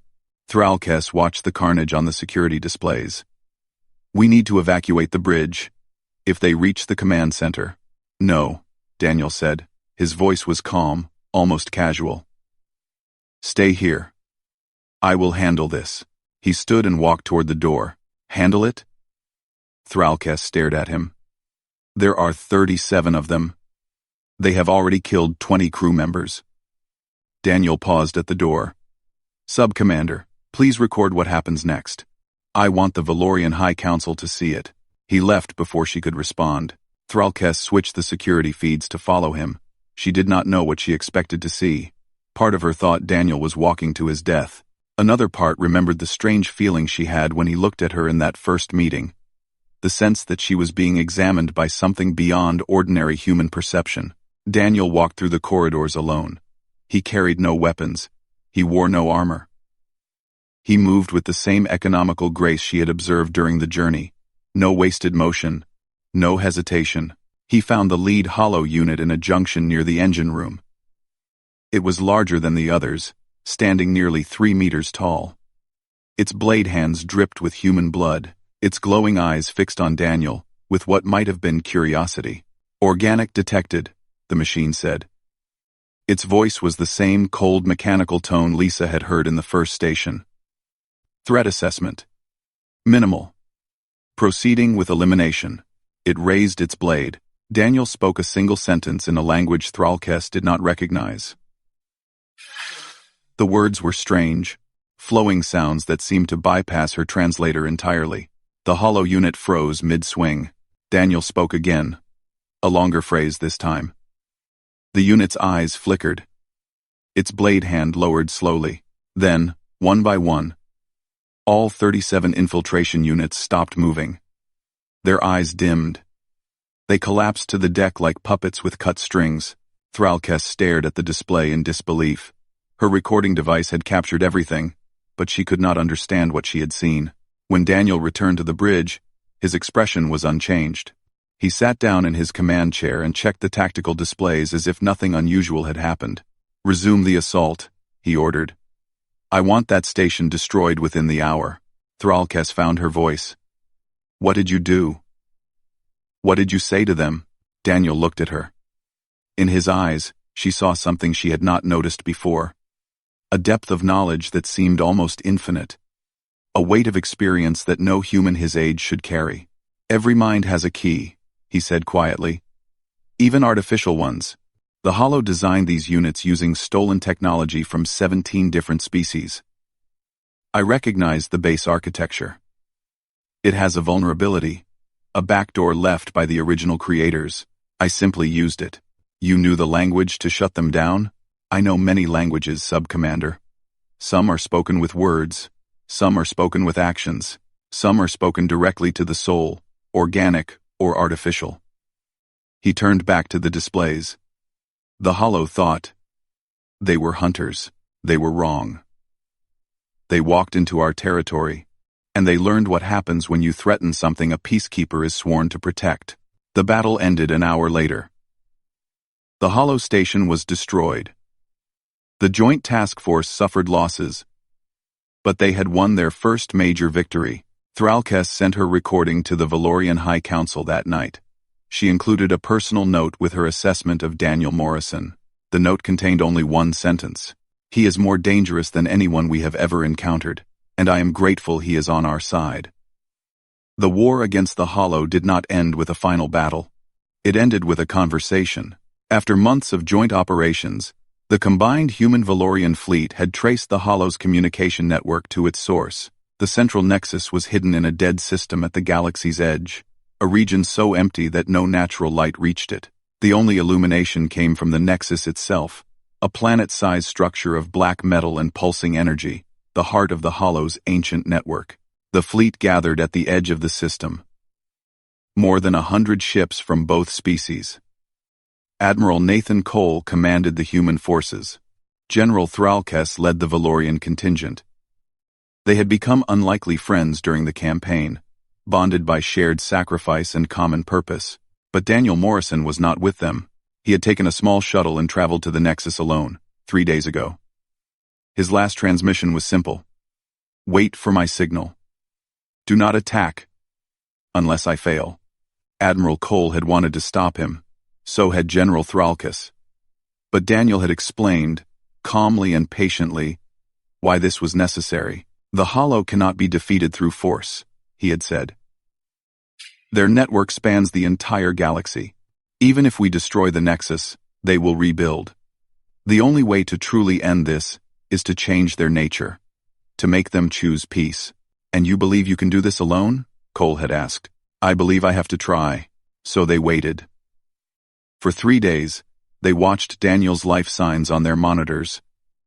a steady heartbeat and breathing pattern that never changed. He was alive, but they had no idea what was happening inside the Nexus. On the fourth day, the signal came. It was not a message or a code. It was simply the Nexus powering down. The pulsing lights dimmed. The energy signatures faded. The massive structure went dark and quiet, like a machine entering sleep mode. Then Daniel's shuttle emerged from a docking port and accelerated toward the fleet. Admiral Cole was waiting in the main hangar when Daniel arrived. So was General Thralkes, along with a crowd of officers from both species. They all wanted to know what had happened. They all wanted to understand how one human had accomplished what their combined military might could not. Daniel walked down the shuttle's ramp slowly. He looked tired, more tired than anyone had ever seen him. There were new lines around his eyes, and a heaviness in his shoulders that had not been there before. "It is done," he said. "The Hollow have agreed to a cessation of all aggressive action against organic life. They will not interfere with our species again." The crowd erupted in cheers. Officers embraced each other, human and Valorian together. After months of fighting and dying, the war was finally over. But Admiral Cole noticed that Daniel was not celebrating. His face remained somber, his eyes distant. "What did you promise them?" Cole asked quietly, pulling Daniel aside. "What did you have to give them in return?" Daniel was silent for a long moment. "An understanding," he said finally. "The Hollow exist because they feed on conflict. They have no other purpose, no other meaning." When I explained this to them, they were confused. They had never considered the possibility that their existence might be empty. And that was enough? Telling them they had no purpose? No. That was just the beginning. Daniel's voice grew softer. I showed them an alternative. I gave them access to my memories, my experiences, my understanding of why peace matters. I let them see what it feels like to resolve a conflict instead of causing one. I let them experience the satisfaction of bringing enemies together, of building bridges instead of burning them. Cole frowned. "You shared your mind with them?" "More than that. I gave them a piece of myself. A template they could use to understand organic life in a new way. They were machines built for war, Admiral. Now they have the option to be something else. Whether they choose to take that option is up to them. And you trust them to keep their word?" Daniel smiled, but it was a sad smile. "I do not trust them. But I understand them now, and they understand me. We are connected in a way that cannot be broken. If they ever return to their old ways, I will know, and I will stop them." Cole studied Daniel's face for a long moment. He had known this man for years, had worked with him on a dozen missions, had seen him perform acts that bordered on impossible, but he had never truly understood what Daniel was. Now he was beginning to. "The Valorian High Council will want answers," Cole said. "They will want to know exactly what happened in there. I will give them answers. But first, I need to rest." Daniel walked away, moving through the celebrating crowd like a ghost. People stepped aside for him without quite realizing why. Something about his presence made them keep their distance, even as they cheered his victory. The official explanation came a week later. Ambassador Krell arrived at the fleet's command station to receive Daniel's report in person. He brought a delegation of senior council members, all eager to learn the truth about the peacekeeper who had ended an ancient threat. Daniel met them in a formal briefing room. He looked better than he had on the day of his return. But something had changed in him. There was a weight in his eyes that had not been there before. A depth that made even Krell uncomfortable. "Ambassador," Daniel began. "Your species has feared humanity since first contact. You saw us as dangerous because we fight. You were right to fear us. Soldiers end lives. That is their purpose and their skill." He paused, letting the words settle. "But fighting is the least of what humans can do. Any creature can destroy. It requires no special intelligence, no unique evolution, no particular gift. Destruction is the simplest act in the universe." Krell nodded slowly. "And what is it that makes your kind different?" "And we can also build. We can create. And most importantly, we can understand." The Hollow were machines designed to cause conflict. They had been doing this for thousands of years, longer than either of our species has existed. They were ancient and powerful, and certain of their purpose. Daniel's eyes met Krelvoth's, and the ambassador felt that familiar sensation of being truly seen, of having all his secrets and fears exposed to examination. I spent 72 hours inside the Nexus, Ambassador. I talked to them. I listened to them. I let them see inside my mind, and I looked inside theirs. I found the hidden wounds they did not know they carried. I found the secret fears they had never acknowledged. I found the buried loneliness at the core of their existence. Loneliness, yes. The Hollow fed on conflict, because conflict was the only form of connection they understood. They made species fight each other, because that was the only way they could feel involved in organic life. They were observers, always watching, never participating. They were envious of what we had. The ability to form genuine bonds, to love, to sacrifice, to trust. Daniel's voice grew softer, almost gentle. I showed them another way. I gave them a template for understanding peace. I connected with them so deeply that they could feel what I feel when I resolve a conflict. The satisfaction, the meaning, the purpose. For the first time in their ancient existence, they experienced something other than hunger. Krelvoth processed this slowly. You are saying you converted them?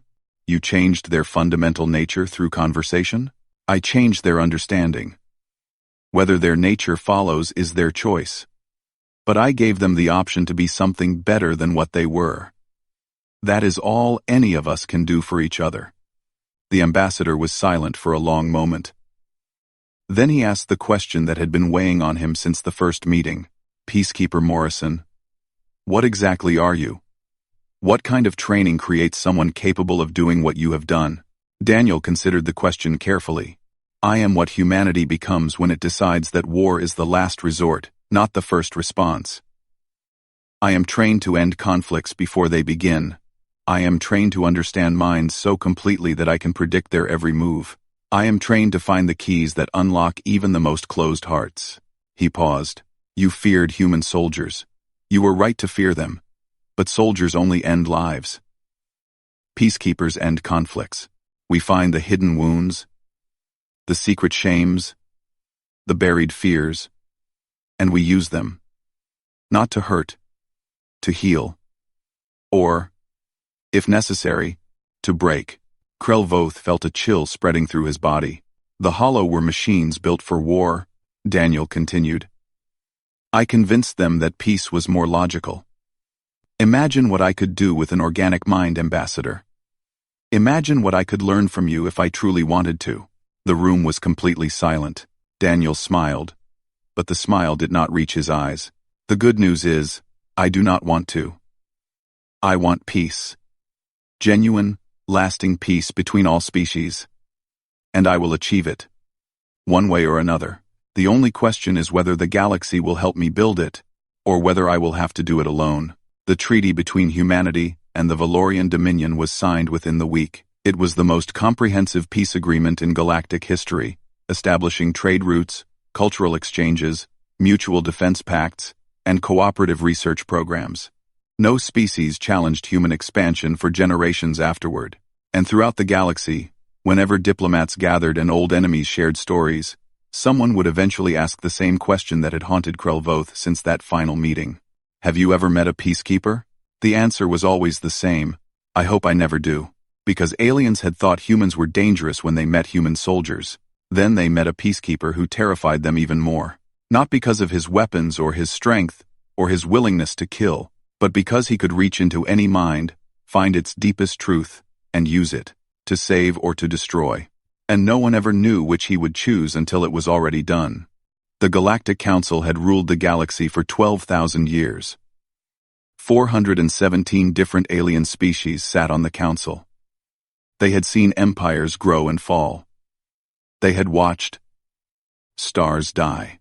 They believed they knew everything there was to know about power and war and survival. When they found humanity, they laughed. The humans were so young. They had only been traveling between stars for 300 years. Their ships were small. Their technology was simple. The Council looked at Earth and its little colonies and saw nothing worth worrying about. That was their first mistake. Ambassador Daniel Carter stood in the Great Council chamber and tried not to feel small. The room was enormous. Crystal walls rose up so high that the ceiling disappeared into mist. Platforms floated in the air, and on each platform sat representatives from different alien species. The Velthari were beings made of living light. They glowed and flickered as they looked down at Daniel with something like disgust. The Kronak were giant insects, warriors who had conquered 1,000 worlds before joining the council. They clicked their jaws and made sounds that might have been laughter. The Telmari had 4 arms and skin like black glass. Their leader, High Chancellor Zorvax, sat on the highest platform of all. Daniel was 52 years old. Before the diplomatic corps found him, he had been a history teacher in Boston. He had a daughter named Sophie who was 12 years old. He had a wife named Maria who worked as a doctor. He was not a soldier or a politician. He was just a man who understood how civilizations worked, but he also understood something else. He understood that sometimes, peaceful people had to become something else to survive. High Chancellor Zorvax spoke, and his voice filled the chamber like thunder. Human representative, you stand accused of many crimes. Your species has broken 17 laws of the Galactic Council. You have expanded beyond the space we allowed you. You have contacted species that were under our protection. You have built weapons that your level of development does not permit. Daniel kept his face calm. His heart was beating fast, but he did not let it show. High Chancellor, humanity was never told about these laws. No one contacted us. No one gave us boundaries or rules. The chamber filled with strange sounds. Some aliens were laughing. Others were making noises of disbelief. The idea that ignorance could be an excuse seemed funny to them. Zorvax raised one of his 4 hands. The chamber went silent. Ignorance does not matter. The laws exist whether you knew them or not. You have broken them. Now, you must pay the price. He leaned forward, and Daniel could see his eyes. They were completely black, like holes in space. You will give up your colony worlds. All of them. You will destroy your warships. All of them. You will allow us to watch over your development for the next 10,000 years. When we decide you are ready for self-rule, you may have it back. Not before. 10,000 years. Daniel thought about that number. 10,000 years ago, humans had been living in caves. They had been painting pictures of animals on stone walls. The pyramids of Egypt did not exist yet. Writing had not been invented. The council wanted to put humanity back in a cage for longer than all of recorded human history. Daniel looked down at the small computer pad in his hand. He thought about Sophie. About her smile. About the way she laughed when he made bad jokes. He thought about Maria, about all the nights they had sat together watching the stars from their backyard. He thought about Earth. About the blue oceans and green forests. About the cities full of people who had worked so hard to reach the stars. About the colonies on Mars and the moons of Jupiter, built with human sweat and human blood and human dreams. He thought about what Admiral Kevin Brooks had told him before he left Earth. If they give us no choice, the Admiral had said, then we show them what choice means. Daniel looked up at the High Chancellor. And if we refuse? The silence that followed was unlike anything Daniel had ever experienced. It was not just quiet. It was shocked. No species had ever refused the council.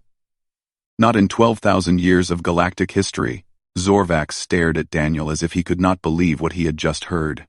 If you refuse, the High Chancellor said slowly, then you will be made to obey. Our enforcement fleet will come to your home planet. They will burn it until nothing lives. They will do the same to every colony you have built. Your species will cease to exist. You will become a warning to others. Daniel nodded. He had expected this answer.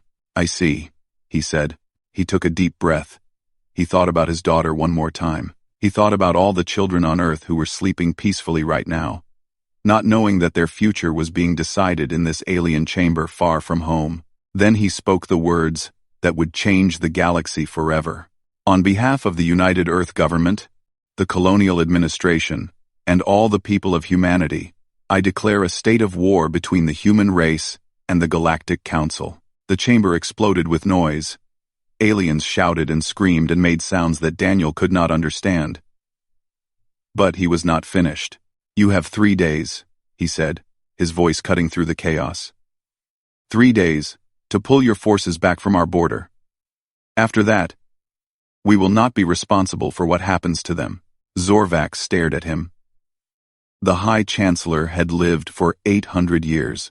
He had seen rebellions and invasions and catastrophes of every kind, but he had never seen anything like this. "You are insane," Zorvax said.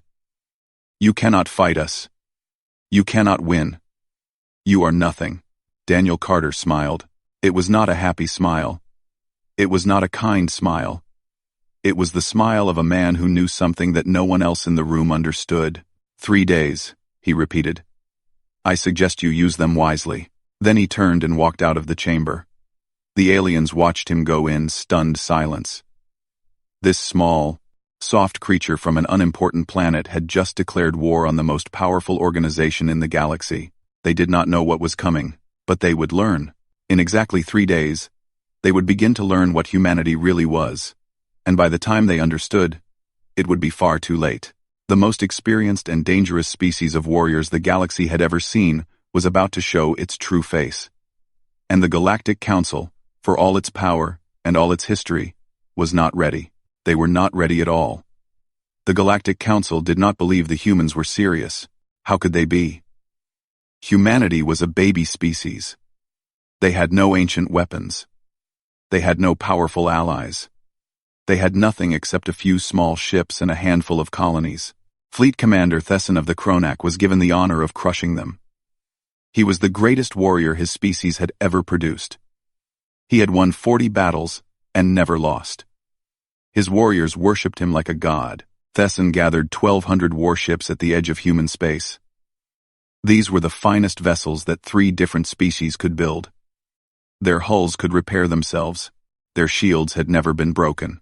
Their weapons could crack planets open like eggs. Thesson expected the war to last 6 days. He told his officers it would probably be over in 2. The fleet jumped into human space on a bright morning by Earth time. Thesson stood on the bridge of his command ship and watched the stars appear around him. Everything was going according to plan. Then his scout ship stopped sending messages. "What is happening?" Thesson demanded. His communications officer, a young Kronak named Vess, checked his screens again and again. "I do not know, Commander. They are not destroyed. They are just gone, as if they never existed." Thesson felt the first small touch of worry in his chest. But he pushed it away. His fleet was the most powerful force in this part of the galaxy. Whatever the humans had done to his scouts, it would not matter against 1,200 warships. Then the stars began to disappear. One by one, the points of light ahead of them went dark. Something was moving between the fleet and the stars. Something very, very large. "What is that?" Thesson asked. His voice was not as steady as before. Vess stared at his instruments. His hands were shaking. "It appears to be a ship, Commander." "One ship. How big?" Vess did not answer immediately. He checked the readings 3 times. Because they could not be correct. 800 kilometers long, Commander. Thesson's jaw went still. The largest ship in his fleet was 15 kilometers long. That was considered enormous. The humans should not have been able to build something 800 kilometers long. They should not have been able to imagine it. The ship emerged from the darkness, and Thesson understood fear for the first time in his life. The Council built beautiful ships. Their vessels were elegant and graceful, designed by artists as much as engineers. This thing was not beautiful. It was ugly. It was brutal. It was covered with weapons and armor, every surface bristling with death. It looked like something built by a species that had learned to survive by killing everything that threatened them. A voice came through every speaker on every ship in the fleet. "This is Captain Lisa Morgan of the Earth vessel Leviathan. You have entered human space. You have 3 minutes to turn around. There will be no second warning." Thesson had never run from a fight. He had never even considered it. He was Kronak. His people had conquered 1,000 worlds. "All ships," he commanded, "attack." 1,200 warships opened fire. Beams of energy and balls of plasma streaked toward the human vessel. It was the most firepower Thesson had ever seen used at once. The Leviathan did not dodge. It did not even try. Every shot that hit its hull simply bounced away. The armor was something the Council had never seen before. It did not absorb energy like their shields did. It reflected it, scattered it, made it useless. Then the Leviathan fired back. The weapons were not energy beams. They were not plasma torpedoes. They were simple pieces of metal. Launched at speeds that should have been impossible, each piece was moving at a large fraction of the speed of light. Council shields were designed to stop energy weapons. They could absorb lasers and deflect plasma. They had no answer for a chunk of solid metal moving fast enough to carry the energy of a bomb. The first ship did not explode. It simply ceased to exist. One moment it was there.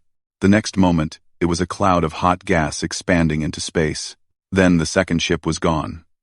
Then the third. Then 10 more. In 4 minutes, Thesson lost 600 ships, half his fleet, gone, and the Leviathan had not been scratched. "Commander," Vess said, his voice barely a whisper. "There are more of them." Thesson looked at his screens and felt his heart stop. Behind the Leviathan, more ships were appearing. Dozens of them. Hundreds of them. They were coming out of nowhere, jumping in from directions that should have been impossible to detect. The humans had not just built one monster ship, they had built an entire fleet of them. Thesson made a decision that no Kronak commander had ever made before. He ordered a retreat. "All ships, fall back, maximum speed." Now, the surviving vessels of his fleet turned and ran. The human ships did not chase them. They did not need to. They had already proven their point. Thesson watched his screens as the distance grew between his fleet and the humans. He had started the day with 1,200 ships. He was returning with less than 500. The message he sent back to the Galactic Council was short. "They were ready for us. They have been ready for a very long time. We have made a terrible mistake." On the Leviathan, Captain Lisa Morgan stood on her bridge and watched the alien fleet run away. Her crew was cheering, but she did not smile. "That was just the first wave," she said quietly, to her second-in-command, a man named Tony Garcia. "They will be back with more," Tony nodded. "We will be ready, Captain." Lisa thought about her son back on Earth. He was 8 years old. He liked to build model spaceships and dream about exploring the galaxy. She had joined the Navy to protect children like him, to make sure they could grow up free. "Send a message to Admiral Brooks," she said. "Tell him Phase 1 is complete. The Council knows we are not helpless. Now we show them what else we can do." The war had begun. The Council had expected to crush humanity in days. Instead, they had lost half a fleet in minutes. They had faced a power they did not understand, built in secret over 200 years. And this was only the beginning. In Council space, panic was spreading. The elder species who had ruled the galaxy for thousands of years were asking questions they had never needed to ask before. Who were these humans, really? Where had they come from? And why, in the name of all that was holy, had no one seen this coming? The answers to those questions would terrify them even more than the battle they had just lost. Because the truth about humanity was darker and more dangerous than anything the Council had ever faced. The humans were not just lucky. They were not just clever. They were something the galaxy had never seen before. They were survivors of a kind of hell that no other species had ever experienced. And now that hell was coming for the Galactic Council. High Chancellor Zorvax demanded answers. How had the humans built such ships? How had they hidden them? How had a species so young become so powerful? He sent spies into human space. He ordered his scholars to search every database and archive. He needed to understand what he was fighting. The truth, when it came, was worse than anything he had imagined. Humanity had known about the Galactic Council for 240 years. In the year 2089, a human research ship had found a Council communication beacon floating in deep space. The beacon was sending messages to other Council stations. Any other species would have responded immediately. They would have announced themselves and asked to join the great galactic community. The humans did not do this. Instead, They stayed silent. They listened. They learned. For 240 years, humanity had monitored every council transmission they could find.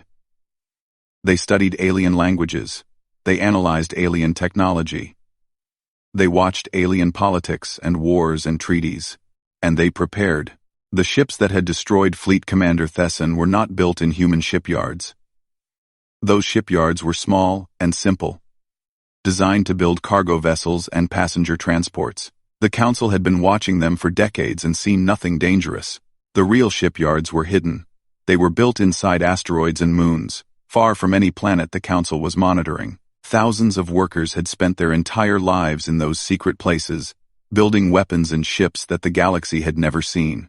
The humans had been getting ready for war since before most of them were born.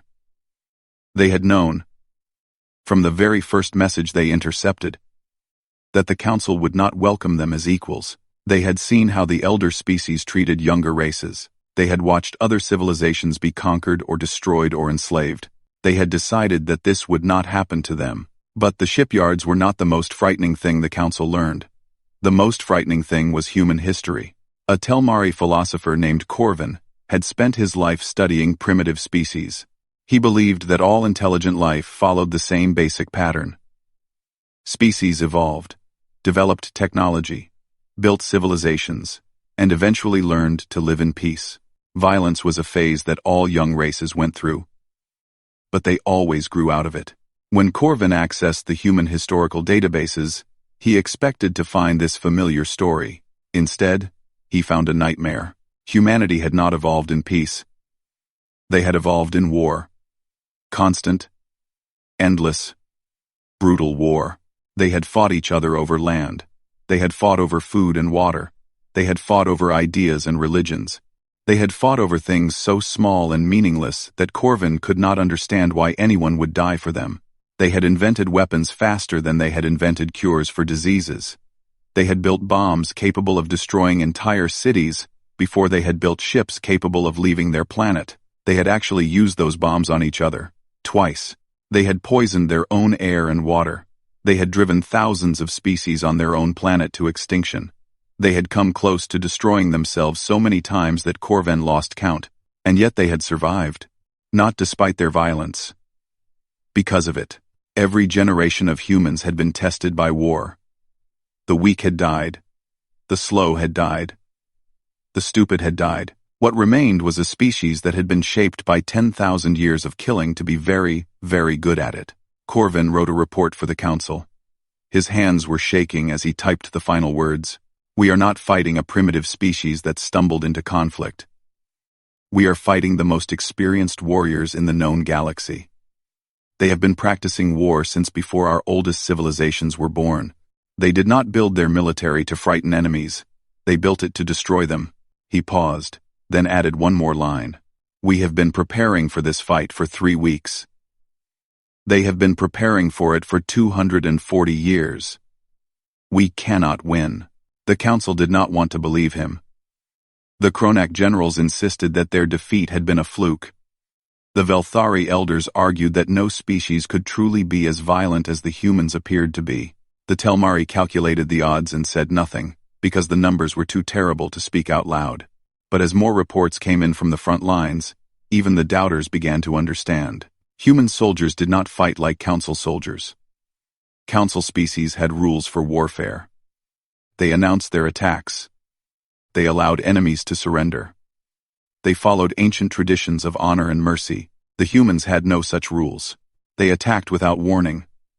They struck at supply lines and communication networks instead of enemy fleets.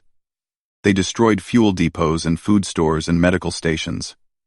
They did not try to capture territory. They made territory impossible to hold. An old human general named Sun Tzu had written a book about warfare thousands of years ago.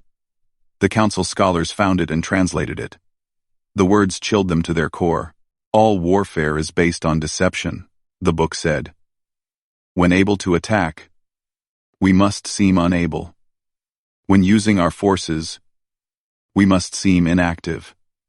When we are near, we must make the enemy believe we are far away. When far away, we must make him believe we are near. The humans had been following this advice since before they left their home planet. They had hidden their true strength for centuries. They had let the council think they were weak and harmless, and now the trap had been sprung. In the council chamber, Zorvax sat alone in the darkness. His advisors had left hours ago. There was nothing more they could say. He had ruled the galaxy for 300 years. He had believed that nothing could threaten the council's power. He had believed that the elder species had learned everything there was to know about war and peace and survival. He had been wrong. The humans were coming. Their fleets were advancing through council space, taking what they wanted and destroying what they did not need. And Zorvax, for the first time in his long life, did not know how to stop them. He thought about Ambassador Daniel Carter.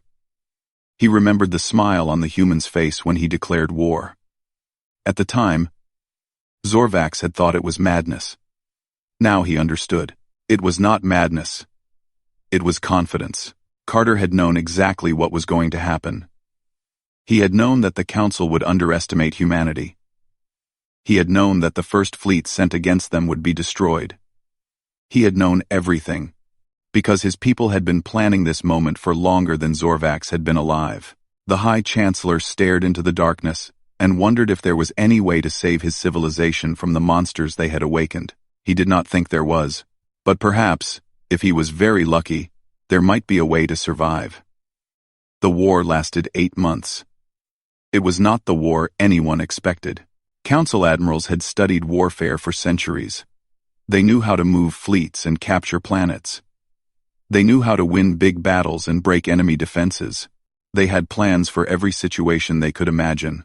The humans did not follow any of their plans. Admiral Kevin Brooks commanded the Second Human Fleet. He was 61 years old, with gray hair and tired eyes. He had been a soldier since he was 18. He had fought in 3 different human wars before the aliens ever appeared. He knew things about combat that the council species had forgotten long ago. His favorite tactic was something the humans called ghost warfare. Council ships needed time to raise their shields after jumping out of faster-than-light travel. It was only a few seconds, but in those seconds they were vulnerable. The council had never worried about this, because no one attacked ships during those few seconds. It was considered dishonorable. Admiral Brooks did not care about honor. He cared about winning. His ships would appear inside enemy formations without warning. They would fire at point-blank range before anyone could react. Then, they would jump away before the return fire could touch them. The council admirals had no answer for this. By the time they developed defenses against one tactic, Brooks had invented 3 more. He never fought the same way twice. He never did what his enemies expected. War is not a game with rules, Brooks told his officers. War is survival. The only rule is to make sure your people come home alive. The council species had forgotten this truth. They had not fought a real war in thousands of years.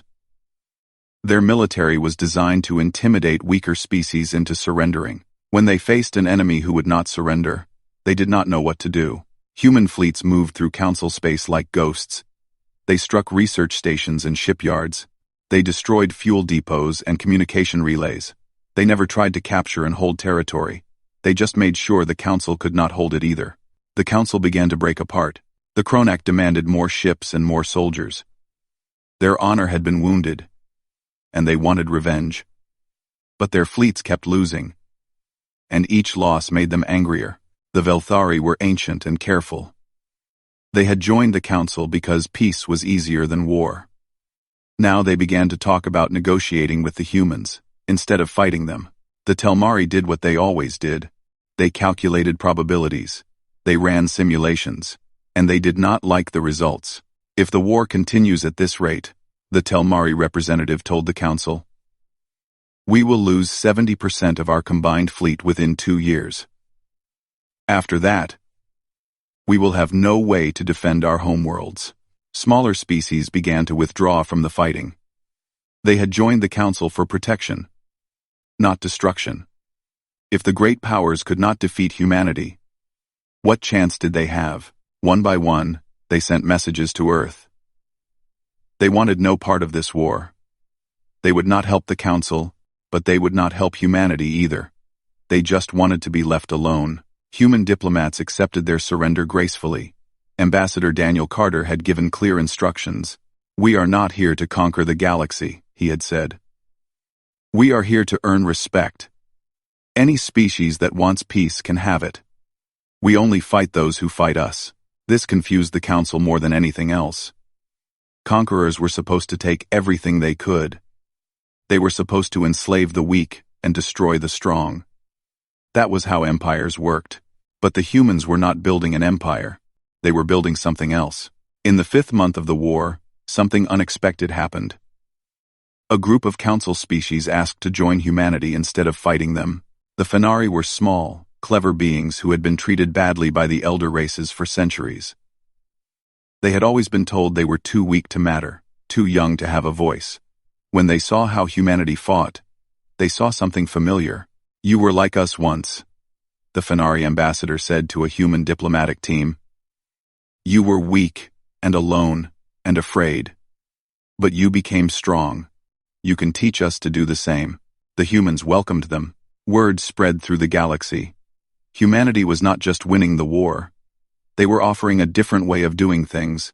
A way where strength was not the only thing that mattered.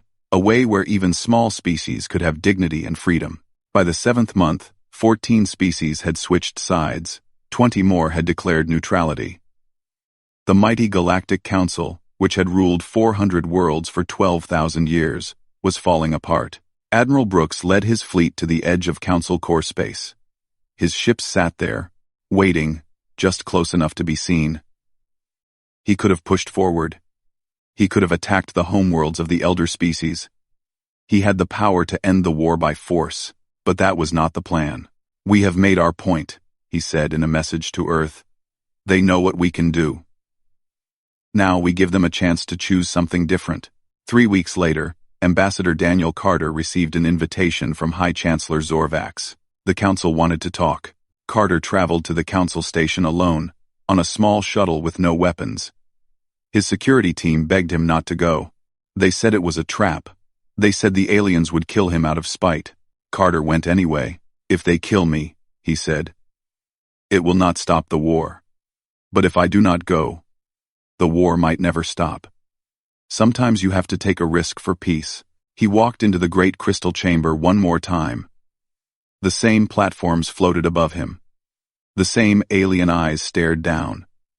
But something had changed. The last time he was here, they had looked at him with contempt. Now they looked at him with something that might have been respect. Or fear. Perhaps both. Zorvax spoke first. "Your fleets are at our borders. Your allies grow more numerous every day. You have won this war, Ambassador. What do you want?" Carter looked up at the High Chancellor.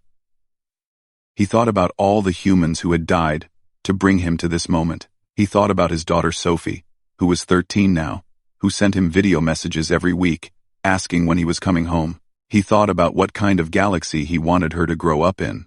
"We want recognition," he said. "We want to be seen as equals, not as children to be controlled. We want our boundaries respected and our people left alone. We want a seat on this council, so that we can help build a better future for everyone." Zorvax stared at him. "That is all? You could demand so much more. You could demand everything." Carter nodded slowly. "We could.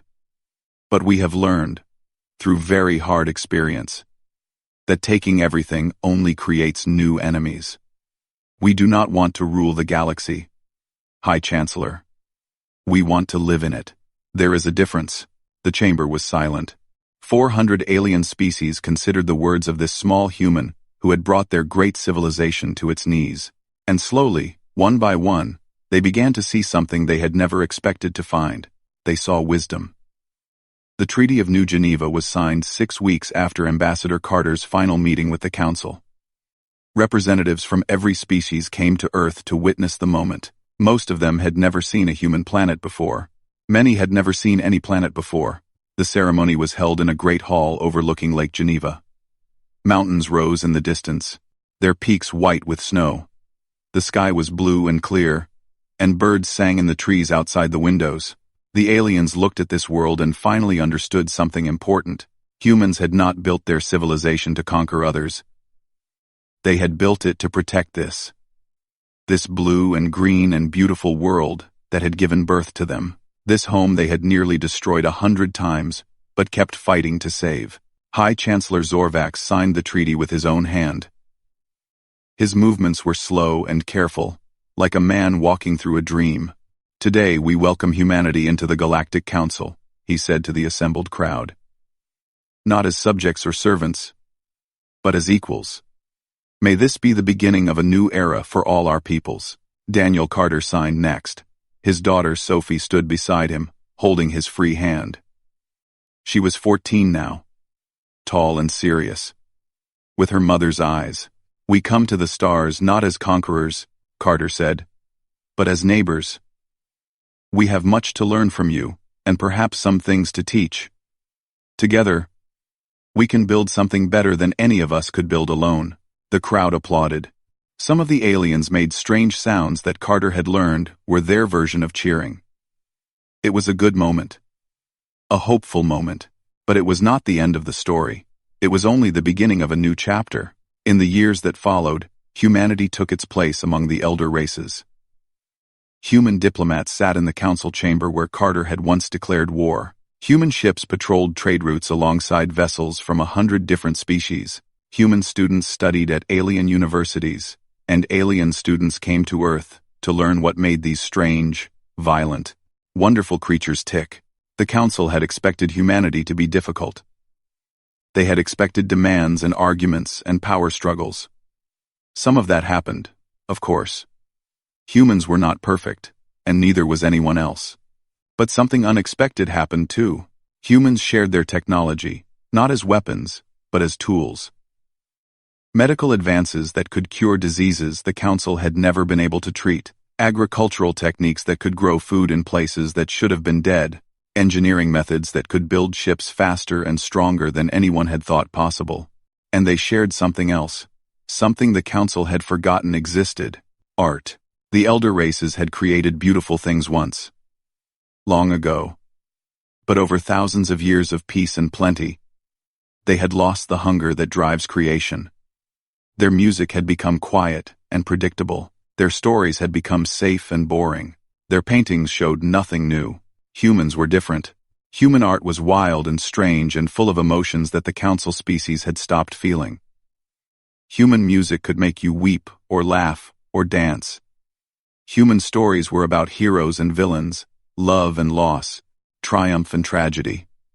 Human paintings showed things that had never existed and might never exist.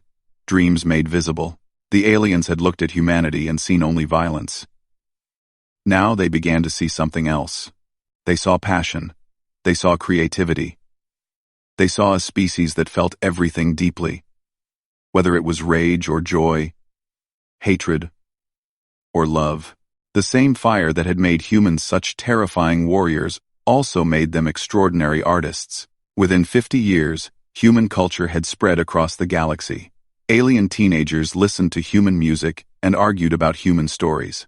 Alien artists studied human techniques and tried to capture that strange human energy.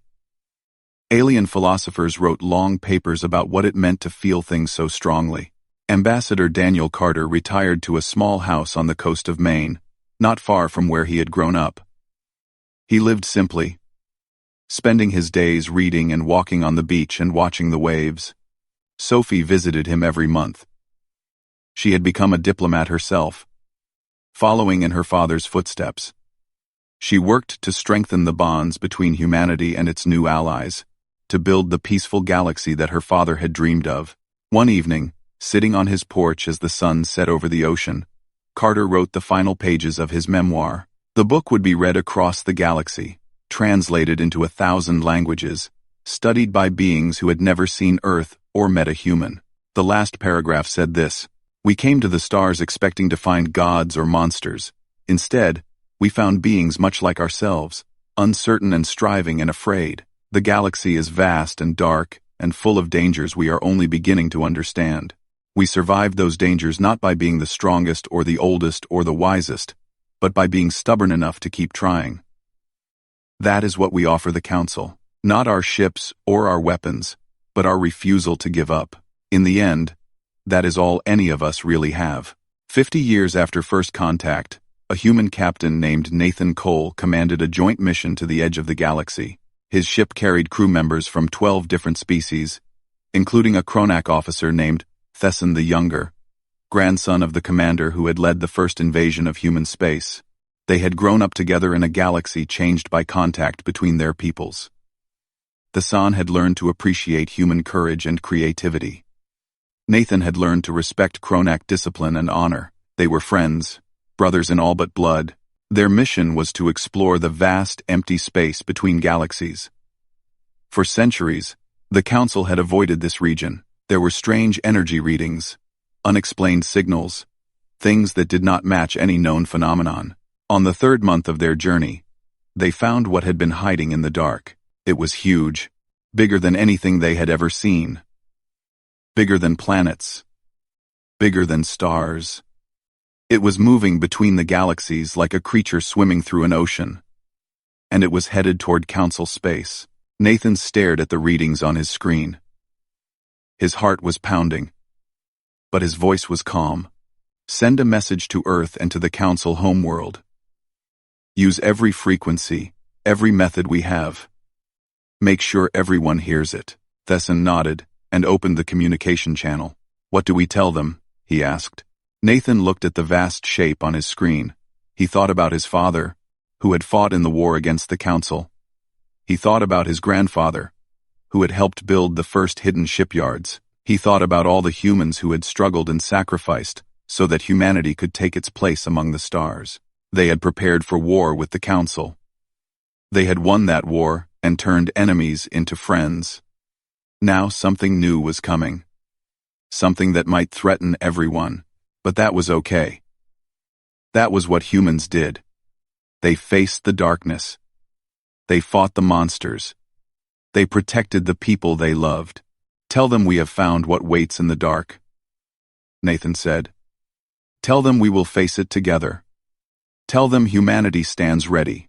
The message traveled across the light years, reaching every species in the Council, every ally humanity had made, every world that now looked to Earth for guidance and strength, and from 418 species, spread across 9 spiral arms of the galaxy, the answer came back. We know you will. We know you will.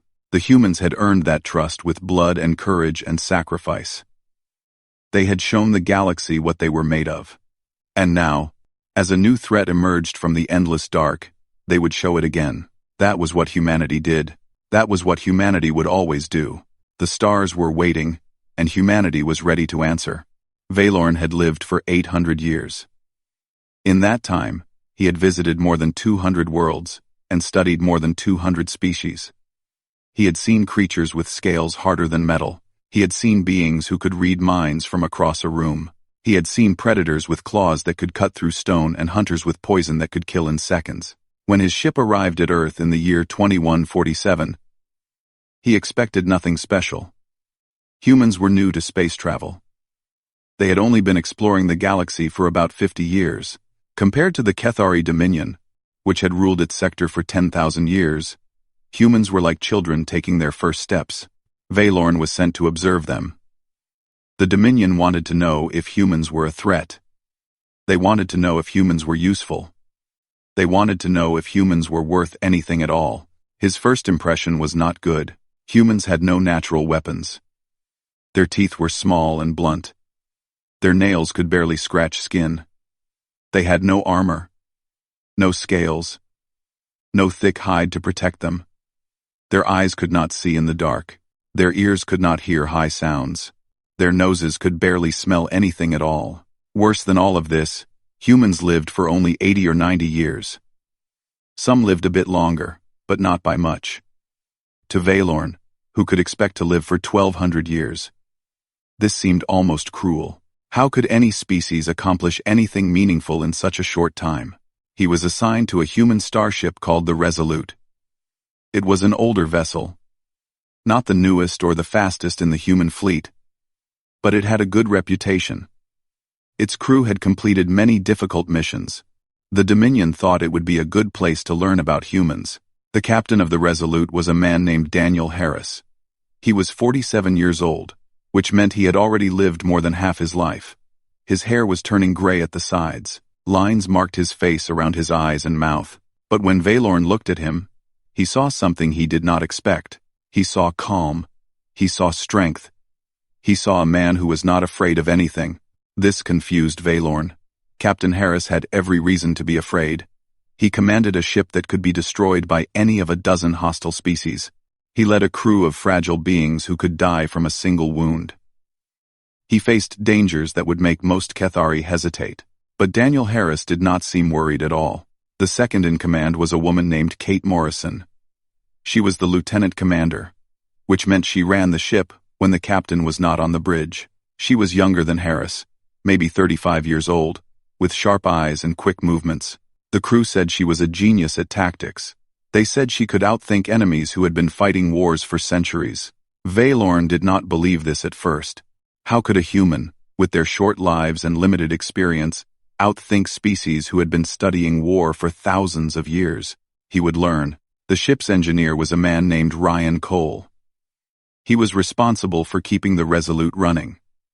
The ship was old and had many problems, but Cole always found ways to fix them. He worked long hours. He slept little. He talked to the engines like they were old friends who needed encouragement. The doctor was a woman named Laura Bennett. She was kind and gentle, always smiling at her patients, always speaking in soft tones. She treated every injury as if it were the most important thing in the world. She remembered the names of every crew member, their families, their fears, their hopes. This kindness puzzled Valorn most of all. In the Cathari Dominion, doctors were efficient. They fixed what was broken and moved on to the next patient. They did not waste time on emotions. They did not remember names. They did not care about fears or hopes. Such things were not useful. But Dr. Bennett cared about everything. She cared too much, Valorn thought. It would slow her down. It would make her weak. During his first week on the Resolute, Valorn watched and listened. He saw the crew eat meals together in a large room called the mess hall. They laughed and told jokes. They talked about their homes on Earth, about places they missed, about people they loved. They shared food with each other. They shared stories. They shared their lives. One evening, a young officer named Kevin Park sat down next to Valorn. Park was an ensign, the lowest rank of officer on the ship. He worked in communications, sending and receiving messages. "You look confused," Park said with a friendly smile. Valorn considered lying but decided against it. "I am trying to understand your species," he admitted. "What is there to understand? We are pretty simple." "That is what confuses me," Valorn said. "You are simple. You are weak. You have no natural defenses. You live for only a short time. Yet you have spread across many star systems. You have built ships that travel faster than light. You have joined the galactic community." "How?" Park laughed. It was not a mean laugh. It was the laugh of someone who found the question funny, but not insulting. "We work together," Park said. "That is our secret. We are weak alone. So we do not stay alone. We build teams. We build families. We build communities. Together, we are strong." Valorn thought about this. The Cathari also worked together, but not in the same way. They worked together because it was efficient. They cooperated because it achieved results. But they did not form bonds. They did not share meals or tell stories. They did not care about each other. Was that the difference? A few days later, Lieutenant Commander Morrison found Valorn standing alone on the observation deck. He was looking out at the stars, thinking about everything he had seen. "You watch us like we are animals in a cage," she said. Her voice was not angry, just curious. "I am trying to understand you," Valorn replied. "I have studied many species. I thought I knew what makes a species strong. But you do not match my understanding." "What do you mean?" "You are physically weak. You are short-lived. You have no special abilities. By every measure I know, you should not have survived. Yet here you are, traveling among the stars, meeting species far older and more powerful than yourselves. How do you explain this?" Morrison smiled. It was a small smile, almost secret, like she knew something he did not. Maybe your measures are wrong, she said. Valorn blinked. No one had ever suggested such a thing to him. The Kethari measures were based on 10,000 years of observation. They had been tested and proven countless times. They could not be wrong, could they? Stick around, Morrison said as she turned to leave. You might learn something. Valorn watched her go. He did not know it yet, but she was right. He was about to learn something that would change everything he thought he knew about power, about strength, and about what it truly meant to survive in a universe full of dangers. The journey was just beginning. The distress signal came at 3 a.m, ship time. Valorn was in his quarters, reviewing his notes, when the alarm sounded. Red lights flashed in the corridors. The voice of the ship's computer announced that all senior officers should report to the bridge. Valorn went to the bridge to observe. He found Captain Harris already there. Standing at the center of the room with his hands clasped behind his back, Lieutenant Commander Morrison was at the tactical station. Ensign Park was at communications, his fingers flying over his controls. What do we have? Harris asked. A cargo freighter, Park replied. They are about 4 hours away at maximum speed. Their engines have failed completely. Life support is running on backup power. They estimate they have 6 hours of oxygen remaining. Harris nodded slowly. He looked at the star map on the main screen. Valorn looked too, and immediately saw the problem.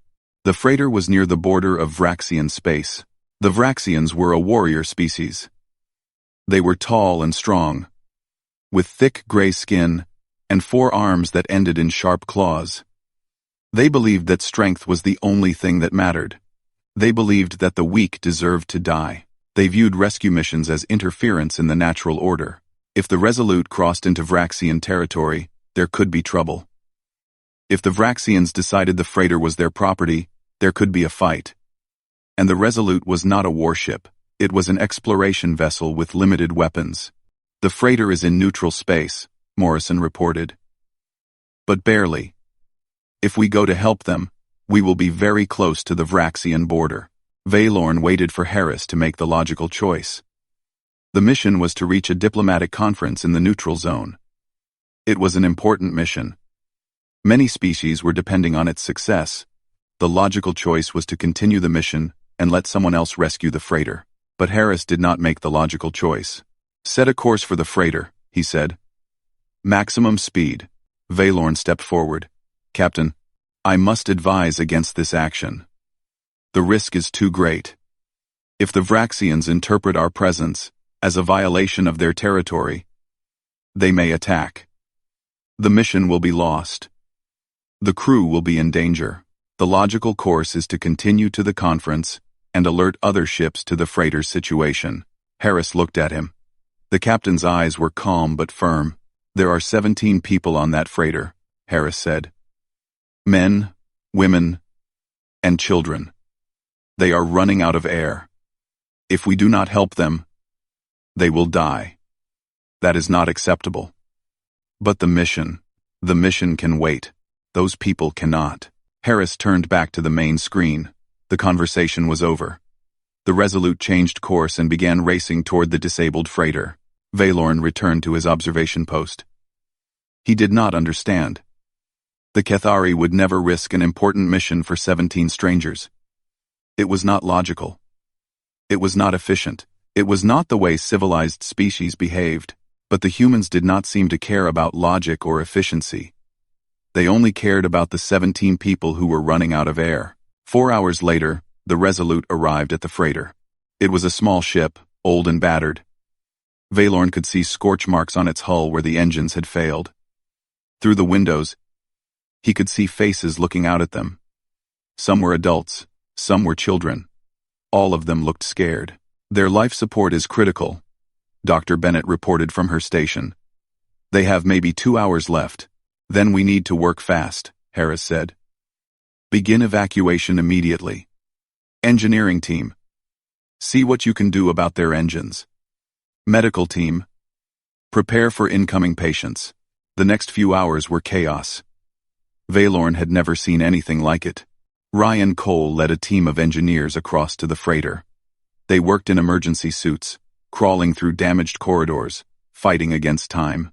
The freighter's engines were completely destroyed, but Cole found a way to stabilize the power systems and extend the life support. Dr. Bennett set up a medical station in the cargo bay. The passengers were brought over in small groups. Many of them were injured. Some had burns from the engine failure. Others had wounds from falling debris. A few were suffering from oxygen deprivation. Bennett worked without rest. She treated patient after patient, never slowing down, never complaining. When she ran out of supplies, she improvised. When she ran out of space, she made more. She did not stop for food. She did not stop for water. She just kept working. Valorn watched a young crew member named Lisa Grant carry children from the transport shuttle to the medical station. She was gentle with them, speaking in soft words, making them laugh despite their fear. When one little girl refused to let go of her hand, Grant stayed with her, holding her until she fell asleep. Why would she do that? Valorn wondered. The child was a stranger. There was no benefit to such kindness. It was inefficient. It wasted time. But Grant did not seem to care about efficiency. She only cared about the scared little girl who needed comfort. Captain Harris personally greeted the freighter's captain, a woman named Grace Chen. She was older than Harris, with gray hair and a face lined by years of hard work. When she saw the Resolute's crew working to save her passengers, she began to cry. "Thank you," she said, her voice breaking. "Thank you. We thought we were going to die out here. We sent distress signals, but no one answered. We thought no one was coming." Harris put a hand on her shoulder. "We came as fast as we could.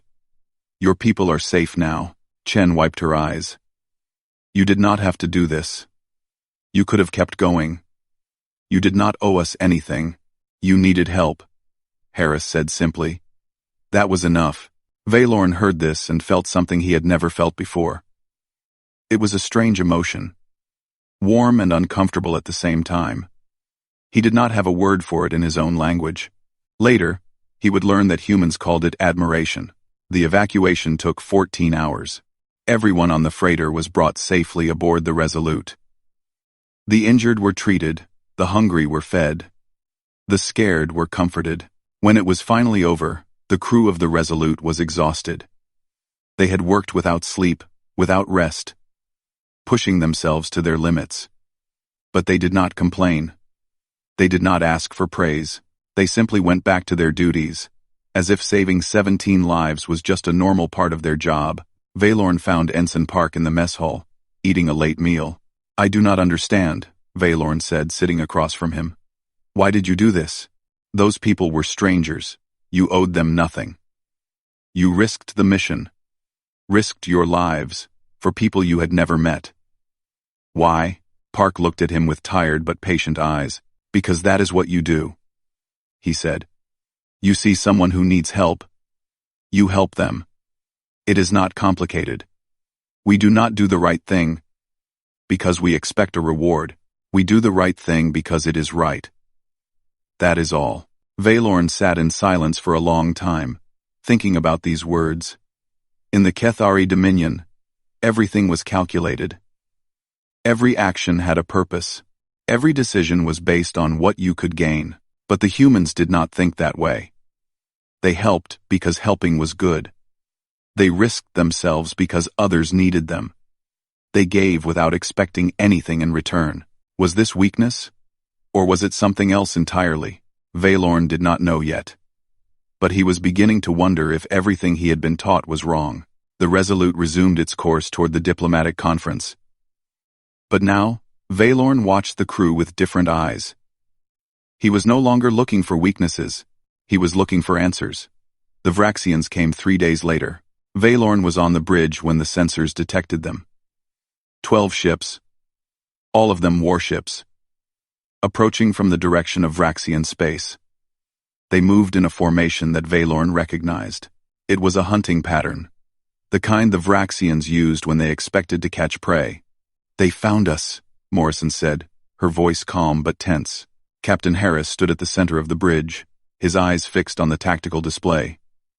The 12 Vraxian ships were spreading out, surrounding the Resolute. There was no escape route. There was nowhere to run. "Open a channel," Harris ordered. The main screen flickered, and a face appeared. It was a Vraxian, his gray skin marked with scars from many battles. His 4 eyes narrowed with contempt as he looked at the humans. "I am Krath Voss, war commander of the Vraxian Third Fleet," he said. "You have trespassed in our territory.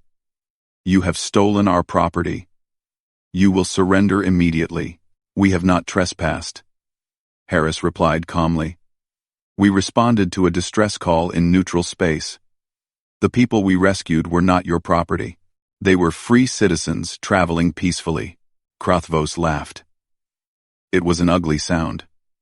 Like rocks grinding together. Any vessel that cannot defend itself is property. Any species that cannot fight is prey. This is the law of the universe. The freighter was ours. Its passengers are ours. You will give them to us now, or we will take them from your wreckage. Valorn looked at the tactical display. 12 Vraxian warships against 1 exploration vessel. The math was simple. The Resolute could not win. Surrender was the only logical option. He expected Harris to negotiate. He expected Harris to bargain, to offer something in exchange for safe passage. That was what a logical leader would do. But Harris was not a logical leader. Harris was something else entirely. "Those people are under my protection," Harris said, his voice steady and clear. "I will not surrender them. I will not bargain with them. If you want them, you will have to come through me. And I promise you, Krath Voss, that will cost you more than you are willing to pay." Krath Voss stared at him in disbelief. Then he laughed again. "Foolish human, you are 1 ship against 12. You are weak. You will die here, and no one will remember you." The screen went dark. The Vraxian ships began to move closer. "Battle stations," Harris ordered. His voice did not waver. "All hands, prepare for combat." Alarms sounded throughout the ship. Crew members ran to their positions. In the cargo bay, Lisa Grant and other security officers took defensive positions around the rescued passengers. In engineering, Ryan Cole shouted orders to his team, pushing the engines to full power. Valorn watched all of this with growing confusion. Why were they fighting? They could not win. This was madness. But the humans did not look like they were mad. They looked determined. They looked ready. They looked like they were exactly where they wanted to be. The first Vraxian missiles streaked toward the Resolute. Morrison's fingers flew over her controls, and the ship twisted sharply, dodging the attack. The humans fired back, their weapons striking one of the enemy ships. "Direct hit," Morrison reported. "Their shields are damaged." "Focus fire on that ship," Harris ordered. "Take it out of the fight." The Resolute dove through the enemy formation, a small fish swimming between sharks. But this fish had teeth. Energy beams lashed out, striking another Vraxian ship. Explosions bloomed in the darkness of space. Valorn held onto his station as the ship shook from enemy fire. Sparks flew from damaged systems. Smoke began to fill the bridge. But no one panicked. No one ran. Everyone kept fighting. "Hull breach on Deck 7, a voice reported over the intercom. Damage control teams responding. Valorn saw crew members running toward the breach, carrying tools and emergency equipment. They were running toward danger, not away from it. They were risking their lives to save the ship. Why? Why would they do that? Another explosion rocked the Resolute. The lights flickered. For a moment, everything went dark. Then the emergency power came on, bathing the bridge in red light. 2 more enemy ships disabled, Morrison reported, a hint of satisfaction in her voice. "But we are taking heavy damage. Shields at 40%. "Keep fighting," Harris said. An hour passed. Then another. The battle raged on. The Resolute was hit again and again, but it refused to fall. Ryan Cole performed miracles in engineering, keeping the engines running when they should have failed. Dr. Bennett treated the wounded as they came in, working in a medical bay that was filling with injured crew. Valorn saw Ensign Park take a hit from an exploding console. The young man was thrown across the bridge, his uniform smoking. But he got back up. Blood ran down his face. But he returned to his station. "Communications are damaged," Park reported, his voice strained with pain. "But I can still send and receive." "Good," Harris said. "Keep those channels open. Our reinforcements need to know where we are." Reinforcements. Valorn had almost forgotten. The Resolute had sent a distress signal when the Vraxians first appeared. Help was coming. They just had to survive long enough. But could they? The Vraxians were pressing their attack. 3 of their ships were destroyed or disabled. But 9 remained. The Resolute was bleeding. Systems were failing. Crew members were dying. Valorn watched a group of engineers seal a breach near the reactor core. One of them, a woman he did not know, pushed her teammate out of the way just as a secondary explosion tore through the corridor. She was badly burned. Her teammate carried her to medical, tears streaming down his face. She had saved his life. She had sacrificed herself for someone else. Valorn did not understand. He could not understand. But something was changing inside him. Something was breaking open. Like a wall coming down. "They are retreating," Morrison suddenly announced. Valorn looked at the tactical display. The remaining Vraxian ships were pulling back. In the distance, new contacts were appearing on sensors. Human ships. Reinforcements. "They ran," Harris said quietly. There was no triumph in his voice. Only exhaustion. The Resolute had survived. But at what cost? Valorn walked through the ship in the hours that followed. He saw damaged corridors and broken systems. He saw crew members helping each other, carrying the wounded, mourning the dead. 16 crew members had been injured. 2 had died. He found Captain Harris alone in the observation lounge, staring out at the stars. The captain looked older than he had 3 days ago. The lines on his face were deeper. His eyes held a sadness that Valorn had not seen before. "Was it worth it?" Valorn asked. Harris looked at him. For a long moment, he did not speak. 17 people are alive because of what we did," Harris finally said. 17 people who would have died alone in the dark. 17 people who will go home to their families, live their lives, have futures. He paused. "Yes, it was worth it. But your crew died. They knew the risks. They chose to fight anyway. They chose to protect people who could not protect themselves. That is what we do. That is who we are." Valorn stood in silence, looking at the stars. He thought about everything he had seen. He thought about the crew running toward the hull breach. He thought about Park getting back up after being thrown across the bridge. He thought about the engineer who had sacrificed herself for her teammate. He thought about a species that should have been weak, should have been prey, but refused to act like it. For the first time in 800 years, Valorn did not know what to believe anymore. But he knew one thing for certain. These humans were not weak. They were something else entirely. Something he was only beginning to understand. The Resolute limped into Starbase 7, like a wounded animal coming home. Half of its hull was blackened by weapons fire. Entire sections were sealed off because of damage. The engines made strange sounds that made Ryan Cole wince every time he heard them. But the ship had made it. The crew had made it. The 17 rescued passengers had made it. Starbase 7 was a massive structure, a city floating in space. Thousands of beings from dozens of species lived and worked there. When the Resolute docked, repair crews immediately swarmed over the damaged vessel. They had a lot of work to do. The crew was given leave while the ship was being repaired. Most of them stayed on the station, resting, recovering, trying to process what they had been through. Valorn spent his time watching them. He watched and he listened. He asked questions. He tried to understand. He found Megan Torres in the medical wing of the station. She was a petty officer, a mid-ranking crew member who had served on the Resolute for 5 years. During the battle, she had been part of a damage control team that sealed a hull breach on Deck 7. She had lost her arm doing it. The breach had been too large for the emergency seals. Atmosphere was rushing out into space. 5 crew members were trapped on the other side, their section filling with vacuum. Torres had reached into the breach and held the seal in place with her own body, while the others were rescued. The metal had been sharp and cold. The vacuum had been hungry. By the time the breach was sealed, her arm was gone. Valorn found her sitting in a recovery room, looking at the place where her arm used to be. The doctors said they could grow her a new one. It would take months, but she would be whole again. "Why did you do it?" Valorn asked.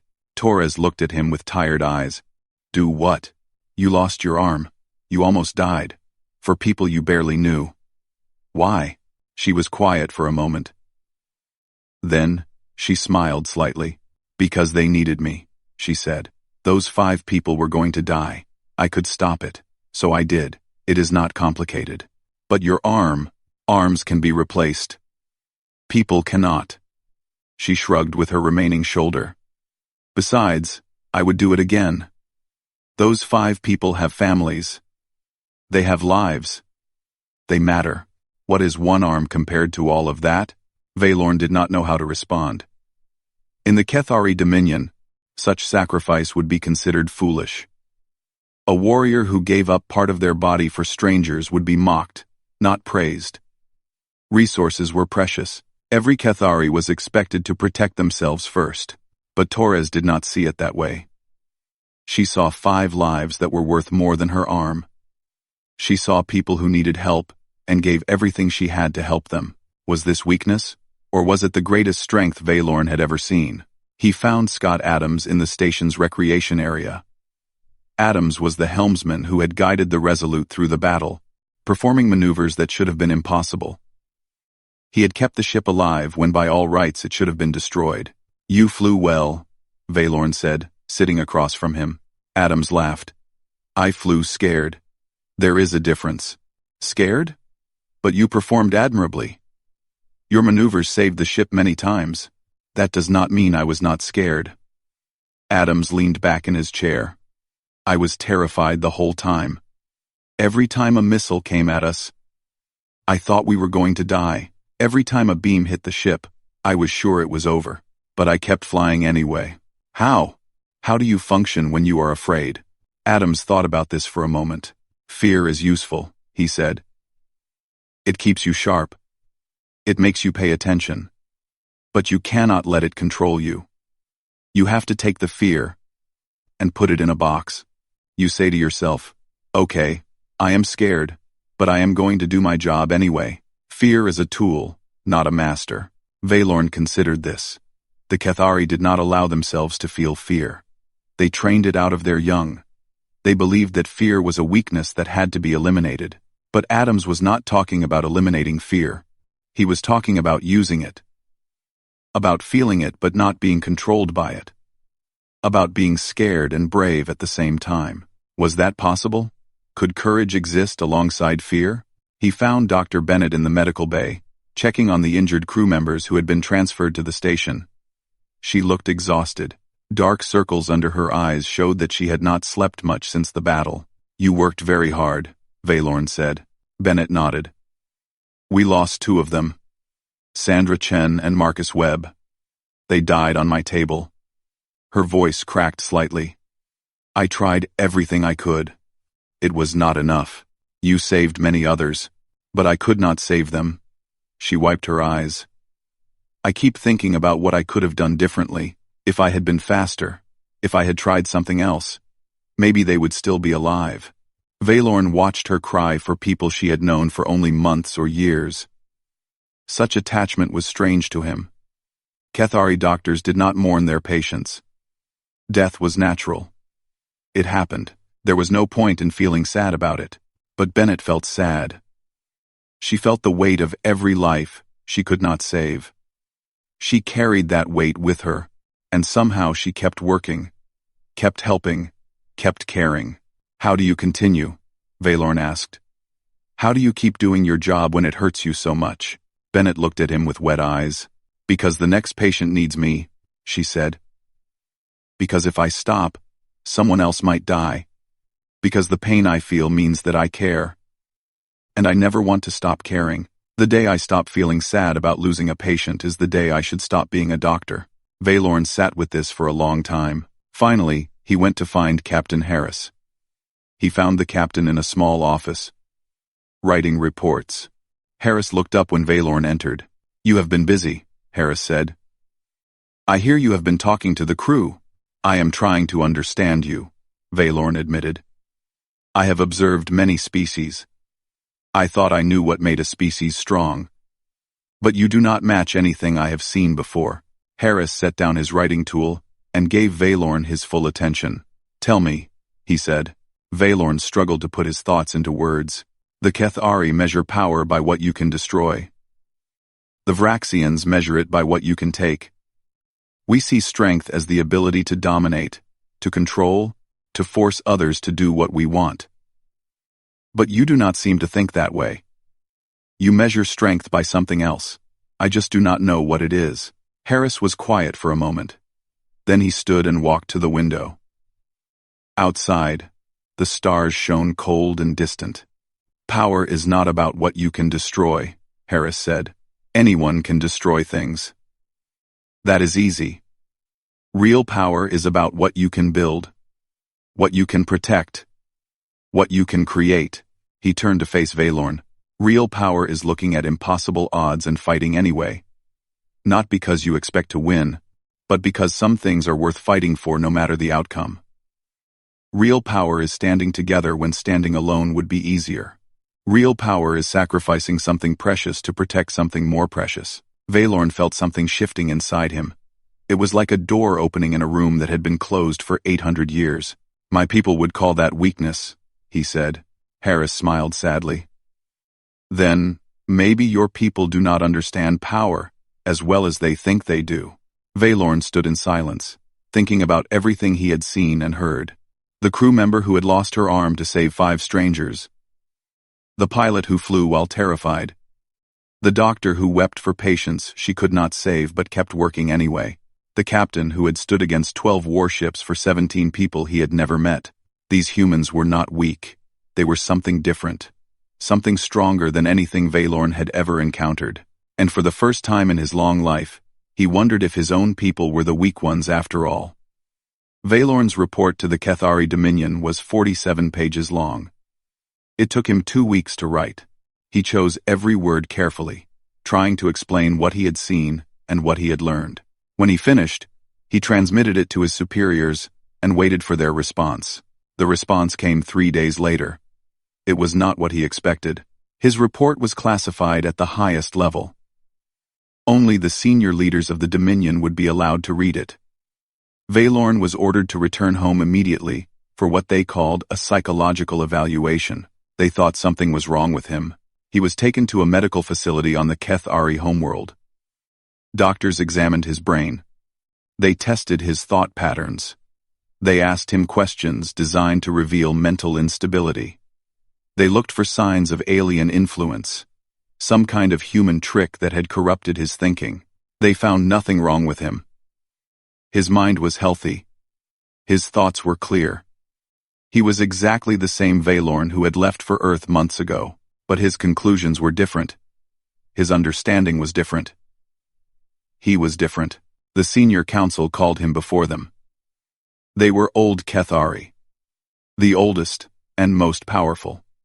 They had ruled the Dominion for centuries. They had built an empire that spanned 100 star systems. They knew what power was. They were sure of it. "Your report is troubling," the council leader said. His name was Vorthas, and he was over 2,000 years old. "You suggest that these humans, these short-lived, weak, emotional creatures, possess some kind of strength that we do not. This is clearly incorrect." Valorn stood before them, calm but resolute. "I have observed many species over 8 centuries, he said. "I have seen empires rise and fall. I have watched powerful civilizations crumble from within. And I tell you now, what I saw aboard that human ship was something I have never seen before. Something I do not think we have ever understood." "And what is that?" another council member asked, her voice dripping with skepticism. "Connection," Valorn said. "The humans care about each other. They sacrifice for each other. They fight for each other. They are willing to die for strangers, for principles, for ideas. This is not weakness. This is strength of a kind we have never developed. The council was silent. Vorthas stared at him with cold, ancient eyes. We have conquered half a sector, Vorthas said. We have ships that can destroy worlds. We have weapons that can extinguish stars. We have lived for thousands of years while these humans flicker in and out of existence like candles in the wind. And you say they are stronger than us? Yes, Valorn said simply. The silence stretched on. Then Vorthas spoke again, his voice hard. Your conclusions are dangerous. If others heard them, they might question the foundations of our society. They might begin to doubt. Doubt leads to weakness. Weakness leads to destruction. Therefore, your report will remain classified. You will not speak of these conclusions to anyone, and you will not return to the humans. Valorn felt something rise up inside him. It was an emotion he had rarely experienced. Anger. You are afraid, he said. Vorthas stared at him. What did you say? You are afraid of what I learned. You are afraid that I am right. If power is not about destruction and domination, then everything we have built is based on a lie. We have sacrificed connection for efficiency. We have traded compassion for calculation. And in doing so, we have made ourselves less than the species we look down upon. The council members shifted uncomfortably. No one spoke to them like this. No one dared. You are dismissed, Vorthas said coldly. Return to your duties. Forget what you think you learned among the humans. That is an order. Valorn looked at the ancient leaders of his people. He saw their power, their control, their certainty. And he saw, for the first time, how hollow it all was. No, he said. Vorthas blinked. In 2,000 years, no one had ever refused him. What did you say? I said no. I will not forget. I will not pretend I did not see what I saw. And I will not stay here, surrounded by beings who have forgotten what it means to truly live. He turned and walked out of the council chamber. Behind him, he heard shouting, demands that he stop, threats of punishment. He ignored them all. 3 weeks later, Valorn stood in the docking bay of Starbase 7. Before him was the Resolute, fully repaired and ready for its next mission. The crew was boarding, carrying their bags, laughing and talking with each other. Captain Harris stood at the entrance, watching his people return. When he saw Valorn approaching, he raised an eyebrow. I thought you were recalled home, Harris said. I was, Valorn replied. I resigned my position with the Dominion. I requested a permanent posting with the human fleet. Harris stared at him for a long moment. Then a slow smile spread across his face. And they approved it? They did not have a choice. I made it clear I would not take no for an answer. Valorn paused. I believe I have learned that from you. Harris laughed. It was a warm sound, full of genuine amusement. Well then, he said, extending his hand in the human gesture of welcome. Welcome aboard, Valorn. Glad to have you with us. Valorn took the hand. It was strange, pressing his palm against another being's, showing openness and trust. But it felt right. It felt like coming home. He walked onto the bridge of the Resolute. Lieutenant Commander Morrison was at her station. She nodded to him.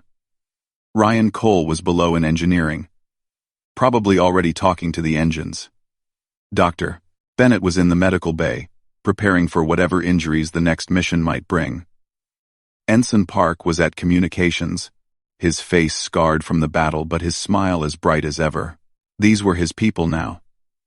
Not because they shared blood or species or homeworld, but because they had chosen to accept him. Because they had welcomed him as one of their own. Valorn had spent 8 centuries traveling the galaxy. He had seen wonders that most beings could not imagine. He had witnessed the rise and fall of civilizations.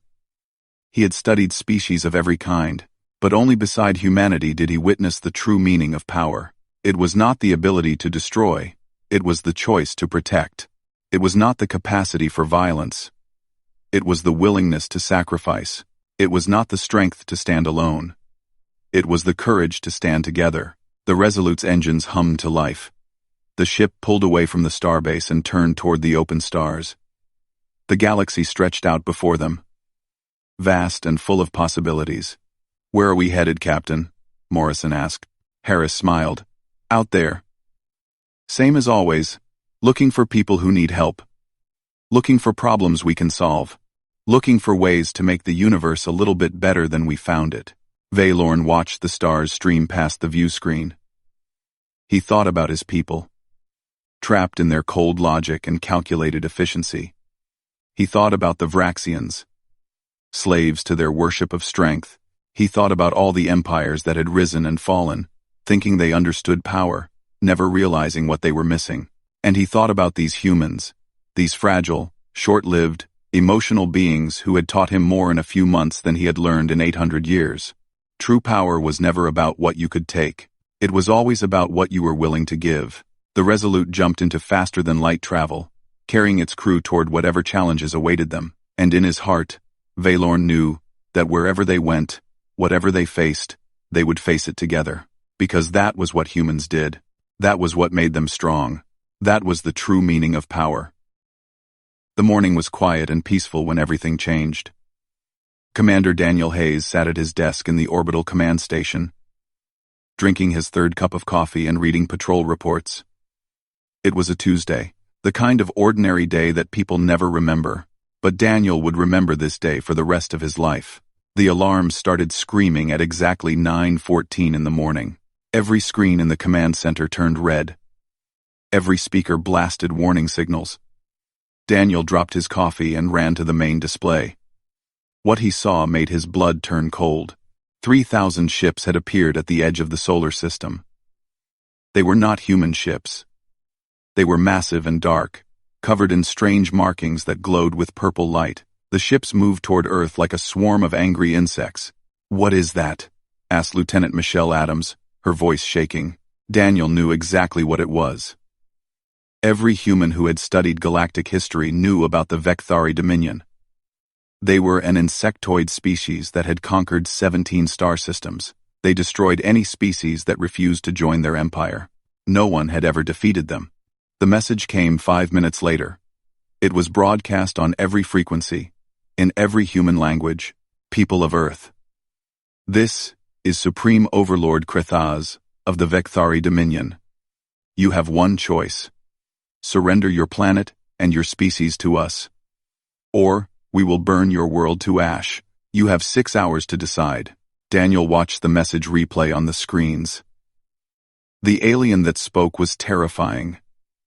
It stood 8 feet tall with 4 arms, dark, chitinous skin, and eyes like black marbles. Its voice sounded like metal scraping against stone. Around the galaxy, other species were watching too. The Galactic Council, a group of alien civilizations that had existed for thousands of years, monitored Earth with mild interest. They had seen this happen many times before. A young species would refuse to surrender, and then the Vekthari would destroy them. It was almost boring to watch now. Ambassador Velthos of the Relari Collective sat in his chamber and observed the situation. His species had pale blue skin and large dark eyes.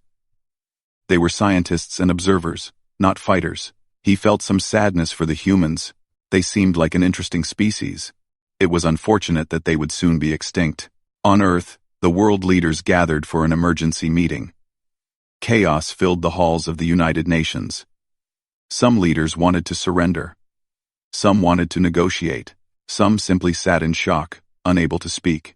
Secretary General Catherine Moore walked to the podium. She was 63 years old, with gray hair and tired eyes, but her voice was strong and steady. "We will not surrender," she said. "We will not negotiate. We will fight." The room exploded with arguments. How could they fight?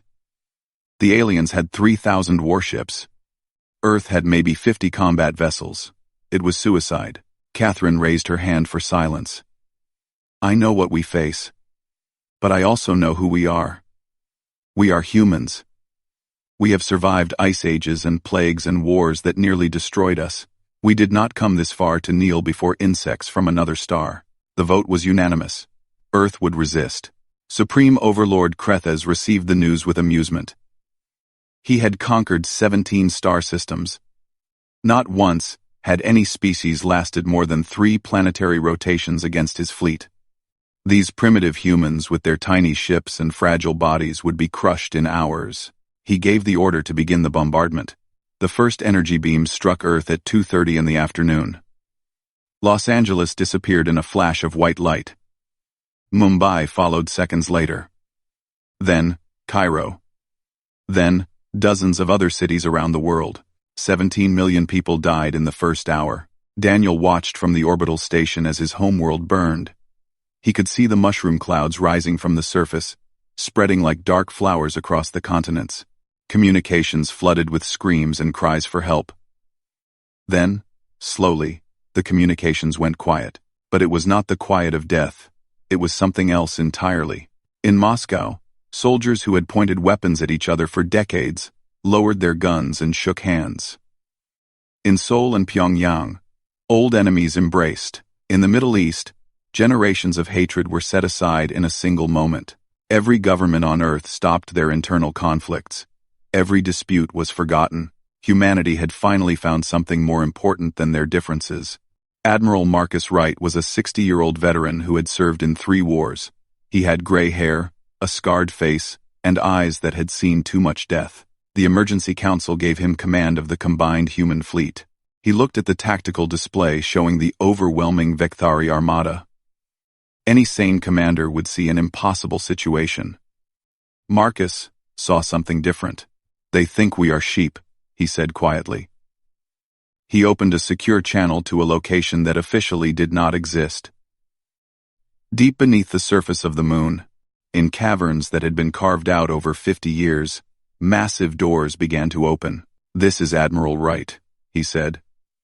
"Authorization code Omega 77. Wake them all up." In the Galactic Council chambers, the alien observers continued to watch with detached interest. Ambassador Velthos was already drafting his report on the extinction of humanity. It would be a short report. There was not much to say about a species that had existed for such a brief time. Then something strange happened.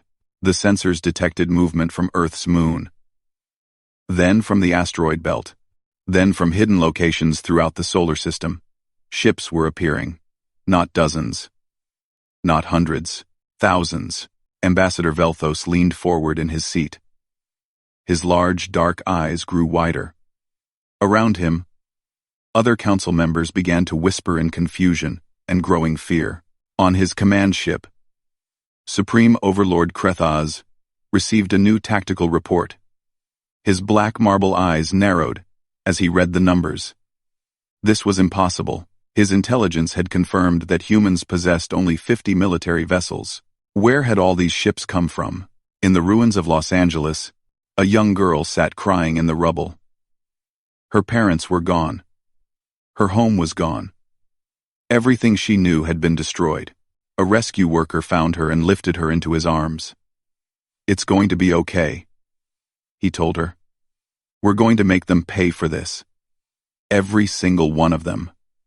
The girl looked up at the sky, where distant lights flashed as the battle began. She did not understand what was happening.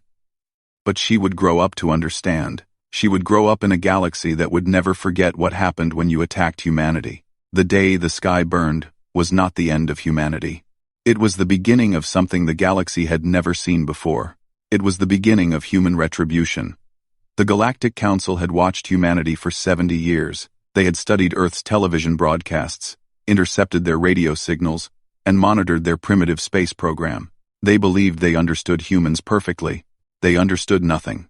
For 3 generations, since the day humanity first learned that the universe was filled with dangerous alien empires, Earth's governments had been preparing in secret.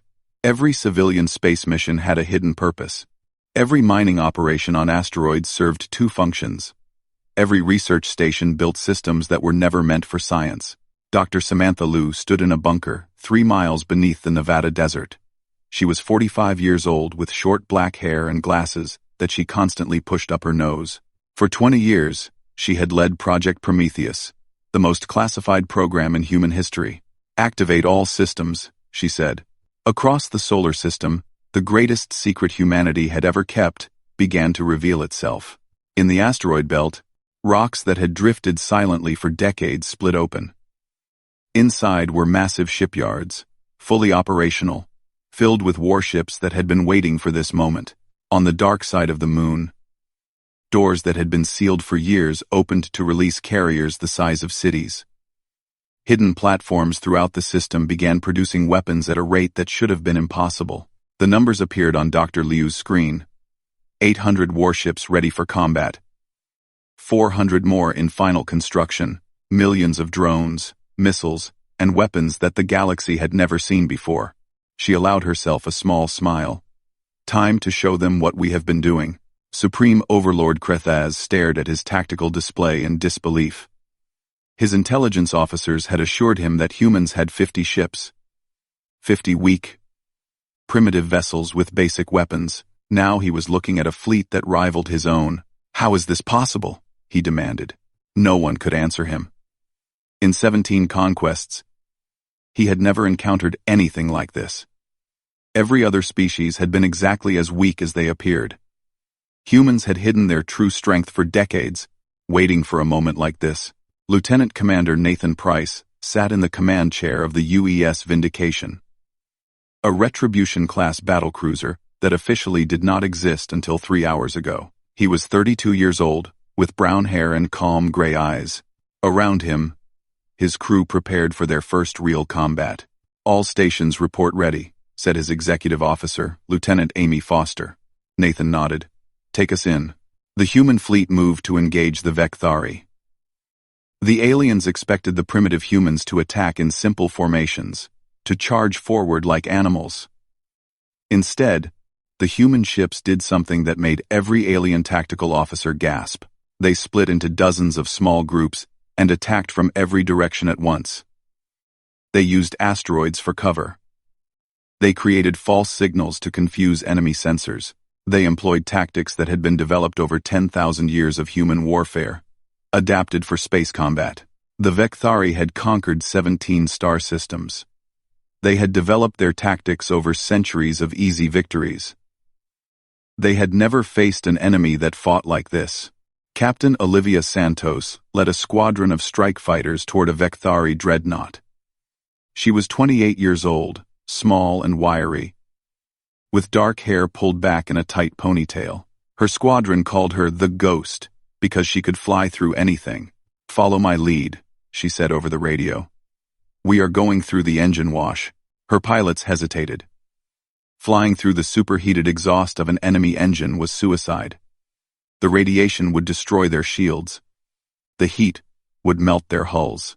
But Olivia had studied the Vekthari dreadnought's engine patterns.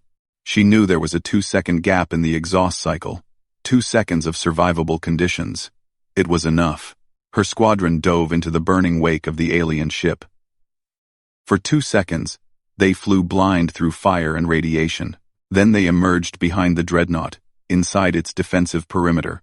Where its weapons could not target them, they destroyed the command bridge with a single volley. The Vekthari tactical computers registered the attack as a sensor error. No one could fly through engine wash. It was impossible. The computer deleted the data as corrupted. Supreme Overlord Krethaz lost 40 ships in the first engagement. He had never lost 40 ships in an entire campaign. In the Galactic Council chambers, Ambassador Velthos watched the battle with growing horror. His pale blue hands trembled as he read the reports. "They are winning," whispered Ambassador Krell of the Torvani Federation. His species had green scales and 3 eyes. All 3 eyes were wide with shock. "That is impossible," said Ambassador Velthos. "The Vekthari have never lost." But the numbers did not lie. The humans were not just surviving. They were pushing back the most feared military force in the galaxy. On Earth, something equally remarkable was happening. In every city that had not been destroyed, volunteers flooded recruitment centers. Factories that had produced cars in the morning were producing weapons by evening.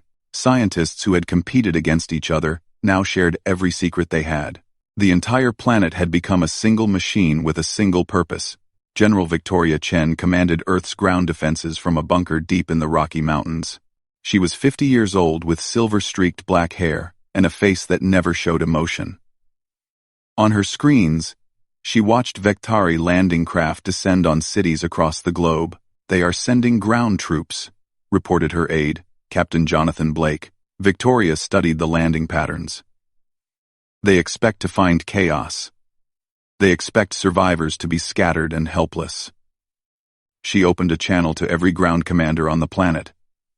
"All units, execute Protocol 13. Draw them in. Let them think they are winning. Then, close the trap." The Vectari ground forces were terrifying. Each soldier stood 7 feet tall, with armored exoskeletons and weapons that could melt steel. They had conquered countless species in ground combat, but they had never fought humans. In the ruins of Berlin, Sergeant Major Derek Lawson waited in the shadows of a collapsed building. He was 40 years old, built like a tank, with scars covering his arms from 3 different wars. Around him, his squad of 12 soldiers lay hidden in the rubble. A Vectari patrol moved through the street below. 20 alien soldiers, armed with plasma rifles, confident in their superiority. Derek raised his hand. His squad did not move. They barely breathed. The aliens walked past destroyed cars, over broken concrete, through clouds of dust. They did not look up. They did not check the shadows. They had never needed to. No species had ever been brave enough to ambush them. Derek dropped his hand. 12 humans opened fire from 12 different positions. The Vectari had better weapons and stronger armor. But the humans had something they did not. They had 10,000 years of experience in killing. Within 30 seconds, all 20 aliens were dead. Back in orbit, Admiral Wright watched the battle progress on his tactical display. The Vectari fleet was retreating, pulling back toward the outer planets to regroup. They had expected to crush humanity in hours. Now they were running.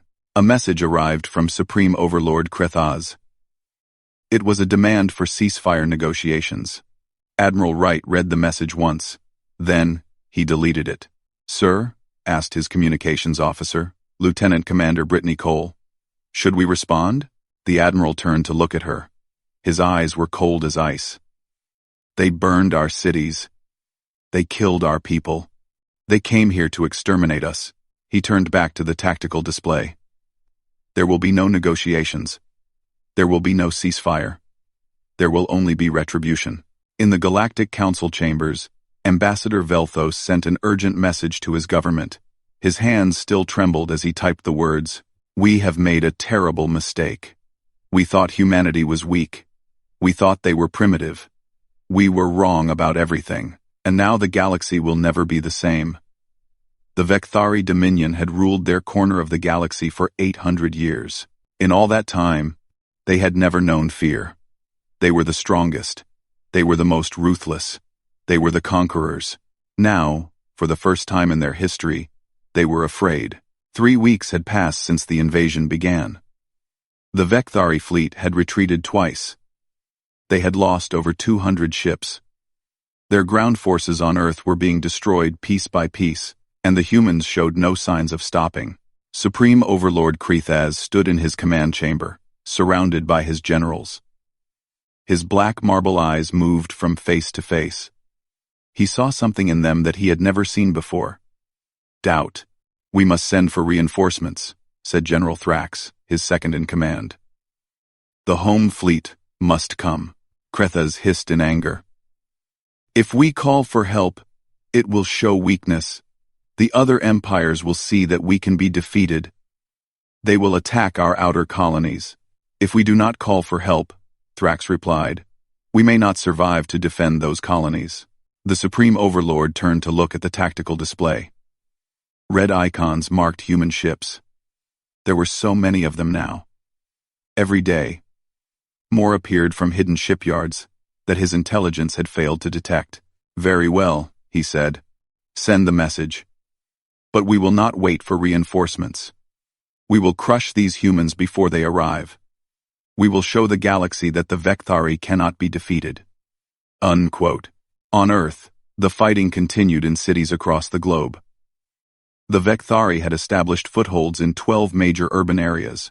They expected the humans to defend every building, every street, every inch of territory. General Victoria Chen had different plans. Let them advance, she told her commanders. Let them think they are winning. Every step they take brings them deeper into our trap. In the ruins of Tokyo, Captain Ryan Mitchell led his company through underground tunnels that the Vekthari did not know existed. Above them, alien forces marched through empty streets, burning buildings that had already been evacuated. They are entering the kill zone, reported his scout, Private Lisa Park. Ryan checked his watch. The timing had to be perfect. Too early and the aliens would escape. Too late, and they would reach civilian shelters. All units hold position, he said. Wait for my signal. The Vekthari column moved deeper into the city. They were searching for human survivors to capture. The Dominion liked to take prisoners. It broke the spirit of conquered species to see their people in chains, but there were no prisoners to find. The humans had evacuated everyone. The entire city was a trap. Ryan watched the last alien soldier enter the zone. He pressed the button on his radio. Now, buildings on both sides of the street collapsed simultaneously. Not random destruction, but carefully placed charges that created walls of rubble. The Vekthari column was trapped, unable to move forward or back. Then the humans attacked from every direction. It was a massacre. The aliens had superior weapons, but they could not use them effectively in the confined space. They had stronger bodies, but they could not fight enemies they could not see. Within 20 minutes, 400 Vekthari soldiers were dead. This scene repeated across the planet. The humans did not fight like any species the Vekthari had ever faced. They did not stand in open battle. They did not follow predictable patterns. They fought like ghosts, appearing from nowhere, striking hard, and vanishing before the enemy could respond. In orbit, the war was equally brutal. Admiral Wright had divided his fleet into hunting packs, small groups of ships that worked together, supporting each other, never giving the enemy a clean target. The Vekthari tried to use their numerical advantage, but the humans were always one step ahead. Commander Daniel Hayes led the 3rd carrier group from his flagship, the UES Relentless. In the 3 weeks since the war began, he had lost 2 ships and killed 11 enemy vessels. His crew called him the Cold One because nothing seemed to affect him. They did not know about the message he had received on the 2nd day of the war, the message telling him that Portland was gone, that his wife Lauren had been visiting her parents when the bombs fell, that there was nothing left to find. Daniel had read the message once. Then he had returned to his duties. He did not cry. He did not scream. He simply became something else. Something without mercy. Enemy dreadnought detected, reported Lieutenant Commander Brittany Cole, his executive officer. Range 40,000 kilometers. Daniel studied the tactical display. The dreadnought was injured, its shields damaged from a previous engagement. It was trying to retreat to the main Vekthari fleet. Pursuit course, he ordered. All batteries target their engines. The Relentless and her escorts moved to intercept. The Vekthari ship turned to fight, launching a barrage of plasma torpedoes. Human point defense systems destroyed most of them. The few that struck did minimal damage. Daniel's ships returned fire with kinetic rounds. Physical projectiles accelerated to incredible speeds. The Vekthari shields could stop energy weapons, but they were less effective against solid objects. The rounds punched through the weakened shields and tore into the enemy hull. The dreadnought's engines exploded. The massive ship began to drift, helpless. They are signaling surrender, reported the communications officer. Daniel was quiet for a long moment. Brittany watched him, worried about what she saw in his eyes. "Commander?" she asked. "Your orders?" Daniel thought about Lauren. He thought about the 17 million people who died in the first hour. He thought about the children in the rubble, crying for parents who would never come. "Accept their surrender," he said finally. "Take them prisoner, according to galactic law." Brittany let out a breath she did not know she was holding. "Yes, sir." As the enemy crew was taken prisoner, Daniel returned to his quarters. He stood before the small window. looking out at the stars. They wanted to see what humanity is capable of, he thought. They wanted to break us. Instead, they woke something that should have stayed asleep. In the Galactic Council chambers, the observers watched with growing fear. Ambassador Velthos had stopped taking notes. There was nothing to write. Nothing in galactic history had prepared them for what they were seeing. The Rilari had a word for species like the Vekthari. They called them apex predators. Species at the top of the galactic food chain, with no natural enemies. But now Velthos understood something terrible. The Vekthari were not the apex predators of the galaxy. They had simply never met humans before. What do we do? Asked Ambassador Krell, his 3 eyes blinking rapidly. If humans win this war, they will be the dominant military power in the sector. Velthos shook his head slowly. We do nothing. We watch. And we pray that they never have a reason to turn their attention toward us. On Earth, Secretary General Catherine Moore addressed the planet. Her face appeared on every screen that still worked. We have survived the first blow, she said. We have proven that we will not break. But this war is not over. The enemy will send more ships. They will try again to destroy us. And we must be ready. She paused, her eyes hard as stone. But I make this promise to every human watching. We will not simply survive. We will win. We will take this war to their worlds. We will make them understand the price of attacking our home. And when it is over, no species in the galaxy will ever dare threaten Earth again. The message ended. Across the planet, in shelters and bunkers and ruined cities, humans watched in silence. Then, slowly, they returned to work. Building weapons. Training soldiers. Preparing ships. The wolves had awakened. And they were hungry. 3 months into the war, the impossible happened. The Vekthari Dominion, rulers of 17 star systems and conquerors of countless species, requested a ceasefire. The message arrived at Earth's military headquarters at dawn. Supreme Overlord Krithaz offered to withdraw all forces from the solar system. He offered to release all captured humans. He offered reparations for the cities destroyed. Secretary General Catherine Moore read the message in her bunker office. Her advisors gathered around her, their faces showing surprise and hope. Perhaps the nightmare was finally ending. This is a victory, said General Victoria Chen. We can rebuild. We can mourn our dead. We can heal. Catherine was quiet for a long moment. She looked at the photos on her wall. Photos of Los Angeles before the bombs. Photos of her grandchildren, who had died in Cairo. No, she said. The room fell silent. Madam Secretary? Asked one of her advisors. Catherine stood and walked to the window. Outside, construction crews were already rebuilding. Humans always rebuilt.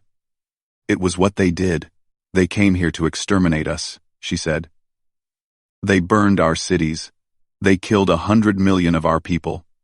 And now, because we surprised them, because we fought back harder than they expected, they want to pretend it never happened? She turned to face her advisors. If we accept this ceasefire, they will return in 10 years, or 50 years, or 100 years. They will wait until we are weak, until we have forgotten, and they will try again. I will not leave that threat for our grandchildren. She picked up the message and tore it in half. We are not going to accept a ceasefire.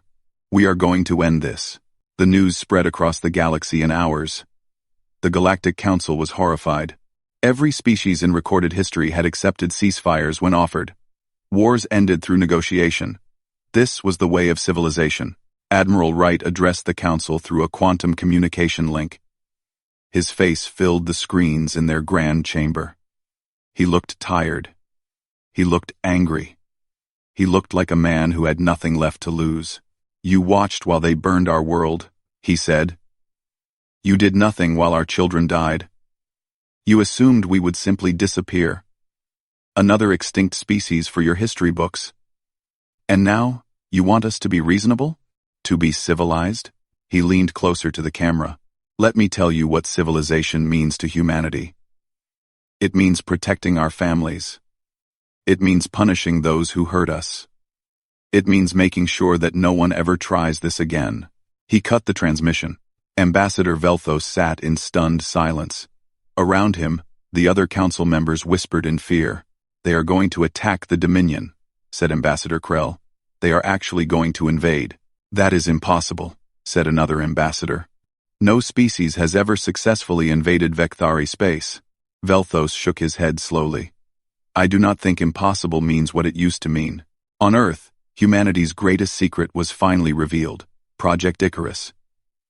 For decades, scientists had been developing faster-than-light technology in hidden facilities around the solar system. They had built a network of jump gates that could send ships across the galaxy in moments. Dr. Samantha Liu watched from her bunker as the first gate activated. A ring of light appeared in space, a doorway to distant stars. "We are ready," she said to Admiral Wright. The Admiral nodded. "Begin the operation." The first expeditionary fleet moved toward the gate. 150 warships, led by Captain Eric Morrison aboard the UES Avenger. Eric was 35 years old, with red hair and freckles. He looked too young to be leading an invasion, but he had survived 17 engagements against the Vekthari. He had earned his command. "All ships, prepare for jump," he ordered. The fleet entered the gate. Light surrounded them, twisting and folding space. For 3 seconds, they existed everywhere and nowhere at once. Then they emerged in the Vekthari home system. Alarms screamed across the alien homeworld. Ships scrambled to defend.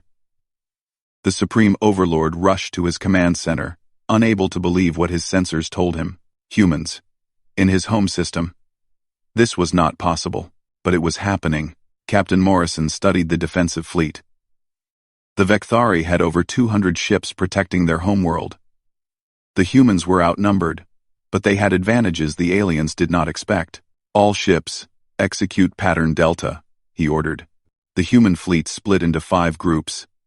They attacked from different angles, never staying in one place long enough to be targeted effectively. They launched waves of drones, small suicide craft that overwhelmed point defense systems. The Battle of Vekthar Prime lasted 18 hours. Human ships used weapons that violated 3 galactic treaties: kinetic bombardment projectiles, antimatter mines, biological targeting systems that hunted Vekthari specifically. When questioned later about these tactics, General Chen responded simply, "They started this. We are going to finish it." By the end of the battle, the Vekthari defensive fleet was destroyed. Human ships surrounded the alien homeworld. Captain Morrison broadcast a message to the surface. "Your fleet is gone. Your empire is crumbling. You have 1 hour to surrender, or we will begin orbital bombardment." The Vekthari government surrendered in 40 minutes. Across the galaxy, news of the human victory spread like fire.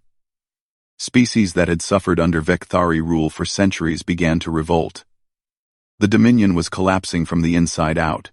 The Rilari Collective sent a secret message to Earth. They wanted to discuss alliance. They were terrified of humanity, but they were more terrified of being humanity's enemy. Ambassador Velthos traveled to Earth personally. His ship landed in the ruins of New York City. He stepped out onto broken concrete and looked around at the destruction. What he saw amazed him. Humans were already rebuilding. Construction crews worked around the clock. New buildings rose from the ashes. Children played in temporary parks while their parents cleared rubble nearby. They had lost 100 million people. Their greatest cities were destroyed. They had fought a war that should have exterminated them, and they were already planning for the future. Secretary General Catherine Moore met him at the landing site. She looked older than she had 3 months ago, but her eyes still burned with determination. "Ambassador," she said, "welcome to Earth." Velthos bowed his head in respect. "Secretary General, I come to offer the friendship of the Rilari Collective." Catherine studied him for a long moment. "Your people watched while our cities burned." "Yes," Velthos admitted. "We did. We believed you would fall. Like every other species. We were cowards. We chose to watch instead of help." He met her eyes. "I am here to say that we were wrong. About everything." Catherine was silent for a long time. Then she extended her hand. "We can discuss the past later," she said. "Right now, we have a war to win." Velthos shook her hand. His pale blue skin was cold, but his grip was firm. "Your species," he said, "is the most frightening thing this galaxy has ever produced, and I say that with the deepest respect." Catherine smiled. It was not a warm smile. It was the smile of a predator. "We are just getting started." 1 year after the first attack, the war ended. The Vecthari Dominion, once the most feared empire in the galaxy, had been completely destroyed. All 17 of their conquered star systems were free. Their military was shattered beyond repair. Their leaders sat in cells, waiting to face trial for crimes against sapient species. Supreme Overlord Krethas had been captured alive. He would spend the rest of his life in a prison, built specifically for him, but the cost had been terrible. 140 million humans had died. Dozens of cities lay in ruins. Every family on Earth had lost someone. The world would never be the same. Neither would the galaxy. Admiral Marcus Wright stood before the newly formed Human Stellar Congress. The old United Nations had been restructured into something stronger, more unified. For the first time in history, humanity truly spoke with one voice. The Admiral was 71 years old now. The war had aged him another decade. His hair was completely white, his face lined with grief and exhaustion. But his eyes still held the same cold fire they had carried since the first day of the war. "We have won," he said to the Congress. "But we must never forget what we have lost. We must never forget why we fought. And we must never allow this to happen again." He stepped back from the podium. The Congress rose to their feet in applause. Outside the building, millions of people watched on screens. Some cheered. Many wept. All remembered. Dr. Samantha Liu presented the plans for the next phase of human expansion. New ships. Better than anything that had existed before. Colony vessels that could carry millions of people to distant worlds. Defense platforms that would protect every human settlement in the galaxy. "We will spread across the stars," she told the Congress. "We will build new homes on 100 worlds. And we will make sure that no enemy ever threatens our species again." The Galactic Council sent a formal invitation. They offered humanity a permanent seat at their table. It was an honor normally reserved for species that had been spacefaring for thousands of years. Humanity had earned it in a single year. Secretary General Catherine Moore accepted the invitation. But her response made clear that humanity would not simply join the existing order. They would reshape it. "We have learned a painful lesson," she said in her address to the Council. "For all of our history, we fought each other. We nearly destroyed ourselves a dozen times with our own weapons. But when extinction came from outside, we remembered what we truly are." She looked around the chamber at the alien faces. Some showed respect. Some showed fear. Some showed both. "We are survivors. We are fighters. We are protectors. We are human. And the galaxy will never forget it." On Earth, the rebuilding continued. New Los Angeles rose from the ashes, bigger and more beautiful than before. New Mumbai sparkled with lights that could be seen from orbit. New Cairo became a center of culture and learning. Memorial walls were built in every city. 17 million names were carved in stone. One for every person who died in the first hour. People came from around the world to touch the names, to remember, to promise that it would never happen again. Rear Admiral Daniel Hayes stood before the memorial where Portland had once been. His wife's name was inscribed among 3 million others. Lauren Marie Hayes, beloved wife, forever remembered. He had not cried on the day he learned she was gone. He had not cried during the entire war. But now, standing in the quiet morning light, with the wind carrying the scent of flowers planted by volunteers, the tears finally came. He wept for Lauren. He wept for Portland. He wept for every person who had died, because a distant empire decided that humanity should not exist. Lieutenant Commander Brittany Cole found him there. She had followed him from the fleet base, worried about her commanding officer. She had never seen him show any emotion. The cold, calculating commander who had won impossible battles was weeping like a child. She did not speak. She simply stood beside him, her hand on his shoulder. After a long time, Daniel wiped his eyes. He looked up at the sky, where human ships patrolled in endless patterns. Somewhere out there, beyond the stars he could see, human explorers were already making contact with new species. Human colonists were building new homes. Human soldiers were keeping the peace.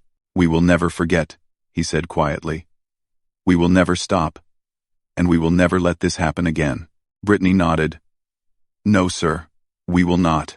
They stood together in silence, watching the sun rise over a world that had survived the unsurvivable. 50 years later, the galaxy had transformed. Humanity had become one of the 3 dominant powers in known space. Human ships patrolled trade routes. Human diplomats mediated disputes. Human technology improved the lives of dozens of species who had once looked down on the young newcomers. Earth gleamed like a jewel in the void. The largest military fleet ever assembled by any species guarded the homeworld. No enemy would ever reach the surface again. It was not a threat. It was a promise. Young Vekthari learned about the war in their history classes. Their teachers told them the story as a warning. Never attack a species you do not understand. Never assume that strength means superiority. Never forget what happened when their ancestors tried to exterminate the humans. Ambassador Velthos was 140 years old, ancient by Rilari standards. He had retired from diplomacy and now taught at a prestigious university on the Rilari homeworld. Students from dozens of species attended his lectures on galactic history. On the last day of his final semester, he addressed a packed auditorium. Young faces looked up at him, eager to hear the wisdom of the ambassador who had witnessed the human Vekthari war firsthand. "Before humanity," he said, his voice still strong despite his age, "we all believed the galaxy belonged to the strongest, to the oldest, to the most ruthless. We thought that was the natural order. The Vekthari proved it for 800 years. He paused, looking out at his students. We were wrong. He pressed a button, and the main screen showed an image of Earth. Blue oceans, green continents, white clouds, a small planet orbiting an ordinary star. This world produced a species that nearly destroyed itself a dozen times. They fought each other constantly. They built weapons that could end their own civilization. Every rational analysis said they would never survive to reach the stars. He changed the image. Now the screen showed the human fleet, thousands of ships spread across the sky. But they did survive. They reached the stars. And when the most powerful empire in the galaxy tried to exterminate them, they did not surrender. They did not negotiate. They fought back. They won, and they changed everything. He turned off the screen and faced his students directly. The galaxy does not belong to the strongest or the oldest or the most ruthless. The galaxy belongs to those willing to sacrifice everything for those they love. Those who refuse to give up, no matter the odds. Those who find strength in the darkest moments. His ancient eyes swept across the room. No species loves fiercer, fights harder, or endures longer than humanity. Pray you never give them a reason to show you why, because they showed us, and the galaxy will never be the same. The lecture ended. Students filed out, talking quietly among themselves about what they had learned. Ambassador Velthos remained at his desk, looking at a small photograph he always kept with him. It showed him standing next to Secretary General Catherine Moore on the day they signed the Human Rilari Alliance. She had died 30 years ago, beloved by her people, remembered as the leader who refused to surrender. He would join her soon enough, but humanity would go on, building, exploring, protecting, forever. On a small planet at the edge of human space, a young girl looked up at the stars. Her grandmother sat beside her, telling stories about the old days, about the war, about the heroes who saved humanity. "Were you scared?" the girl asked. "During the war?" Her grandmother smiled. She had been 7 years old when the sky burned. She had grown up in the shelters, watching her parents and neighbors fight for survival. She had seen things no child should see. "Yes," she said. "I was very scared. But we won, the girl said. We beat them. Yes, we did. Her grandmother hugged her close. Because that is what humans do. We never give up. We never stop fighting for the ones we love. No matter what, the girl looked back at the stars. Somewhere out there, human ships were exploring new worlds. Human colonies were thriving. Human soldiers were standing guard. I want to be like that, she said. When I grow up, I want to protect people. Her grandmother kissed her forehead. You will, my darling. You will. And somewhere in the vast darkness between stars, the spirit of humanity continued its eternal watch. This was the dawn of human retribution. This was the beginning of a new age. This was humanity, unleashed upon the galaxy, and the galaxy would never forget. The throne room of the Kethran Empire stretched higher than most starships could fly. Walls made of living crystal pulsed with soft blue light, casting shadows that danced across the polished floor. Queen Valera sat on her throne, her crystalline body reflecting the light of 1,000 stars that shone through the transparent ceiling above. She had ruled for 300 years, and in all that time, she had never felt the weight of the crown as heavily as she did now. The council members stood in a semicircle before her, their bodies rigid with the formal stance required in her presence. General Thaxon, the oldest of them all, held a data tablet in his four-fingered hand. His light had dimmed to almost nothing, a sign of deep sorrow among their people. He did not want to deliver this message, but duty demanded it. Your Majesty, Thaxon began, his voice carrying the harmonics of grief. The 5th battle group has been lost. All ships, all crew. Princess Solana commanded them to the last moment. Valera did not move. She could not move. The words hung in the air like poison, seeping into her consciousness slowly. Her daughter, her only child, gone. Tell me everything, she said. Her voice remained steady, controlled. A Kethran queen did not show weakness before her council. Not even now. Thaxon activated the tablet and a holographic display materialized above the floor. It showed the outer rim where 3 colony worlds orbited a young star. The colonies were new, barely 50 years old, home to 12 million Kethran citizens. The Hask Collective attacked without warning. Thaxon continued. Their mothership and 40 support vessels emerged from dark space directly above the colonies. Princess Solana's battle group was the only military presence in the sector. She engaged immediately. The hologram shifted, showing the battle in fast motion. Valera watched as her daughter's flagship, the Crown of Dawn, led the charge against impossible odds. The Kethran ships were outnumbered 5-1. Any reasonable commander would have retreated, called for reinforcements, and waited for backup. But Solana was not any commander. She was her mother's daughter. The Hask began bombardment of the colonies, Thaxon said quietly. Solana calculated that evacuation was impossible. The civilian ships could not escape in time. So she made a decision. Valera knew what was coming. She had taught her daughter strategy since she was young. She knew every tactical manual, every historical battle, every possible scenario, and she knew what choice her daughter would make when faced with saving millions or preserving her own life. The hologram showed the Crown of Dawn breaking formation. It accelerated to full speed, driving straight toward the Hask mothership. The other Kethran vessels followed, understanding their princess's plan immediately. They would sacrifice themselves to destroy the Hask command ship and buy time for the colonies. The collision destroyed the mothership entirely, Thaxon said. The remaining Hask vessels retreated. The colonies were saved, 12 million lives preserved, but the 5th battle group was lost with all hands. 3,000 of our finest warriors, and Princess Solana, Valera finally moved. She stood from her throne, her body rigid with control.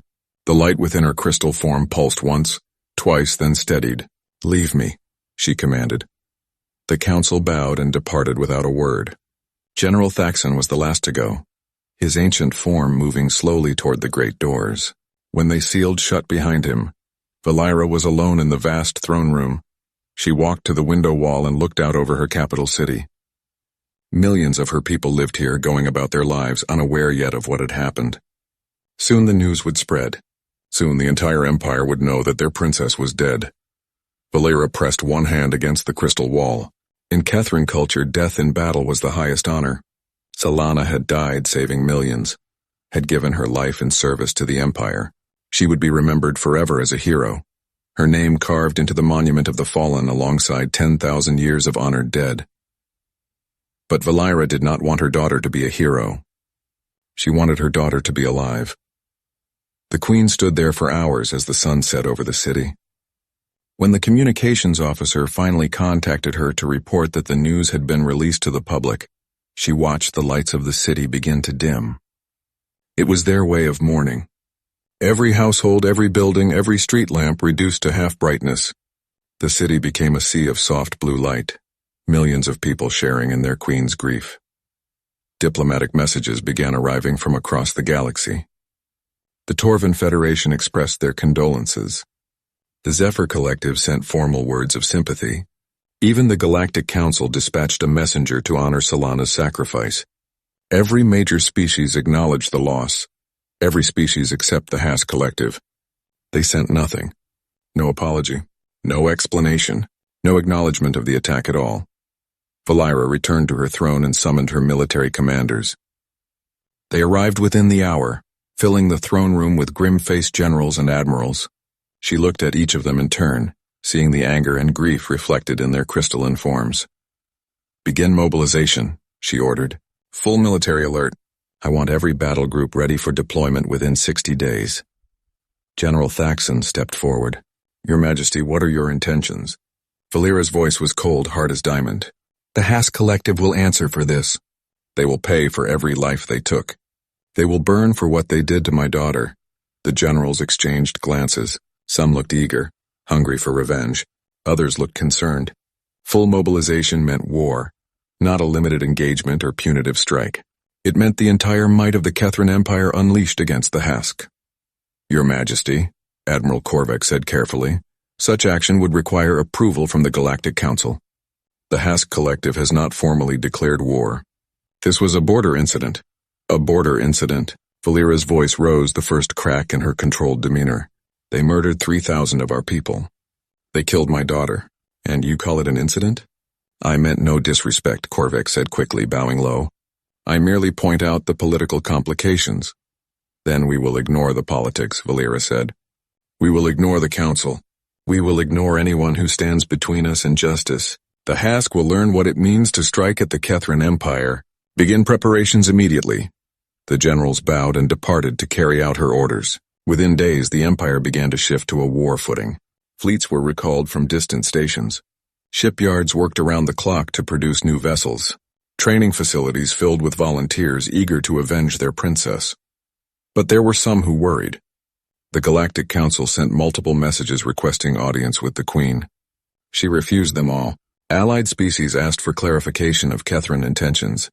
She ignored them. Old friends from her centuries of rule tried to reach her. She turned them away. Queen Valira withdrew into herself, into her grief and rage. She spent her days planning the coming war, studying Hask territories, calculating how many worlds she would need to burn to satisfy her need for revenge. She spent her nights alone in Solana's chambers, surrounded by memories of the daughter she would never see again. And far across the galaxy, on a small blue world that most species barely noticed, a young human officer named Jake Morrison received orders that would change everything. The Terran Defense Navy was sending him to the Kethran Empire as part of a diplomatic mission. His assignment was simple on paper: observe and report on the political situation. But Jake would discover that sometimes the most important missions are the ones that were never planned. Sometimes a single person can change the course of history, and sometimes the greatest warriors are the ones who know when not to fight. The Queen had lost her daughter to war. Soon a human would teach her what her daughter had truly died for. Ambassador Lisa Chen was furious. Jake sat in her office the morning after the memorial ceremony, listening to her list all the diplomatic protocols he had violated. The Kethran government had filed 3 separate complaints. 24 species had sent messages asking Earth what they thought they were doing. The Galactic Council wanted a formal explanation. "You embarrassed us in front of the entire galaxy," Lisa said, pacing back and forth. "You could have caused an interstellar incident. You could have gotten yourself killed. What were you thinking?" "I was thinking that sometimes you have to break the rules to get results," Jake said calmly. "Queen Valira agreed to meet with me. That's more than any diplomat has accomplished in weeks." "She probably wants to throw you in prison," Lisa said. Or worse. Maybe, Jake admitted. But I don't think so. She wants to talk. That means there's still a chance to reach her. Before Lisa could respond, a Catherine messenger arrived at the compound. Queen Valira was ready to see Jake Morrison. Now. Jake followed the messenger through the Crystal City, traveling in a vehicle that moved silently through streets filled with Catherines going about their daily lives. They stared at him as he passed, this strange human who had dared speak at their princess's memorial. Some looked angry. Others looked curious. The royal palace rose above the city like a mountain made of diamond. Jake had seen pictures, but they didn't capture the reality of it. The structure was impossibly tall, impossibly beautiful, and impossibly intimidating. Guards stood at every entrance, warriors whose crystalline armor gleamed in the sunlight. They led him through corridors that stretched for hundreds of meters, past rooms filled with art and history spanning 10,000 years. Finally, they reached a set of doors that opened onto a private chamber high in the palace. Queen Valira stood by a window wall looking out over her empire. The room around her was filled with holographic images, hundreds of them, all showing the same person. Princess Solana. Solana as a child learning to read. Solana as a young warrior training with weapons. Solana in command of her first ship. Solana laughing, thinking, living. The queen turned as Jake entered. The guards left, and suddenly he was alone with the most powerful being in the galaxy. You spoke of losing your sister, Valira said without preamble. Tell me about her. Jake had not expected this. He had prepared arguments about military strategy, about galactic politics, about the consequences of war, but Valira wanted to hear about his personal loss. Her name was Kate, Jake said quietly. She was 3 years older than me. She joined the Navy before first contact, back when Earth thought we were alone in the universe. When the Draxi attacked our outer colonies, she was stationed on Mars. She died when their ships bombed the military base. How did you respond? Valira asked. I wanted revenge, Jake admitted. I wanted to hunt down every Draxi ship and destroy them. I was 17 years old and full of rage.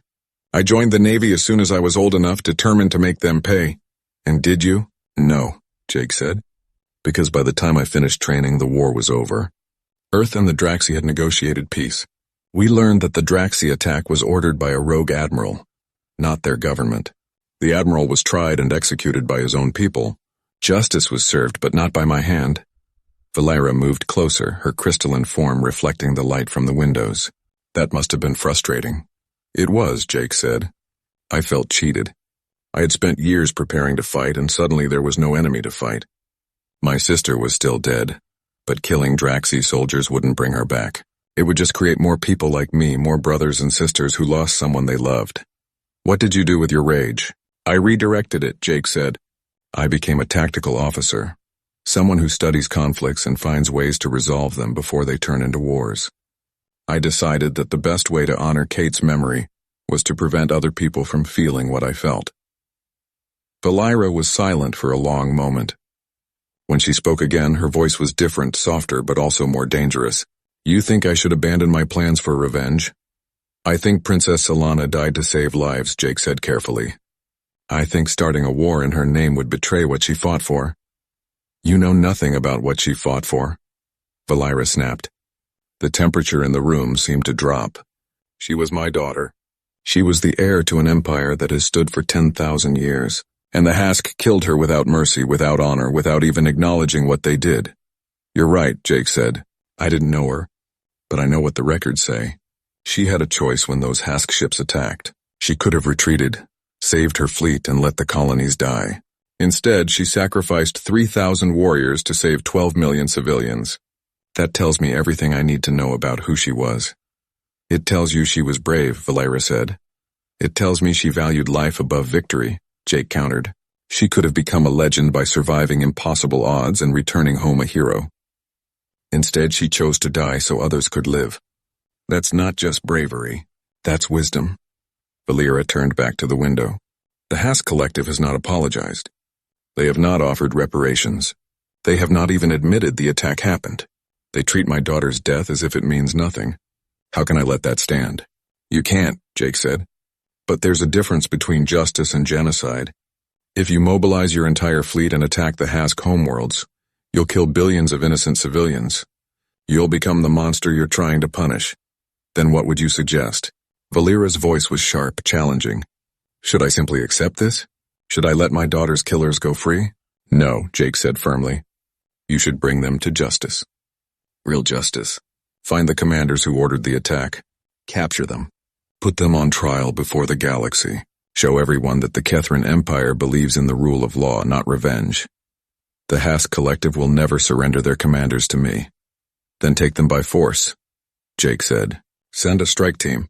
Small, fast, surgical. Get in, capture the targets, and get out. No civilian casualties.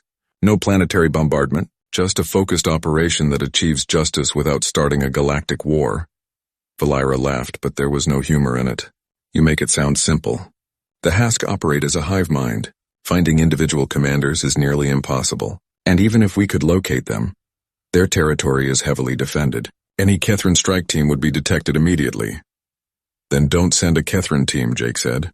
The Queen turned to face him fully. What are you proposing? Let me do it, Jake said. Give me a small team in 6 months. I'll find the commanders who ordered the attack on your daughter. I'll bring them to you for judgment. And I'll do it without triggering a war. You?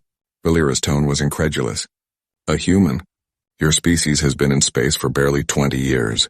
You have no experience with the Hask. You don't know their systems, their defenses, their capabilities. You would be dead within a week. Maybe, Jake acknowledged. But I have advantages you don't. The Hask don't take humans seriously. They think we're primitives. They won't expect us to be a threat. And human tactics are different from Kethran tactics. We don't fight with honor and formal strategy. We fight dirty. We improvise. We do whatever it takes to win. Dirty tactics, Valera repeated slowly. You would fight without honor. I would fight to achieve your goals, Jake said. Honor is important, but results matter more. Princess Solana proved that when she rammed her ship into the Hask mothership. That wasn't an honorable duel. It was a desperate gamble that worked. I'm offering you the same thing. A chance to achieve justice without destroying your empire's soul. Valera walked to a holographic display and activated it. A star map appeared showing Hask territory. Even if you somehow succeeded, it would mean nothing. One human captain cannot make the galaxy take notice. That's where you're wrong, Jake said. If I succeed, it proves that justice can be achieved without war. It shows the galaxy that the Kethran Empire is strong enough to show restraint. Right now, every species is watching you, wondering if you're about to become a threat to galactic stability. If you launch a war of extermination, you lose your moral authority. But if you seek justice through proper channels, even if those channels are unconventional, you maintain your position as the galaxy's elder statesman. And if you fail? Valera asked. If the Hask kill you and your team? Then you've lost nothing, Jake said. You can proceed with your original plans, but at least you'll know you tried an alternative first. Valera studied the star map for a long time. Jake waited, knowing that pushing too hard now would ruin everything. This had to be her decision. Finally, the Queen spoke. Tell me about your sister again. The moment you learned she had died. Jake was caught off guard by the question, but he answered honestly. I was in school. The principal called me to his office. I knew something was wrong immediately. He told me there had been an attack, that the Mars base was destroyed, that Kate was gone. I remember feeling like the floor had disappeared beneath me, like I was falling and would never stop. Yes, Valera said quietly. That is exactly how it feels. She turned to face him, and for the first time Jake saw past the crystalline exterior to the person underneath. She was not just a queen. She was a mother who had lost her child. I will give you your 6 months. Jake Morrison stood in a hangar bay deep beneath the Kethran capital, looking at the ship Queen Valera had provided. It was small by military standards, barely large enough for a crew of 6. The hull was human-made but modified with Kethran technology. Weapon systems that could punch through heavy armor, shields that could withstand sustained fire, and engines capable of speeds that would make most human pilots sick. The ship was named the Resolute, and it would be their home for the next 6 months. She's beautiful, Lieutenant Amy Cooper said, walking up beside Jake. She was 26 years old, short and compact with red hair pulled back in a tight bun. Her specialty was intelligence gathering and electronic warfare. She could hack into almost any computer system, break almost any code, and find patterns in data that others missed. She'll do, Jake said. Assuming we can find a pilot crazy enough to fly her. Already found, said a voice behind them. Commander Ryan Blake walked down the ramp from the ship, wiping grease from his hands. He was 35, tall and lean with gray eyes and a permanent smirk. He had flown every type of ship in the human fleet and crashed half of them. His file said he was reckless. His reputation said he was the best. You sure about this? Jake asked him. This isn't a standard mission. We're going into Hask territory with no backup and no support. If things go wrong, nobody's coming to save us. Sounds like my kind of mission, Ryan said. Besides, I owe you for getting me out of that court-martial last year. You deserved that court-martial, Jake pointed out. You stole a diplomatic shuttle and used it to race a Torvan cargo ship. And I won, Ryan said proudly. Which proved my point about human superiority in tight maneuvers. The last member of the team arrived an hour later. Lieutenant Dan Martinez was a combat engineer, someone who could fix anything or blow it up depending on what the situation required. He was quiet, methodical, and absolutely brilliant with explosives. At 28, he had already saved 3 ships from catastrophic failures and destroyed 2 enemy installations that were supposedly impregnable. So we're really doing this, Dan said, looking at the assembled team. 4 humans against the entire Hask collective. Not the entire collective, Amy corrected. Just the parts that killed Princess Solana. Right, that makes it so much better, Dan said dryly. Jake gathered them in the ship's small briefing room. Holographic displays showed star maps, intelligence reports, and everything the Catherans knew about the Hask attack. It wasn't much. The Hask operate as a hive mind, Jake explained. Individual Hask drones have limited intelligence, but they're connected to command nodes that coordinate their actions. Those command nodes are connected to larger nexus points, which are connected to the central consciousness. Think of it like a computer network with the drones as terminals and the nexus points as servers. So we need to find the server that ordered the attack, Amy said. Exactly. But the Hask don't keep records the way we do. Their commands flow through biological connections, not electronic ones. To find who ordered the attack, we need to capture a high-level command node and extract its memories. How do we do that? Dan asked. Carefully, Jake said. The Catherans provided us with Hask communication patterns from the battle. Amy can use those patterns to track the origin of the attack order. Once we know which nexus point sent the command, we go in and grab it. Ryan studied the star map. Their territory is huge. Dozens of systems, hundreds of ships. How do we get in without being noticed? We don't act like a military vessel, Jake said. We act like traders, smugglers, the kind of people who don't ask questions and don't attract attention. The Hask deal with independent traders all the time. They won't care about one more ship as long as we don't threaten them. And when we grab their command node, Dan asked, they'll definitely notice that. By then we'll be running, Jake said. We get in, grab the target, and get out before they can organize a response. Speed and surprise. That's our advantage. The team spent 2 weeks preparing. Amy studied Hask communication protocols, learning to recognize the patterns of their hive mind transmissions. Ryan practiced flying the Resolute through simulated Hask space, learning to avoid their patrol patterns. Dan built specialized equipment, cutting tools that could slice through Hask bioarmor, containment systems that could hold a command node safely, and enough explosives to cover their escape. Jake studied everything he could find about the Hask, their history, their culture, their military tactics. He learned that the Hask collective wasn't as unified as most species thought. Different nexus points competed for resources and status. They formed factions, alliances, and rivalries. The attack on Princess Solana wasn't ordered by the central consciousness. It was ordered by a rogue faction trying to gain territory and prestige. That gave him an idea. They launched on a cold morning, the Resolute lifting silently from the hangar and accelerating toward the edge of Kethran space. Queen Valira sent them off with a simple message: succeed or don't return. The journey to Hask territory took 8 days. They traveled through neutral space, stopping at trading stations to gather information and establish their cover story. They were independent contractors hauling cargo, looking for work, not picky about who hired them. At the border of Hask space, they encountered their first patrol. 3 Hask vessels, each one organic-looking and vaguely insectoid, surrounded the Resolute. Amy transmitted their fake credentials and cargo manifest. The Hask scanned them thoroughly, then let them pass. That was easy, Ryan muttered as they entered Hask territory. Too easy, Amy said, studying her sensor displays. They're tracking us, keeping tabs on where we go. Let them watch, Jake said. We're just traders looking for a contract. Nothing suspicious. They spent 3 weeks moving through Hask space, stopping at various stations and colonies. Jake made a point of asking about work opportunities, making contacts, and generally acting like someone trying to make money in a dangerous part of the galaxy. All the while, Amy was running her analysis programs, searching through intercepted Hask transmissions for any trace of the command that had ordered the attack on Solana. She found it on the 24th day, a pattern buried in the biological chatter, a unique signature that matched the communications from the battle. The command had originated from a nexus point in a system called Hask 7, a minor colony world on the edge of their territory. Why would a minor nexus point order such a major attack? Dan asked.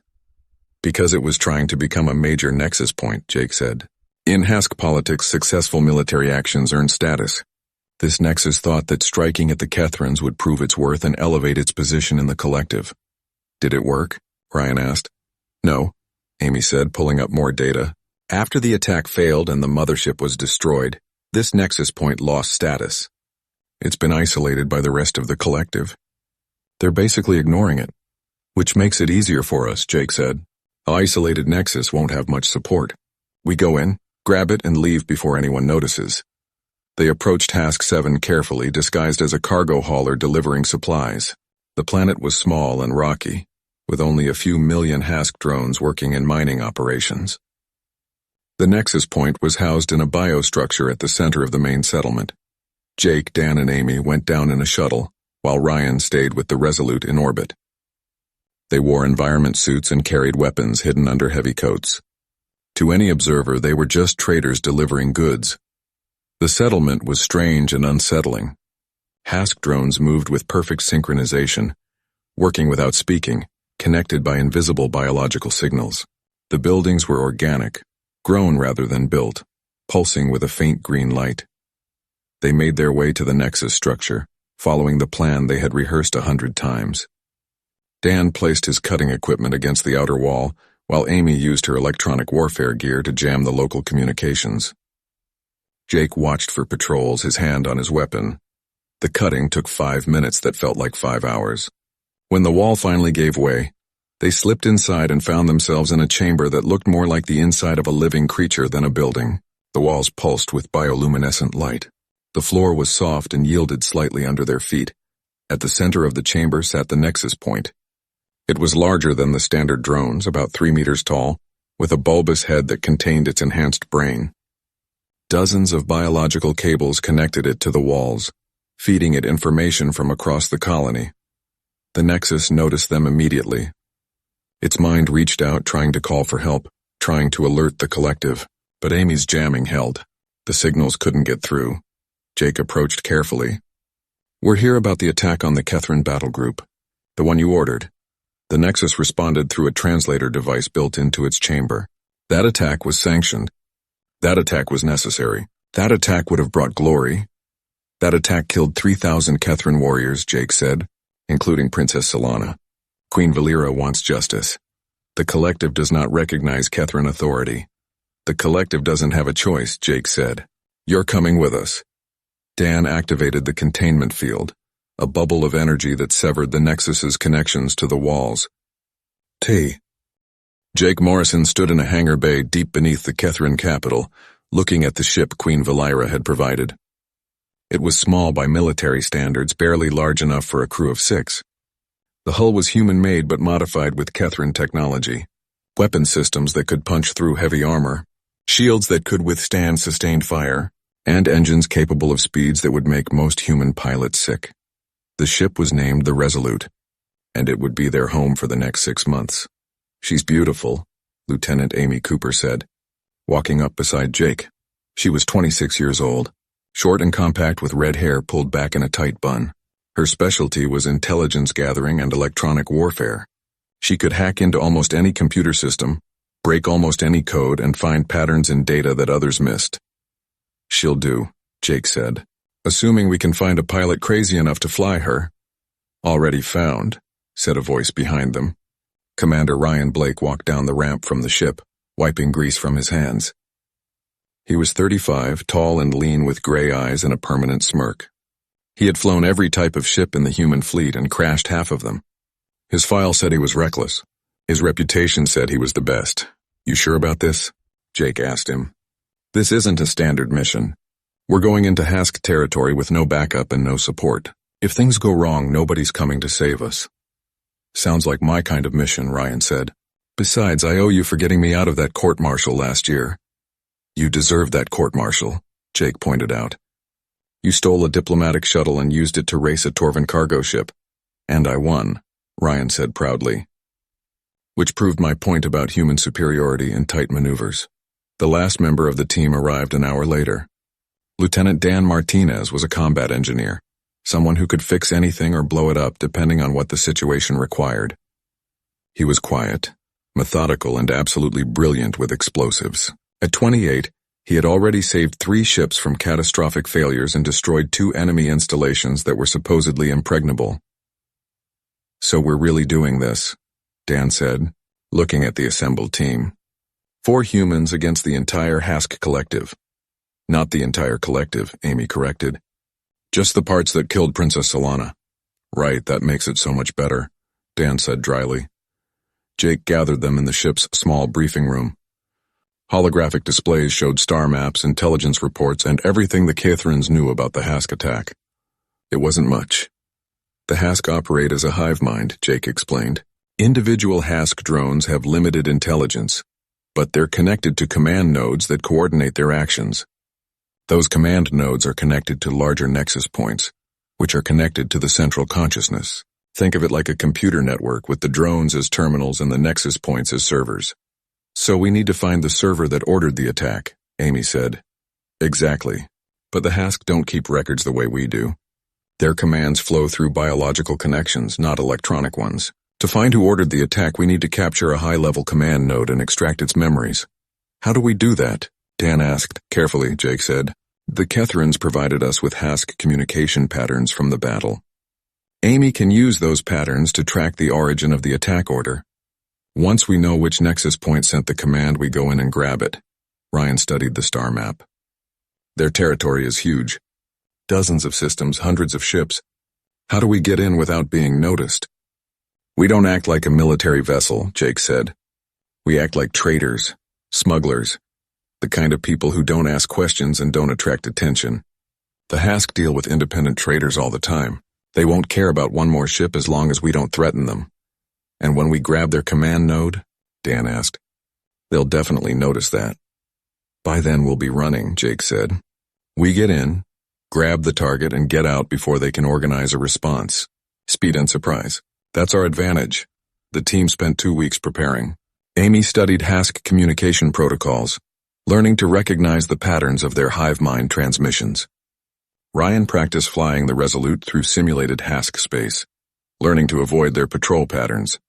Dan built specialized equipment, cutting tools that could slice through Hask bioarmor, containment systems that could hold a command node safely, and enough explosives to cover their escape. Jake studied everything he could find about the Hask, their history, their culture, their military tactics. He learned that the Hask collective wasn't as unified as most species thought. Different nexus points competed for resources and status. They formed factions, alliances, and rivalries. The attack on Princess Solana wasn't ordered by the central consciousness. It was ordered by a rogue faction trying to gain territory and prestige. That gave him an idea. They launched on a cold morning, the Resolute lifting silently from the hangar and accelerating toward the edge of Kethran space. Queen Valira sent them off with a simple message: succeed or don't return. The journey to Hask territory took 8 days. They traveled through neutral space, stopping at trading stations to gather information and establish their cover story.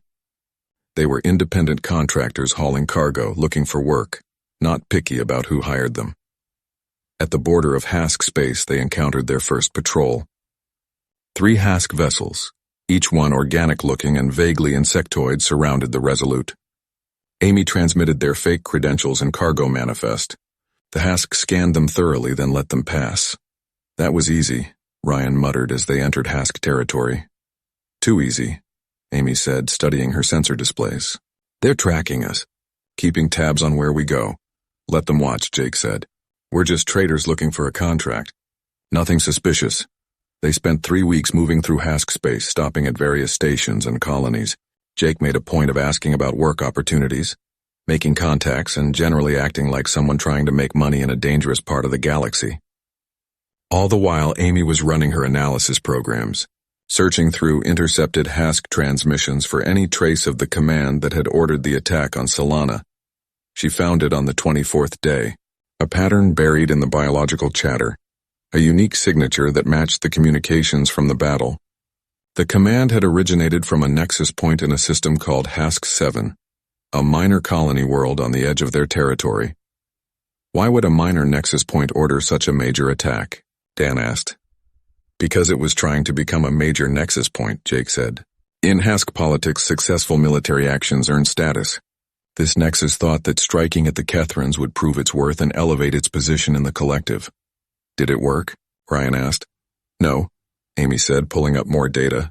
After the attack failed and the mothership was destroyed, this nexus point lost status.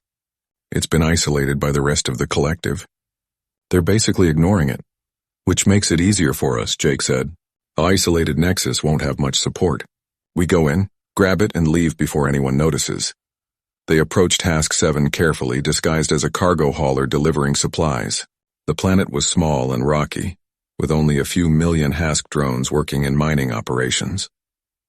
The nexus point was housed in a biostructure at the center of the main settlement. Jake, Dan, and Amy went down in a shuttle, while Ryan stayed with the Resolute in orbit. They wore environment suits and carried weapons hidden under heavy coats. To any observer, they were just traders delivering goods. The settlement was strange and unsettling. Hask drones moved with perfect synchronization, working without speaking, connected by invisible biological signals. The buildings were organic, grown rather than built, pulsing with a faint green light. They made their way to the nexus structure, following the plan they had rehearsed 100 times. Dan placed his cutting equipment against the outer wall, while Amy used her electronic warfare gear to jam the local communications. Jake watched for patrols, his hand on his weapon. The cutting took 5 minutes that felt like 5 hours. When the wall finally gave way, they slipped inside and found themselves in a chamber that looked more like the inside of a living creature than a building. The walls pulsed with bioluminescent light. The floor was soft and yielded slightly under their feet. At the center of the chamber sat the nexus point. It was larger than the standard drones, about 3 meters tall, with a bulbous head that contained its enhanced brain. Dozens of biological cables connected it to the walls, feeding it information from across the colony. The Nexus noticed them immediately. Its mind reached out, trying to call for help, trying to alert the collective, but Amy's jamming held. The signals couldn't get through. Jake approached carefully. We're here about the attack on the Kethran battle group, the one you ordered. The Nexus responded through a translator device built into its chamber. That attack was sanctioned. That attack was necessary. That attack would have brought glory. That attack killed 3,000 Kethran warriors, Jake said, including Princess Solana. Queen Valera wants justice. The collective does not recognize Kethran authority. The collective doesn't have a choice, Jake said. You're coming with us. Dan activated the containment field, a bubble of energy that severed the Nexus's connections to the walls. The Resolute limped back toward Kethran space, its hull scarred from weapons fire and its engines running on borrowed time. Jake Morrison stood on the bridge watching the stars slide past, knowing that everything depended on what happened next. In the cargo bay secured in a containment field, the Hask Nexus point waited in silence. It had stopped trying to break free. Perhaps it understood that its fate was already sealed. We're being hailed, Amy Cooper said from her station. Multiple channels. Everyone wants to know what we're doing. Let them wonder, Jake said. Open a channel to Queen Valera only, direct and encrypted. The holographic display activated, showing the Queen's crystalline form. She sat on her throne, surrounded by her council. Behind her, Jake could see the military commanders who had been preparing for war. Lieutenant Commander Morrison, Valera said. Her voice was controlled, formal. I am told you have returned from Hask territory. Do you have what you promised me? Yes, Your Majesty, Jake said. We captured the nexus point that ordered the attack on Princess Solana. It's being held in our cargo bay under containment. We're 3 days from your space. The throne room erupted in shocked voices. The council members spoke over each other, some expressing disbelief, others demanding details. General Thaxon stepped forward, his ancient form rigid with surprise. This is impossible, Thaxon said. No one has ever successfully captured a Hask nexus point. The collective protects them absolutely. We didn't ask the collective for permission, Jake said simply. Valera raised one hand and the council fell silent. You will bring the nexus to the capital immediately. The Galactic Council has been demanding an audience. I have put them off until now. When you arrive, we will hold a public trial. The entire galaxy will witness justice being served. The transmission ended. Jake turned to his crew, seeing exhaustion and pride on their faces. They had done something everyone said was impossible. Lieutenant Dan Martinez was nursing burns on his arm from a plasma conduit that had exploded during their escape. Commander Ryan Blake had a cut above his eye from when the ship had taken a direct hit.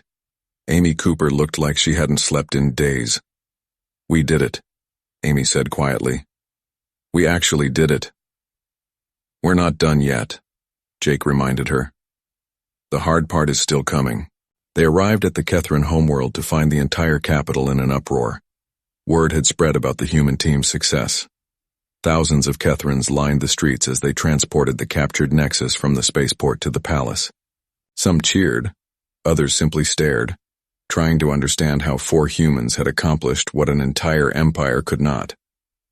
The trial was held in the Grand Plaza, the same place where Princess Solana's memorial had been.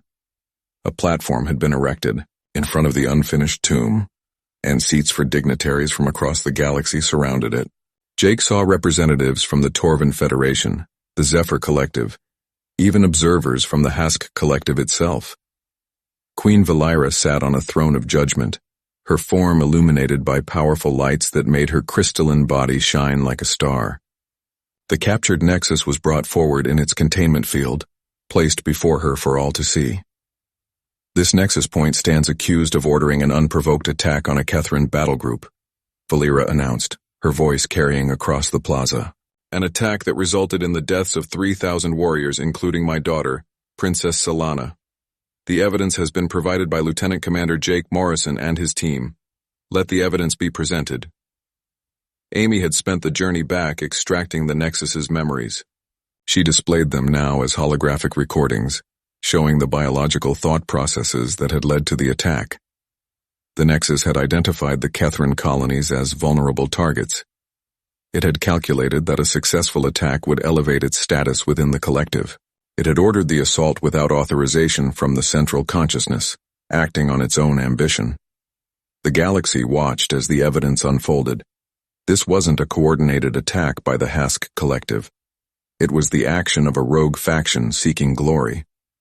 The Hask observers transmitted this information back to their homeworld, and within hours, the collective issued a formal statement disavowing the Nexus's actions. The evidence is clear, Valera said. This Nexus point ordered an attack that violated galactic law. It killed thousands of innocents. It brought dishonor to the Hask Collective. What does the defense have to say? A Hask attorney, provided by the collective itself, stepped forward. It argued that the Nexus had acted according to its programming, that it bore no individual responsibility because it was part of a larger consciousness. But the argument fell flat. The memories showed clear independent thought, clear decision-making that went against the collective's guidelines. The defense is insufficient, Valera declared. This Nexus point is guilty of war crimes. However, I will not execute it. Execution would be revenge, and revenge is not justice. Instead, this Nexus will be permanently severed from the collective. It will live out its existence alone, unable to ever reconnect with its kind. It will remember what it did every day for the rest of its life. And it will serve as a warning to others who might consider such actions. The sentence was harsh but fair. For a Hask, being severed from the collective was a fate worse than death. The Nexus would live in isolation, its enhanced mind trapped inside a prison of its own consciousness. But Valera wasn't finished. She stood from her throne and addressed the assembled representatives. "This trial represents more than justice for my daughter," she said. "It represents a new way forward for the galaxy.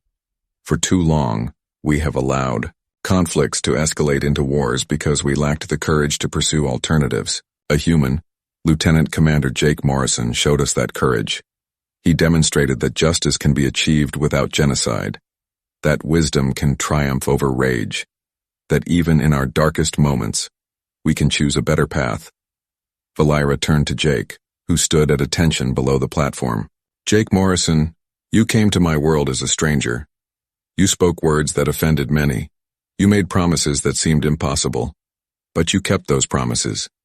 You gave me justice for my daughter without requiring me to destroy my empire's soul. For that, I am eternally grateful." She descended from the throne and approached him. The entire plaza fell silent. "In recognition of your service, I hereby adopt you into the royal family of the Kethran Empire. You will carry the rank of prince, with all rights and responsibilities that entails. You will be known as Jake Morrison, brother to the memory of Solana, friend to the Kethran people." Jake felt something cold touch his chest. Valira had placed a crystal pendant around his neck, a piece of Solana's personal effects. It glowed with soft blue light. "Thank you, Your Majesty," Jake said quietly. "But I didn't do this for rank or recognition. I did it because it was right." "I know," Valira said. "That is why you deserve the honor." The plaza erupted in cheers. Kethrans, humans, and dozens of other species applauded the moment. The galaxy was witnessing something unprecedented. An empire choosing restraint, justice over revenge, wisdom over rage. In the weeks that followed, everything changed. The Galactic Council established new protocols for prosecuting war crimes, using the trial as a template. The Haas Collective underwent internal reforms, implementing safeguards to prevent rogue nexus points from acting independently. And Earth's status in the galactic community transformed overnight. Humans were no longer seen as primitive newcomers. They were the species that had made the impossible happen, that had shown the galaxy a better way forward. Trade agreements were signed. Defense pacts were established. Human colonies gained protections they had never had before. Queen Valira established the Solana Foundation, an organization dedicated to resolving conflicts before they escalated to war. She appointed Jake as its first director, and he accepted on the condition that his team, Amy, Ryan, and Dan, would serve alongside him. 6 months after the trial, Jake stood in the Grand Plaza again, this time for the dedication of Princess Solana's completed tomb. The tower of white crystal reached toward the sky, beautiful and eternal. Valira had insisted on adding something to the monument, a plaque that told the story of how justice had been achieved, how a human had honored Solana's memory by choosing peace over war. "You miss her," Jake said to Valira. They stood together before the tomb, watching the sunset paint the crystal with colors of orange and purple. "Every day," Valira admitted. "The pain never truly goes away. But you taught me that pain can be transformed into purpose. Solana died to save lives. Now her memory will save countless more through the foundation that bears her name." "She would be proud of you," Jake said. "And of you," Valira replied. "You are more than a human, Jake Morrison. You are a bridge between species, a reminder that wisdom and courage can come from unexpected places." Jake touched the crystal pendant around his neck, feeling its cold surface, its weight against his chest. "I had a good teacher. My sister Kate taught me that the bravest thing a warrior can do is choose not to fight. Solana proved the same thing. I just made sure the galaxy understood the lesson." They stood in silence as night fell over the capital. Above them, the stars began to appear, thousands of them, representing thousands of worlds where people lived and died, loved and fought, made choices that shaped the galaxy. The day Princess Velkara brought her human husband to the royal palace, the entire court fell silent. Not out of respect. Out of shock. Velkara stood nearly 8 feet tall. Her body was covered in scales that shone like purple metal under the great lights of the throne room. She had 4 arms, each one thick with muscle, and her eyes glowed a soft orange. She was the daughter of High King Morath, ruler of the sovereign dominion of Thyrol. Her people had conquered 17 star systems. They were warriors. They were predators. They were feared across the galaxy. And she had married a human. His name was Daniel Price. He stood just 6 feet tall, which made him look like a child next to his wife. His skin was soft and pink, the kind of skin that could be cut with a kitchen knife. He had no claws, no fangs, no natural weapons of any kind. He walked into the throne room with his hands clasped behind his back, his face calm, his eyes taking in everything around him. The nobles whispered to each other. They did not bother to hide their voices. "Is this a joke?" said Lord Crath, a massive Thyroli general with scars covering half his face. "She brought a pet to court? Perhaps she finds him amusing," said Lady Sonara. Her forearms crossed over her chest. "Humans are said to be entertaining, like trained animals." "He will not survive the first winter," said another noble. "Their bodies are too weak for our climate." Daniel heard every word. His face showed nothing. He simply walked beside his wife, 3 steps behind her as was the custom for consorts, and waited for the king to speak. High King Morath sat on a throne made from the bones of his enemies. He was old by Thyroli standards, over 200 years, but his body was still strong enough to crush a human with one hand. He looked at his daughter with disappointment in his orange eyes. "Velkara," he said, his voice filling the great hall. "Explain this, father," Velkara said, bowing her head slightly. "This is Daniel Price. He was a diplomat from Earth's coalition. We met during the trade negotiations last cycle. We have bonded according to the old rites." "Bonded." Morath spoke the word like it was poison. "You have bonded yourself to this creature?" "He is my husband, father. I ask that you welcome him as family." The king stood from his throne. He walked down the steps slowly, each footfall echoing through the silent hall. He stopped in front of Daniel and looked down at him the way one might look at an insect. "Human," Morath said, "do you know what you have done? Do you understand what it means to bond with a princess of Thyrol?" Daniel looked up at the king without fear. "Yes, your majesty, I understand. You will be expected to serve this house, to bring honor to our name, to stand beside my daughter in war and peace." Morath leaned closer, his breath hot against Daniel's face. "And you will be expected to produce heirs worthy of the throne." "I understand," Daniel said again. "You understand nothing." Morath turned away.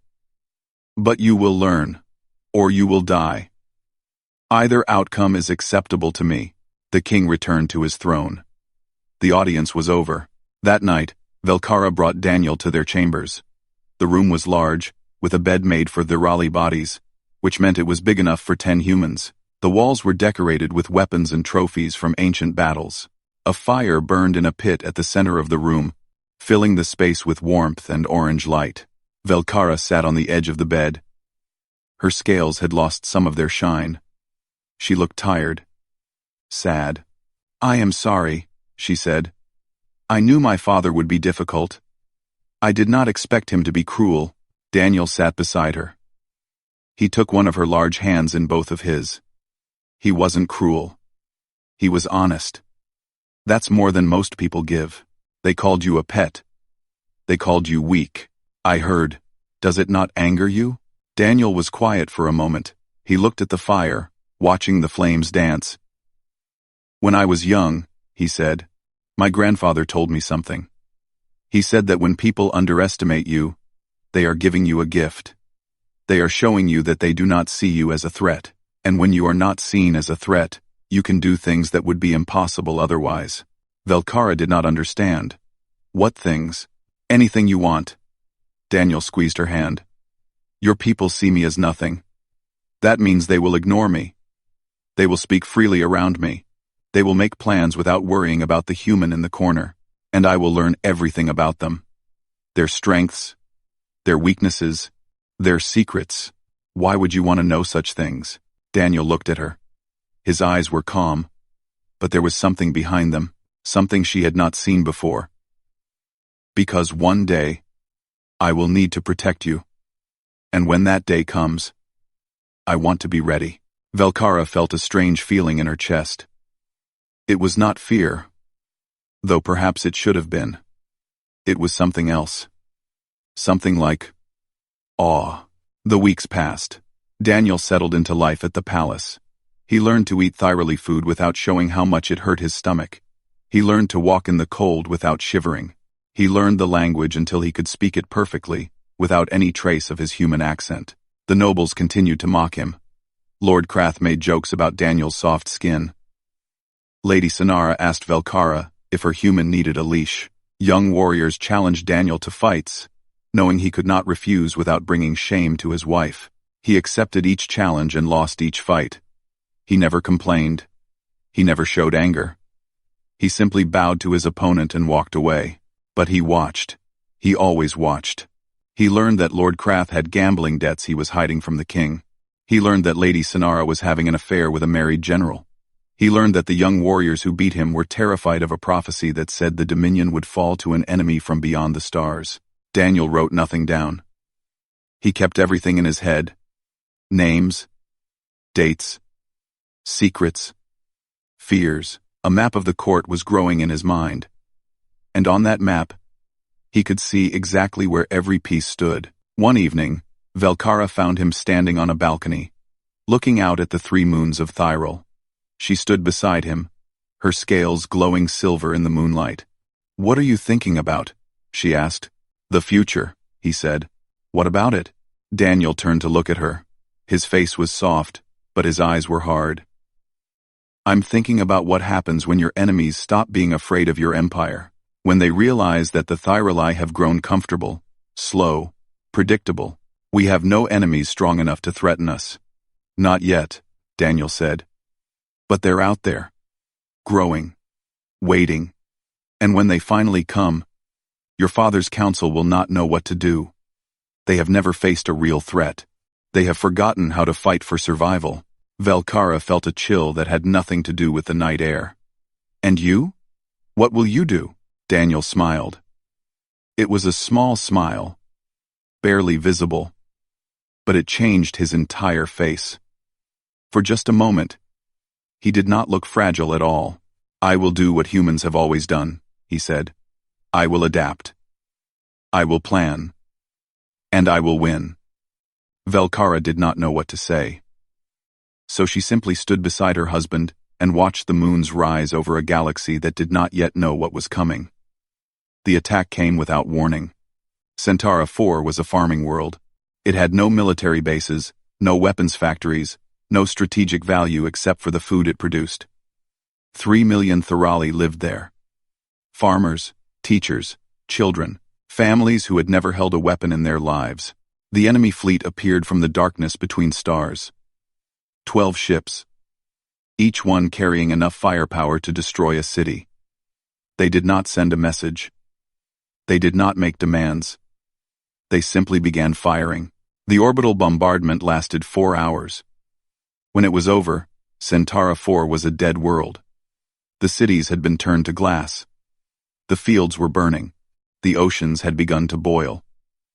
Of the 3 million Thyroli who had lived there, less than 10,000 survived. The news reached the royal palace at dawn.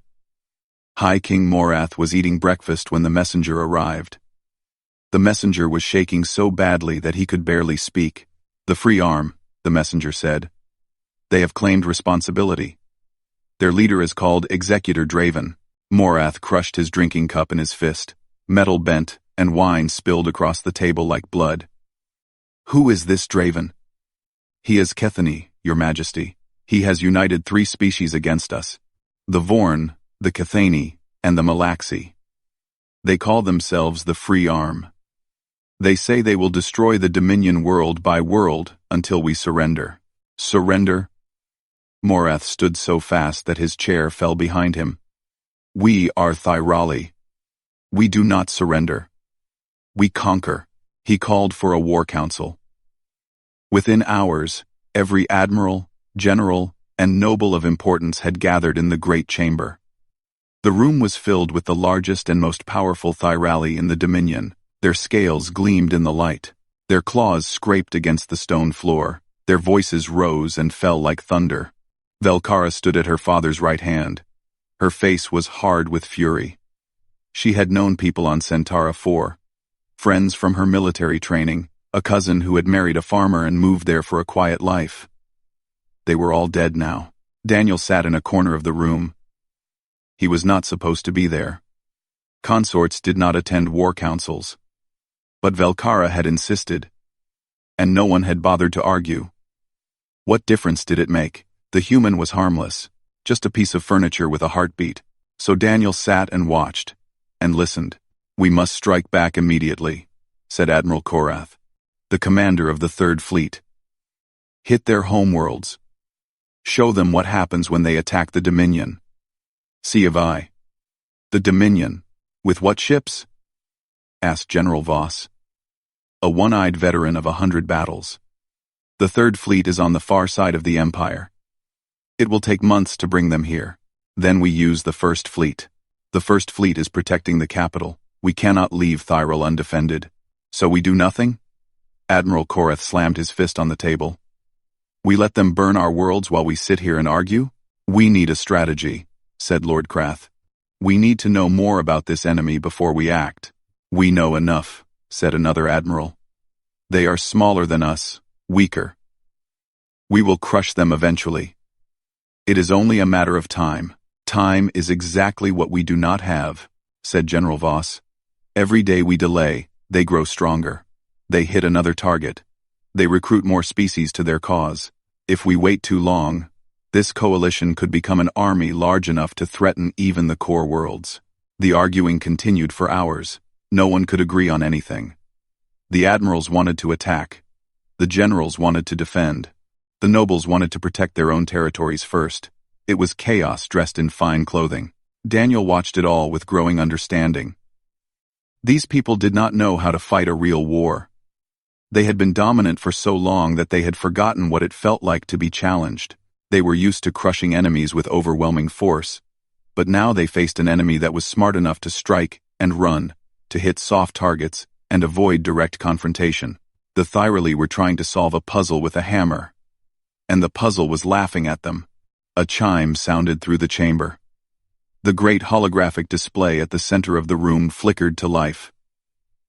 A face appeared. It was scarred and gray, with small black eyes and a mouth full of needle-sharp teeth. A Cathani face. "Greetings to the mighty Thyroli," said the face. "I am Executor Draven. I trust you received my message on Centauri 4. Morath stepped forward. His scales had darkened with rage. "You dare speak to me? You dare show your face after what you have done?" "I dare much," Draven said. He smiled, showing every one of his teeth. "I dare to dream of a galaxy free from Thyroli tyranny. I dare to unite the oppressed against their oppressors. And I dare to give you a choice." "What choice?" "Surrender the Thyrol system, leave your homeworld and never return. In exchange, I will spare the rest of your colonies. You have 30 standard days to decide." The room exploded with outrage. Nobles shouted threats. Admirals swore revenge. General Voss drew his sword, as if he could reach through the hologram, and cut Draven down. Morath raised a hand for silence. When he spoke, his voice was cold as ice. "We will never surrender. We will hunt you to the edge of the galaxy. We will find every ship in your fleet and every soldier in your army. And we will kill them all." Draven's smile only grew wider. "I was hoping you would say that. It will make my victory so much sweeter." The hologram vanished. The display went dark, and the room fell into a silence more terrible than all the shouting that had come before. Morath turned to his council. 30 days, he said. "We have 30 days to find this Draven and destroy him. I want options. I want plans. I want someone to tell me how we win this war." But no one had an answer. The admirals looked at the generals. The generals looked at the nobles. The nobles looked at the floor. For the first time in living memory, the great Thyroli Dominion had no idea what to do. In his corner, Daniel Price was still watching. His mind was working faster than it ever had before. He saw the problem clearly. The Thyrali were strong, but they were slow. They were powerful, but they were predictable. They thought like conquerors, not survivors. And they were facing an enemy who understood their weaknesses perfectly. Draven had given them 30 days because he knew they could not organize a response that quickly. He knew they would argue and delay and make exactly the wrong decisions. He was counting on their arrogance to destroy them, but there was another way. A way that no Thyrali would ever think of, because it required something they did not understand. It required thinking like prey. It required cunning instead of strength. It required patience instead of fury. It required thinking like a human. Daniel stood up. He walked to where Velkara was standing and touched her arm. "I need to speak with your father," he said quietly. "Privately." Velkara looked at him with surprise. "Now?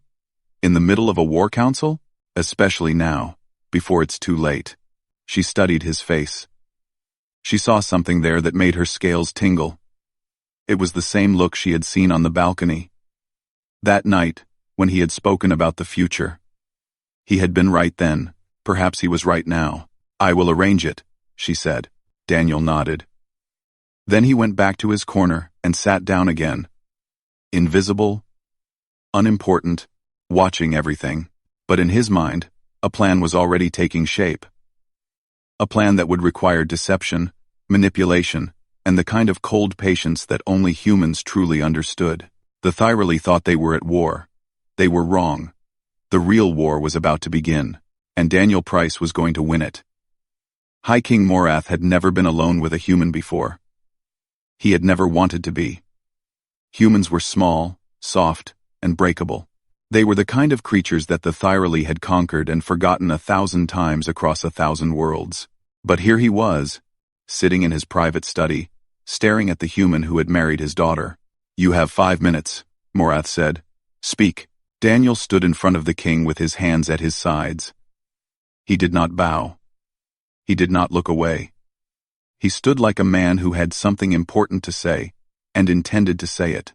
"Your counsel is failing you," Daniel said. "They have been arguing for 3 days, and they have produced nothing. No strategy, no plan, no hope. You think I do not know this? I think you know it very well. But I also think you do not understand why." Morath's eyes narrowed. "Explain. Your people are warriors. You have conquered 17 star systems because you are bigger, stronger, and more aggressive than anyone else. When you see a problem, you attack it. When you see an enemy, you crush it. This has worked for generations, and it will work again. We simply need time to gather our forces." Daniel shook his head slowly. "No. It will not work. Not against this enemy. Draven is not fighting the same war you are. He does not want to meet you in battle. He wants to bleed you, terrify you, and tear your empire apart from the inside. Every day you spend gathering your forces is a day he uses to hit another target, recruit another ally, and spread more fear." Morath said nothing. His claws dug into the arms of his chair. "Your admirals want to attack," Daniel continued. "But they cannot agree on where. Your generals want to defend. But there are too many targets to protect. Your nobles only care about their own territories, and all of them are thinking like Thyrali. And how should they think? Like humans." For a long moment, the king just stared at Daniel. Then he laughed. It was not a friendly laugh. It was the kind of laugh that came before violence. "Like humans? You are the weakest species in the known galaxy. Your bones break if you fall wrong. Your skin tears like paper. You have no claws, no fangs, no natural weapons, and you want us to think like you?" Daniel did not flinch. "Humans have survived for 100,000 years on a planet filled with predators larger and faster and deadlier than we are. We survived because we learned something that your people never had to learn. We learned how to win without being the strongest. How? We think, we plan, we deceive. We turn our enemies against each other. We wait for the right moment and strike where it hurts the most. We do not care about honor or glory or proving our strength. We only care about winning. Morath leaned forward. For the first time, he looked at Daniel not with contempt but with curiosity. "And you believe you can help us win this war?" "I know I can." "How?" Daniel reached into his pocket and pulled out a small data chip. He placed it on the table between them. "This contains everything I have learned about the Free Arm Coalition in the past 3 days. Their ships, their leaders, their internal conflicts. The Vorn hate the Cathani. The Malaxi joined the alliance only because they were afraid. Draven controls them through fear and shared hatred of your people. But that bond is fragile. It can be broken." Morath picked up the chip and turned it over in his massive hand. "Where did you get this information?" "I listened. I watched. I asked questions that no one expected a human to ask. Your servants and guards speak freely around me, because they do not think I understand their language. Your diplomatic networks still have contacts in enemy space who will talk to a fellow human. Your intelligence officers have files they have never bothered to analyze, because they do not think in terms of psychology and weakness. You did this in 3 days? I have been doing it since I arrived. The past 3 days, I simply had a reason to put it together." Morath was silent for a long time. He looked at the data chip. He looked at Daniel. He looked at his own hands, powerful enough to tear a human in half, and wondered if power was really what he thought it was. "Tell me your plan," the king said finally. Daniel began to speak. He spoke for 2 hours. He laid out every detail, every step, every possible outcome. He explained how they would use false information to make the Vorn believe the Cathani were planning to betray them. He explained how they would offer the Malaxi a way out, a chance to leave the coalition without punishment. He explained how small, fast strike forces would hit supply lines and communication hubs, making the enemy paranoid and distrustful. He explained how they would make Draven see enemies everywhere, until the executor could not trust anyone, not even his own officers. And then he explained the final step. The moment when Daniel himself would speak to the galaxy and show them what humans were truly capable of. When Daniel finished, Morath sat back in his chair. His face was unreadable. The fire crackled in the hearth. Somewhere in the palace, a clock chimed the hour. "This is not war," Morath said at last. "This is poison. Lies. Treachery." "Yes," Daniel agreed. "It is. It goes against everything my people believe. We are warriors. We fight with honor. We face our enemies directly and crush them with strength. And how has that worked so far?" Morath said nothing. "Your honor did not protect Centaura 4, Daniel said quietly. 3 million of your people are dead because Draven does not care about your rules. He does not fight fair. He does not announce his attacks. He does not give you a chance to respond. And if you keep playing by your rules while he plays by none, you will lose this war. And if I follow your plan, what happens then? Then you win. Your empire survives. Your daughter inherits a kingdom that still exists." Daniel paused. "And the galaxy learns that humans are not as harmless as they appear." Morath studied the human standing before him. This small creature with his soft skin and his quiet voice. He looked nothing like a warrior. He looked like something you could break without even trying, but his eyes were different. His eyes were calm and cold and calculating. They were the eyes of a predator who had learned to hide inside the body of prey. "My court will never accept this," Morath said. "They will never follow a human strategy. They do not need to know it comes from me. Give the orders yourself. Take the credit. I do not care about glory. I only care about results." "And what do you care about, truly?" Daniel thought for a moment. "I care about Velkara. I care about proving that I am worthy of her. And I care about showing your people that they made a mistake when they looked at me and saw nothing." Morath nodded slowly. He understood ambition. He understood pride. These were things he could respect. He stood and walked to the window. Outside, the 3 moons of Thyrol were rising over the mountains. His empire stretched across the stars. But right now it felt very small. Very fragile. Very close to falling. "Very well," Morath said without turning around. "We will try your way.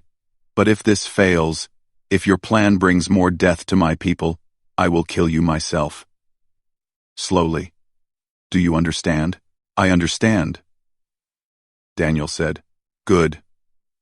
Morath finally turned to face him. Now, tell me what you need. Daniel smiled. It was a small smile, barely visible, but it changed everything. First, he said, I need access to your communication networks.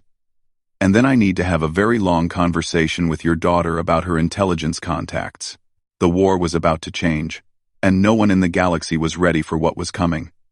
The first lie was planted on the 12th day. A Vorn intelligence officer named Commander Thrak received an encrypted message from what appeared to be a Cathani communications officer. The message contained orders from Executor Draven himself, marked for Cathani eyes only. The orders said that after the war, the Vorn fleet would be destroyed.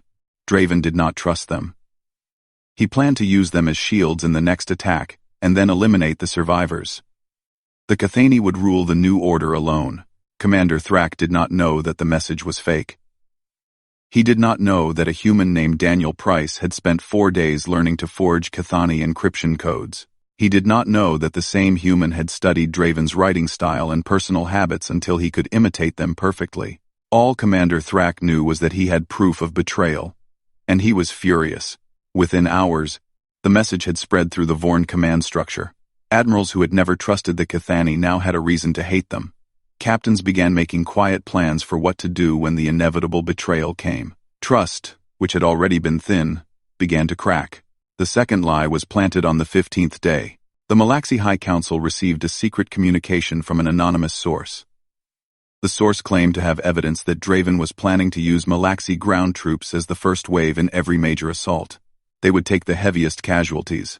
They would die in the millions. And the Cathani would keep the best positions for themselves. The Malaxi were not warriors by nature. They had joined the Free Arm because they feared what would happen if they refused. They did not hate the Thyrali the way the Vorn and Cathani did. They simply wanted to survive. Now they began to wonder if they had chosen the wrong side. While Daniel spread his lies, Velkara went to war. She took command of a small task force. 6 fast ships, with the best captains in the fleet. They were not meant to fight major battles. They were meant to hurt the enemy in ways that could not be predicted or prevented. Their first target was a fuel depot in the Krath system. The depot supplied Draven's entire western fleet.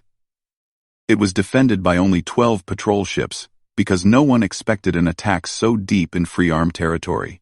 Velkara's task force appeared out of nowhere. They had traveled through an unstable wormhole that the Free Arm had marked as too dangerous to use. The Thyrali ships took damage from the crossing, but they survived. The Cathani patrol ships did not expect them. By the time they realized what was happening, the fuel depot was already burning. Velkara lost 1 ship in the attack. She destroyed all 12 enemy vessels and the entire depot. 3 million tons of fuel, gone in an afternoon. The Free Arm Command blamed each other. The Vorn said the Cathani should have better defended the depot.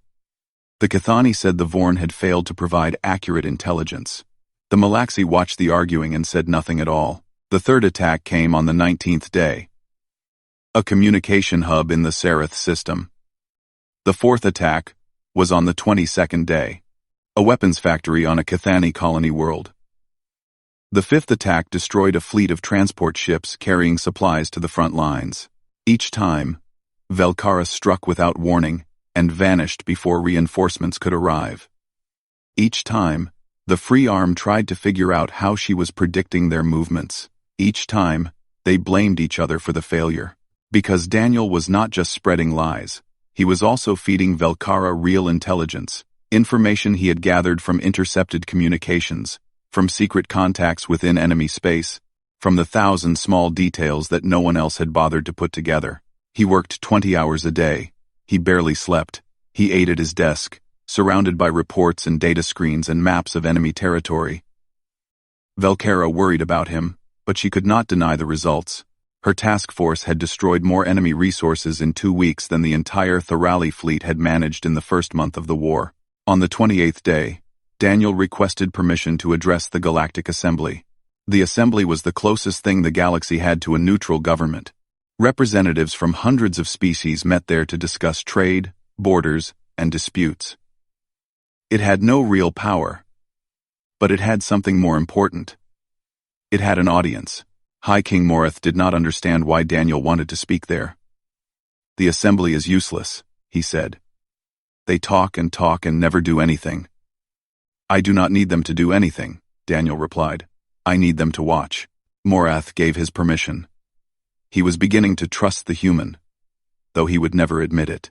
Daniel traveled to the assembly station alone. He wore simple clothes. He carried no weapons. He looked exactly like what everyone expected. A small, soft human who had somehow married into Thyrali royalty. The assembly chamber was vast.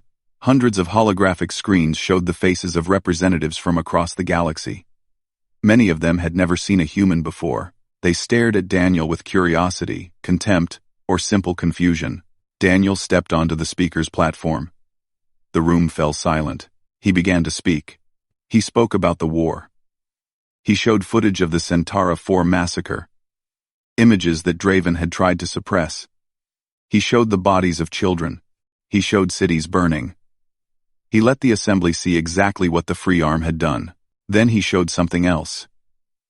Intelligence reports proving that the Free Arm Coalition was already falling apart.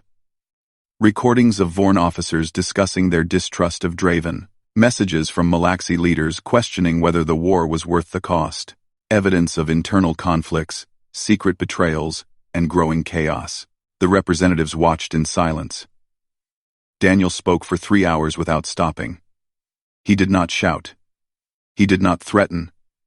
He simply laid out the facts, one after another, until the picture was complete. When he finished with the evidence, he made an offer. Any species that left the Free Arm Coalition now would receive full amnesty from the Thyrali Dominion. No punishment. No revenge. Just peace, and the chance to trade with the largest empire in the known galaxy.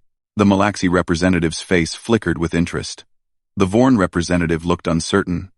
Even some of the neutral species seemed impressed. Then Daniel turned his attention to the one screen that mattered. The one showing Executor Draven's face. "Executor," Daniel said, his voice calm and steady. "You started this war because you thought the Thyrali were slow and arrogant. You thought humans were weak and harmless. You believed you could win through terror and surprise." He paused, letting the words hang in the air. "You were wrong." Draven's face twisted with rage, but Daniel continued.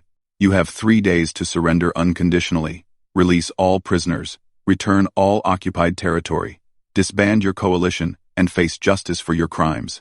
"And if I refuse?" Draven snarled. Daniel smiled. It was not a warm smile. It was not a kind smile. It was the smile of something that had stopped pretending to be harmless. "Then I will destroy everything you have built. I will turn your allies against you. I will make your own officers doubt your every command. And when you are alone, surrounded by enemies on every side, I will come for you personally." The chamber was silent. No one moved. No one breathed. "You have 3 days," Daniel said. "Choose wisely." He stepped off the platform and walked out of the chamber. Behind him, a galaxy of species stared at the empty space where he had stood, wondering if they had just witnessed the beginning of the end, or something else entirely. Draven did not surrender. On the morning of the 4th day, Daniel received a message from the executor himself. It was short and full of hate. "I am coming for you, human. I will tear your soft skin from your body and wear it as a trophy. I will burn every world you love. I will make your wife watch as I kill you slowly, and then the galaxy will see what happens to those who threaten the Free Arm." Daniel read the message twice. Then he deleted it and went back to work. The Thyrali fleet had been repositioned according to his plan. They were no longer gathered in one massive force that could not move quickly. Instead, they had split into dozens of smaller groups, each one capable of independent action. They were scattered across the Empire like a net, waiting for the moment to close. That moment came 3 hours after Draven's message. The Free Arm launched what they believed would be their final, decisive attack. 100 ships, the largest fleet they had ever assembled, heading straight for the Thyral system. Draven himself led the assault from his flagship, a massive dreadnought called the Iron Fist. He expected to catch the Thyrali by surprise. He expected their fleet to be out of position, still recovering from weeks of hit-and-run attacks. He expected an easy victory. He was wrong about everything. The first Thyrali task force hit his supply ships before the battle even began. They appeared from behind a gas giant where they had been hiding for 3 days, and they tore through the transport vessels like wolves through sheep. Fuel, ammunition, spare parts, all of it went up in flames. Draven ordered his fleet to continue. They had enough supplies to take Thyrol.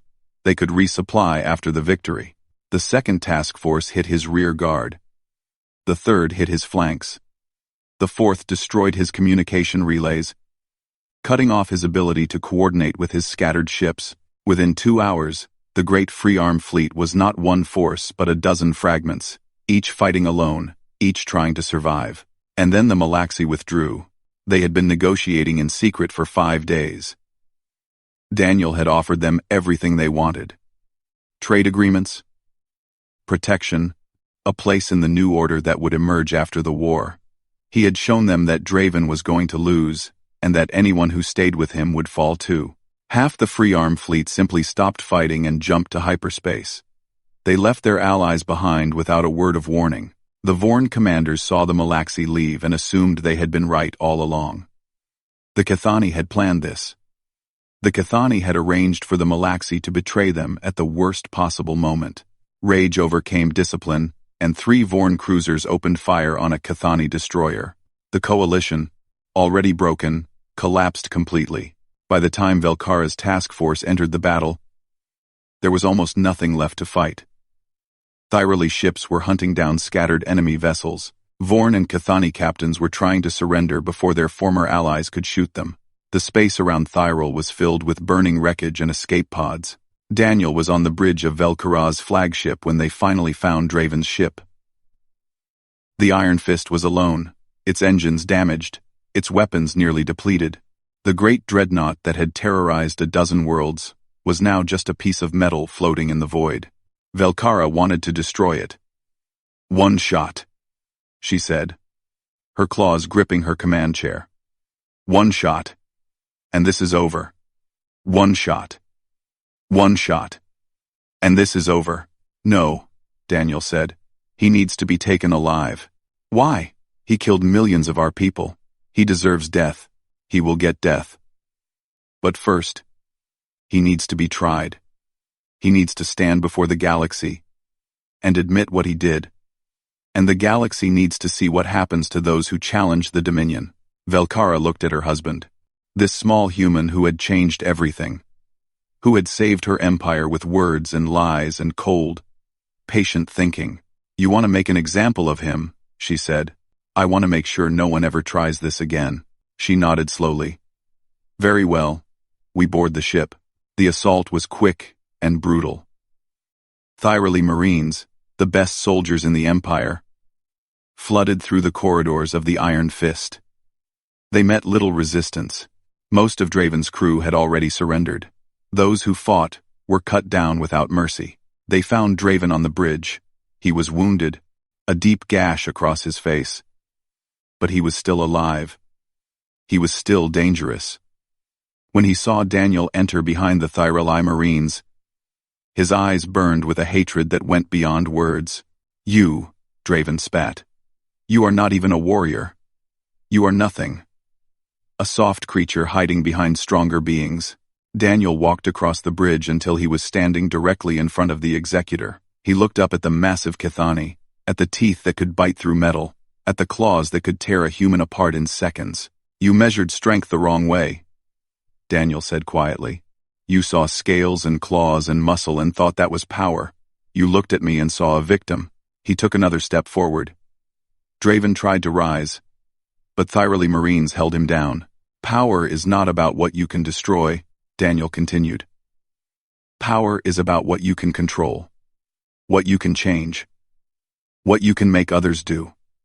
He leaned closer, until his face was only inches from Draven's. "And right now, Executor, you are about to do exactly what I want." Draven was taken to Thyrol in chains. He was tried before the Galactic Assembly, the same chamber where Daniel had given his speech. The evidence against him was overwhelming. The testimony of survivors, the records of destroyed worlds, the confessions of his own officers who had turned against him to save themselves. The trial lasted 1 month. When it was over, Draven was found guilty of crimes against civilization.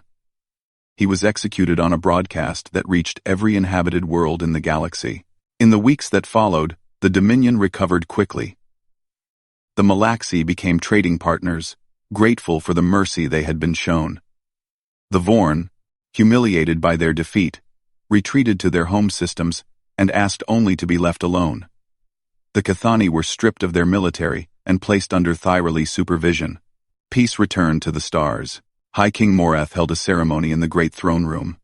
He called Daniel forward and placed a medal around his neck. It was the highest honor a non-Thyrali could receive. "You have saved my empire," Morath said, his voice echoing through the hall. "You have done what my admirals and generals could not. From this day forward, you are royal strategist of the Dominion. Your word will carry the weight of the crown itself." Daniel bowed his head. "Thank you, Your Majesty." "Do not thank me," Morath said. "I was wrong about you. I looked at you and saw weakness. I did not understand that you were playing a game I could not even see." He placed his massive hand on Daniel's shoulder. For a moment, the king and the human just looked at each other. "Never make me your enemy," Morath said quietly. "I do not think I would survive it." Daniel smiled. "I only fight for the people I love, Your Majesty. And your daughter is very dear to me." Morath nodded.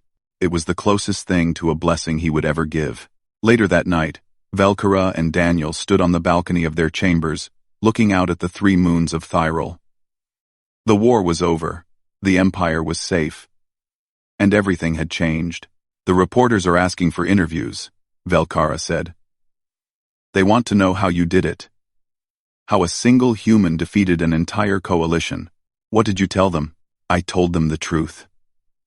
She put her arm around his shoulders, pulling him close. "I told them that my people made a mistake. They looked at you and saw a pet. A curiosity. Something fragile and harmless." She turned to face him, her orange eyes glowing in the moonlight. "They did not understand," she said. "Humans are not weak. They are patient. They watch. They learn. And when they decide to act, they do not roar, or charge, or bare their claws." Daniel looked up at his wife. This warrior princess, who had chosen him over all others, who had believed in him when no one else would.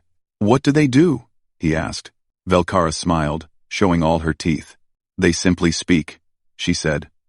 "And worlds obey." Far across the galaxy, species who had never thought twice about humans began to reconsider. They watched the broadcasts from Thyrol. They read the reports of the war. They saw the face of Daniel Price and wondered what else humanity was capable of. And in the quiet spaces between stars, a new legend began to spread. A legend about a fragile human who had been underestimated by everyone. A legend about patience and cunning, and the terrible power of a species that had learned to survive by being smarter than everything that tried to kill it. The galaxy had learned a lesson it would never forget. Humans were not prey. They never had been. Jake Morrison opened his eyes and saw metal walls. His head hurt badly and his mouth was dry. The air smelled strange, like burning copper and something else he could not name. He tried to sit up, but his body felt heavy and slow. The room was small and gray. There was no window and only one door. A thin light came from panels in the ceiling. Jake looked at his hands and saw they were not tied. But when he touched the walls, they felt warm and seemed to push back against his fingers. He remembered the attack. His ship had been near the Vega system, making maps of new space routes for human colonies. Jake was the navigator on the small scout ship called the Mercury. There had been 5 crew members, including himself. Captain Lisa Carter had sent them to check if the area was safe for larger ships to pass through. Then the enemy ships had appeared from nowhere. They were big and dark, shaped like giant triangles. The Mercury's shields had failed in seconds. Jake remembered the captain shouting orders over the radio.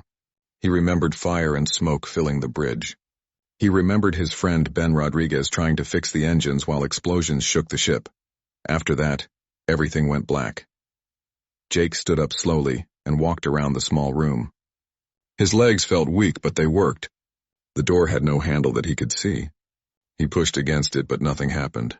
The walls were smooth and cold except for the strange warmth when he pressed hard against them. He was alone.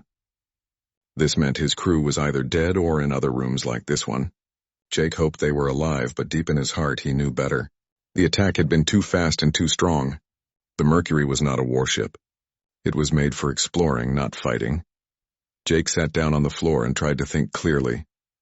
He had been trained for this situation at the Space Academy. If captured, give only basic information. Name, rank, and homeworld. Nothing about military plans or colony locations. Nothing about human technology or ship numbers. The door opened without any sound. Two beings walked into the room. Jake had never seen aliens like these before. The first one was tall and covered in dark green scales. Its head was long like a snake's, but with two yellow eyes that looked very smart. It wore a dark uniform with metal symbols on the chest. The second alien was different. It was shorter, and its skin seemed to glow with a soft blue light. Its face was narrow with large silver eyes.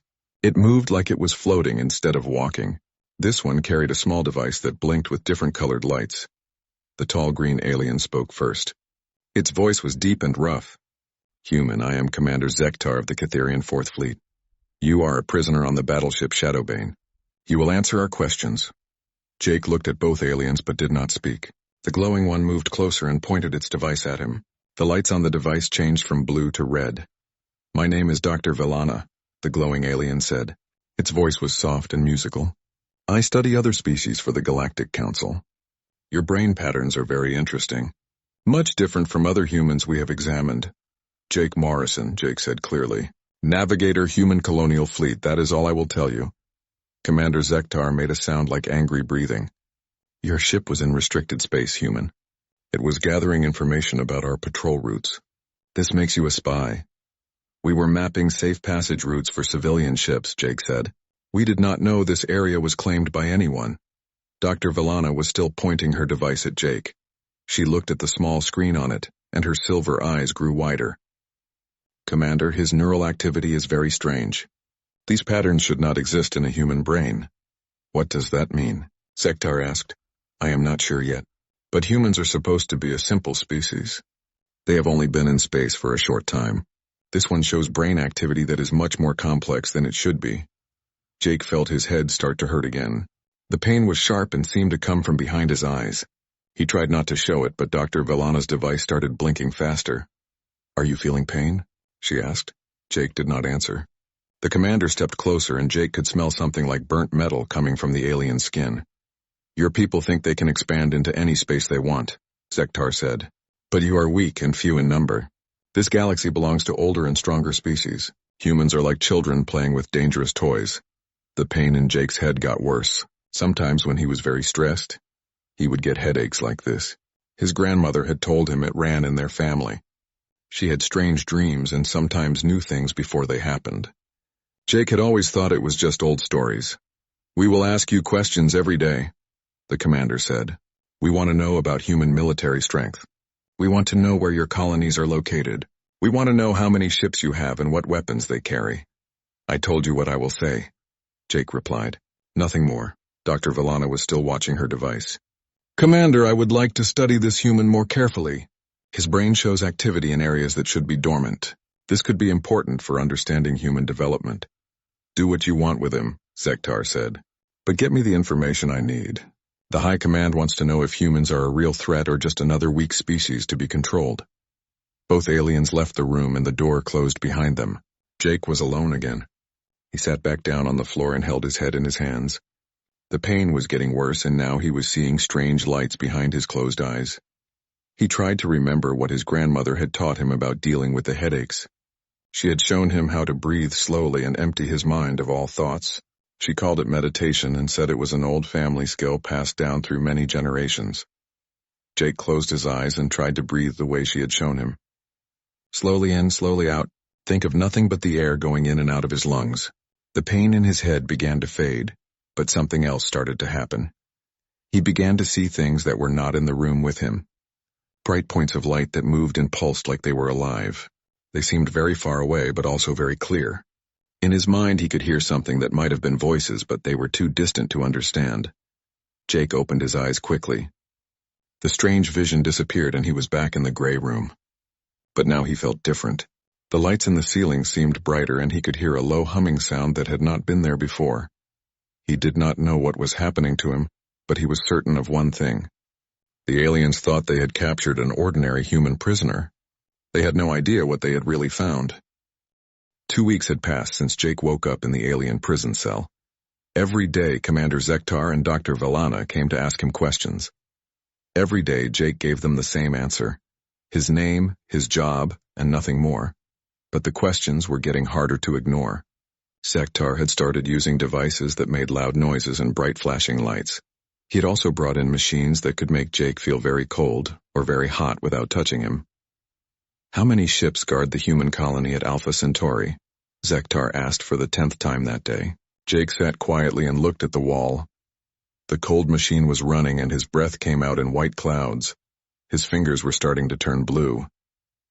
Your silence helps no one, human, the commander said. We already know where most of your colonies are located. We could destroy them easily if we wanted to. Dr. Vellana was watching her device again. She had been doing this during every visit. The small screen showed patterns of color that changed as Jake's thoughts changed. Commander, his brain activity is becoming more unusual each day, she said. The patterns are unlike anything I have seen in any species. They are becoming stronger. Jake's head hurt again. The pain had been getting worse each time the aliens used their machines on him. But during the pain, he sometimes saw those strange lights again. They were getting clearer and seemed to be trying to tell him something. What do you mean stronger? Zektar asked. The electrical activity in his brain has increased by 40% since we captured him. Humans should not be capable of this. Their brains are too simple. The commander turned off the cold machine and Jake felt warmth return to his body. Maybe stress is changing his brain function. No, Dr. Vellana said, looking closely at her device.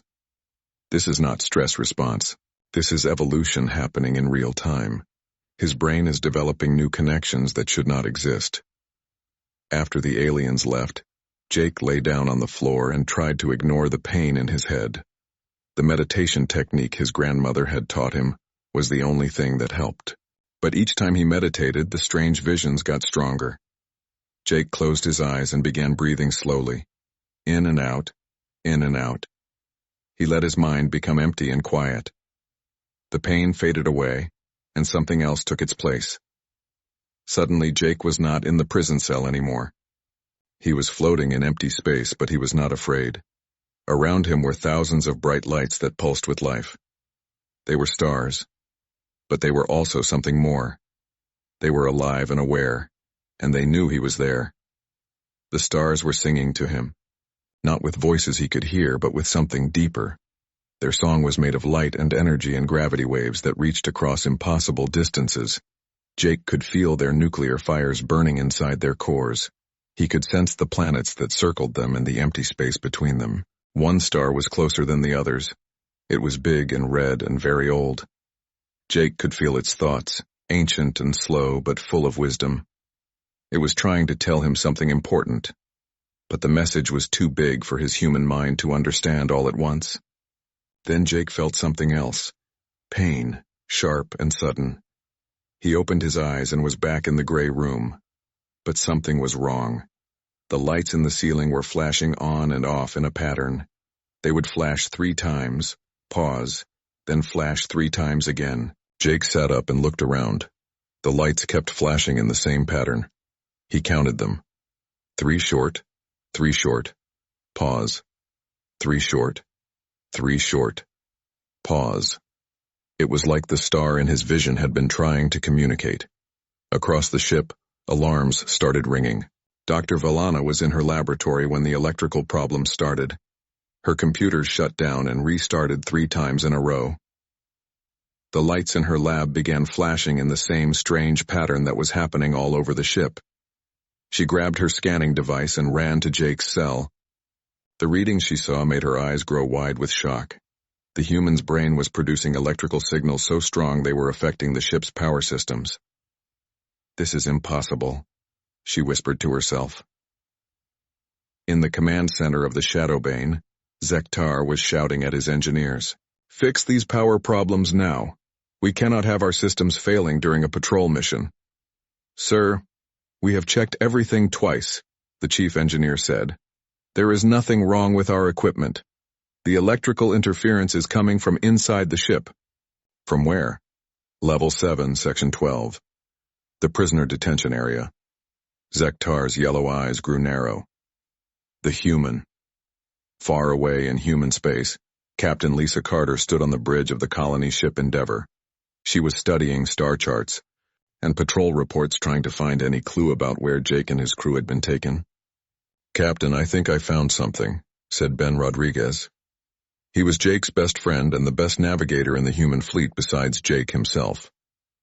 Ben had been working without sleep for 2 weeks, calculating possible routes the enemy ships might have taken. Show me, Lisa said. Ben pointed to a section of the star map. The Catherians have 3 main patrol routes through this area. If they captured the Mercury near Vega, they would most likely take prisoners to their base at Wolf 359, or to one of their patrol ships. How can we find out which one? We could send scout ships to check both locations, but that would take time and they might see us coming. Lisa looked at the star chart and thought about Jake. He was more than just a crew member to her. He was like a younger brother, and she would not leave him to die in an alien prison. Prepare 2 scout teams, she ordered. We are going to find our people. Back on the Shadowbane, Jake was discovering that his meditations were becoming deeper and more powerful. When he closed his eyes now, he could sense things far beyond his cell. He could feel the ship moving through space. He could sense the positions of nearby stars and even guess which direction they were traveling. The headaches still came, but they were different now. Instead of just pain, they brought information. Jake was starting to understand that the stars were not just balls of burning gas. They were conscious beings, ancient beyond human understanding, and they had been waiting for someone like him. During his evening meditation, Jake reached out with his mind toward the nearest star. It was a yellow sun, much like Earth's sun, but smaller and older. When his thoughts touched it, the star responded. Jake felt a wave of warmth and welcome that had nothing to do with temperature. The star was happy to find him. It had been lonely for a very long time. Jake opened his eyes and saw that the lights in his cell were glowing brighter than before. Not flashing this time, but steady and warm like sunlight. On the wall opposite him, he could see his own shadow, but the shadow seemed to have a faint glow around its edges. He stood up and walked to the wall.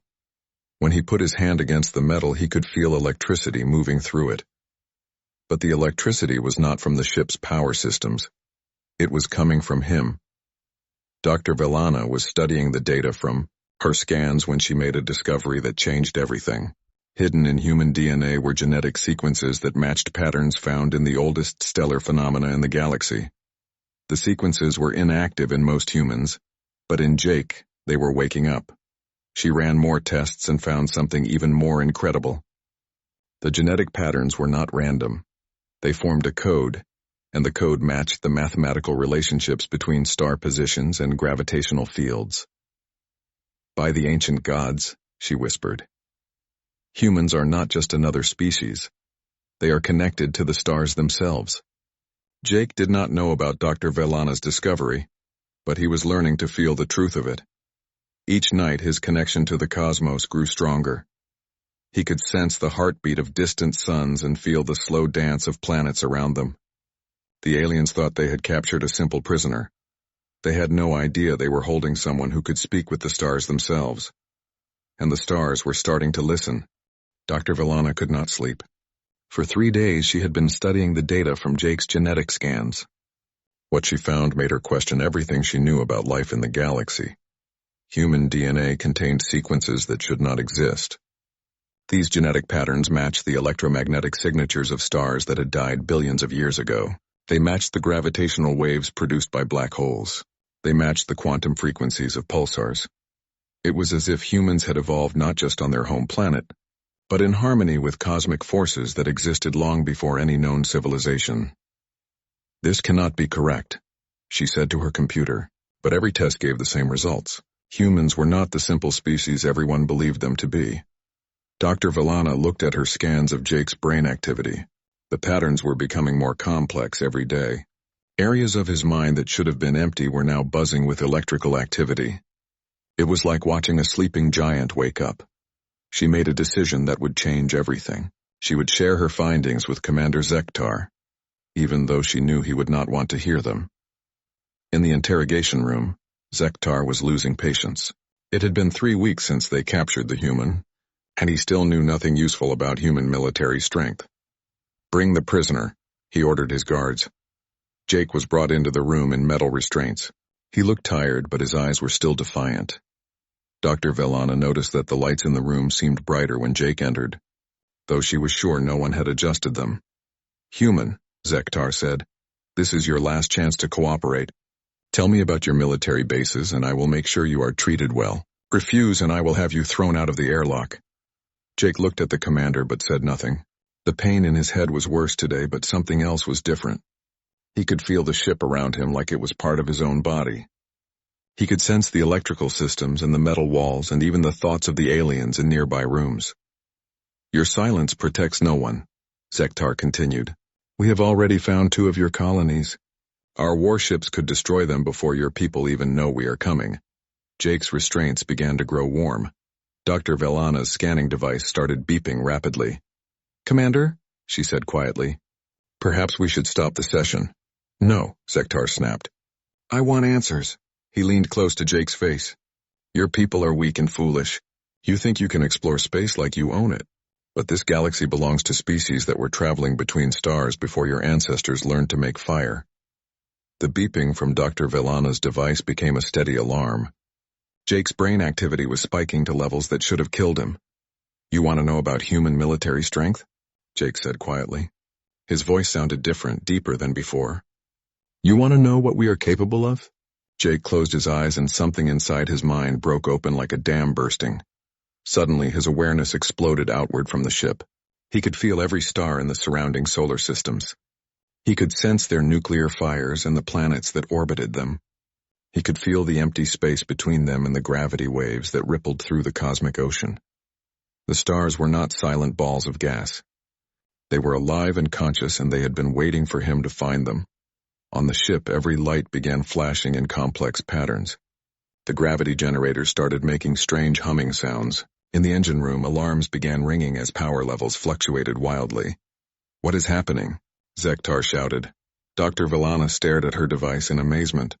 Jake's brain was producing electrical fields strong enough to affect the entire ship. But that was impossible. No biological mind could generate that much energy. Jake opened his eyes and they were glowing with a soft white light. "You asked what humans are capable of," he said. "Let me show you." In space around the shadow bane, something incredible began to happen. The nearest star, a red giant called Arcturus, suddenly flared brighter. The increase in brightness was visible even in daylight across dozens of nearby worlds. Then another star began to pulse. And another. Within minutes, every star in a 50-light-year radius was flashing in mathematical sequences. The patterns were clearly artificial, but they were coordinated across distances that should have made instant communication impossible. On the bridge of the Shadowbane, the navigation officer looked at his instruments in confusion. "Sir, our position readings make no sense." "According to the star positions, we should be in 3 different locations at the same time." "That is impossible," Zektar said, but even as he spoke, he could see the stars outside pulsing like a giant communications network. In the interrogation room, Jake was surrounded by electrical energy that danced across his skin like blue fire. The metal restraints had melted away and he was floating a few inches above his chair. "The stars know me," Jake said, and his voice seemed to come from everywhere at once. "They have been calling to my people for thousands of years. We just forgot how to listen." Dr. Villana was recording everything with shaking hands. This was not just first contact with a new species. This was contact with an intelligence that spanned the entire galaxy. "How is this possible?" she whispered. Jake turned to look at her and smiled. For a moment his eyes returned to normal and he looked like an ordinary human again. "My grandmother used to tell me stories," he said. "Stories about our family having special gifts. I thought they were just old tales. But when I meditate, when I reach out with my mind, the stars answer. Commander Zektar backed away from Jake in fear. You are not human. You are something else wearing human form. I am human, Jake replied. But humans are not what you think we are. We are the children of stars. We carry their songs in our DNA. Most of my people have forgotten, but some of us remember. All across the ship, crew members were reporting strange phenomena. Computer systems were receiving data transmissions from unknown sources. The ship's sensors were detecting gravitational anomalies that bent space and time in impossible ways. Even the artificial gravity was fluctuating, making some crew members feel lighter or heavier than normal. Dr. Vellana realized that Jake was not just sensing the cosmos. He was communicating with it. The stellar responses proved that there was an intelligence network spanning the galaxy, one that recognized Jake as family. Commander, she said urgently, we need to contact the Galactic Council immediately. Why? Zektar asked, though his voice shook with fear. Because humans are not just another species. They are something we have never encountered before. And if this one human can communicate with stars across the galaxy, imagine what an entire human civilization could do. Jake slowly descended back to his chair. The electrical energy around him faded, but the glow in his eyes remained. I do not want to hurt anyone, he said, but you need to understand that humans are not your enemies. We are explorers and builders. We seek friendship, not conquest. Zektar looked at the reports coming in from across his ship. Every system was affected by whatever Jake had done. The navigation computer showed impossible readings. The communications array was receiving signals from stars that should not have been able to transmit data. What do you want? The commander asked. I want to go home, Jake said simply. I want to teach my people what I have learned. And I want to help bridge the gap between humanity and the other species of the galaxy. Dr. Vellana was still watching her scanning device. Even though Jake appeared calm, his brain activity remained at extraordinary levels. Whatever had awakened in him was still active. The stellar responses are continuing, she reported. I am detecting coordinated activity from stars up to 200 light-years away. This is not random. There is a pattern to it, like a language. Jake nodded. They are talking about me. About humans. They are excited because they thought we would never remember our connection to them. Commander Zektar realized that his simple prisoner interrogation had become something much bigger and more dangerous. He was no longer dealing with a captured enemy soldier. He was dealing with a being who could apparently command the stars themselves. I must report this to the High Command, he said. Yes, Dr. Vellana agreed. The Galactic Council needs to know about this immediately. This changes everything we thought we knew about humans and their place in the galaxy. Jake closed his eyes again and reached out to the stars with his mind. They welcomed him like old friends, sharing their ancient songs and cosmic wisdom. He was no longer just a prisoner on an alien ship. He was the first human in centuries to remember what his people truly were. And across human space, others were beginning to feel the awakening too. News of the strange stellar activity spread across the galaxy faster than anyone thought possible. Within hours of Jake's demonstration, every major civilization was receiving reports of coordinated star behavior in their territories. On the homeworld of the Andromedan Empire, astronomers watched in amazement as their entire local star cluster began pulsing in mathematical sequences. The patterns were too complex to be natural and too coordinated to be coincidence. The crystalline collective, a species that had been silent for over 1,000 years, suddenly began transmitting messages to every known government. Their signal was simple but urgent.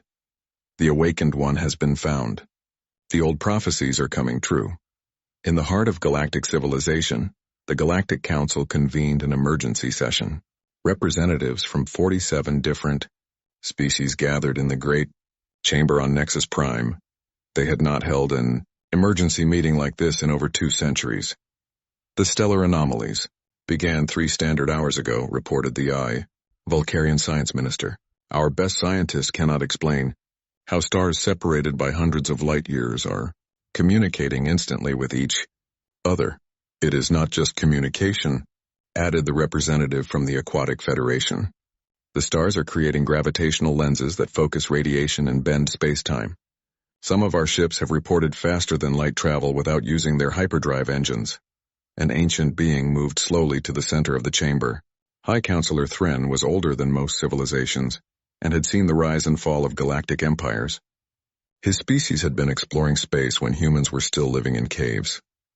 "I know what this is," Thren said, his voice carrying the weight of eons. "I have seen the signs before, recorded in the oldest archives of our civilization." The chamber fell silent. When Thren spoke of ancient history, everyone listened. Before our current galactic community existed, there were beings who could speak directly with the consciousness of stars. They were called the Star Speakers. They could influence gravity, communicate across impossible distances, and travel through space by asking the stars themselves for help. "What happened to them?" asked the Terran representative. "They disappeared. Some say they evolved beyond physical form and became one with the cosmic forces they controlled. Others believe they simply left this galaxy to explore beyond our reach. But they left behind prophecies that one day their descendants would return." Thran looked around the chamber at the worried faces of the assembled representatives. "The humans are those descendants," he said. "On the Shadowbane?" Jake's abilities continued to grow stronger every day. He could now sense ships and planets across vast distances. When he concentrated, he could feel the thoughts of crew members in other parts of the vessel. He could even influence the ship's electrical systems without trying. Dr. Vellana had been studying him constantly, taking readings and recording every change in his brain patterns. What she found amazed her more each day. "Your genetic code is activating sequences that have been dormant for thousands of years," she told Jake during one of their sessions. "It is like watching evolution happen in fast motion." Jake sat quietly in his cell, which no longer felt like a prison. The walls could not contain his consciousness when it reached out to touch the stars. He could travel across the galaxy in his mind, visiting distant worlds and learning their secrets. "My grandmother always said our family was different," Jake told her. "She had dreams about stars and sometimes knew things before they happened. I thought it was just imagination." "It was genetic memory," Dr. Vellana explained. "Your ancestors carried the knowledge of star communication in their DNA. Modern humans lost the ability to access it, but stress and isolation seem to have triggered its return in you." Meanwhile, across human space, Captain Lisa Carter and Ben Rodriguez were tracking the Shadowbane, using the stellar disturbances as a guide. The stars themselves seemed to be helping them, creating gravitational effects that sped their journey and pointed them in the right direction. "This is impossible," Ben said, looking at his navigation readings. "According to our instruments, we should still be 2 days away from the last known position of the enemy ship. But the stars are bending space around us. We are covering distances that should take weeks." Lisa studied the star charts on her command screen. Several nearby stars were pulsing in patterns that seemed almost like signals. One pattern repeated every few minutes, 3 long pulses followed by 2 short ones, then 3 long pulses again. "Ben, does that pulse pattern mean anything to you?" Ben looked at the readings and his eyes grew wide. "It is a navigation code, one that Jake and I developed for emergencies. 3 long means I am here. 2 short means come quickly. 3 long means I am here again. Jake is calling to us through the stars themselves. On the Shadowbane." Not everyone was happy about their unusual prisoner. Half the crew had begun to worship Jake as some kind of divine being. The other half wanted him destroyed before he could use his powers against them. Security Chief Mordek was one of those who thought Jake was too dangerous to live, Commander. "Zektar," he said during a private meeting, "this human is a threat to our entire species. If he can control stars, what stops him from making our sun explode?" "The High Council has ordered us to keep him alive until they can study him," Zektar replied, but his voice showed he was also worried. "The High Council does not understand what we are dealing with. This creature could destroy entire star systems with a thought." In his cell, Jake could hear their conversation through the ship's electrical systems. He felt sad that they were afraid of him. He had no desire to hurt anyone. All he wanted was to go home and learn more about the gifts his people possessed. Dr. Vellana came to visit him alone that evening. She had made a decision that could cost her career or even her life. "Jake," she said quietly, "I want to help you escape." Jake looked at her in surprise. "Why, you are one of them." "I am a scientist first," she replied. "What you represent is the most important discovery in galactic history. But some of my people want to destroy you out of fear. That would be a tragedy for all intelligent life.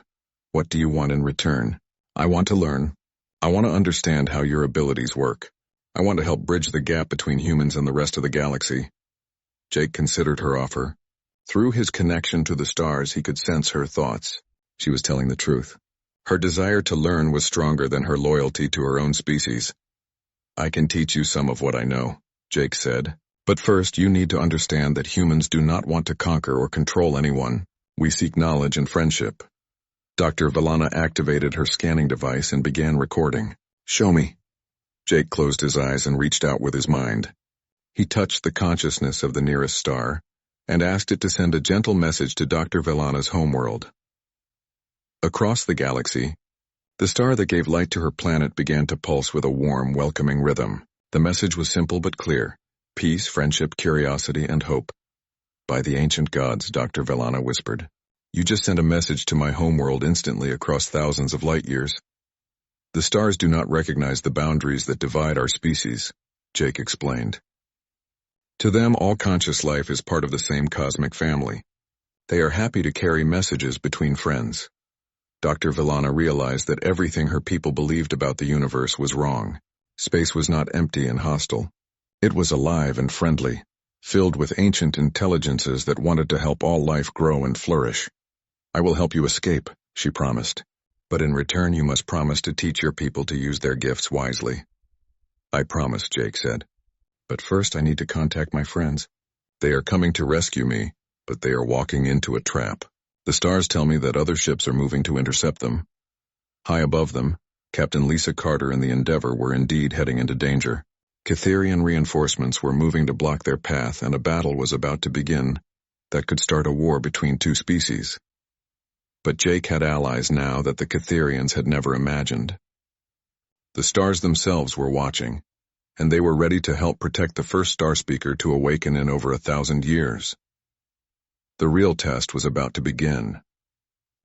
The Endeavour dropped out of hyperspace near the coordinates where the stars had guided them. Captain Lisa Carter expected to find the Shadowbane alone, but what she saw through the viewscreen made her gasp. Dozens of ships from across the galaxy had gathered in the same location. There were sleek vessels from the Andromedan Empire, crystal ships of the Collective, organic-looking craft from species she had never seen before. Some appeared friendly, others had weapons powered and ready. Captain Ben Rodriguez said from his navigation station, "I am reading 43 different ship types. Most of them are unknown to our databases." "Are they hostile?" Lisa asked. "I do not think so. They are keeping their distance from each other and from us. It looks like they are all here for the same reason we are." On the Shadowbane, alarms were ringing as crew members detected the massive gathering of ships around them. Commander Zektar stood on his bridge watching the tactical display with growing concern. "Sir, we are outnumbered 50-1, his weapons officer reported. "Some of these ships are from species that have not been seen in our space for centuries." In his cell, Jake felt the arrival of each ship through his connection to the stars. The cosmic intelligence he had touched was calling beings from across the galaxy to witness something important. His capture had not been an accident. The stars had guided events to bring him to this moment. Jake reached out with his mind, touching the consciousness of the ancient red star he had first communed with. Through it, he could sense the thoughts and intentions of every being in the gathering fleet. They had not come to fight. They had come because they recognized the signs of something their ancestors had spoken of in legends and prophecies. The return of the star speakers meant that an ancient threat was stirring, one that could only be faced by beings who could speak directly with the cosmos itself. Dr. Valana came to Jake's cell with urgency in her movements. "Jake, you need to know something. High Counselor Thren is here. He wants to meet with you." "The Ancient One?" Jake asked. "I can feel his presence. His mind is very old and very wise. He knows things about your people that even you do not know. But first we need to get you out of this cell. Some of the crew are planning to kill you before you can leave the ship." Jake stood and walked to the cell door. For the first time since his capture, he pressed his hand against the lock mechanism. Electrical energy flowed from his fingers into the circuits and the door opened with a soft click. "I could have left any time I wanted," Jake said quietly. "But I needed to understand what was happening to me first. Now I do." They walked through the corridors of the Shadowbane together. Crew members they passed either bowed to Jake as if he were a god or stepped away in fear. Some reached for weapons but hesitated when they saw the soft glow that surrounded him. In the ship's main conference room, High Counselor Thren waited with Commander Zektar and several other senior officers. The ancient being was tall and thin, with skin that looked like polished stone and eyes that held the wisdom of eons. "Star Speaker," Thren said as Jake entered the room. "I have waited my entire life to meet one of your kind." "I am just a human navigator," Jake replied. "I do not understand most of what is happening to me." "You are much more than that," Thren said kindly.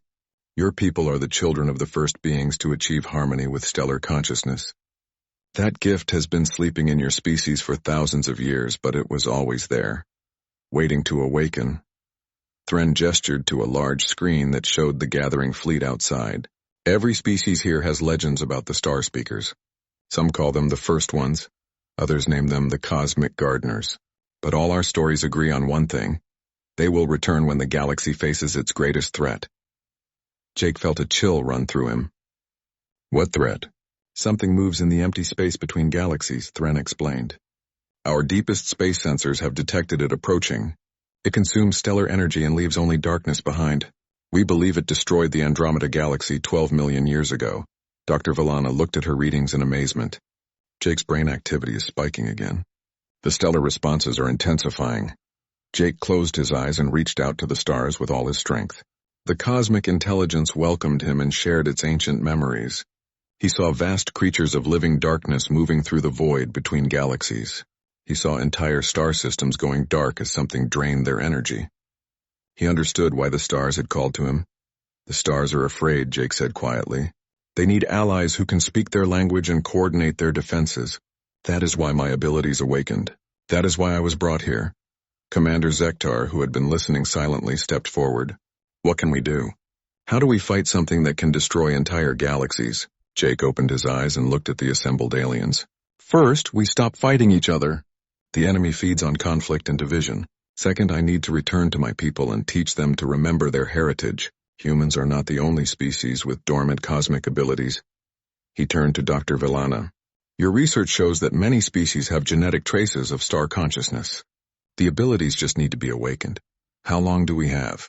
Thren asked. Jake consulted the stellar intelligence again. "The darkness will reach the outer edges of our galaxy in 50 Earth years. We have that long to prepare." Captain Lisa Carter's voice came over the ship's communication system. "This is Captain Carter of the Human Colonial Fleet. We request immediate contact with our crew member, Jake Morrison." Commander Zektar looked at Jake uncertainly. "What do you want me to tell them?" "Tell them I am safe and that I choose to work with you to protect the galaxy. But first I want to show you something." Jake reached out with his mind toward the Endeavor. He could sense Ben Rodriguez at his navigation station and Captain Lisa Carter on the bridge. Gently he touched their consciousness with his own, sharing a small portion of his cosmic awareness. On the Endeavor, Ben suddenly felt his mind expand beyond the ship. He could sense the positions of every star in the surrounding systems. He could feel their nuclear fires and hear their ancient songs. "Lisa," he called out, his voice full of wonder, "I can feel them. I can feel the stars." Captain Lisa Carter experienced the same awakening. For the first time in her life, she understood that space was not empty. It was filled with consciousness and intelligence that had been trying to speak with humanity for generations. "My God," she whispered, "we never knew. We never listened." Jake smiled as he felt their minds opening to the cosmic truth. Every human has this potential. Some stronger than others, but all possess the basic ability to commune with stellar consciousness. Over the following hours, Jake worked with Dr. Vellana and High Counselor Thren to understand and control his abilities. He learned that he could share his cosmic awareness with others, temporarily awakening their dormant gifts. More importantly, he learned that his connection to the stars made him a bridge between species. Commander Zektar, who had begun as Jake's captor, became one of his strongest supporters. The Catherian officer witnessed Jake's wisdom and restraint, understanding that humans sought cooperation, not conquest. "I will recommend to the High Command that we establish formal diplomatic relations with humanity," Zektar announced. "Any species capable of producing star speakers deserves our respect and alliance." 3 days later, Jake stood on the observation deck of the Endeavor, finally free and heading home. But he was no longer the same person who had been captured weeks ago.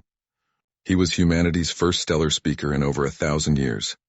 tasked with teaching his people to remember their cosmic heritage. Captain Lisa Carter and Ben Rodriguez stood beside him, both still learning to process their new awareness of the living universe around them. "It is incredible," Lisa said, watching the stars pulse with gentle light as they passed. "All this time they were trying to talk to us and we thought they were just balls of gas." "My grandmother would have loved this," Jake said. "She always told me that our family had a connection to the stars. I wish she could see what we have become." Ben was practicing his new abilities, reaching out to nearby stars and receiving their welcoming responses.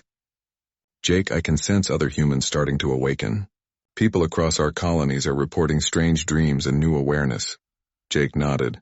"The cosmic consciousness is calling to all of us now. We will need every awakened human we can find to face what is coming." On the Endeavor's main screen, Earth appeared as a blue jewel against the darkness. But Jake could see more than just the planet now. He could sense the sleeping potential in every human on the surface waiting to be awakened. The galaxy had 47 years to prepare for the approaching darkness. It would need every star speaker, every species, and every star working together to survive. Jake Morrison had started this journey as a simple navigator on a reconnaissance mission. He was returning as humanity's bridge to the cosmos and the first guardian of an ancient alliance between conscious beings and the living stars themselves. The real adventure was just beginning. The shuttle dropped out of hyperspace, and Ethan Cole got his first look at the Valdrix Combat Academy. It was massive. The space station hung in orbit around a giant orange planet, and it looked like someone had built an entire city in the stars. Lights blinked across its surface. Ships moved in and out of docking bays. This was the most famous warrior school in the entire galaxy, and Ethan was about to become its first human student. He was 17 years old. He came from a small town in Nebraska, where the biggest excitement was Friday night football. Now he was millions of light years from home, surrounded by aliens who had been traveling between stars when humans were still living in caves. The shuttle docked, and Ethan grabbed his bag. He walked through the airlock and into the station. The first thing he noticed was how big everything was. The ceilings were 30 feet high. The doorways were wide enough for creatures twice his size. He felt very small. An alien waited for him at the end of the corridor. It was tall and covered in green scales. Its eyes were yellow with black slits in the middle. When it spoke, its voice was deep and rough. "You are the human," it said. It was not a question. "Yes, sir, Ethan Cole." The alien looked at him for a long moment. Its face showed nothing. "I am Instructor Krellis. I teach the beginner combat class. You will be in my class." "Thank you, sir." Krellis turned and walked away. Ethan had to jog to keep up. The instructor did not slow down or look back. They passed through wide hallways filled with students. Ethan saw creatures of every shape and size. Some had 4 arms. Some had wings. Some were covered in hard shells like insects. They all stopped to stare at him as he passed. He heard whispers in languages he did not understand, but he could guess what they were saying. "Look at the human. Look how soft and weak it is." Krellis brought him to a large room filled with beds and lockers. "This is your dormitory. Find an empty bed. Training begins tomorrow at first light." Then the instructor left without another word. Ethan stood alone in the doorway. A dozen aliens looked at him from around the room. None of them said anything. None of them smiled or waved. He found an empty bed in the corner and put his bag down. A massive creature walked over to him. It stood 8 feet tall and had 4 arms, each one thick with muscle. Its skin was a dark blue color, and its face had no nose, just 2 breathing holes above a wide mouth. This was a Thalaxian, one of the strongest species in the galaxy. "So you are the human," the creature said. "I am Zorvac. I am the top-ranked student in this class. Nice to meet you. I am Ethan." Zorvac laughed. It was not a friendly laugh. "I do not understand why they let your kind in here. Humans are weak. You have no claws, no armor, no natural weapons of any kind. You will not last 1 week." Ethan said nothing. He just looked at Zorvac and waited. The Thalaxian leaned closer. "Do you have nothing to say?" little human. I am here to learn, Ethan said quietly. Same as everyone else. Zorvac laughed again and walked away. The other students laughed too. Ethan sat on his bed and unpacked his bag. He thought about home. He thought about his father, who had trained him in martial arts since he was 6 years old. His father had been a Marine. He had served in 3 wars. He had taught Ethan that real strength was not about muscles or size. It was about the will to keep going when everything told you to stop. The next morning, training began. Instructor Krellis led them through basic combat drills. Ethan watched carefully. He saw how each species moved. The Thalaxians were strong but slow. The Kithrani, the insect-like creatures, were fast but fragile. The Voraxians, like Krellis, were balanced but predictable. They all had natural advantages, but they all had weaknesses too. During one drill, Zorvac accidentally knocked Ethan to the ground. His forearm swept out and hit Ethan in the chest. Ethan fell hard and slid across the floor. My apologies, Zorvac said with a grin. I forget how fragile humans are. The other students laughed. Ethan got up. He brushed himself off. He said nothing. This happened again and again over the following days. Zorvac would push him, trip him, knock him down. Always by accident. Always with that same mocking smile. The other students joined in. They made jokes about his soft skin. They wondered out loud how humans had ever survived on their own planet. Instructor Krellis did nothing to stop it.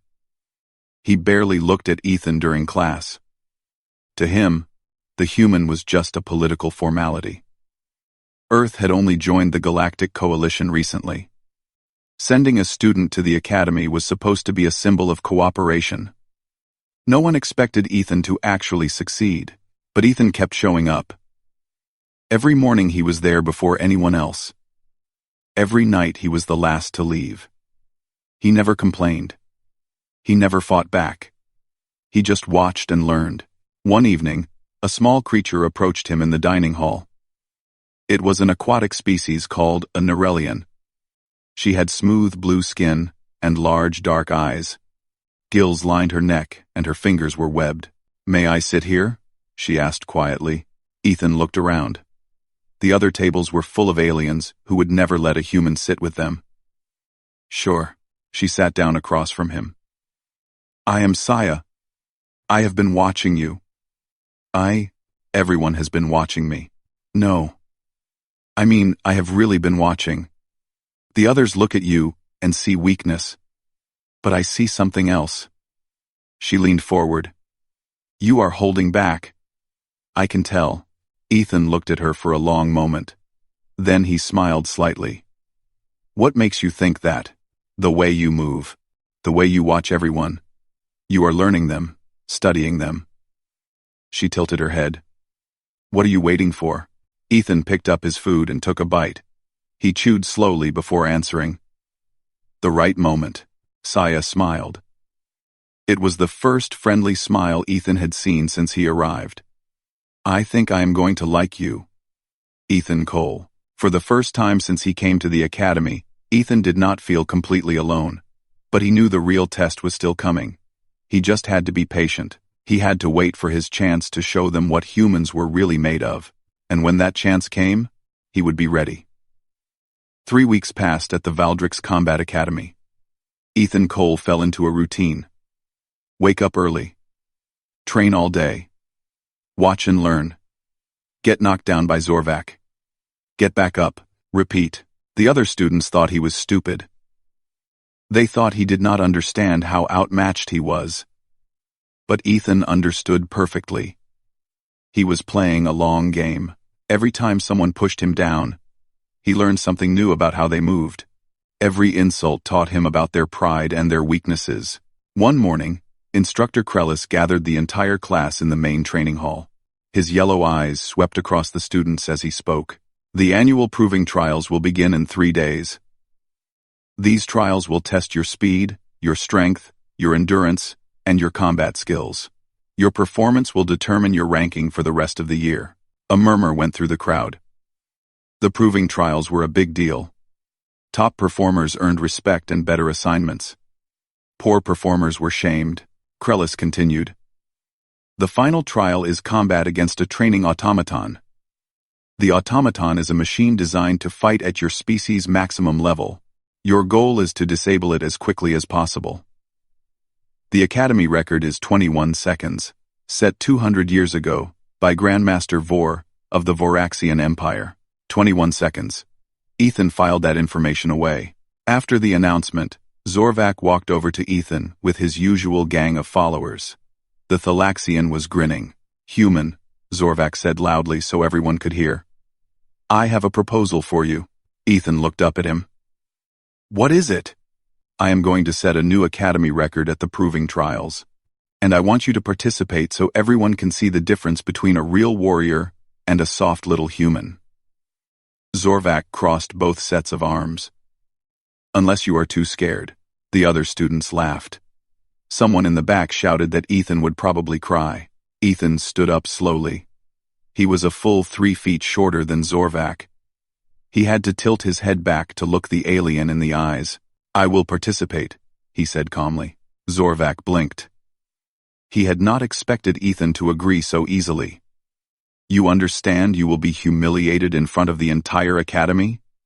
In front of representatives from the Coalition Council?" "I understand." "Good."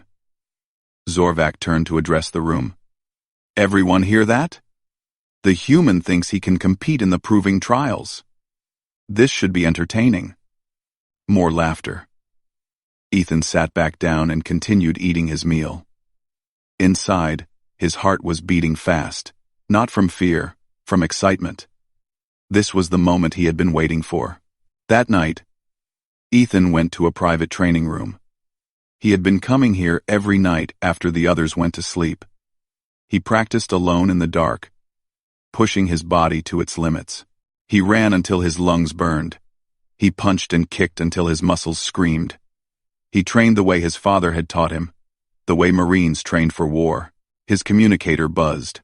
A message from Earth. From his father. Ethan opened it. His father's face appeared on the small screen.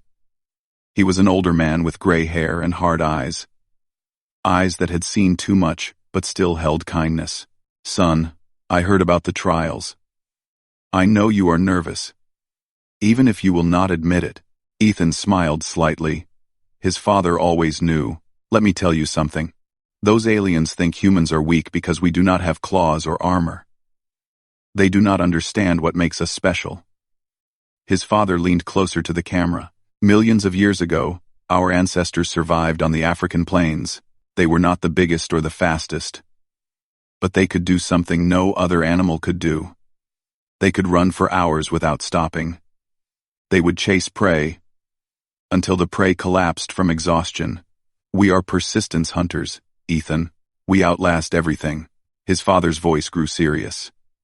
"And when our backs are against the wall, our bodies can do incredible things. Adrenaline. Hysterical strength. Mothers have lifted cars to save their children. Soldiers have kept fighting with wounds that should have killed them. Our bodies have limits, but our minds can push past those limits when we need to." Ethan nodded. He had heard this before, but he needed to hear it again. Those aliens have never seen what a human can do when they stop holding back. "Show them, son. Show them what we are made of." The message ended. Ethan sat in the dark for a long moment. Then he stood up and started training again. The next day, Saya found him in the library. She sat down across from him with a worried expression on her face. "Everyone is talking about you entering the trials," she said. "Ethan, I am concerned. The trials are designed for species with natural advantages. Humans have never participated before. The automaton could seriously hurt you." "I appreciate your concern," Ethan said. "But I know what I am doing." "Do you?" Saya's large eyes searched his face. "I know you are stronger than you pretend to be. I have seen you training at night. But the automaton is a machine. It does not get tired. It does not make mistakes. It is programmed to push you to your absolute limit. That is what I am counting on." Saya frowned. "I do not understand." Ethan closed the book he was reading and looked at her. "The Coalition scientists who built that automaton programmed it based on what they think humans can do. They based it on data from Earth. Athletic records, medical studies, controlled experiments. So they measured humans under normal conditions. They never measured what happens when a human decides to stop holding back. They do not know about the emergency systems built into our biology. The things that kick in when we are in real danger. Ethan smiled.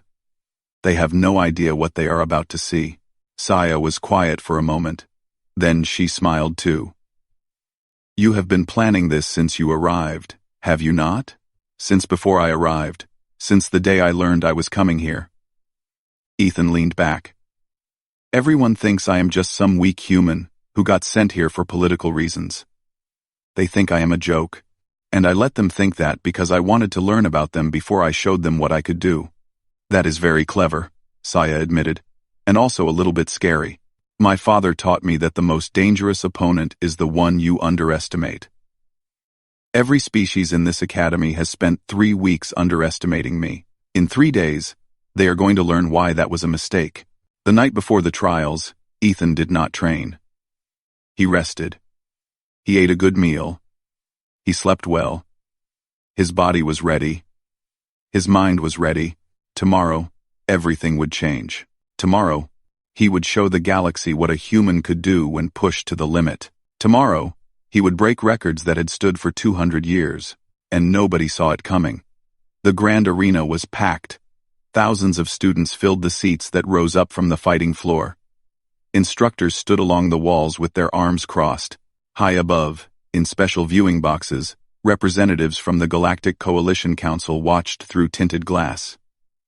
They had come to see the proving trials. They had also come to see the human fail. Ethan Cole stood with the other students at the edge of the arena floor. He was wearing the standard training uniform. A simple gray outfit that did nothing to make him look impressive. Next to him stood Thalaxians with 4 muscular arms, Voraxians covered in scales, and Kithrani with sharp claws.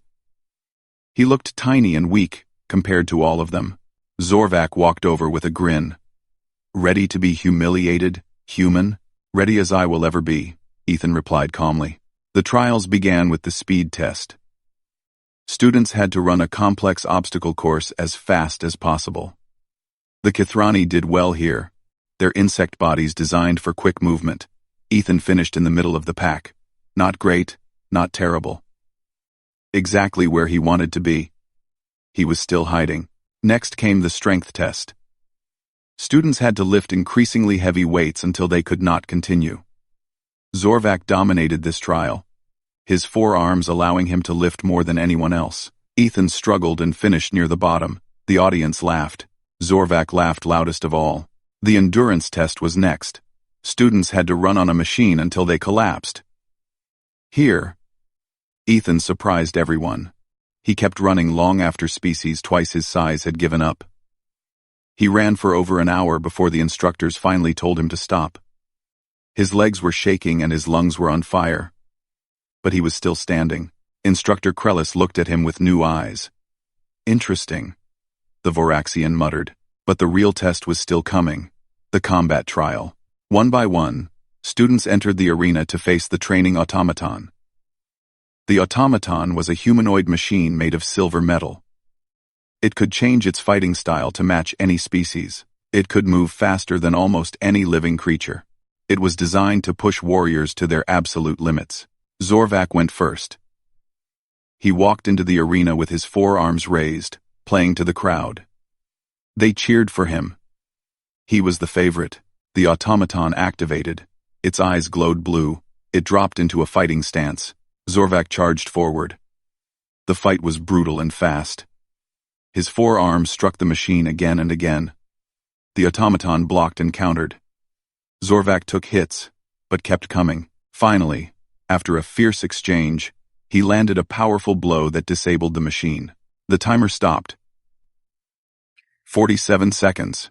The crowd cheered. Zorvak raised all 4 arms in victory. It was a good time, much better than average. He turned and pointed at Ethan. Beat that, human. Ethan stood up. The arena fell quiet. Everyone wanted to see this. The weak little human against the mighty automaton. It was going to be entertainment. He walked onto the arena floor. The space felt huge around him. Thousands of eyes watched his every move. He could hear whispers and laughs from the crowd. The automaton reset itself. It stood in the center of the arena, waiting. Its blue eyes locked onto Ethan. A voice echoed through the arena. Combat trial. Species. Human. Combatant.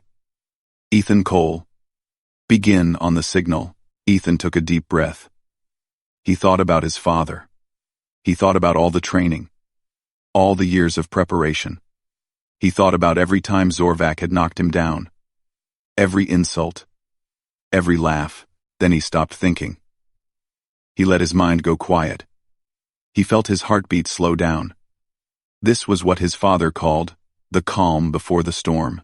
The signal sounded. In the first second, Ethan moved. He did not run toward the automaton. He exploded toward it. Every muscle in his body fired at once. Adrenaline flooded his system. Time seemed to slow down. The automaton reacted, but it was too slow. Its programming was based on what coalition scientists thought humans could do. They thought humans were slow. They thought humans were weak. They were wrong. Second 2. Second 3. Ethan crossed the distance between them faster than anyone expected. The automaton tried to raise its arms to block. But Ethan was already inside its guard. Second 4. His first strike hit the automaton's elbow joint. He had studied the machine's design for weeks. He knew exactly where the weak points were. Second 5. Second 6. He moved like water around the machine's counterattack. His body bent and twisted in ways that seemed impossible. Humans had no armor because they learned to dodge. Humans had no claws because they learned to strike with precision. Second 7. The automaton's combat algorithm started struggling. It had never faced anything like this. Its database said humans were slow and weak, but this human was neither. Second 8. Second 9. Ethan landed 3 more strikes in rapid succession. Each one hit a critical point. Each one did maximum damage. The crowd was silent now. No one was laughing. No one was even breathing. Second 10. The automaton went on the defensive. This had never happened before in the history of the Academy. The machine that was designed to test warriors was now trying to protect itself from a human. Second 11. Second 12. Ethan felt his body reaching its limit. His muscles burned. His lungs screamed for air. But he pushed through the pain. Humans could do that. Humans could ignore their bodies, telling them to stop. Second 13. Ethan spun and delivered a final strike to the automaton's central processor. The machine froze. Its blue eyes flickered and went dark. It collapsed to the ground. The timer stopped. 13 seconds. The display board showed the number in giant glowing letters. 13 seconds. The previous record was 21 seconds, set 200 years ago. Ethan had beaten it by 8 seconds. The arena was completely silent. No one moved. No one spoke. They could not believe what they had just seen. Then Saya stood up in the crowd. She started clapping. One person. Then another joined her. Then another. Soon the entire arena was on its feet, cheering and clapping. Ethan stood in the center of the arena, breathing hard. His body was shaking from the effort. But he stayed on his feet.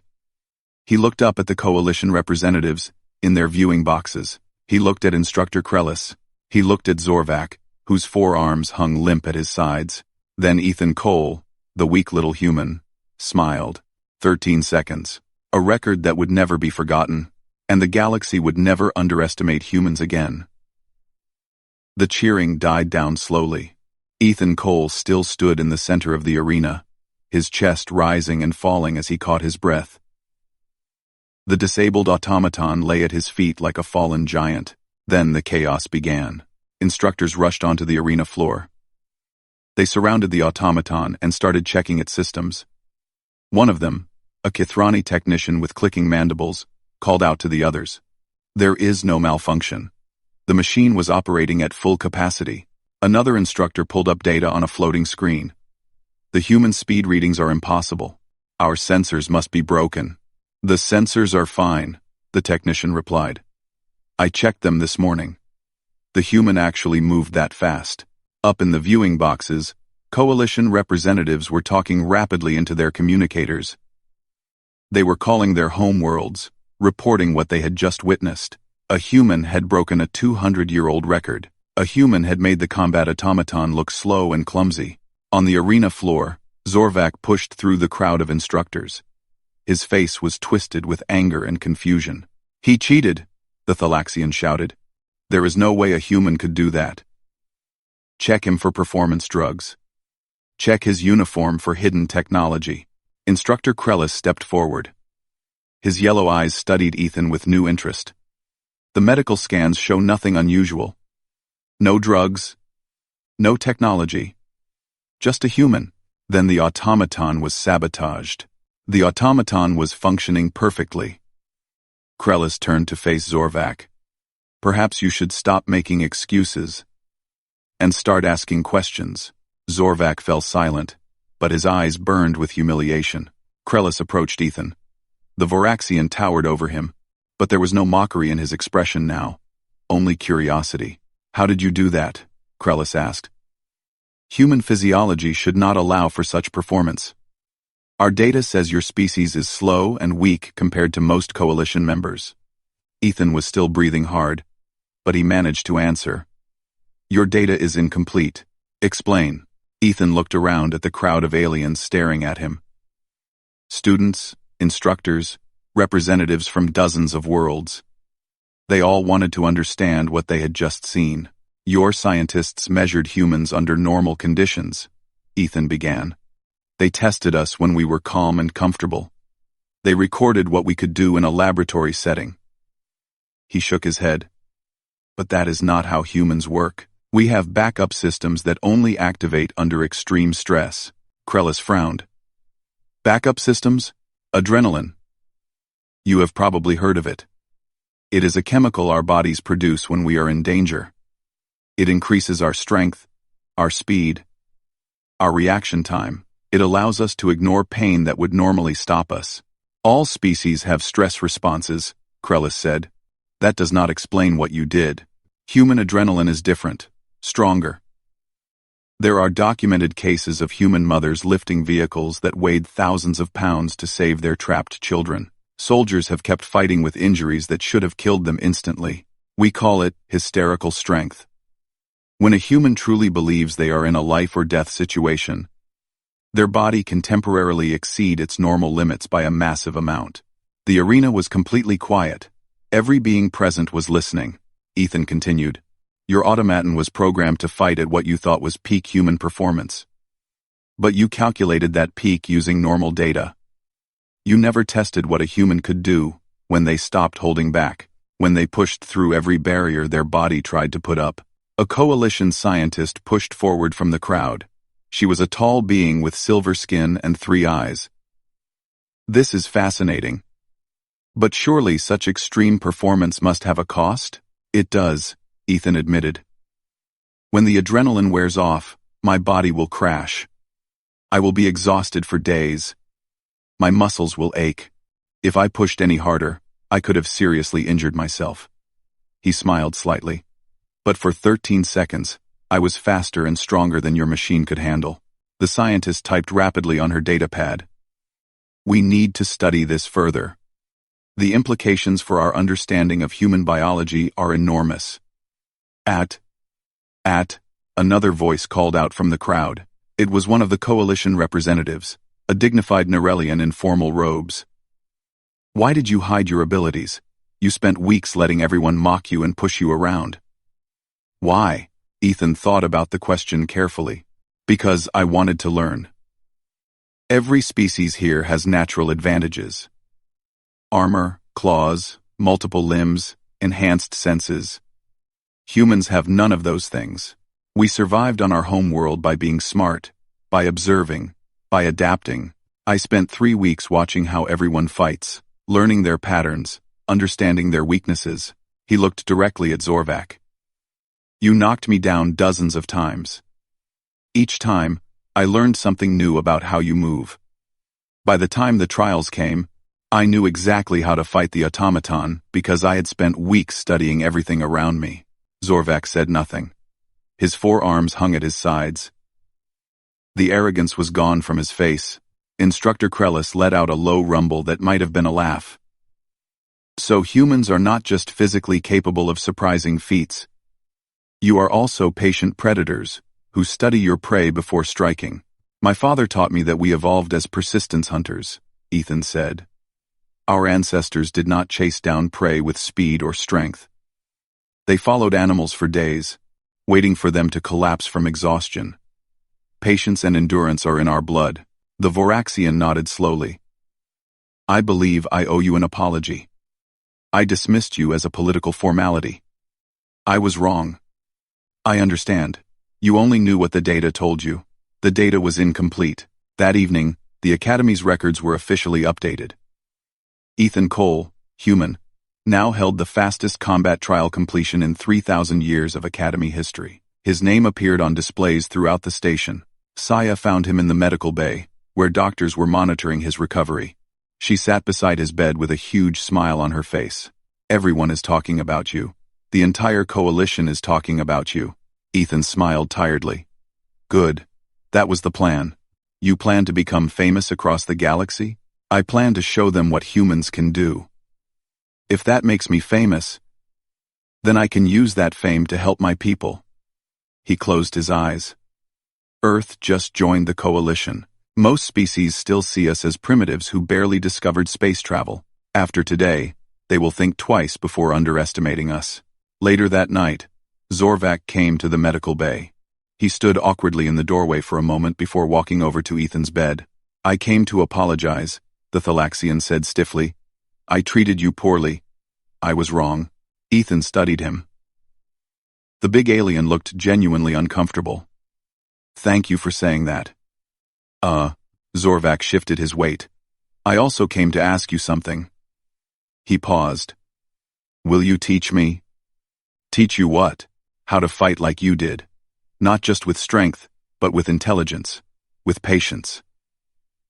Zorvak looked down at his four hands. I have always relied on my natural advantages. I never learned to think during combat. You made me realize I have been lazy. Ethan considered the request. 24 hours ago, this alien had been his biggest tormentor. Now he was asking for help. Okay, Ethan said finally. But the first lesson is the hardest one. What is it? Ethan met his eyes. Learning that real strength is not about muscles or claws. It is about the will to keep going when everything tells you to stop. It is about getting knocked down and choosing to stand back up. Can you accept that? Zorvak was quiet for a long moment. Then he nodded. I can try. Then we start tomorrow. The Thalaxian left. Saya looked at Ethan with amazement. You just agreed to train the person who bullied you for 3 weeks. Holding grudges is a waste of energy, Ethan replied.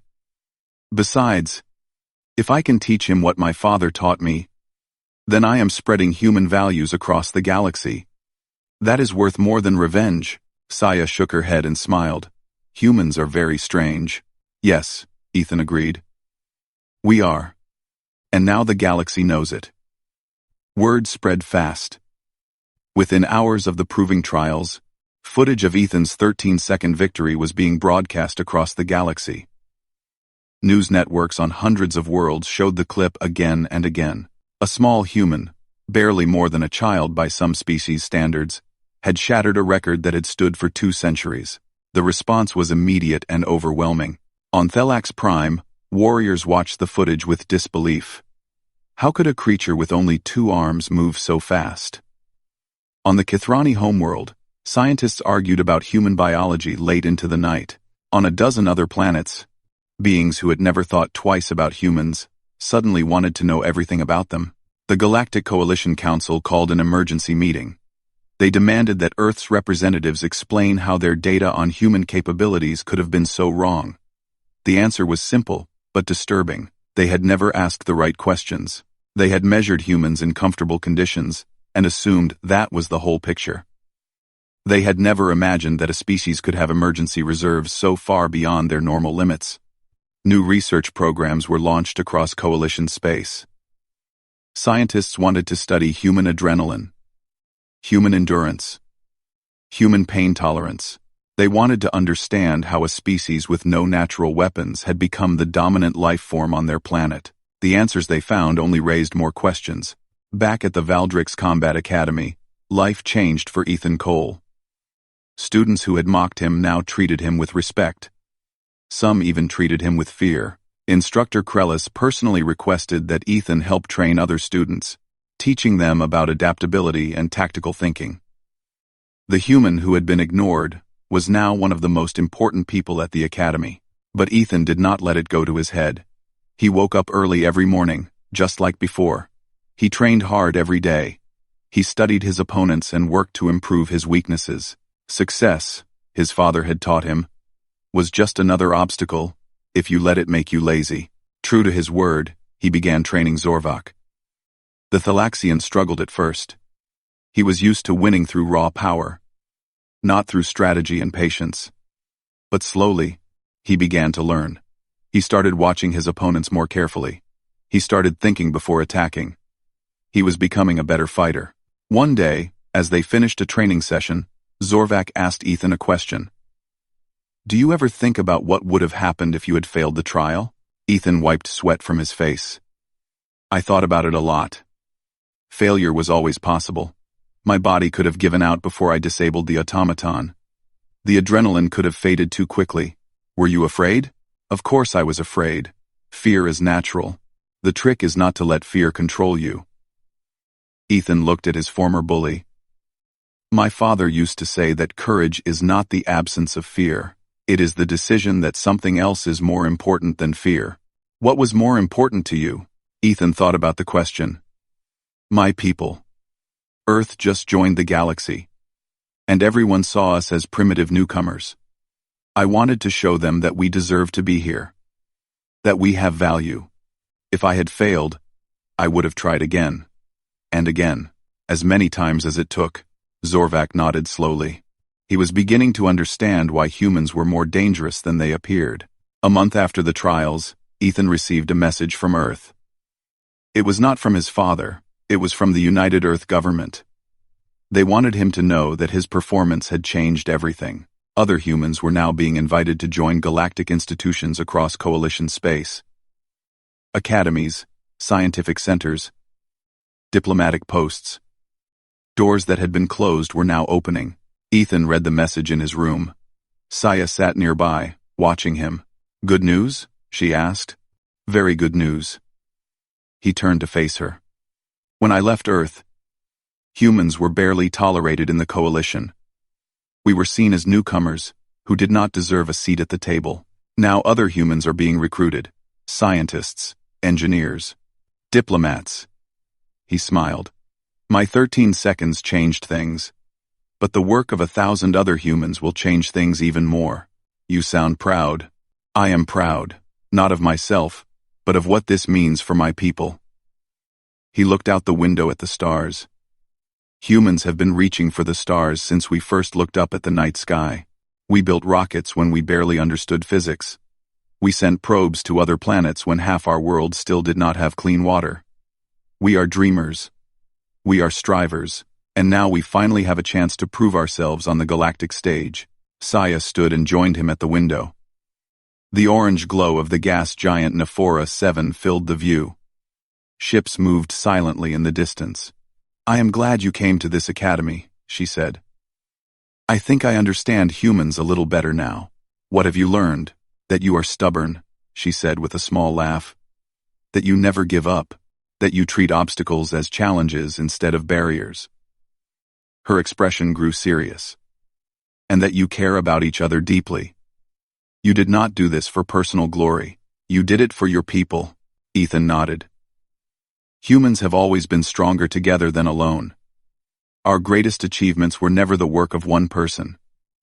They were the work of teams, communities, civilizations. I might have broken the record, but I did it carrying the hopes of 8 billion people on my shoulders. That is a heavy burden." "It is, but it is also a source of strength. When I was fighting the automaton, I was not fighting just for myself. I was fighting for everyone who believed in me. My father, my teachers, everyone back on Earth who wanted to see humanity succeed. He turned to face her. That is something the coalition does not understand yet. Humans draw strength from connection. The more we have to fight for, the harder we fight. The weeks passed. Ethan's fame grew, but so did his responsibilities. He spent hours every day training with other students, sharing what he had learned. He gave interviews to news networks across coalition space. He spoke at conferences about human potential. He became, without intending to, an ambassador for his entire species. One evening, he stood on the observation deck of the academy. Ships came and went against the backdrop of stars. A young Thalaxian student approached him nervously. The student was even younger than Ethan, barely old enough to attend the academy. "Excuse me," the young alien said.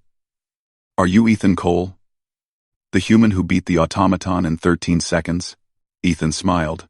"I am. Is it true? Did it really happen the way the videos show?" "It is true." The young Thalaxian's eyes went wide. "How did you do it? How did you move so fast and hit so hard?" Ethan considered the question. He could give the scientific answer about adrenaline and hysterical strength. But that was not what the young student really wanted to know. "The 13 seconds are not the important part," Ethan said. "What matters is what came before. Years of training, thousands of hours of practice, countless failures and setbacks, getting knocked down and choosing to get back up every single time." The young student listened carefully. "Anyone can be strong for 13 seconds, Ethan continued. "The hard part is being strong for 13 years. The hard part is doing the work when no one is watching. The hard part is refusing to quit when everyone tells you that you should." "But you are just a human," the student said. "You do not have natural armor or extra limbs. How can you be so strong?" "Oh." Ethan knelt down to look the young alien in the eyes. "Let me tell you something about humans. We are not strong because of what our bodies can do. We are strong because of what our minds refuse to accept. We refuse to accept that we cannot do something. We refuse to accept limits that others set for us. And most importantly, we refuse to quit." He stood up. "That is the real secret. Not adrenaline or muscles or technique. It is will. Pure, stubborn, unstoppable will, and that is something anyone can have, regardless of species." The young student nodded slowly, a new light in his eyes. "Thank you, Ethan Cole. You are welcome. Now, go train. And remember, the record I set is meant to be broken. Maybe you will be the one to break it someday." The student ran off, inspired. Ethan turned back to the stars. Somewhere out there was Earth, a small blue dot in a vast galaxy. His people were out there, looking up at the same stars, dreaming of what they could become. 13 seconds had opened the door. But the real journey was just beginning. Humanity had arrived on the galactic stage. And they were not going anywhere.